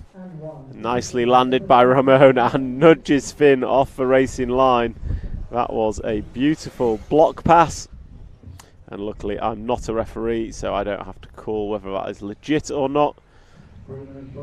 Down the straight goes Ramon, followed by Finn Hefele through turn 1 and 2. And then they're going to come to the front section, and super close between these two down here. And Finn going to get up the inside of Ramon. So a little bit of an error, just pushed him wide on the off camber, and that was enough of an open door for Finn to go through. And now they go through the 7-pack at the back, and that's a mistake from Ramonchenko. So that just means Finn Hefele's got a little bit more of a lead, not a lot, but ever so slightly more. And then he will come down the double-double and cross the line with 9 laps on the board of a estimated 13. So Finn Hefele has this lap and 2 more to hold off Ramonchenko. And I think Ramonchenko, if he wins the leg, he's definitely won it overall. I think if he finishes second in the leg, he will also win it. But behind Ramon, we have Maxi Block, who finished second in the previous leg. So he could win, but he would have to need to win this leg overall, which is looking unlikely. Meanwhile, the race leader drifting it around the 180, nicely done. And then he is going to come into the double-double, just getting it a little bit wrong, but just scubbering speed, not losing time. And that is him starting lap number 11 of 13. So lap 11 of 13 is what Finn is completing right now. And he goes round the off-camber nicely. And then he is going to come up to the 7-pack. Oh, he's rolled over, but Ramon has done exactly the same behind him. So actually it's a net gain for your race leader, Finn Hefele. And then he will come to the sweeper. Round that sweeper, just catching the speed bump nicely as he jumps up the corner tabletop, and then he's going to go double, and then cross the line and down the straightaway he goes, and he is starting his penultimate lap, unless he is exceptionally quick over the last 2, which I cannot see happening. He will be finishing with 13 laps. And he's going to come into the back section now. And if we just zoom out a little bit, we should be able to... No, we cannot see Ramon. Ramon is quite a bit behind. So the lead last time by was 5 seconds in Finn's favour. As the race computer calls 1 minute to go as Finn Hefele crosses the line and lands on his roof. And down the straight he goes, quick marshal. And actually Finn could possibly get through for a 14th lap here. He was on lap number 13.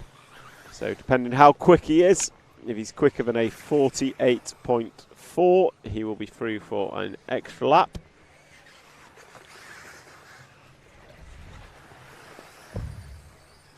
And that extra lap would be a victory lap, as he would be the only one who will get through, as he's up on 2 wheels. And coming round, oh, he's over. Champion's roll. Will he get through? He goes double and crosses the line, and he is through for his 14th and victory lap, the only driver to make it through in this G final, leg number 3. For the additional lap, so he comes through the front section. Double, nicely done. Jumps in and out of the bomb hole, drifts it round the off camber, through the fast chicane, onto the cobbled corner, and then we'll drive up and down the first corner tabletop into the 7-pack, where he goes double, triple, crash, lands on his wheels, and then goes triple, comes up short, rolls for second, and then through the sweeper, hitting the both speed bumps nicely, round the corner apex and into a double left-hander, and to finish off, Finn Fail with the win of G final, leg number 3. That's a wrap. And the winner has been Ramon Santo, Maxina Dortmund, Begon, and Westervok Sport.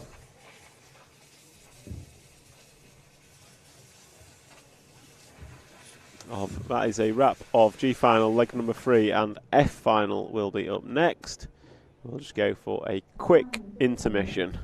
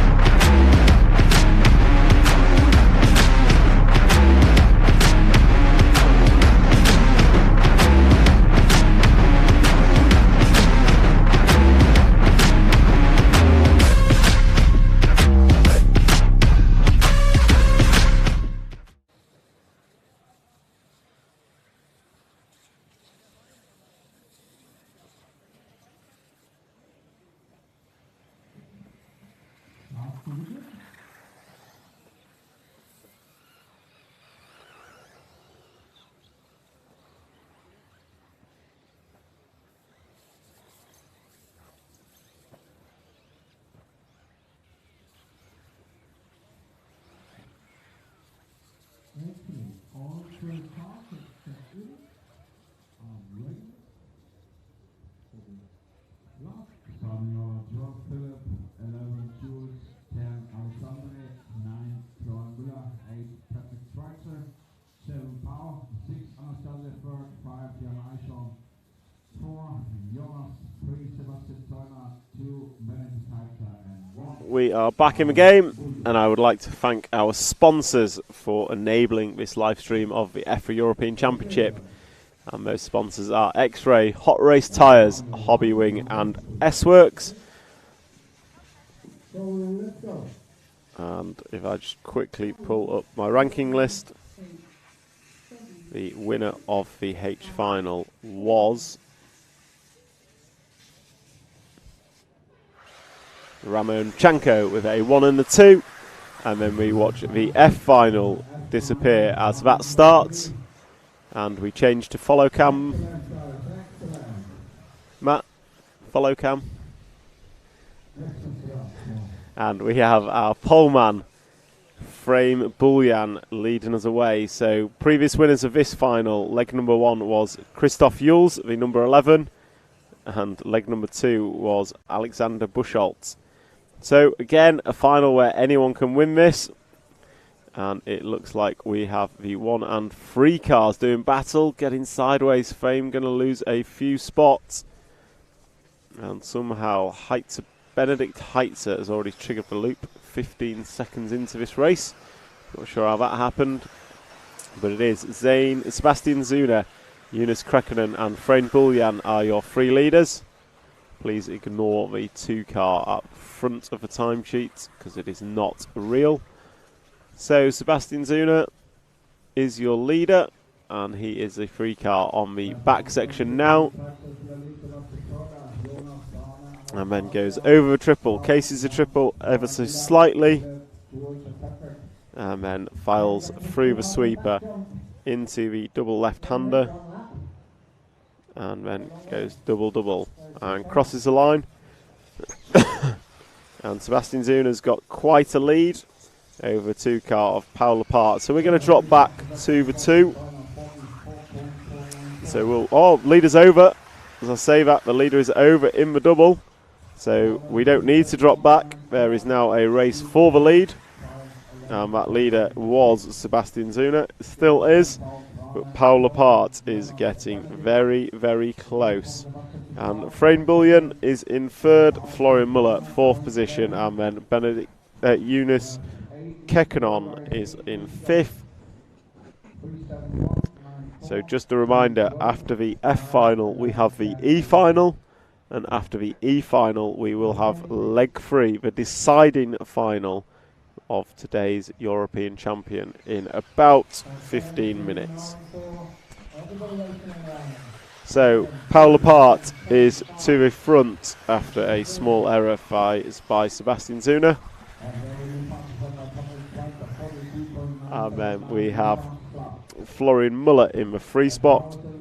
And if we just drop back a couple, we've got an absolute gaggle of cars coming through the quick chicane.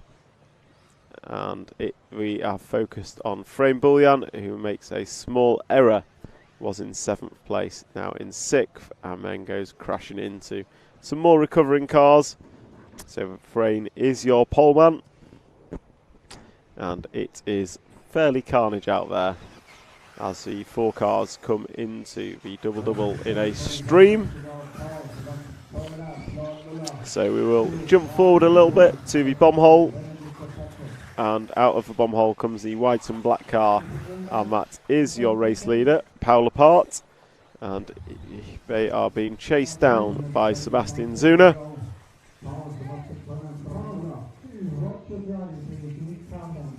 And Paul Lepart has a 2 and a 3 in the previous 2 legs, whereas Sebastian has an 8 and a 10. So Paul will be looking to cement a good score and possibly take the win of this F final. Christoph Jules in the 11 car is running in 4th position. He will also be looking to move forward and make amends with the 1 that he has from leg number 1. As our drivers come through the bomb hole once more, round the off camber, just catching the curbs and onto the cobblestones as someone is over. And that is... So the 7 car of Paul Lepart is still leading this one.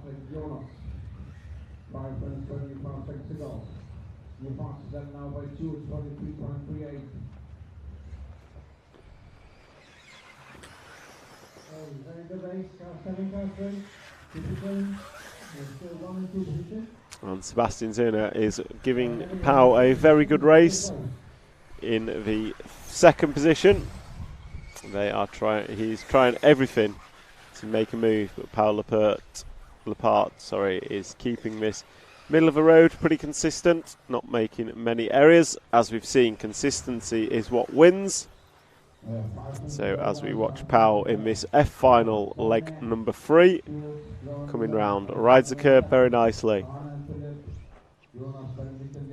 Double left-hander on the corner table, and then goes double-double to finish off lap number 7.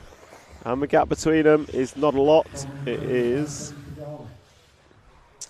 just half a second.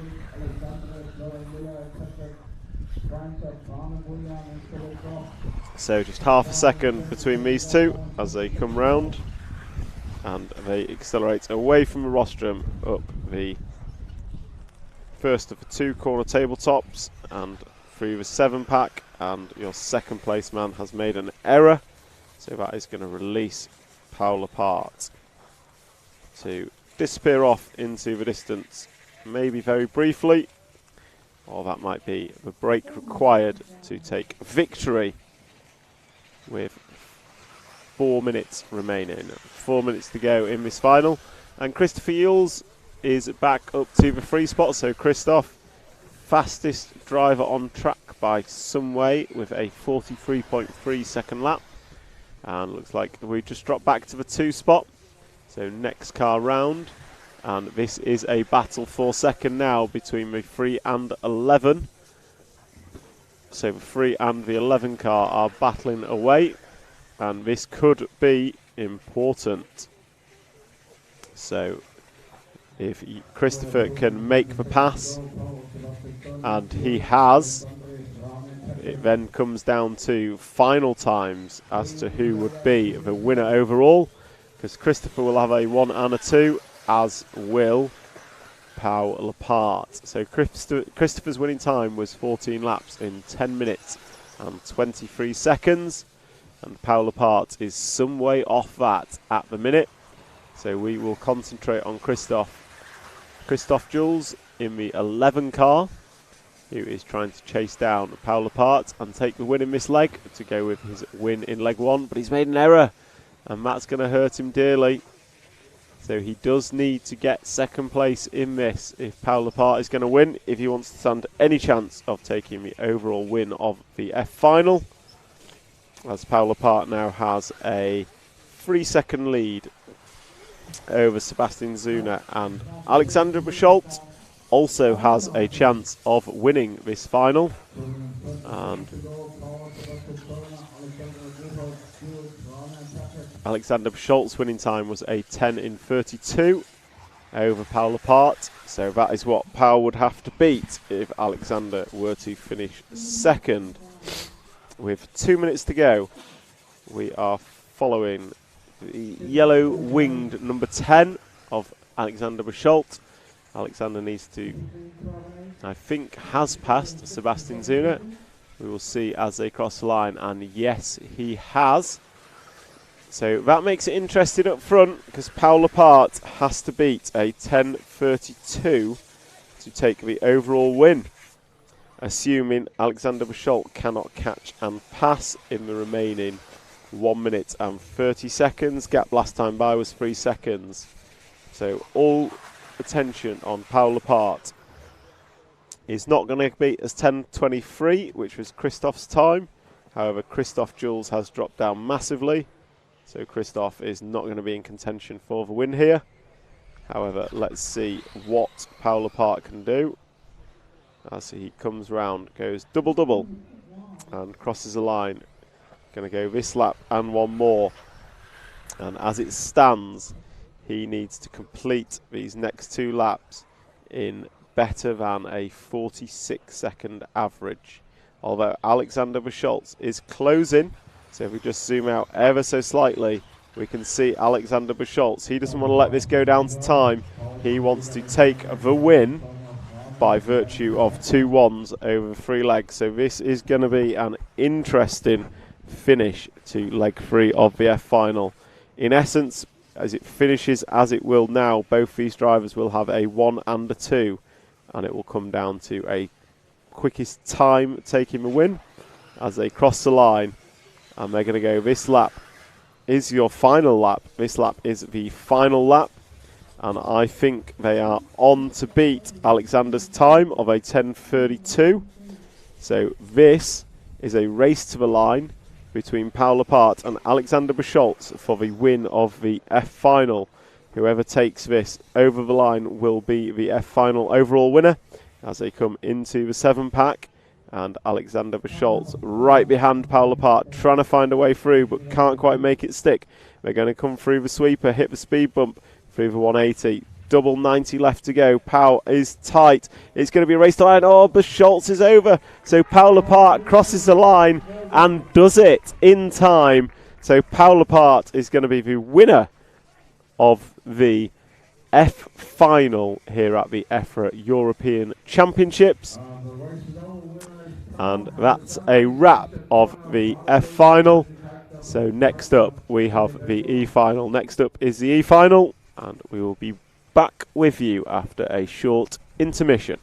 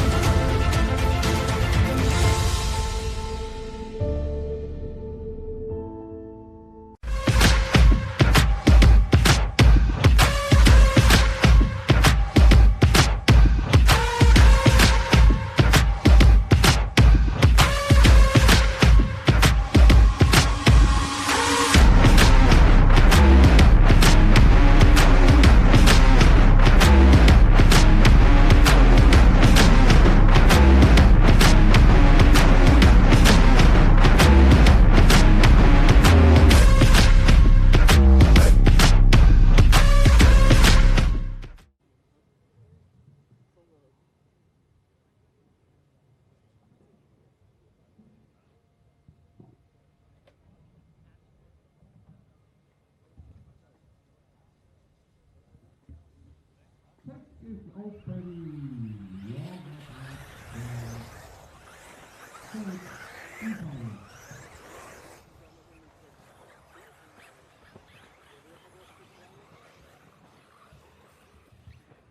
to the E final, round number 3.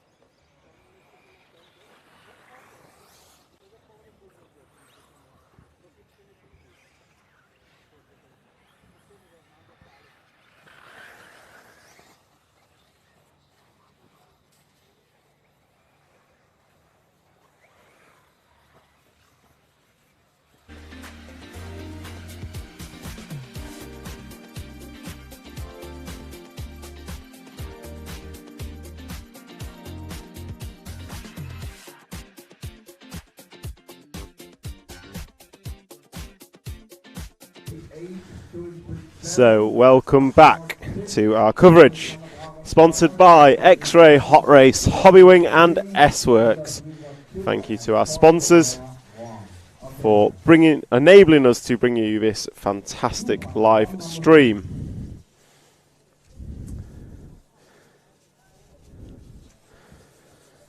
And we are now gridding up for the E-final, leg number 3. And I can tell you that Colin Meyer on pole will have great support on the YouTube stream, as he does every time. After this E-final, we will be putting on A-final leg number 3. So A-final leg number 3 is next. You have been warned. So in this, Max Mort's got 2 2s, Colin Meyer's got a 1 and a 4, Marcel Trieb a 3 and a 4, Jürgen Trieb a 1 and 11, as we are in countdown. And away they go. And it is Colin Meyer with a good start, but he gets over-rotated through turn 2. So 3 is going to go to the front, which is Jürgen Trieb, but he rolls. So that is going to leave a mess to sort out. And that mess is the white number 4, I believe, is Marcel Trieb at the front, as the 1 and 7 car, I think, came together. So we have Marcel Trieb, I'm fairly certain, the number 4 car in the lead as they come through the sweeper, and we will pick up exact timings as they come across the line after the double-double to complete lap number 1. And it is Marcel Trieb, Jürgen Trieb, Colin Meyer and Max Mort. So it is the 4 fast boys from this final, running 1 to 4. And Max Mort slightly off the front. Oh, as the 3 and 1 cars get together in the air. And Max Mort, we've seen how quick Max is. Max Mort is absolutely rapid around this track. However, he has had a lot of errors. So it'll be down to Max to try and temper that in this 3rd and final leg if he wants to take the win. Meanwhile, we have out front still looking like, well, it's not looking like Marcel Trieb anymore. We'll see as they cross the line. It is Jürgen Trieb, Colin Meyer, Max Mort. So Marcel Trieb has dropped significantly. So we have the 3 car, 1 car and 6 car. Then we have the 2 car of Nicholas Weiser, although he is slightly behind on pace of these front 3. So Colin Meyer, Max Mort and Jürgen Trieb, they are the 3 that have got good results. Jürgen and Colin both have a 1, Max Mort has a pair of 2s. As we come to complete this E-final.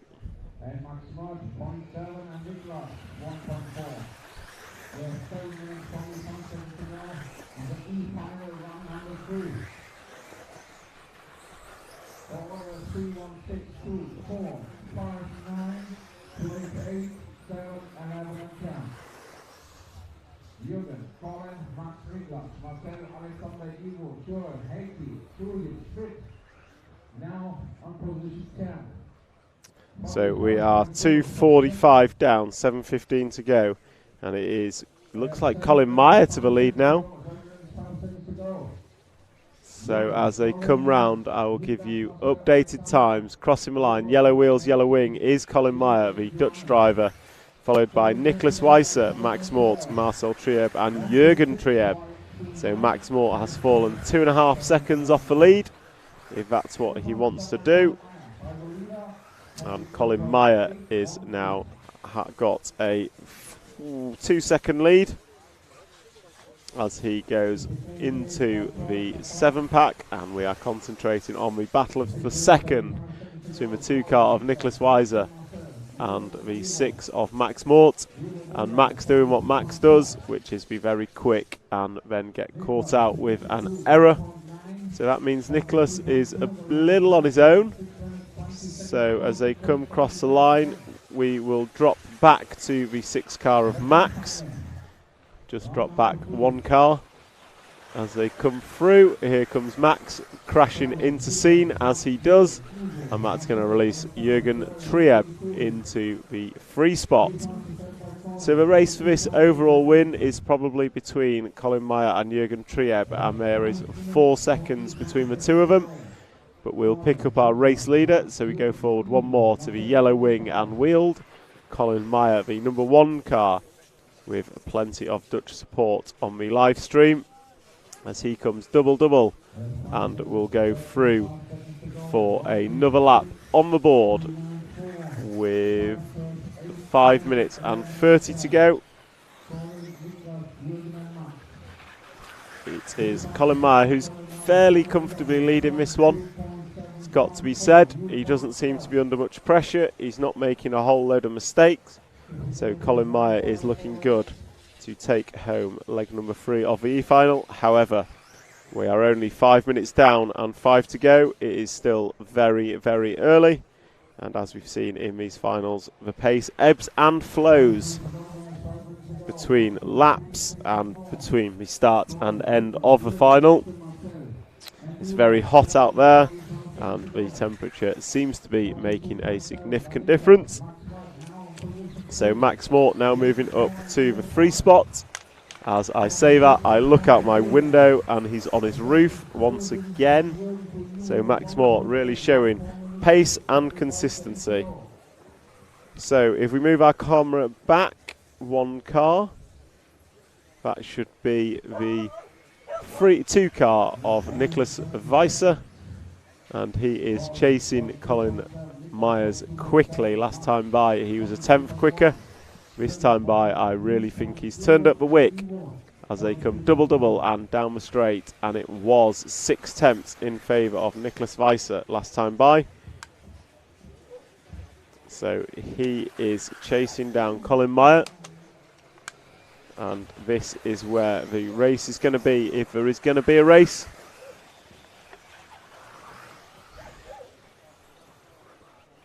As they come up into the 7-pack. And we'll just zoom out and try and get both in shot at once as Colin Meyer is leading. It's about a 2-second, well, it's a 1 second lead exactly last time by, but I think Colin Meyer has stretched it out to about 2 seconds this time round as they come across for double, and it is 1.3, so closer than I expected, but it was Colin Meyer pulling out 2 tenths on this lap. So Colin coming into the front section and hits that downslope very nicely, but runs wide on the off camber, which is going to allow Nicholas Weiser to speed in and catch up as they come into the step up, step down before the 7-pack, and then it's a 180 left into the triple, and then they power through the sweeper, both hitting the speed bumps, and then up double 90 left, and going to come through double once more to put 10 laps on the board of a predicted 14. So they'll finish this lap, and then it will be 3 more this lap and 3 more for our leaders, Colin Meyer and Nicholas Weiser. And I think Colin Meyer is going to take home this final as long as he finishes first or second. I don't think he can be beaten. Marshall Trieb can't beat him, Nicholas Weiss can't. So for Colin, he's just got to keep it first or second. If Nicholas Weiss beats him, it's not the end of the world. However, as a racer, you want to win every single race you're in. So I can imagine Colin will be doing everything to not give up the lead as he crosses the line. 11 laps on the board, and it's another 3/10 in Colin's favour that time by. The gap, however, is only 1.2, so 1.2 seconds. And just a reminder for all you watching, the A final is up next. A final is up next. And there is just 1 minute and 35 remaining in this A final, leg number 3. And Colin Meyer is leading it by about 1.5 seconds to Nicholas Weiser. And Nicholas has had an error because that gap has most definitely extended, as there goes Colin Meyer, and we await Nicholas Weiser to cross the line, and he is still not crossed. And there he goes. So that was a 49-second lap for Nicholas, and that extends Colin Meyer's lead with this lap and one more to go to a massive 8 seconds. So we'll stick with Colin as he completes his last lap and a half, hopefully without mistake, as he comes over triple. Gets a bit of a double bounce, but it's not going to harm him at this point. And he's round the 180 and step up.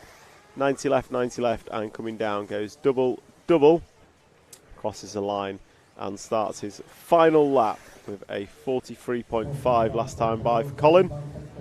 And he will come into the front section. He's over.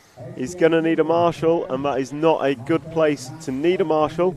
Luckily, this marshal is on it, and he clears the front section without fail, round the 180. So his gap's reduced to about 2 seconds. We can just see Nicholas coming into shot, but with half a lap to go, I suspect Colin still has this one in the bag as he clears the triple, and he's just got the power sweeper to go and then hooks it up on the apex. Got a 90 left, and then run to the line. Colin Meyer going to take the win, and with it takes the overall win of the E-final. And then we have Jürgen Trieb is expected in 3rd place as they come round now.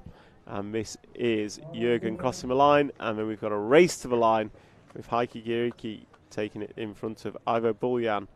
And then Joel Rossingren and Marcel Trieb going to finish in 7th. So that's a wrap. Next up we have A final number 3, sorry. A final number 3 is up next, and this is going to be interesting. Do you want to play an ad before we go into it? The third leg of the A final. We're going to do the presentation of the driver sound here in the pit lane. Do you want to do ads while doing presentation? The lucky winner of the last chance qualifier, coming from the UK, driving an X-ray.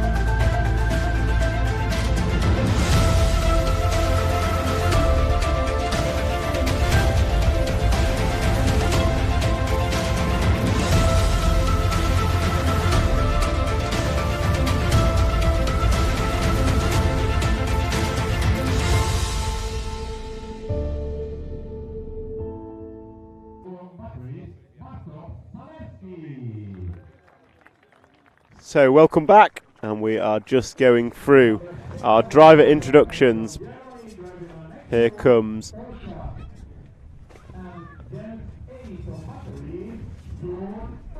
Jon Neumann, the S-Works driver, one of our Fast 5 of this A-Main.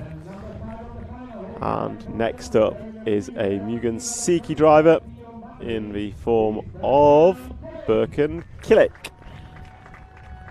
So we'll go through our driver introductions, and then we will have the A-Main up next. A-Main number 3. So starting 4th in the final, driving an associated vehicle.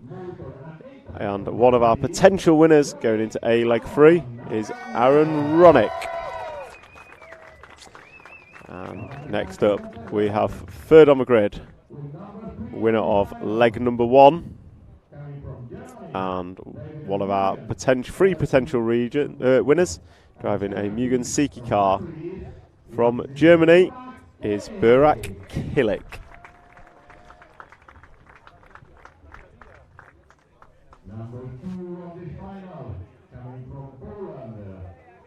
So 2nd on the grid from Poland, driving a Schumacher electric 8-scale buggy. One of our potential winners is Mikael Orlowski. And our pole man, last to be introduced in our driver presentations, who unfortunately cannot win going into the final leg by virtue of the scores of legs 1 and 2. Driving an X-Ray buggy powered by Hobbywing is Bruno Coelho. So there are our 13 protagonists for a final leg number 3 by virtue of qualifying yesterday, and Johnny Skidmore, the Brit on the end, making it through the last chance qualifier this morning.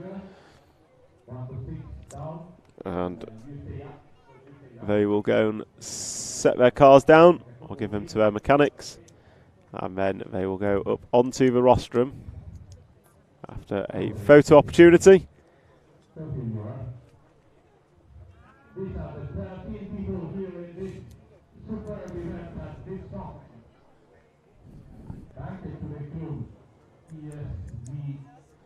Our A-Main drivers here at the 2023 EFRA 1/8 Electric Off-Road European Championships from the Rhine-Main circuit in Germany, with coverage brought to you by RC Racing TV, sponsored by X-Ray, Hot Race Tyres, Hobbywing and S-Works.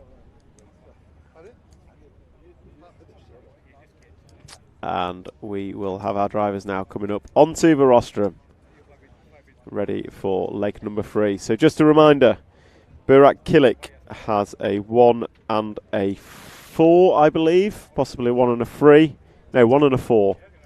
And he has the quickest final win, which may be important.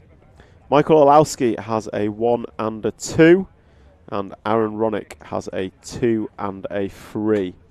Your winners will come from one of those 3. Bruno Coelho, your pole man, cannot win. He only has a 3 and a 4, so he unfortunately cannot win this European Championship. Juan Carlos Canas currently sits 6th with a 5 and a 7, your outgoing champion. And Jon Neumann, also very quick at the front of this final, has a 5 and a 6, sits in 5th spot currently. So who will it be? There's lots of permutations. As we go through, I will try to keep us updated in what is happening. And I would encourage all our wonderful listeners on whatever platform you are watching to like, share and subscribe to help promote RC Scale Motorsport and the EFRA European Championships, as our 13 A finalists go off to start their warm-up, and they get however long they want for warm-up. It's usually a lap or 2, and then they will grid up on the main straight, and we will then be into racing. So just checking our cameras are all working, which they are, as these guys send it round. Birkin Killick coming out of the pit lane last. I'll scratch out Burak Kilik coming out last. So a couple of warm-up laps for some, others just choosing to do the one. And a quick look at the comments. Good luck Orlowski, let's go. Good luck Orlowski, go for it. Mikhail for the win. The one I think is best is thanks to RCTV for the great coverage. Thank you Daniel Liu and all those interacting in the YouTube comments section. It is great to have you on board for what is a fantastic final. You can see the crowd has assembled here at the Rhine Main Circuit. We have 10 minutes of racing and we will be crowning a European champion as the drivers come down the main straight, and we'll start taking it slow as we come into gridding them up. Bruno Coelho on pole, wearing the number 1. Mikhail Orlowski knows that all he has to do is keep his championship protagonist behind him, which is easier said than done on this track. Burak Kilik will start from 3, and the third and final championship contender in this A-leg 3 is Aaron Ronick in the 4 spots on the grid, ironically using a long aerial tube despite being on 2.4 gigahertz. This is the A-main now, and the other finals will follow for those on the live stream. We are in countdown.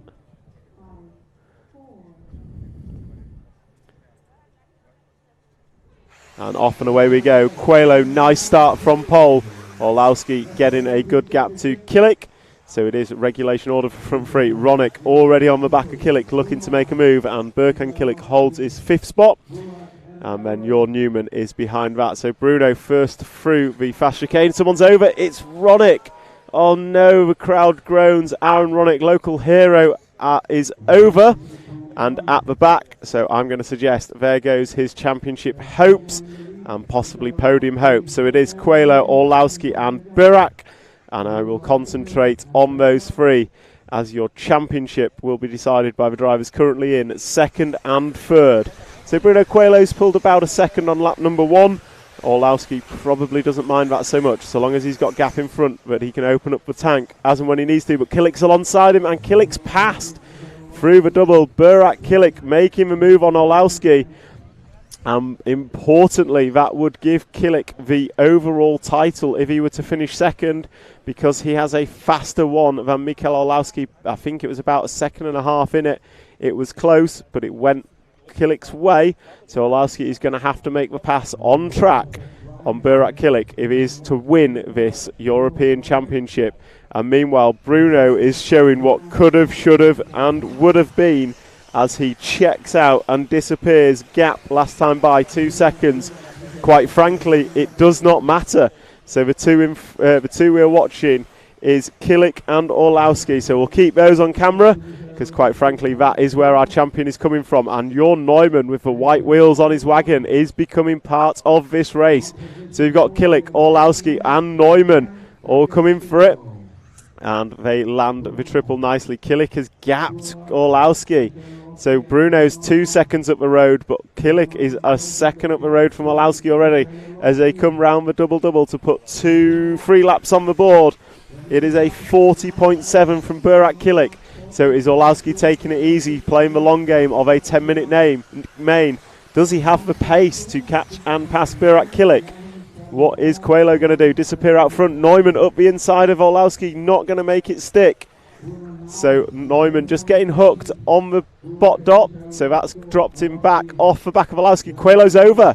So Coelho making an error. So Burak Kilik and pushes him off the apex. Kilik and Coelho side by side. And they are going to drive up to the double left-hander side by side, and that means the race is on for the win of the leg. Bruno looking up the inside, he gets it on 2 wheels. There goes Orlowski. So now Kilik and Orlowski, not that it makes any difference. They are battling for first on track, but ultimately the challenge is still the same. Orlowski has to catch and pass Burak Kilik to take the win. And once again, Orlowski's car not looking great through this front section as Bruno Coelho makes an error and it gets driven over by Burkan. But we will concentrate on the front 2 because this is all that matters. Can Burak Kilik drive his way to his first ever European Championship? Can Mikael Orlowski catch and pass him on track? He certainly caught him here. So they're going to come through the jump section and down the main straight. Gap between them is 0 point nothing. And they are through the first little jump. And we're going to drop down. This is where Michael's been struggling. And he's still struggling. Just can't get the power down coming off the drop down. As three of them side by side down the straight. Not to worry. We've got Kilik on Orlowski. So Orlowski, we can see where he's struggling. But the rest of the track, he is right on the gearbox of Burak Kilik. Where is he going to make the move? When is he going to make the move? Is he going to try and wait for an error? Burak Kilik has been the most consistent driver this week with the least errors of anyone. So waiting for an error from Burak is not the plan, and Orlowski tries to put it up the inside. Rolls over back onto his wheels. No harm, no foul. Down the straight they go again. Pretty much nothing between them. It's not about fastest laps. It's not about fastest time. Whoever wins out of these two in this race is going to be your European champion 2023 for the electric 8th off-road buggy. We are at 5:30 to go. We've got 5 minutes and 30 seconds exactly. 4:30 down. So we're going to have this lap and 8 more, I reckon. This lap and 8 more as they come through the power sweeper, hit the half-sleeping policeman, and jump up the double left-hander where Orlowski tried to make his move previously. Over the double. Orlowski not going big. Is he saving that for a last lap dash? Will he need it? Can Burak Kilik hold on and drive his way to a European Championship? It would be his first, and it would be a very popular home country win for him. Round the off-camber they go. Kilik getting a better line, just pulling ever so slightly a gap. You can see how it ebbs and flows across the lap. You can see where one of them struggles and the other one gains.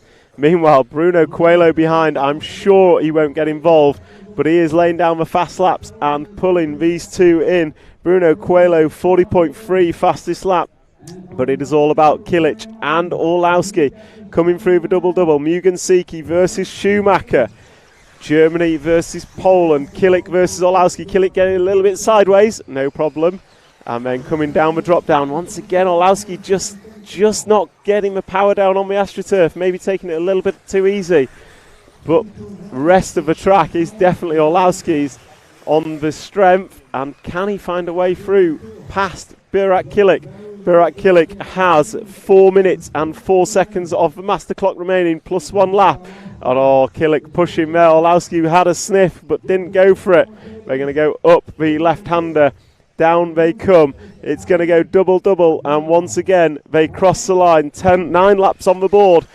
Orlowski up the inside, and he's going to be on his wheels. He's going to get away. Bruno now into the 2 spot, so Bruno going to be a factor in this final. As Bruno does get through, and he's going to let Orlowski go. So Bruno doesn't want to be part of this main, so he's going to let Orlowski have a crack at Burak Kilik. And McLeod enjoys that, so Bruno knows where the championship is to be won and lost, and Bruno wants to give the crowd a show, and that show will be between Burak Kilik and Mikael Orlowski as they drive up to the corner tabletop, and it's down to Michael Orlowski. He's got to catch and pass Burak Kilik. The catching is easy, the passing certainly isn't, but it's no easy feat for Burak Kilik to sit behind with pressure behind for the whole 10 minutes, and he's pretty much doing that.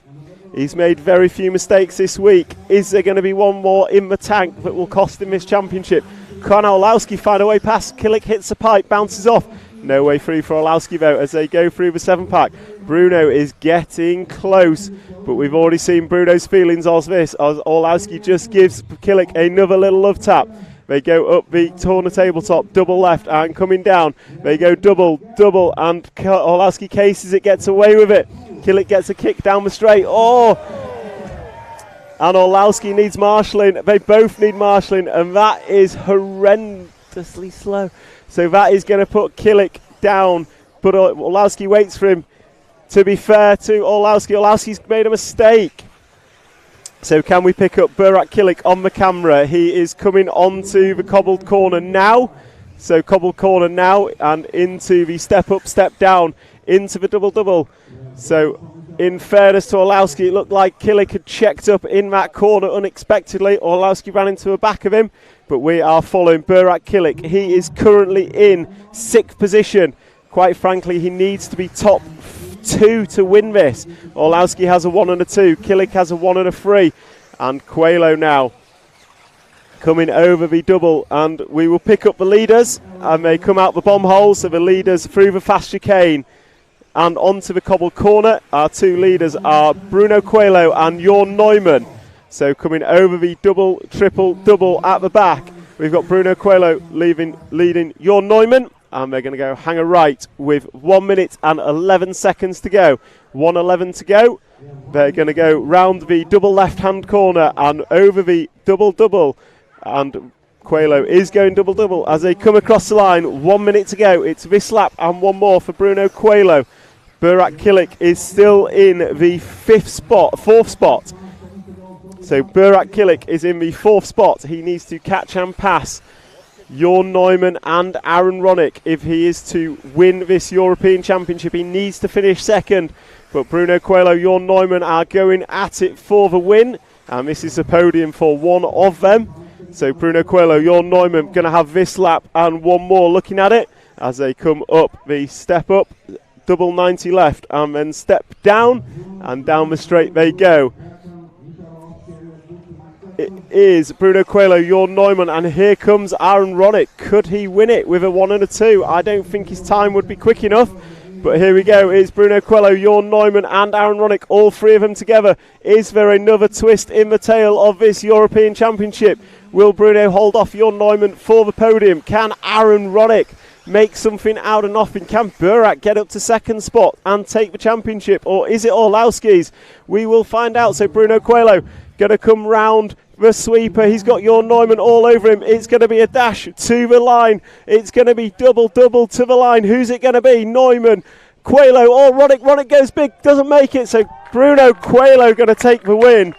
Then we're going to get Jorn Neumann finishing in 2nd, Aaron Ronick in 3rd, Burak Killick going to finish in 4th, Birkenkillick going to finish in 5th. Then we're expecting Elliot Boots, but it's Max Goetzel next. Elliot Boots is 6th, Max Goetzel, Juan Carlos Canas, David Enguero, Bartosz Zaluski and Mikael Orlowski in 11th.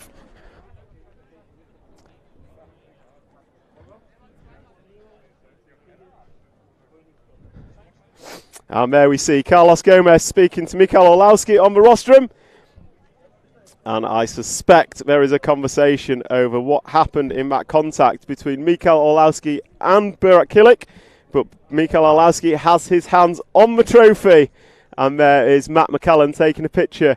I'm sure it's not the way Michael wanted to win.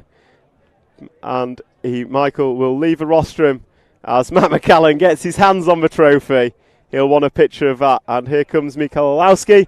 I suspect we will have him straight into commentary for a comment, and we will see what he has to say. I don't think there's any fun math required. I think that is Mikael Orlowski's victory with a 1 and a 2.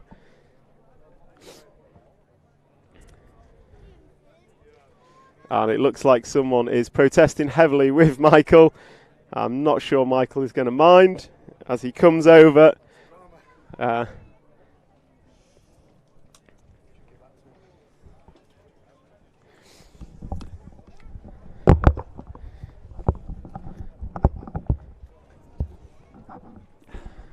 So, Michael Orlowski straight off the rostrum from that final.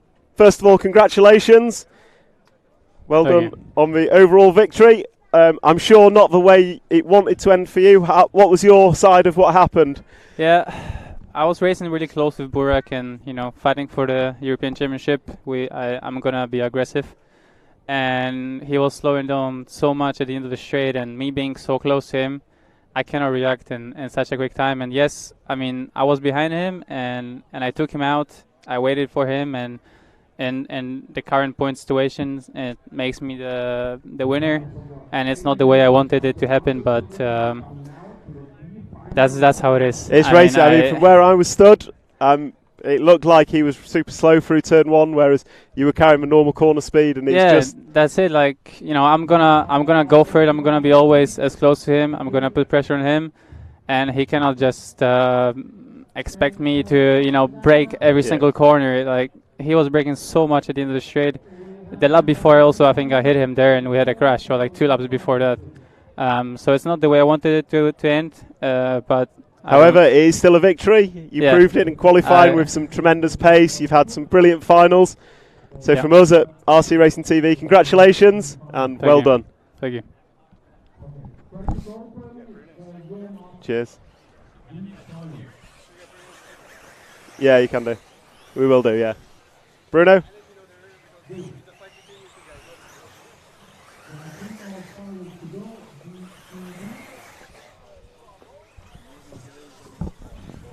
So Bruno Coelho off after leg number 3. Obviously not the result you wanted from this weekend, but how did you find leg number 3? Was dramatic, I think. Yeah, I think we suffered a lot today with the heat. The temperature was much higher today than yesterday. I think the track is I think a little bit more slippery. Yeah, we didn't find out the perfect setup, but I mean, in the end, I'm very happy because at the warm up we were like 6 to 7 seconds behind Burak, and we made some changes on the car. We have some prototype parts on the car for here and for the new car coming, and we improved basically 6 seconds, let's say. So I'm super happy with that. So I cannot take any negative thoughts from here, from this result. I think we make a very good race. All the team, we had I think 4 cars in the final, which is very good. 5 with Johnny. 5, okay. Johnny So 5 cars. So yeah, it's almost half of the final. So I'm really pretty happy. Unfortunately, I was not able to bring the first place, but I mean I think I'm second still. I think so, yeah. And your experience showed in that last leg you weren't getting involved in a championship I mean, battle. I want, because it was a fight between them two, you know, and it was not fair for me to be in the middle. And then if I fight for the first position, I touch Burak will be, huge drama about. So I was like, okay, let him go, and they fight for what they need to fight for. And in the end, unfortunately, they touch each other here in the end of the straight, and I got the benefit from that. But I mean, I think it's also deserved it for my side for all I did for the weekend. Absolutely. Yeah. I mean, I dominated almost all practice, almost all qualifies. And the car was brilliant. I mean, it's just the finals was unfortunate for us, but I mean, I'm very happy still. Well, congratulations nonetheless, and as you say, dominating performance from yourself, showing that you have the pace, the team has the pace, and all in all, I think you can go home as a team certainly happy. Thank you, Bruno. Very happy. Thank you. Cheers.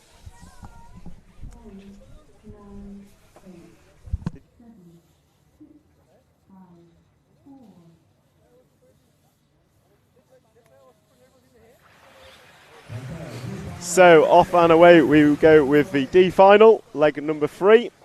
So congratulations, Mikael Orlowski, your new 8th electric off-road buggy European champion for 2023.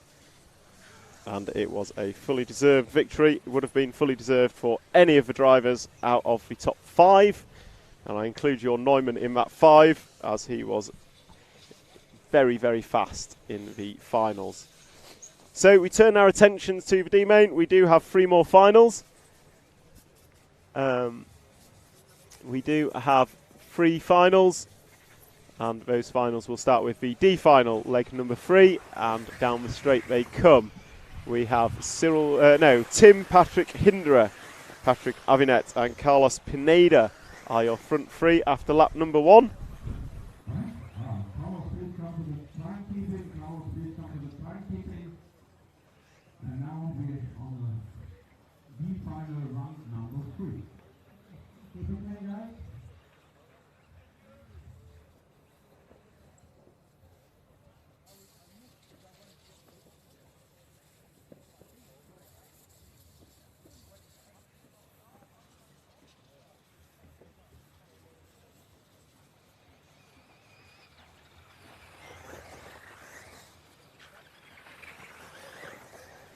So, 2 laps on the board, and it is your poleman, Tim Patrick Hinderer, who leads them away. And we'll pick him up on track, coming off camber through the quick chicane, and he is looking hot in this one. Second place, Patrick Avinet, and then Carlos Pineda is in third. So it is a regulation 1, 2, 3, which I think is the first time we've seen that. And then comes the 6 car of Moritz Lautenbacher, who's on his roof now.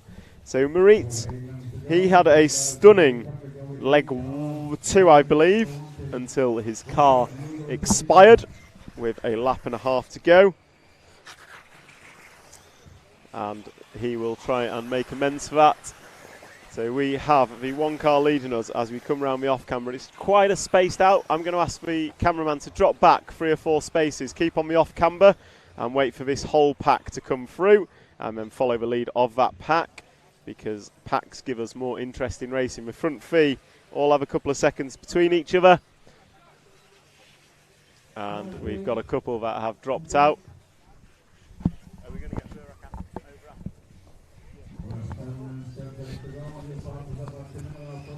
So Tim Patrick Hindra, Patrick Avinet and Carlos Pineda go by. And then we have the pack, the chasing pack, come down the straight. And that chasing pack is led by the 10 car of Julius Ciclodi. And Julius actually won leg number 1 from 10th on the grid. And I think leg number 2, he was up there at some point until a roll put him out. So we'll see what Julius can do in this. As he now runs in 4th place, can he catch Carlos Pineda in the 3rd spot? Or will he have his mirrors full of Nicolo Lambert and Moritz Lautenbacher for the remainder of the 6 minutes and 30 seconds that are remaining as they come round? And it is Julius Ciclodi leading Moritz Lautenbacher for that 4th place battle, and we'll stick with this battle because the race leader has quite frankly disappeared, and this is the closest battle on track as they come past. Oh, Moritz getting it wrong through the step up, step down. So we will now cut to the start of the 6-pack. If we cut to the start of the 6-pack, we can pick up 2nd and 3rd as 2nd crashes off. That's Patrick Avinet, and it is Carlos Pineda now into 2nd place.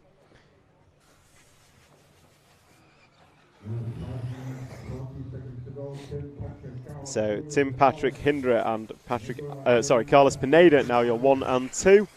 Although Carlos's car sounds a bit rough passing me then. And then we have Patrick Avinet and Julius Ciclodi are your next drivers. So can Julius catch and pass Patrick? Quite possibly, as we see Patrick go and do a bit of dust collecting. And Julius Ciclodi is chasing him down just off screen. So we've got Carlos Pineda, the yellow wheeled car, making a few little errors in the number 3, and he is being chased down by the 2 and the 10 as they go up the step up, step down, and come over the double and down the main straightaway. So it is a battle at the end of the main straight. We've got Carlos Pineda and Patrick Avinet. Meanwhile, Tim Patrick Hindra is gone out front.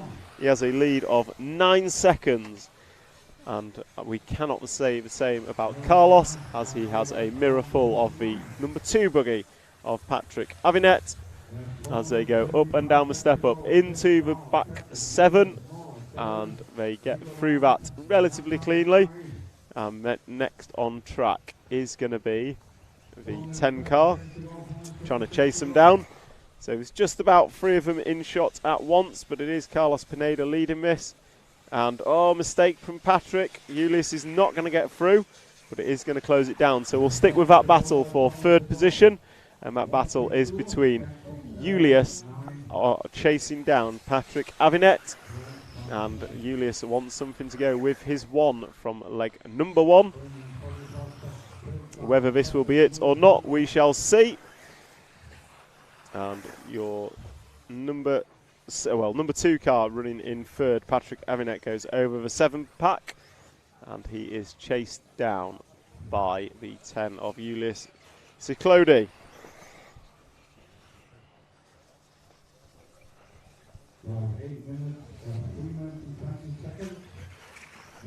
So down the straight they go, 3, 2 and 10 all on the straight together. 3, 2 and 10 all on the straight together.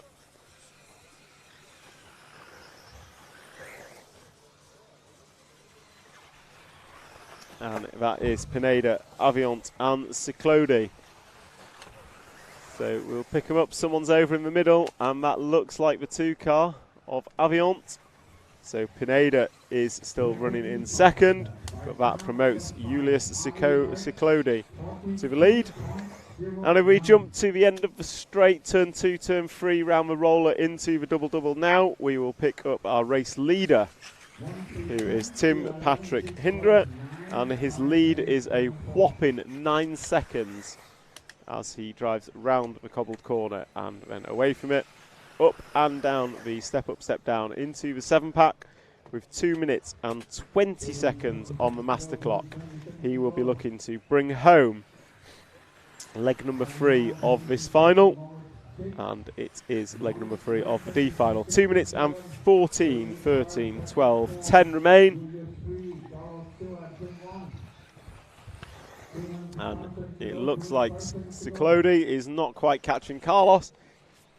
So we have a very well spread top 3 in the form of Tim Patrick Hindra, who we have on camera, Carlos Pineda, who is 10 seconds behind, and then Ulyss Ciclodi is a further 4 behind that. And then he has Patrick Aviant for company. So we'll pick up Tim as he comes over the triple, coming into traffic, and he gets up the inside of him. Going to go over 2 speed bump rollers and then jump up the tabletop, double 90 left, over the double-double, and then down the straight goes our race leader. And I will just have a look. So race leader coming over the front section.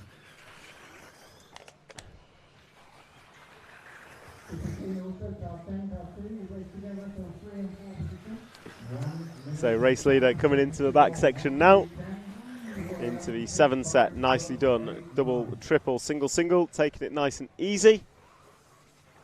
Just to make sure there are no errors. With 1 minute to go, he's going to close down this lap and be starting. Oh, he might get through for a 15th. If he does, he will be the only one. As he crosses the line, he has 42.5 seconds to get through. If he does it a 42.5, then he will get through for his 15th lap. We will see what he can do as he comes round the off-camber. Tim Patrick Hindra, the poleman of the D final, is showcasing exactly why he was in pole, leading by a good 10 seconds.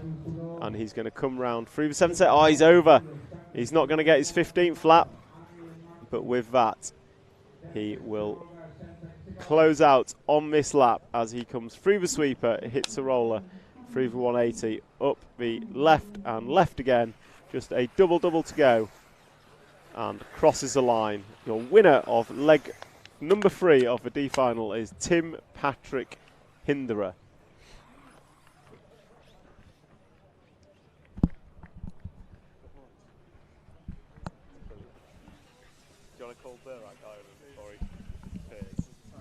So Carlos Pineda finishing second, Ulyss Ciclodi in third.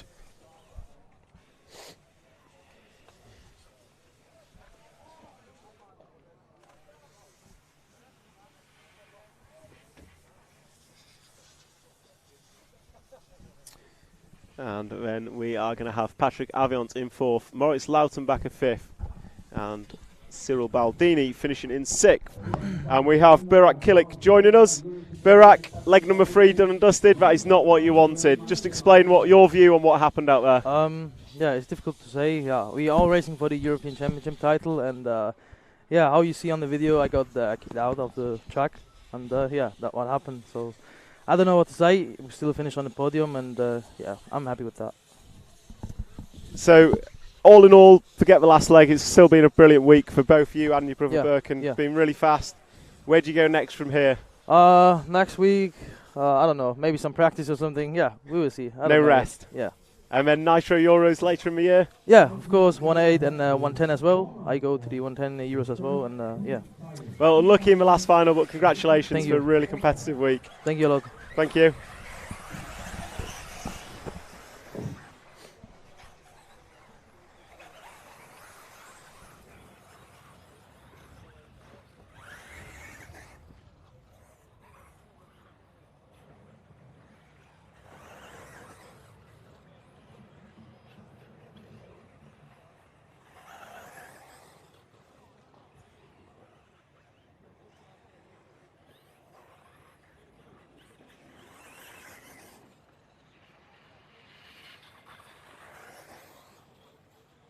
So we have the C final, leg number 3, warming up, and I'm quickly going to jump to the comments, as I've not had chance since that A main.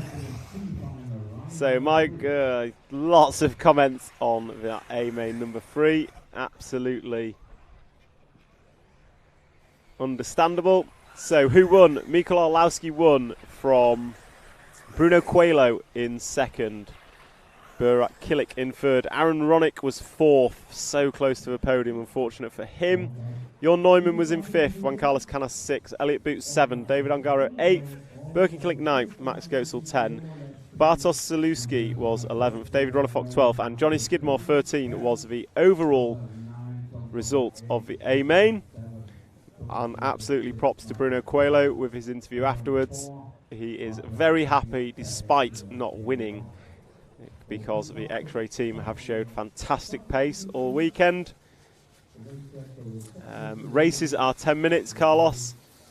And yes, Arlo Breezy, Michael Orlowski was using a Schumacher car. Daniel Santo, why did they mix up the finals?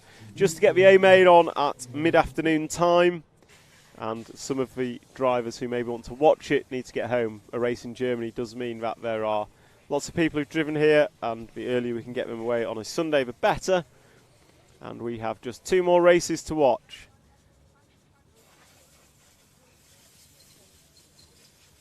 And those 2 races are the C final, leg number 3, and it looks like number 3 does not go. That number 3 is Adrian Pariente, which is unfortunate for him. And then we will have the B final afterwards, which has been won by Martin Bayer. The C final, previous winners, leg winners, were Marco Bruffalo and Adrian Pariente, and Adrian does not race. So that means Marco is the winner, de facto winner of the C final, because for whatever reason Adrian has not made it out. So that is a shame.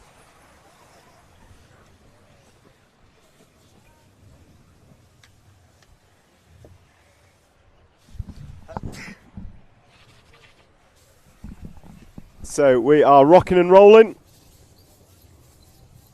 with the C main, and this C main has already been decided in the favour of Marco Bruffalo.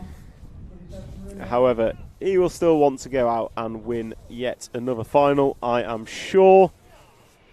And as they come round, it is the poleman Theo Lemaire from Pele Kumsi and Marco Bruffalo, followed by Jerome Sartel, a previous champion of the 8th electric buggy class. So your race leader is coming through the fast chicane now into the cobbled corner. Then he goes up and down the corner tabletop into the 7-pack, and Theo Lemaire is closely followed by Pele Kumsi, who has shown some very good pace but not necessarily had the luck. And then Marco Bruffalo is your winner of the C final, is chasing them down, looking to make it 2 leg wins. And Scotty Ernst Productions signing in on the chat. Hello Scotty, hope you are well. Thank you for your kind comments. We are all trying to emulate what you can do.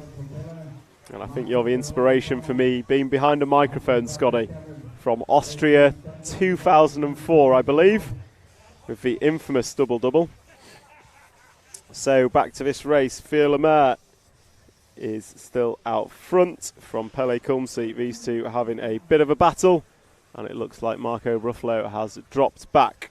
So we'll follow the front 2. Down the straightaway they go, and the gap between them just 0.4 of a second as they come through turn 2 and 3. Drop down into the front section, go triple, double, and then into and out the bomb hole. Nicely done around the off camber, and then off the cobbled corner. And coming into the 7-pack at the back. Very nicely done. So Theo Lemaire is leading this one from Pele Kumsi. Pele has been absolutely rapid in these finals, but has not had the consistency to keep it rubber side down. We'll see if he can catch and pass in this final. Nicely done over the double-double there. and into the end of the straight. These guys are rocking and rolling. Last time by a 41.7 from Theo. That is the quickest lap of the race. And onto the cobble corner they go, accelerating away, hang a right, and then left 180, drop down into the back 7. And again, both nice and neat, both singling that last one just to keep it calm and in control. And then over speed bumps they go, and up.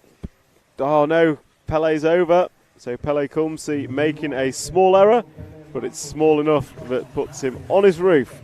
So Theo Lemaire is now your leader, and we're going to drop back to the battle for second. And Theo gets away with that one. So battle for second is Marco Bruffalo and Pele Kumsi. So Marco Bruffalo is your 3-leg winner by virtue of the scores he already has. He cannot be beaten. So Bruffalo through the 7-pack, and it looks like a mistake from our leader. And Bruffalo gets caught up but gets away with it. So Marco Bruffalo to the point with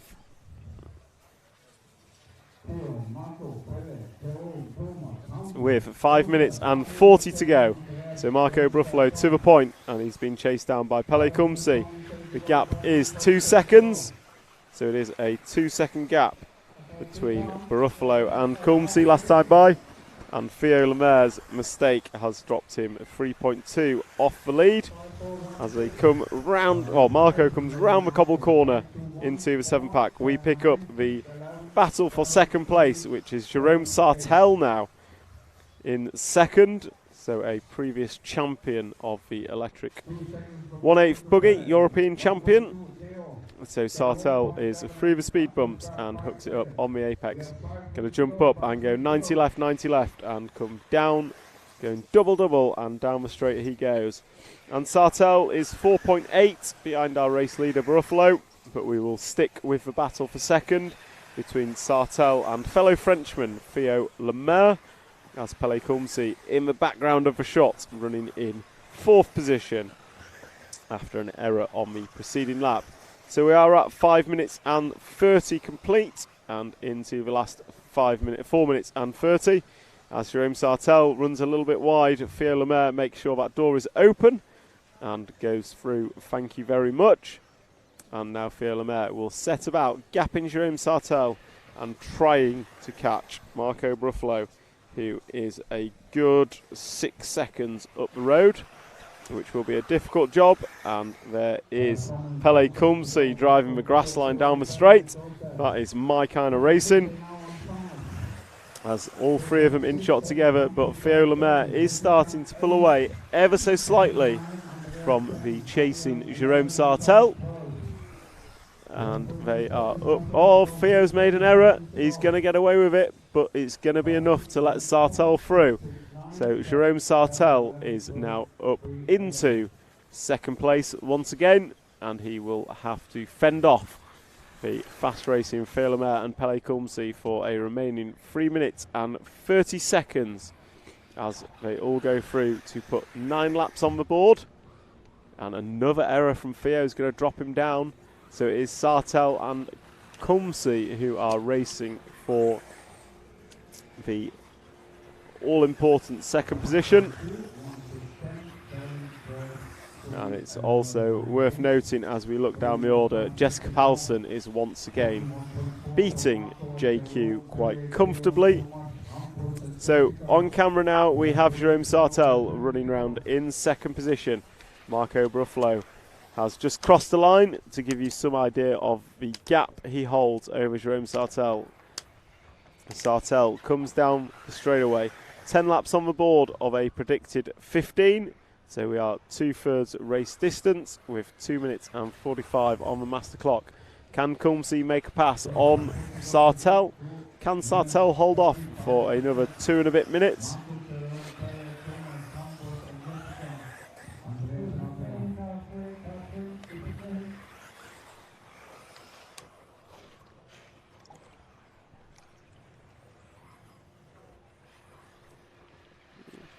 So coming through the speed bumps, it is Sartell still holding off Kumsi.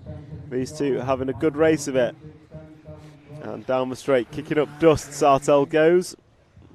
Pele Kumsi looking up the inside. Clumsy move. Doesn't make it stick. It does make it 6, sorry. So clumsy move. Sartell left the door on, and Sartell responds with an equally clumsy move, making sure the door was open. But unfortunately then fell off the off-camber corner, and that has left Kumsi about a 1 second gap with 1 minute and 45 remaining.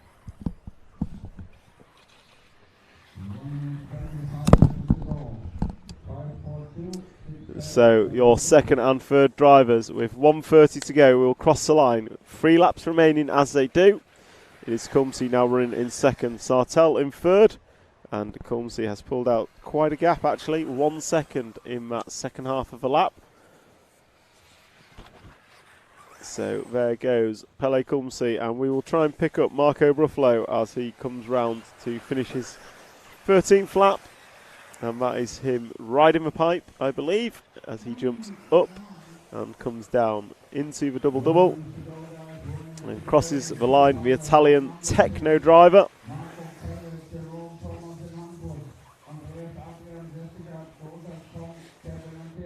And here comes Bruffalo. He's got this lap and one more to stamp his authority on the C final.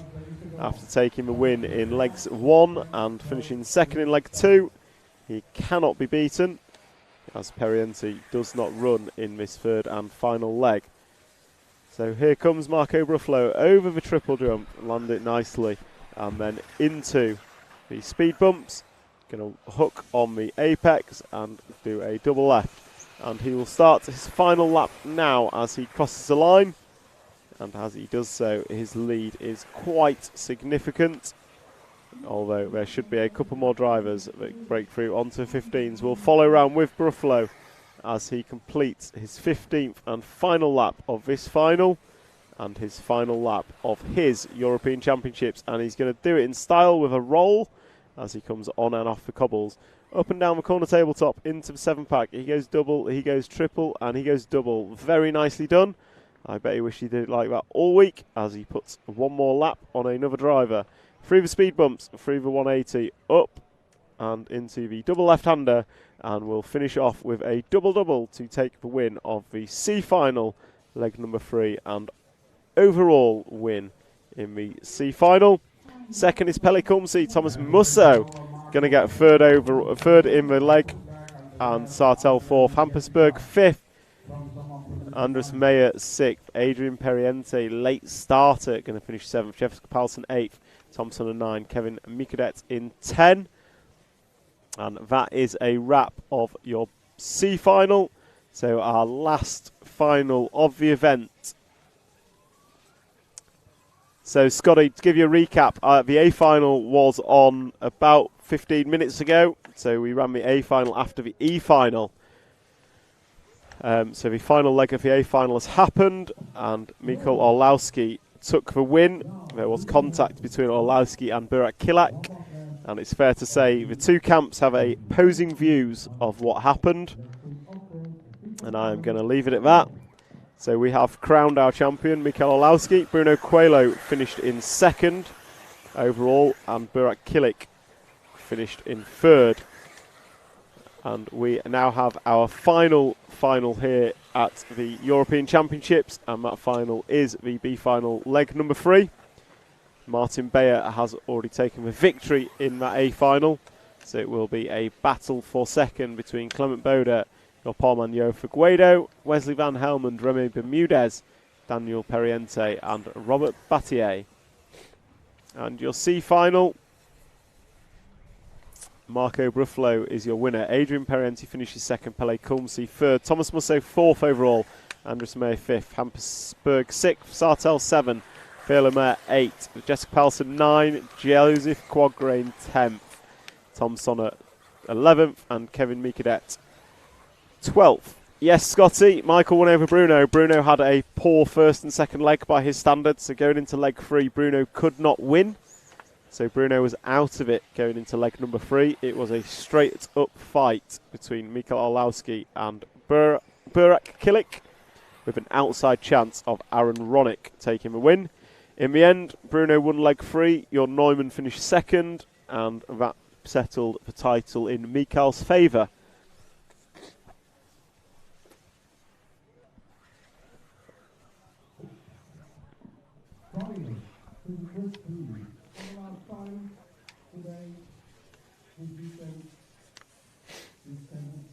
So B final gridding up. Looks like we're missing a couple. Oh, they wait still to grid up.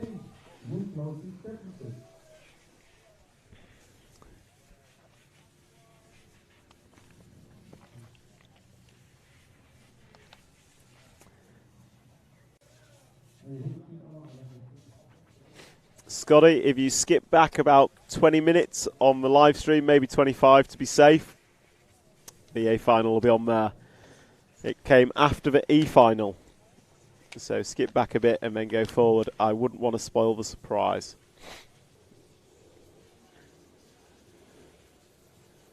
So, our last race of the week coming up now, and the number 2 car of Martin Bay does not go, as he has already won. So we will start with Joao Figueiredo on pole, then a gap to Wesley Van Helmond, and off and away they go. And it is Figueiredo from Van Helmond from the 4 car of Remy Bermudez, and Remy has been absolute rocket ship in these finals. However, it's also fair to say he has made some errors. Figueiredo has been the nearly man all the way through. BQ nearly made the A final. LCQ finished, well, 3rd in the end, but almost made it. And then in these finals, he has been so close to winning, but Martin Bayer took it from him. And now it looks like Noah Ben Mohammed has finally had a decent start. He's kind of been shuffled to the back in the last 2 legs. This time, though, he's coming down the straight in 2nd place. And Noah and Yoa put in a fantastic race in the LCQ first thing this morning. And I am hoping to see them put on another great display to close out this European Championship. So Noah Ben Mohammed through the fast chicane onto the cobble corners, and then goes step up, step down, as we revert our view onto the battle for 3rd, which is a 5 car freight train, and it looks like that is headed up by Wesley Van Helmond, possibly. And it looks like Robert Battier is in there as well. Robert finishing 2nd in the leg 2, so a good result from him would be good. It's not Wesley, it is Daniel Parente in the 3 spot, and then it is Robert Battier in 4th. So Robert trying to put something good to go with his 2, and as I say that, Robert has an error. Rejoins, and the rejoin was alright, but then it went all downhill for Robert.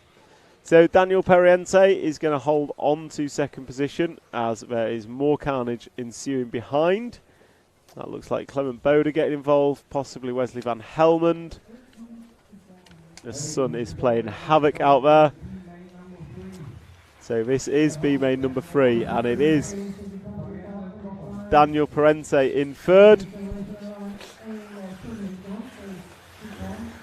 And it is carnage around the end of the straight.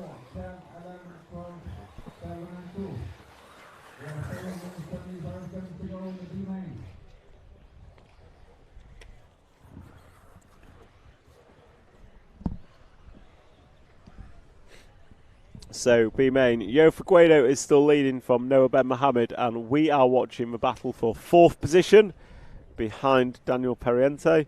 And that was led over the line by Wesley Van Helmond, but once again it has changed hands, and I believe it's Oscar Navarro being chased down by Clement Boda for the 4th and 5th position as they go down the straightaway. And Joao Figueiredo out front, showing what could have, would have, and should have been, with a 3 second lead out front. Daniel Parente is a further 5 back. And if we just drop back on track to the battle with Oscar Navarro and Clement Boda, the closest battle on track as it stands is that battle for 2nd and 3rd.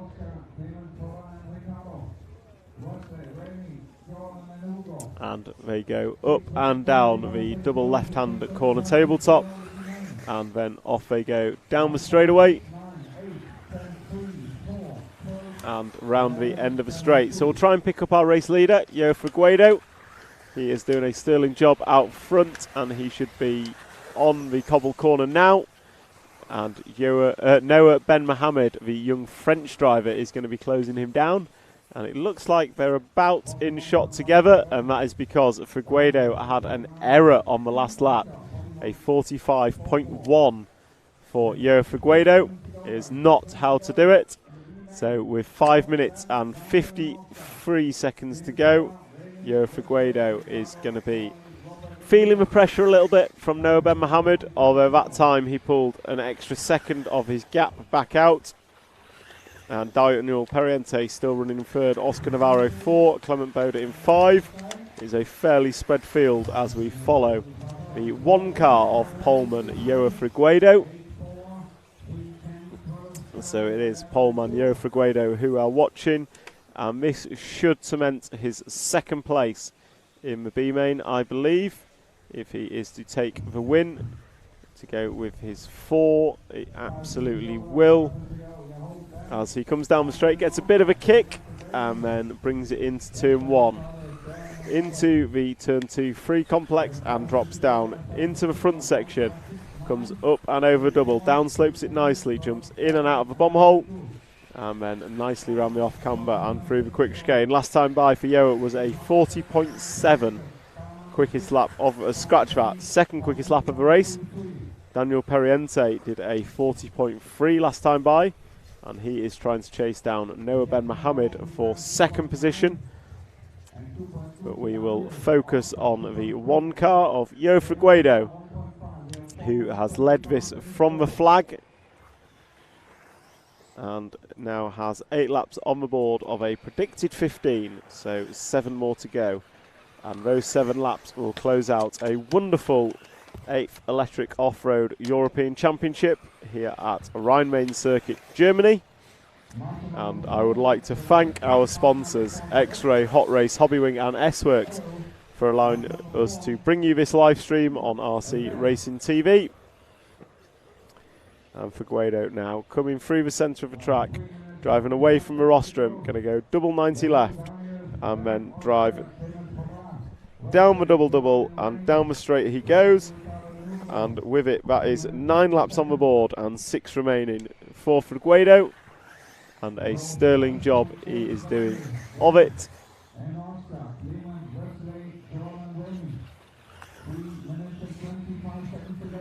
2 minutes to 3 minutes 25 to go, so we are still watching Figueiredo. I will look down the field, and if we cut to the double now, the big double now, we've got a good freight train of cars. If we cut to the big double jump in the bommel, we have a good freight train of cars battling out for the lower positions in this main. So we will follow this battle for a few laps, while Figueiredo runs down the clock, lapping lap after lap, fastest out front.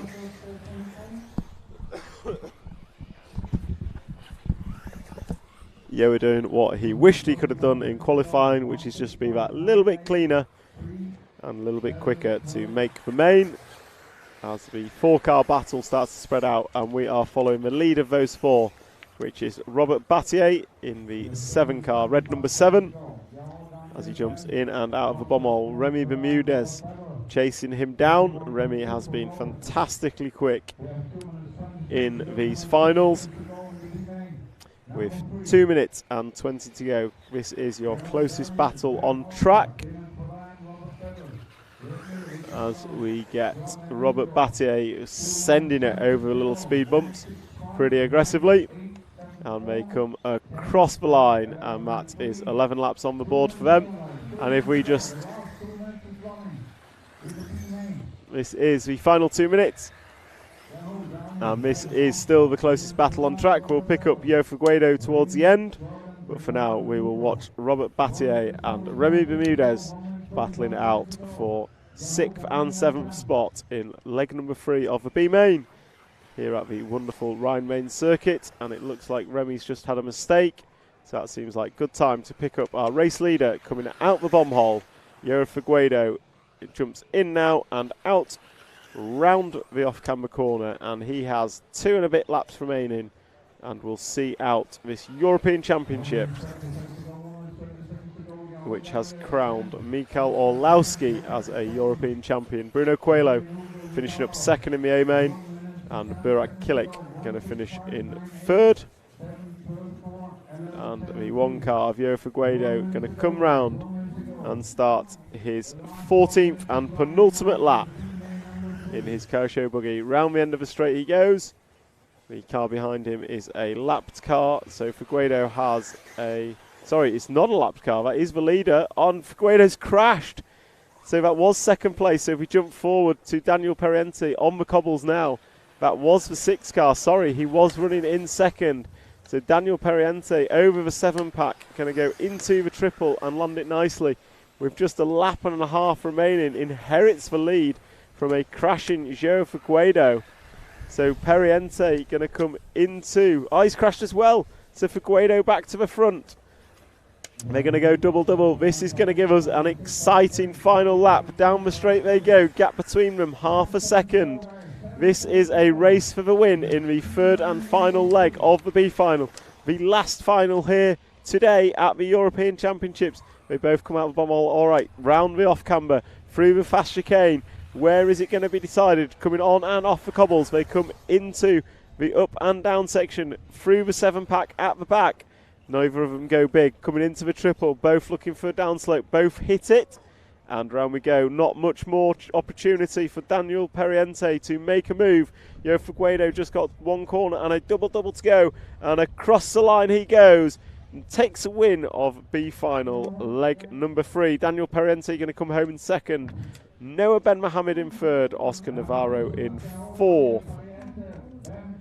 And that is a wrap of the European Championship. And that will be... So Joe Figueiredo going to finish that B final in first, and with it take the overall win of the B final. And that is a wrap of the European Championship coverage here from Rhine-Main Circuit, brought to you by RC Racing TV, sponsored by X-Ray, Hot Race Tyres, Hobby Wing and S-Works. We thank you all for joining in on the live streams and interacting with us, and tune in next week where RC Racing TV will be in Sicily giving a live production from the Nitro On-Road Euros. 1/10 Nitro On-Road Euros. Thank you for having me, and goodbye.